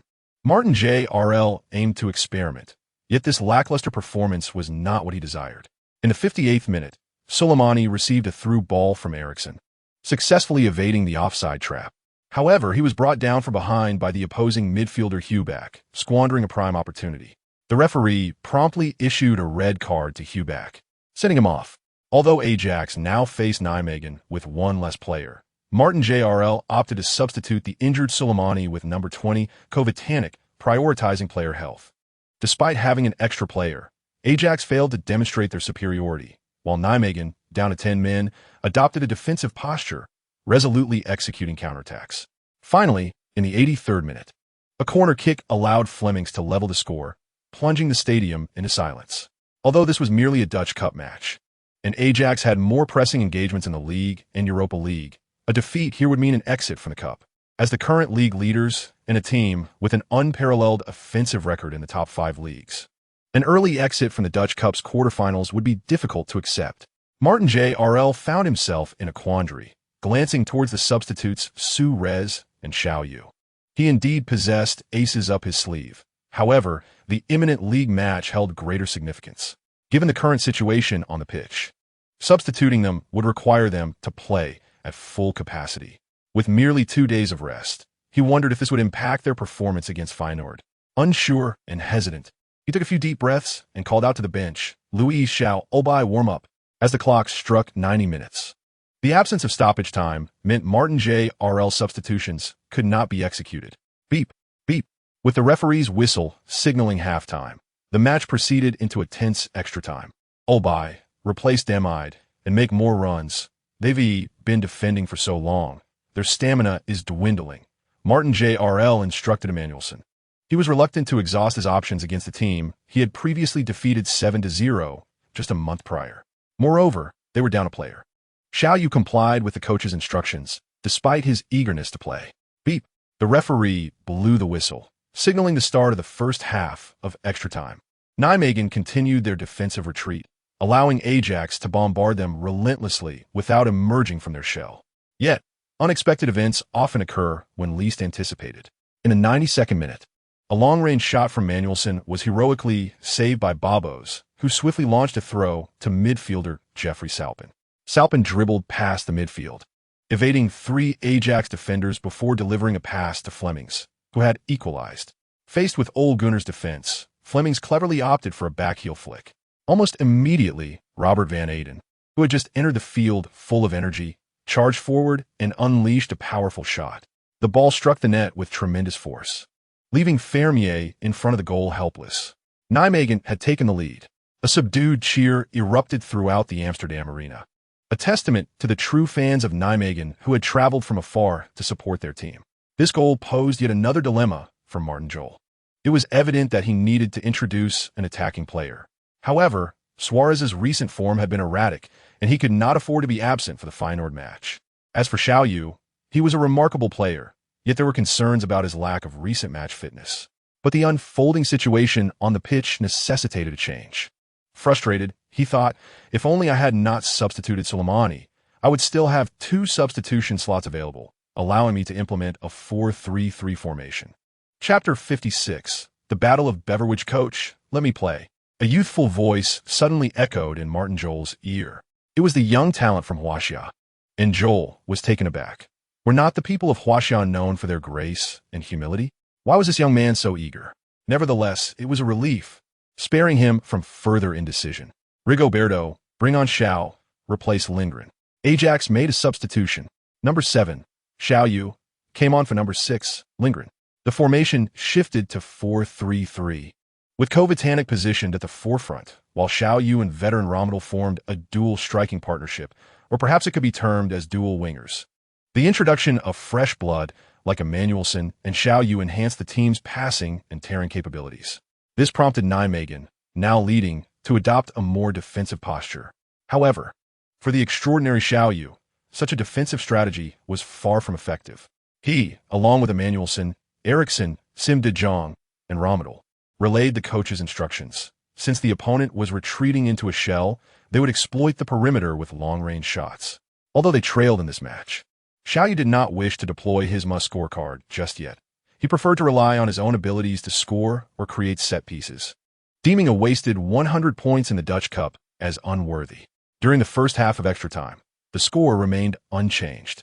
Yet Ajax managed 11 shots on goal, almost equaling their total from the previous 90 minutes. As the second half of extra time commenced, Xiao Yu's long-range shooting strategy was reaffirmed by coach Martin Jol. Right from the start, Emmanuelson attempted a long-range shot that nearly found the net. Ajax earned their 3rd corner in extra time. In the 110th minute, Xiao Yu cut inside, disregarding 5 defenders in the penalty area, and took a powerful shot. The ball ultimately struck Laminzomo's foot and went out for a corner. Ajax obtained their 4th corner in extra time. Eriksson took the corner, lofting the ball into Nijmegen's penalty area. A blonde youth surged forward, connecting with a powerful header. Toby Alderweireld's goal sent the Amsterdam arena into celebration. It felt as though Ajax had not merely equalized, but had claimed victory. However, with the score tied, how far could a win be? Xiao Yu's scorecard had yet to be utilized. 3 minutes later, Eriksson intercepted the ball in midfield and decisively passed it to the accelerating Emmanuelsson on the flank. Emmanuelsson bypassed Davis without pausing, then executed a quick stop and turned towards the center, delivering a precise through ball to the waving Xiao Yu. Prior to the pass, Xiao Yu had been pulling wide, and as the ball left Emmanuelsson's foot, he surged forward, shaking off Boschwagen and darting into the penalty area. However, he was unable to receive the ball. Just as the ball approached within a meter of him, a defender surged in from the side, blocking his path. Xiao Yu stumbled and fell within the penalty area. Beep. The referee showed no mercy. Such a foul at this juncture resulted in a red card for Nijmegen. Jeffrey Salpin was sent off.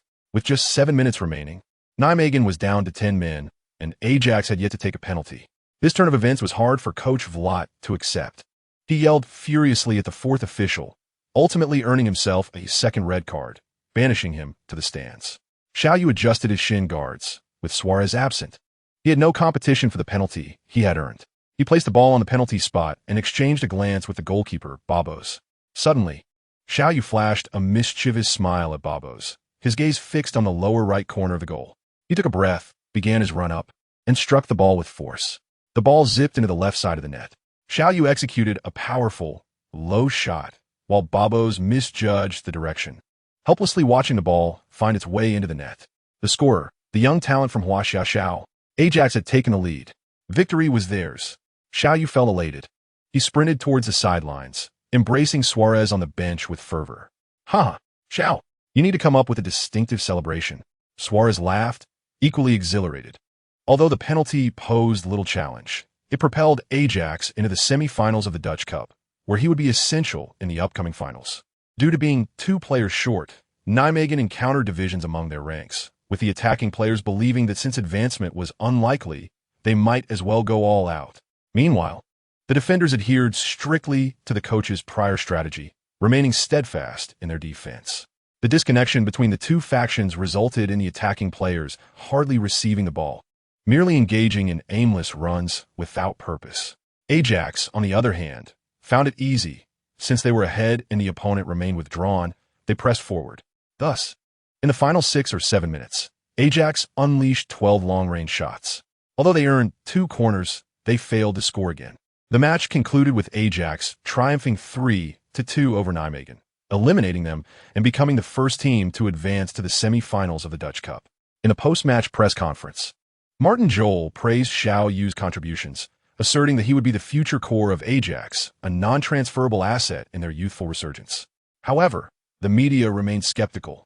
Given Ajax's notorious reputation as a black shop in European football, when Xiao Yu reaches peak, Ajax would likely be eager to sell him to one of the top 5 leagues at a high price. Why set a penalty clause of 99 million euros if not to draw attention? This seems rather like a case of hiding one's intentions. In the other matches of the Dutch Cup quarterfinals, all concluded within a few hours, the most surprising result was Feyenoord's 3-0 victory over PSV Eindhoven. The other 2 teams are FC Emmen and 20, who currently holds 3rd place in the league. Given this situation, Ajax is likely to face Feyenoord at least once more this season, meaning fans will have the opportunity to witness another Dutch national derby. This is splendid for both the supporters and the viewership. It signifies that the players of both teams must exert themselves further. After all, Ajax and Feyenoord are fierce rivals. Despite the media coverage, Xiao Yu did not overly concern himself with the news after the match. He boarded a vehicle with Elena to return to their villa. Martin J. RNT granted all players a day off to prepare in the best possible condition for the upcoming league match against Feyenoord. The weekend arrived swiftly. Early in the morning, Ajax players gathered at their future training base, engaging in a brief training session before departing for Rotterdam, with the objective of defeating their arch-rivals, Feyenoord. At the Feyenoord Stadium, the red and white flags waved proudly.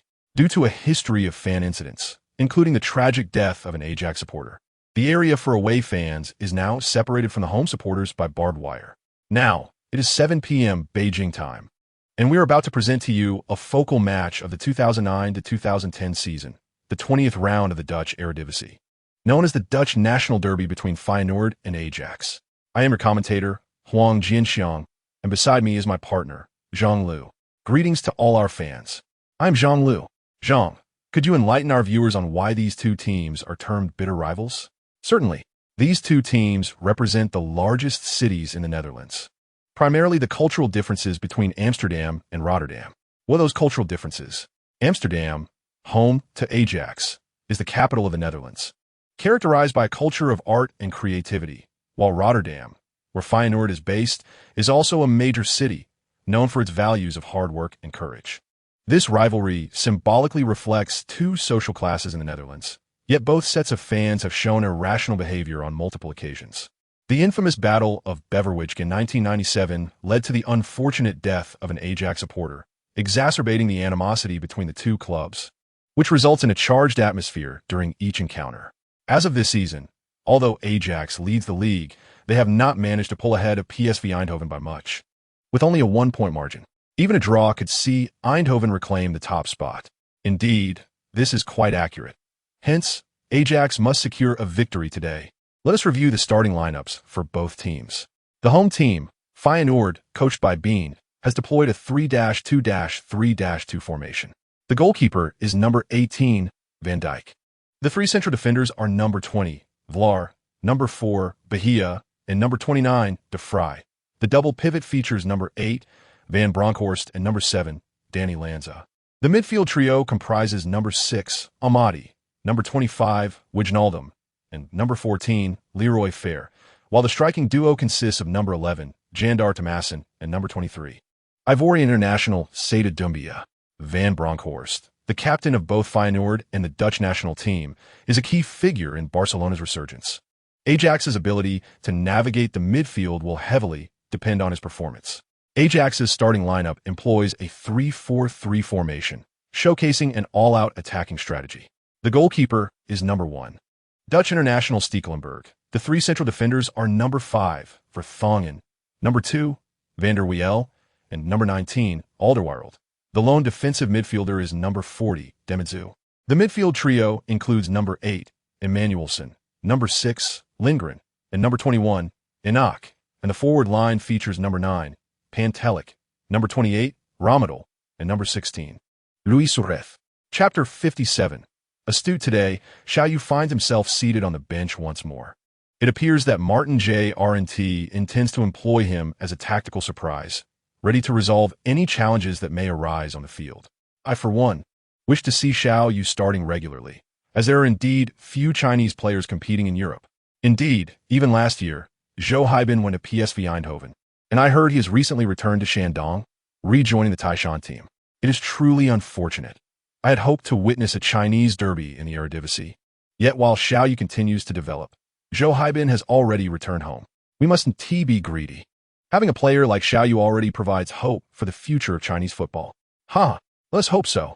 However, we all understand that the issues in Chinese football cannot be resolved by a single player, the federations.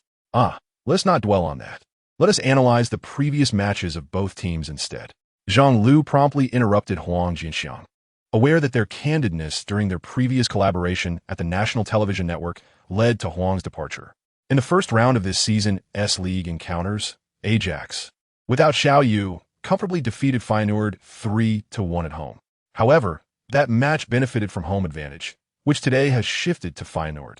Dressed in black jerseys, Ajax will likely attract scant support from fans today, as Feyenoord supporters become increasingly fervent after a prior defeat.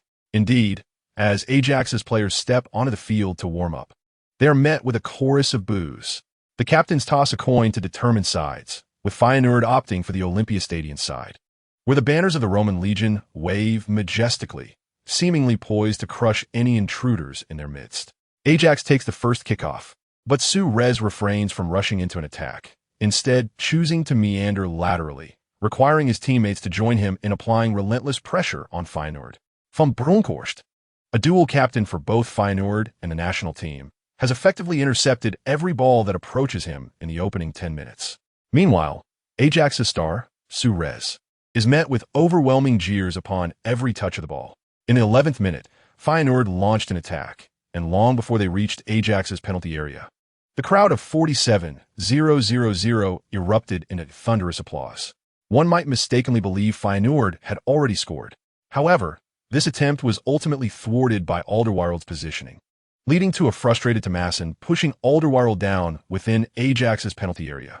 The referee did not hesitate, issuing a yellow card to Thomasin despite the home advantage. Before the match, there had been speculation regarding the intensity of this encounter, yet no one expected the first player to receive a card would be an attacker. This exemplifies the fierce spirit of the Dutch national derby, where both offense and defense exhibit considerable aggression. As the match progressed to the 15th minute, Feyenoord launched another offensive. The Ivorian international Sidibe Doumbia surged down the flank, utilizing his physicality and speed to evade the retreating Emmanuelson. He veered toward Ajax's penalty area with a decisive cut inside. However, the steadfast defender Toby Alderweireld positioned himself impeccably, effectively separating Doumbia from the ball as he sought to break through. Doumbia, propelled forward like a powerful vehicle, collided with the immovable force of Alderweireld. The impact left him disoriented, causing him to lose his balance and sit down abruptly. Unfortunately, this sudden descent had severe consequences. With immense force, Doumbia inadvertently landed on Alderweireld's right ankle. Ajax's stalwart defender crumpled to the ground in agony, beads of sweat forming on his brow as he grimaced in pain. The referee promptly summoned the medical team, yet was unable to penalize Doumbia's actions, as it was difficult to ascertain whether he had intentionally aimed for Alderweireld's ankle. On the surface, Doumbia appeared more the victim in this scenario. The medical team's shake of the head filled coach Martin Jol with concern. He wasted no time in substituting the trusted Alderweireld with the capable Ole John, who had impressed in the previous match. Alas, this was not auspicious news. Merely 15 minutes into the first half, Ajax lost a key defensive player. As Alderweireld exited the field with the assistance of two medical staff, tears of frustration evident on his face. "Hang in there, Toby, trust your teammates. They shall not let you down." This was indeed a grim development. Although Ole John had shown promise in the midweek KNVB Cup match, Alderweireld had been present during that game, shouldering little of the defensive burden. Moreover, the opponents, Feyenoord, would undoubtedly exert themselves to the utmost against Ajax. Let us continue to observe the match and see if Ajax can rally and triumph for their injured teammate in this national derby. Ajax maintained possession, with 7 players encroaching into Feyenoord's half. They sought victory not just for the sidelined Alderweireld, but for the pride of being Ajax players. Following Alderweireld's injury, Ajax unleashed a 10-minute offensive surge. During this period, Suarez, Pantelic, Romadel, Lindgren, Eno, and Emmanuelson all took shots on goal. Ultimately, in the 25th minute, a move orchestrated by Emmanuelson, involving Lindgren, Romadel, and Suarez, culminated in Pantelic's decisive strike. Ajax took the lead away from home. What a splendid goal. Pantelic. Once again, Ajax executed a textbook display of passing to secure a goal. Feyenoord would certainly feel the pressure now. We shall now see how Feyenoord responds to this setback. With Ajax leading, coach Martin Jol directed the team to stabilize their rhythm. By the end of the first half, Ajax boasted an astonishing 76 possession, a testament to their dominance. However, Feyenoord, trailing behind, was not idle. Their defensive anchor, Van Bronckhorst, completed 7 interceptions in the final 20 minutes of the first half. Other players also clocked over 7 kilometers, indicating their determination, though Ajax's superior ball control meant they had to cover excessive ground in vain. As the second half commenced, coach Martin Jol prepared substitutes Xiao Yu, Eriksson, Anita, Gabriel, and Soleimani to warm up, despite having only 2 substitutions remaining. The tactical smokescreen needed to be deployed. Feyenoord, on the other hand, replaced the fatigued Van Bronckhorst, who had made 12 tackles in the first half, with Tim de Cler opting for a 4-4-2 formation. The intensity escalated in the 56th minute. Feyenoord's number 7, Danny Lanzet, intercepted an errant pass from Eno and surged through midfield, poised to distribute the ball to forward Jandar Thomasin. Eno, however, charged in, prompting Lanzet to pivot and shield the ball. Frustrated by his inability to reclaim possession, and still agitated by Alderweireld's earlier injury, Eno unleashed a powerful kick in the direction of the ball. Lanzet, who had been protecting the ball, deftly maneuvered it out of Eno's reach, only to receive the brunt of Eno's fierce shot on his ankle. Both players collapsed to the ground in agony, clutching their feet in pain. Such a collision was a sight to behold. The referee immediately halted the match. Ajax's captain, Stekelenburg, rushed to plead with the referee. Once again, the medical staff entered the fray. Feyenoord seized the opportunity to alter their formation, substituting the injured Lanzet with veteran Roy Mackay, shifting to a 4-3-3 setup. Feyenoord aimed to leverage Mackay's experience for a counterattack. The contentious decision delayed the game by 3 minutes, ultimately resulting in the referee awarding Eno a yellow card for his foul, a relatively lenient ruling. Yet, Eno remained troubled. Casting a glance at the absent Alderweireld on the bench, his anger unabated. Feyenoord's free kick was finally executed in the 63rd minute. With Mackay's assistance, Feyenoord smoothly transitioned through 2 attacks, earning a corner kick. The corner was lofted into Ajax's penalty area. Mackay, the veteran Mackay, seized the initial header. He scored. Yes, Wijnaldum connected with Mackay's header and forcefully drove the ball into Ajax's net.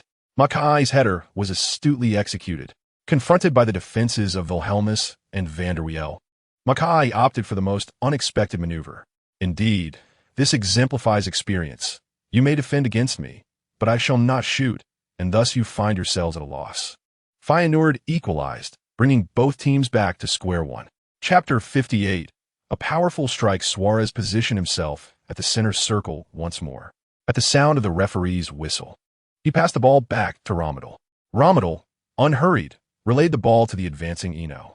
Ajax's formation began to open up as they pressed toward Feyenoord. After approximately 5 minutes of attacking play, the match entered a dead ball state following a thunderous strike from Dazou. The fourth official raised the substitution board. In the 73rd minute, Ajax substituted number 28 for number 7. Ding. Host detected as a substitute in the second half. Super substitute skill activated, enhancing all attributes by 3. Ding. A random task has been issued. Conquer the Feyenoord Stadium, and the reward is a diamond chest. However, failure will result in a random deduction of 1 skill level. The prospect of a diamond chest excited Xiao Yu, who was preparing to take the field. Conquering Feyenoord would surely require several goals. As he pondered, he was jolted back to reality by Romadel's slap and immediately rushed to Suarez, whispering, "Can we pull off a hat trick?" Absolutely. Over the past 6 months, Suarez had learned some playful banter, especially the easily pronounced northeastern dialect. "Pass me the ball. Don't worry.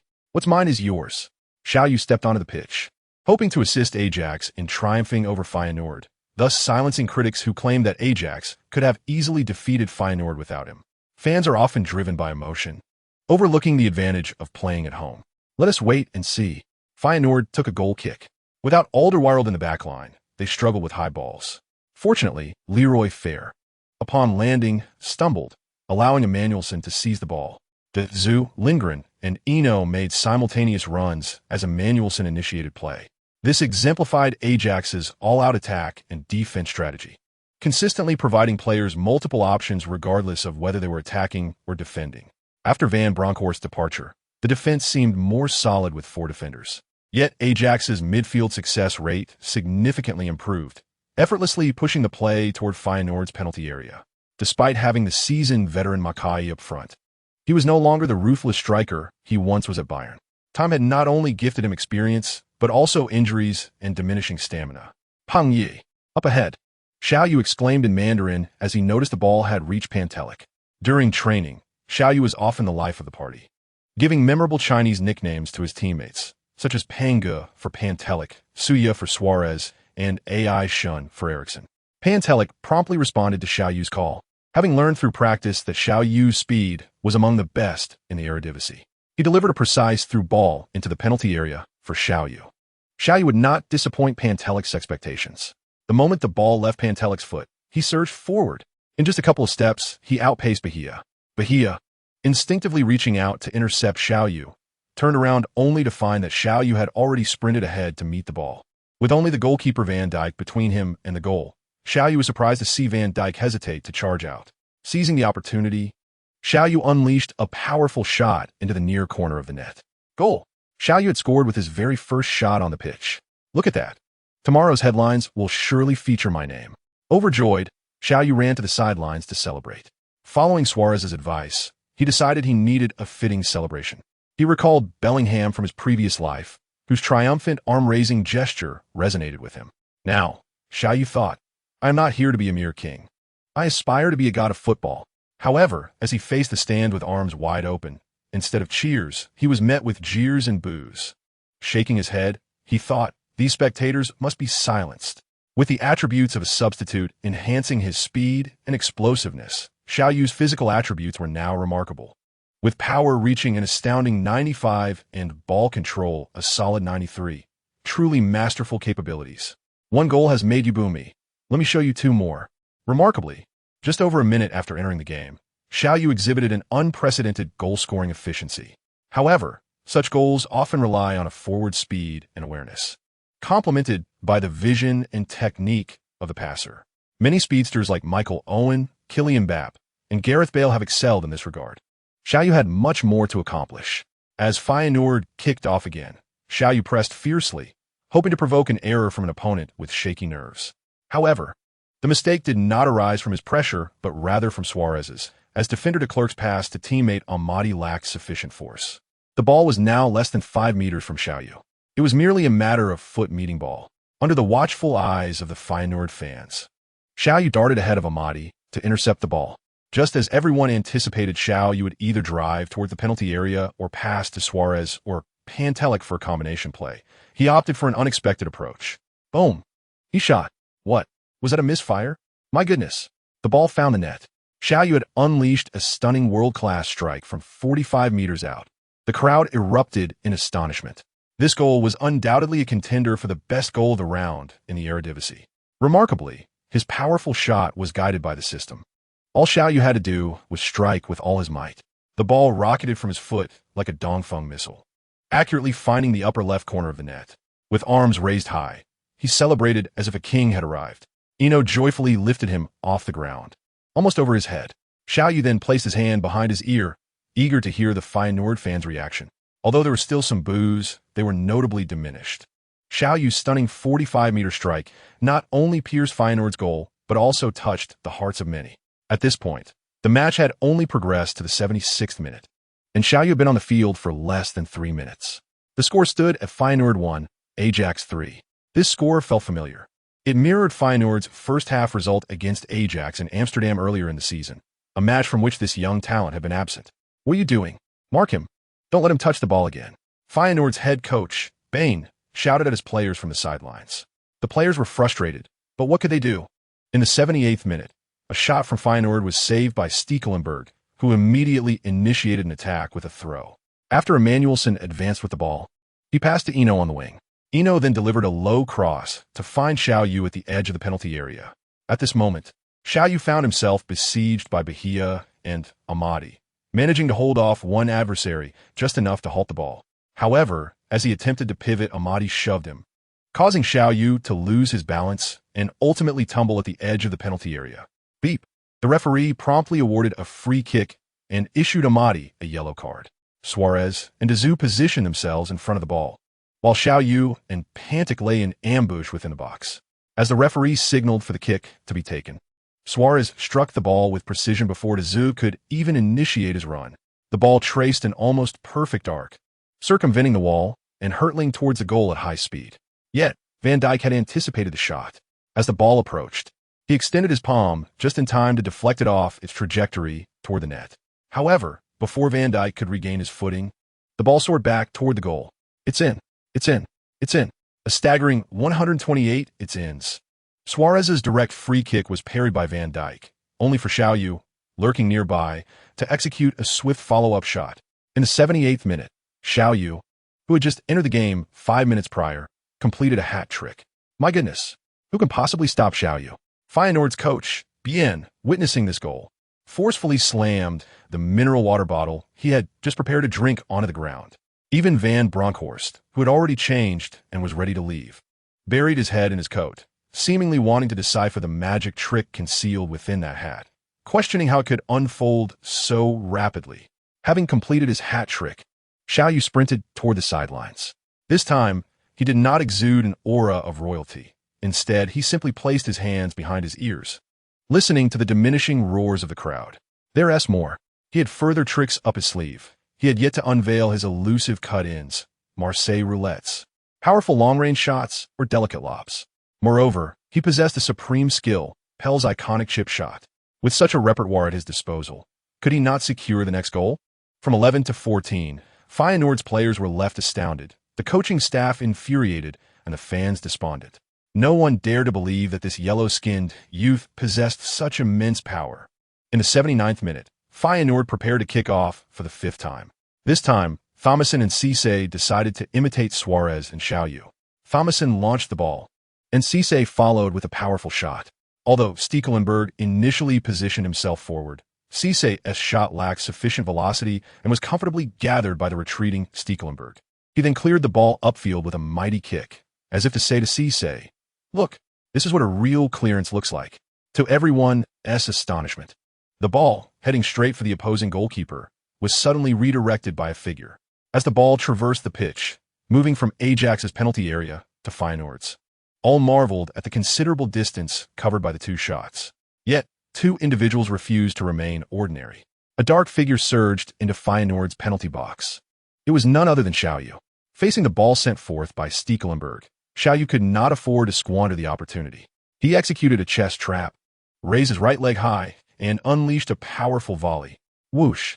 The ball nestled into the net, spinning for a full 2 seconds before reluctantly descending.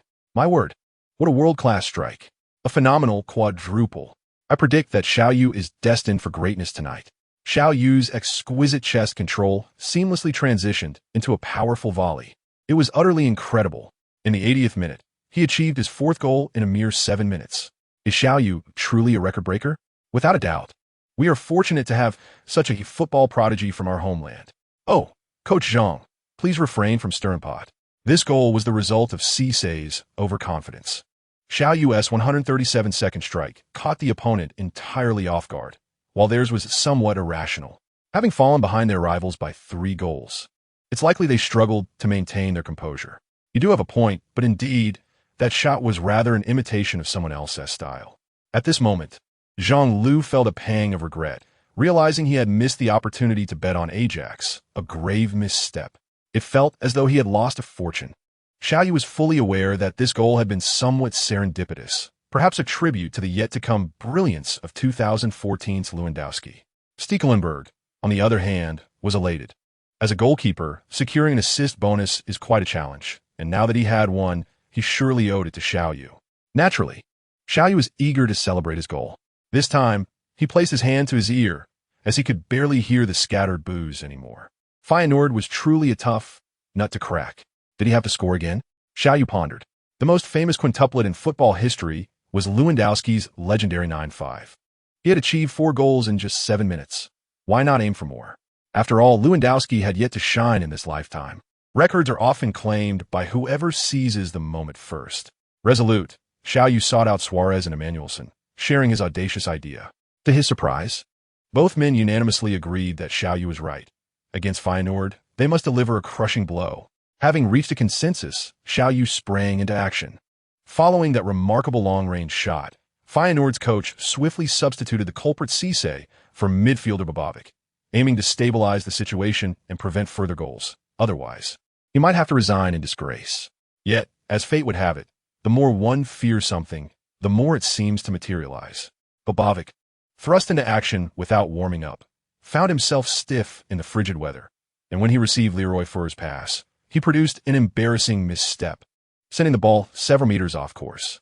This delighted Lindgren, who gleefully shouted 3, before passing the ball to the flanking Emmanuelson.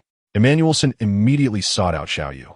With a precise through ball, Xiao Yu received the ball, facing the approaching de Vrij, and executed an unanswerable cut-in. He pressed further into the penalty area, but 2 defenders, Vlar and Bahia, stood in his path. "Xiao!" Suarez called out at the opportune moment. Xiao Yu contemplated if he passed the ball to Suarez within the box. It would become an assist. However, time did not permit him to dwell, as the 2 Feyenoord defenders were already closing in. An assist wouldn't be so bad. Xiao Yu made his decision, decisively passing the ball to Suarez. Seeing Suarez receive it, he continued his forward run, thinking perhaps he might snag another opportunity. However, what unfolded was entirely unexpected. As Suarez broke free on goal, He resolutely passed the ball back to Xiao Yu. The excitement surged within Xiao Yu. This is what a true leader does.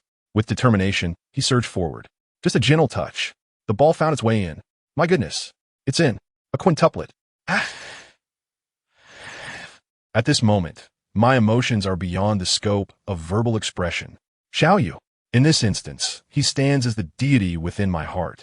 He has transcended the ordinary.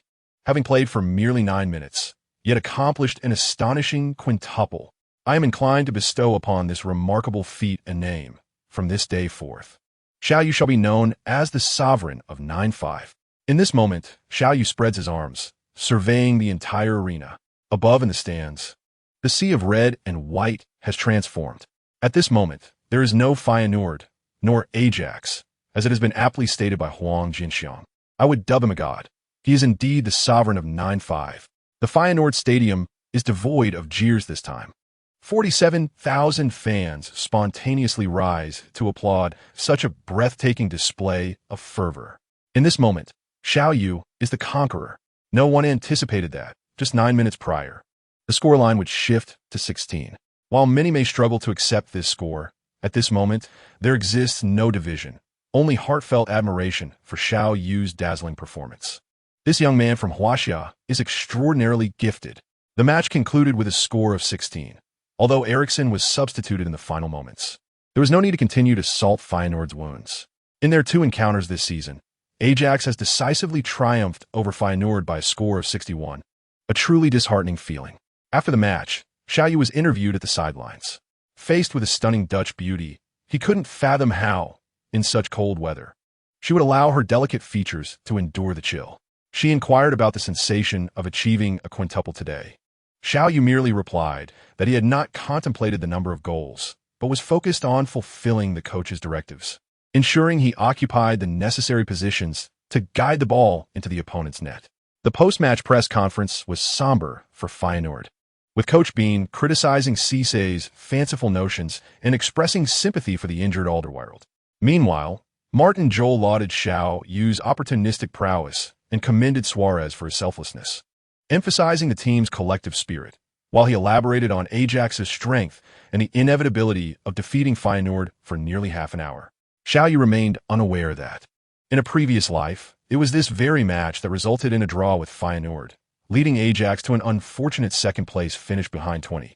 As Xiao Yu's fervent spirit ignited Feyenoord fans to burn his jersey and posters in the stands, attempting to unsettle his mindset.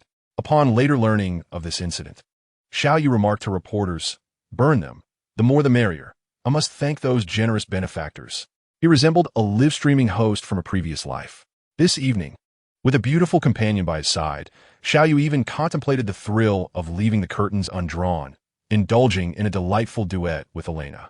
Fortunately, they were not far ahead in the standings, for otherwise, someone on the opposing peak might snap a photo, and it would undoubtedly be front-page news the next day. To ensure sustainability, Elena thoughtfully halted Xiao Yu, and the two shared a tender 2-hour embrace before enjoying a comforting soak in a hot bath and drifting off to sleep. The next morning, Elena rose early to prepare breakfast for them both, prompting Xiao Yu to log into the system to check his rewards.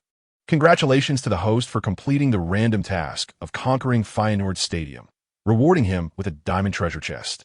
Congratulations for achieving a quintuple, rewarding him with a golden treasure chest, 300 points, and a guaranteed gold card. These rewards were satisfactory. Upon opening the 2 treasure chests, the diamond chest revealed a skill, deceptive feint, enabling the host to execute a scissor kick feint at high speed, along with 5 free attribute points, a 30-day professional fitness training program, and a bottle of golden stamina potion. The golden chest yielded 3 free attribute points and a pair of golden shin guards. Was that it? All treasure chests have been opened. Why did the golden chest not contain skill? The contents of the chests are random and not guaranteed. Moreover, as the host abilities increase, lower-tier chests yield fewer items. This was indeed reminiscent of his previous gaming experiences, where higher levels rendered earlier chests nearly obsolete. It seems he must await the opening of the marketplace. Champions must be secured. Xiao Yu resolved silently. The matches of January concluded, and Xiao Yu needed to prepare for the February fixtures, with the significant forthcoming traditional Lunar New Year celebrations in Huaxia. His mother, a staunch traditionalist, had resisted his and Elena's pleas to return abroad after their winter break, choosing instead to care for her ailing grandmother during her final days. Moreover, the Spring Festival of 2010 coincided with Valentine's Day. The Dutch Football Association had scheduled the 23rd round of matches for that very day, with Ajax required to face Heerenveen away from home. This conundrum weighed heavily on Xiao Yu's mind. "Darling, why the furrowed brow?" Elena's gentle voice broke through. Xiao Yu shared his concerns with her. To his surprise, Elena burst into laughter. "What's amusing?" he inquired, puzzled. "It's quite simple. If your mother is unwilling to come to the Netherlands, we shall return to Huaxia to celebrate the new year with her. Wouldn't that be splendid?" Elena lay beside Xiao Yu, speaking softly. "But there are matches during those days." Xiao Yu replied, somewhat exasperated. "Just take a leave." Elena teased, sticking out her tongue playfully. "Is that feasible?" "Of course. Uncle Zuer will respect the customs of all cultures. If you feel shy about asking, I can speak to my father and have him inform Uncle Zuer." No. If I can take leave, I'll ask myself. Just, if it's possible. "Dear, could you accompany me?" The comfort of being with Elena was undeniable. She always anticipated Xiao Yu's needs, adding to his enjoyment. "Since we can request leave, let's plan for tomorrow, just in case there are no flight tickets available. That would be awkward." The prodigious youth from Huaxia had demonstrated his prowess, achieving a quintuple against Feyenoord, a bloodbath in Rotterdam. Xiao Yu's quintuple, the sovereign of 9-5. The countdown to a new king's coronation begins. The humiliation of Feyenoord. The knight in Rotterdam cannot accept this desolation. The foremost rookie of the football world. Huaxia asked Xiao, "Ferguson, this boy should come to the Premier League." Guardiola. Barcelona is the breeding ground for young, talented players. As Xiao Yu and Elena deliberated on how to surprise his mother during the new year, the entirety of European football, indeed the global football community, erupted in excitement. Numerous journalists sought out current star players to inquire about Xiao Yu, yielding a variety of responses. "Ronaldo, I hope he comes to Madrid, so we can dominate La Liga and Europe together. Cac, he is simply incredible. I truly envy that he is still so young." Messi, Huaxia boasts the largest population in the world. Xiao's emergence is no coincidence. Harvey, if there were Xiao on Barcelona's front line, they would be invincible in the football realm. Rooney, Xiao's performance is phenomenal. He deserves to grace a larger stage. Lampard, having a teammate like Xiao in the attacking front makes the game incredibly comfortable. Xiao Yu himself did not anticipate that his remarkable achievements would elicit such a significant response. However, he still needed to attend to a matter he had previously planned with Elena, requesting leave. "What? You wish to take leave to return to Huaxia?" When Xiao Yu approached Martin Joel to inform him of his intention to return home for the new year, Joel was taken aback. "Indeed, for us Huaxia people, the new year is of utmost importance." Xiao Yu said somewhat helplessly, "Do you realize I planned for you to participate in the Europa League?" Joel furrowed his brow. "Ah, the Europa League? On what date? Who are we facing?" Xiao Yu was somewhat surprised. To be honest, he had not contemplated participating in European competitions prior to this. And he was even unaware that Ajax had a Europa League match to play. On the 18th, against Juventus. Yorsai deeply, seemingly surprised that Xiao Yu was unaware of the Europa League match, yet he calmly conveyed the information. "I can return on the 16th. Xiao Yu replied, after a brief consideration. 2 days. Do you think you can rest enough?" Joel inquired with concern. "No problem. I just need the opportunity to come off the bench," Xiao Yu stated with determination. Joel pondered for a moment, flipping through the schedule on the desk. Taking a deep breath, he said, "Here, that's the plan. You can leave after the match against 20 and return on the 17th. "Really? Thank you, coach." Upon hearing Joel's agreement to his leave request, Xiao Yu was filled with excitement. He could hardly contain the urge to express his gratitude with a kiss. However, that would not be appropriate, especially since Elena was waiting for him outside. With the leave issue resolved, the next step was to quickly discuss the itinerary with Elena. Considering his agreement with Zahavi and the notion of seizing opportunities, Xiao Yu shared his desired schedule with Zahavi. True to his professionalism, Zahavi managed to secure tickets for Xiao Yu and Elena, with flights to Huaxia on the 8th and a return to Amsterdam on the 17th. All arranged within a mere few minutes, including pickup services in Huaxia. Xiao Yu also just learned that the high-speed train between Beijing and Xinjiang had been operational since 2010. In the 21st round of the league, Ajax faced Rota at home, a match with little suspense. Joel was concerned and asked Xiao Yu if he wanted a rest for the upcoming match against 20. In fact, Joel's willingness to grant Xiao Yu leave was also influenced by the previous round's match, where Vitesse managed to draw against PSV, giving Ajax a temporary 3-point lead. Thus, Xiao Yu's absence would not have a significant impact. Moreover, the Valentine's Day match was against Heerenveen, currently ranked 13th, and with Ajax's squad strength, winning seemed far from problematic. Without Xiao Yu on the field, it would merely result in slightly fewer goals. It is worth noting that Ajax's goal difference had already reached an astonishing 78, so they were not lacking in that aspect. Nonetheless, Xiao Yu was reluctant to miss the match, as scoring goals was always a delight. Hence, he assured Joel that he was fit and could start or come off the bench. Joel, in turn, was decisive. Having Xiao Yu in the lineup significantly reduced the difficulty of securing victory, although he remained puzzled by Xiao Yu's extraordinary scoring efficiency. He was content to have him in the team. We are here at the beautiful Amsterdam Arena to bring you live coverage. The 21st round of the 2009 to 2010 Dutch Eredivisie. Ajax at home against Roda.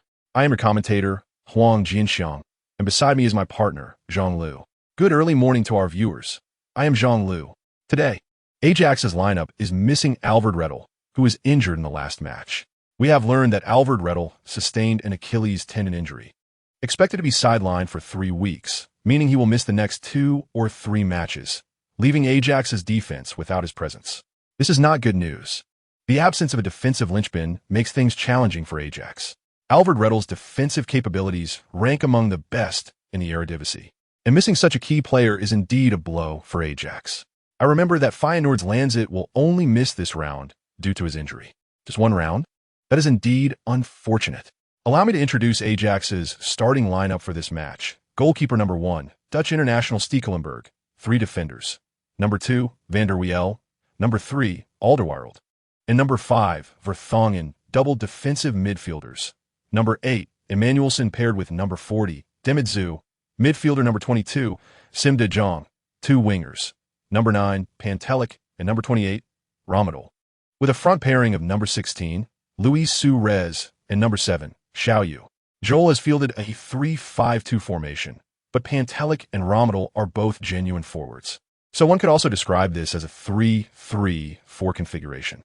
As for the visiting Roda, head coach Van Veldhoven has deployed a 5-3-2 counterattacking formation, with goalkeeper number 22. The 95-meter tall Polish keeper, Przymski, 5 defenders. Number 15, Arnold Kruiswijk. Number 2, David Fofana. Number 17, Marcel de Jong. Number 20, Sargis, and number 26, Delogi. 3 midfielders. Number 27, Poltiz Abater.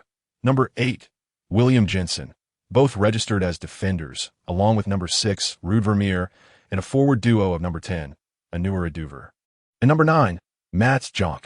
Van Veldhoven has remarkably started 7 defenders, a rare occurrence, indicating that teams in the Eredivisie are opting for a conservative approach against Ajax's formidable attacking prowess. However, I believe Xiao Yu's shooting is nearly indefensible, especially with Suarez, Pantelic, and Ramadal on the field for attacking spearheads combined with the passing capabilities of midfielders Emmanuelson, Demidzu, and Sim de Jong. 7 attackers against 7 defenders. The outcome remains to be seen. I feel it is only reasonable for Ajax to secure 3 points today, primarily focusing on how many goals they will score. I predict at least 3, considering both Xiao Yu and Suarez possess formidable scoring abilities. I believe it will be even more. Let us await the match. The game kicks off at 9:15 p.m. local time, a relatively late hour, but for seasoned fans, it's quite suitable. They can enjoy the match and head home for a quick shower before diving into bed. The large screen at the Amsterdam Arena displays an impressive attendance of 46,556, creating an enviable football atmosphere. It is worth noting that in Xiao Yu's hometown in Huaxia, after the departure of top league teams, even without the mask incident, football matches attract fewer than 10,000 spectators, yet their stadiums remain vast, often appearing empty. The match begins, and Ajax takes the initiative to attack. Suarez and Xiao Yu had both penetrated deep into the heart of Roda's penalty area. De Zoo orchestrated the attack, passing the ball to Emmanuelson. Emmanuelson skillfully dribbled past William Jensen, making a direct advance down the flank. However, he was swiftly confronted by the imposing figures of Sargis and Marcel de Jong, who effectively blocked his path and angle for a cross. Left with no other option, Emmanuelson opted to pass back to Sim de Jong. Upon receiving the ball, Sim de Jong cast a glance at the ravenous Suarez within the penalty area and the poised Xiao Yu at the edge of the box. Although many recognized that Xiao Yu posed a potentially greater threat, he remained outside the area, leaving him with only one defender nearby. In contrast, Suarez found himself tightly marked by two opponents within the box.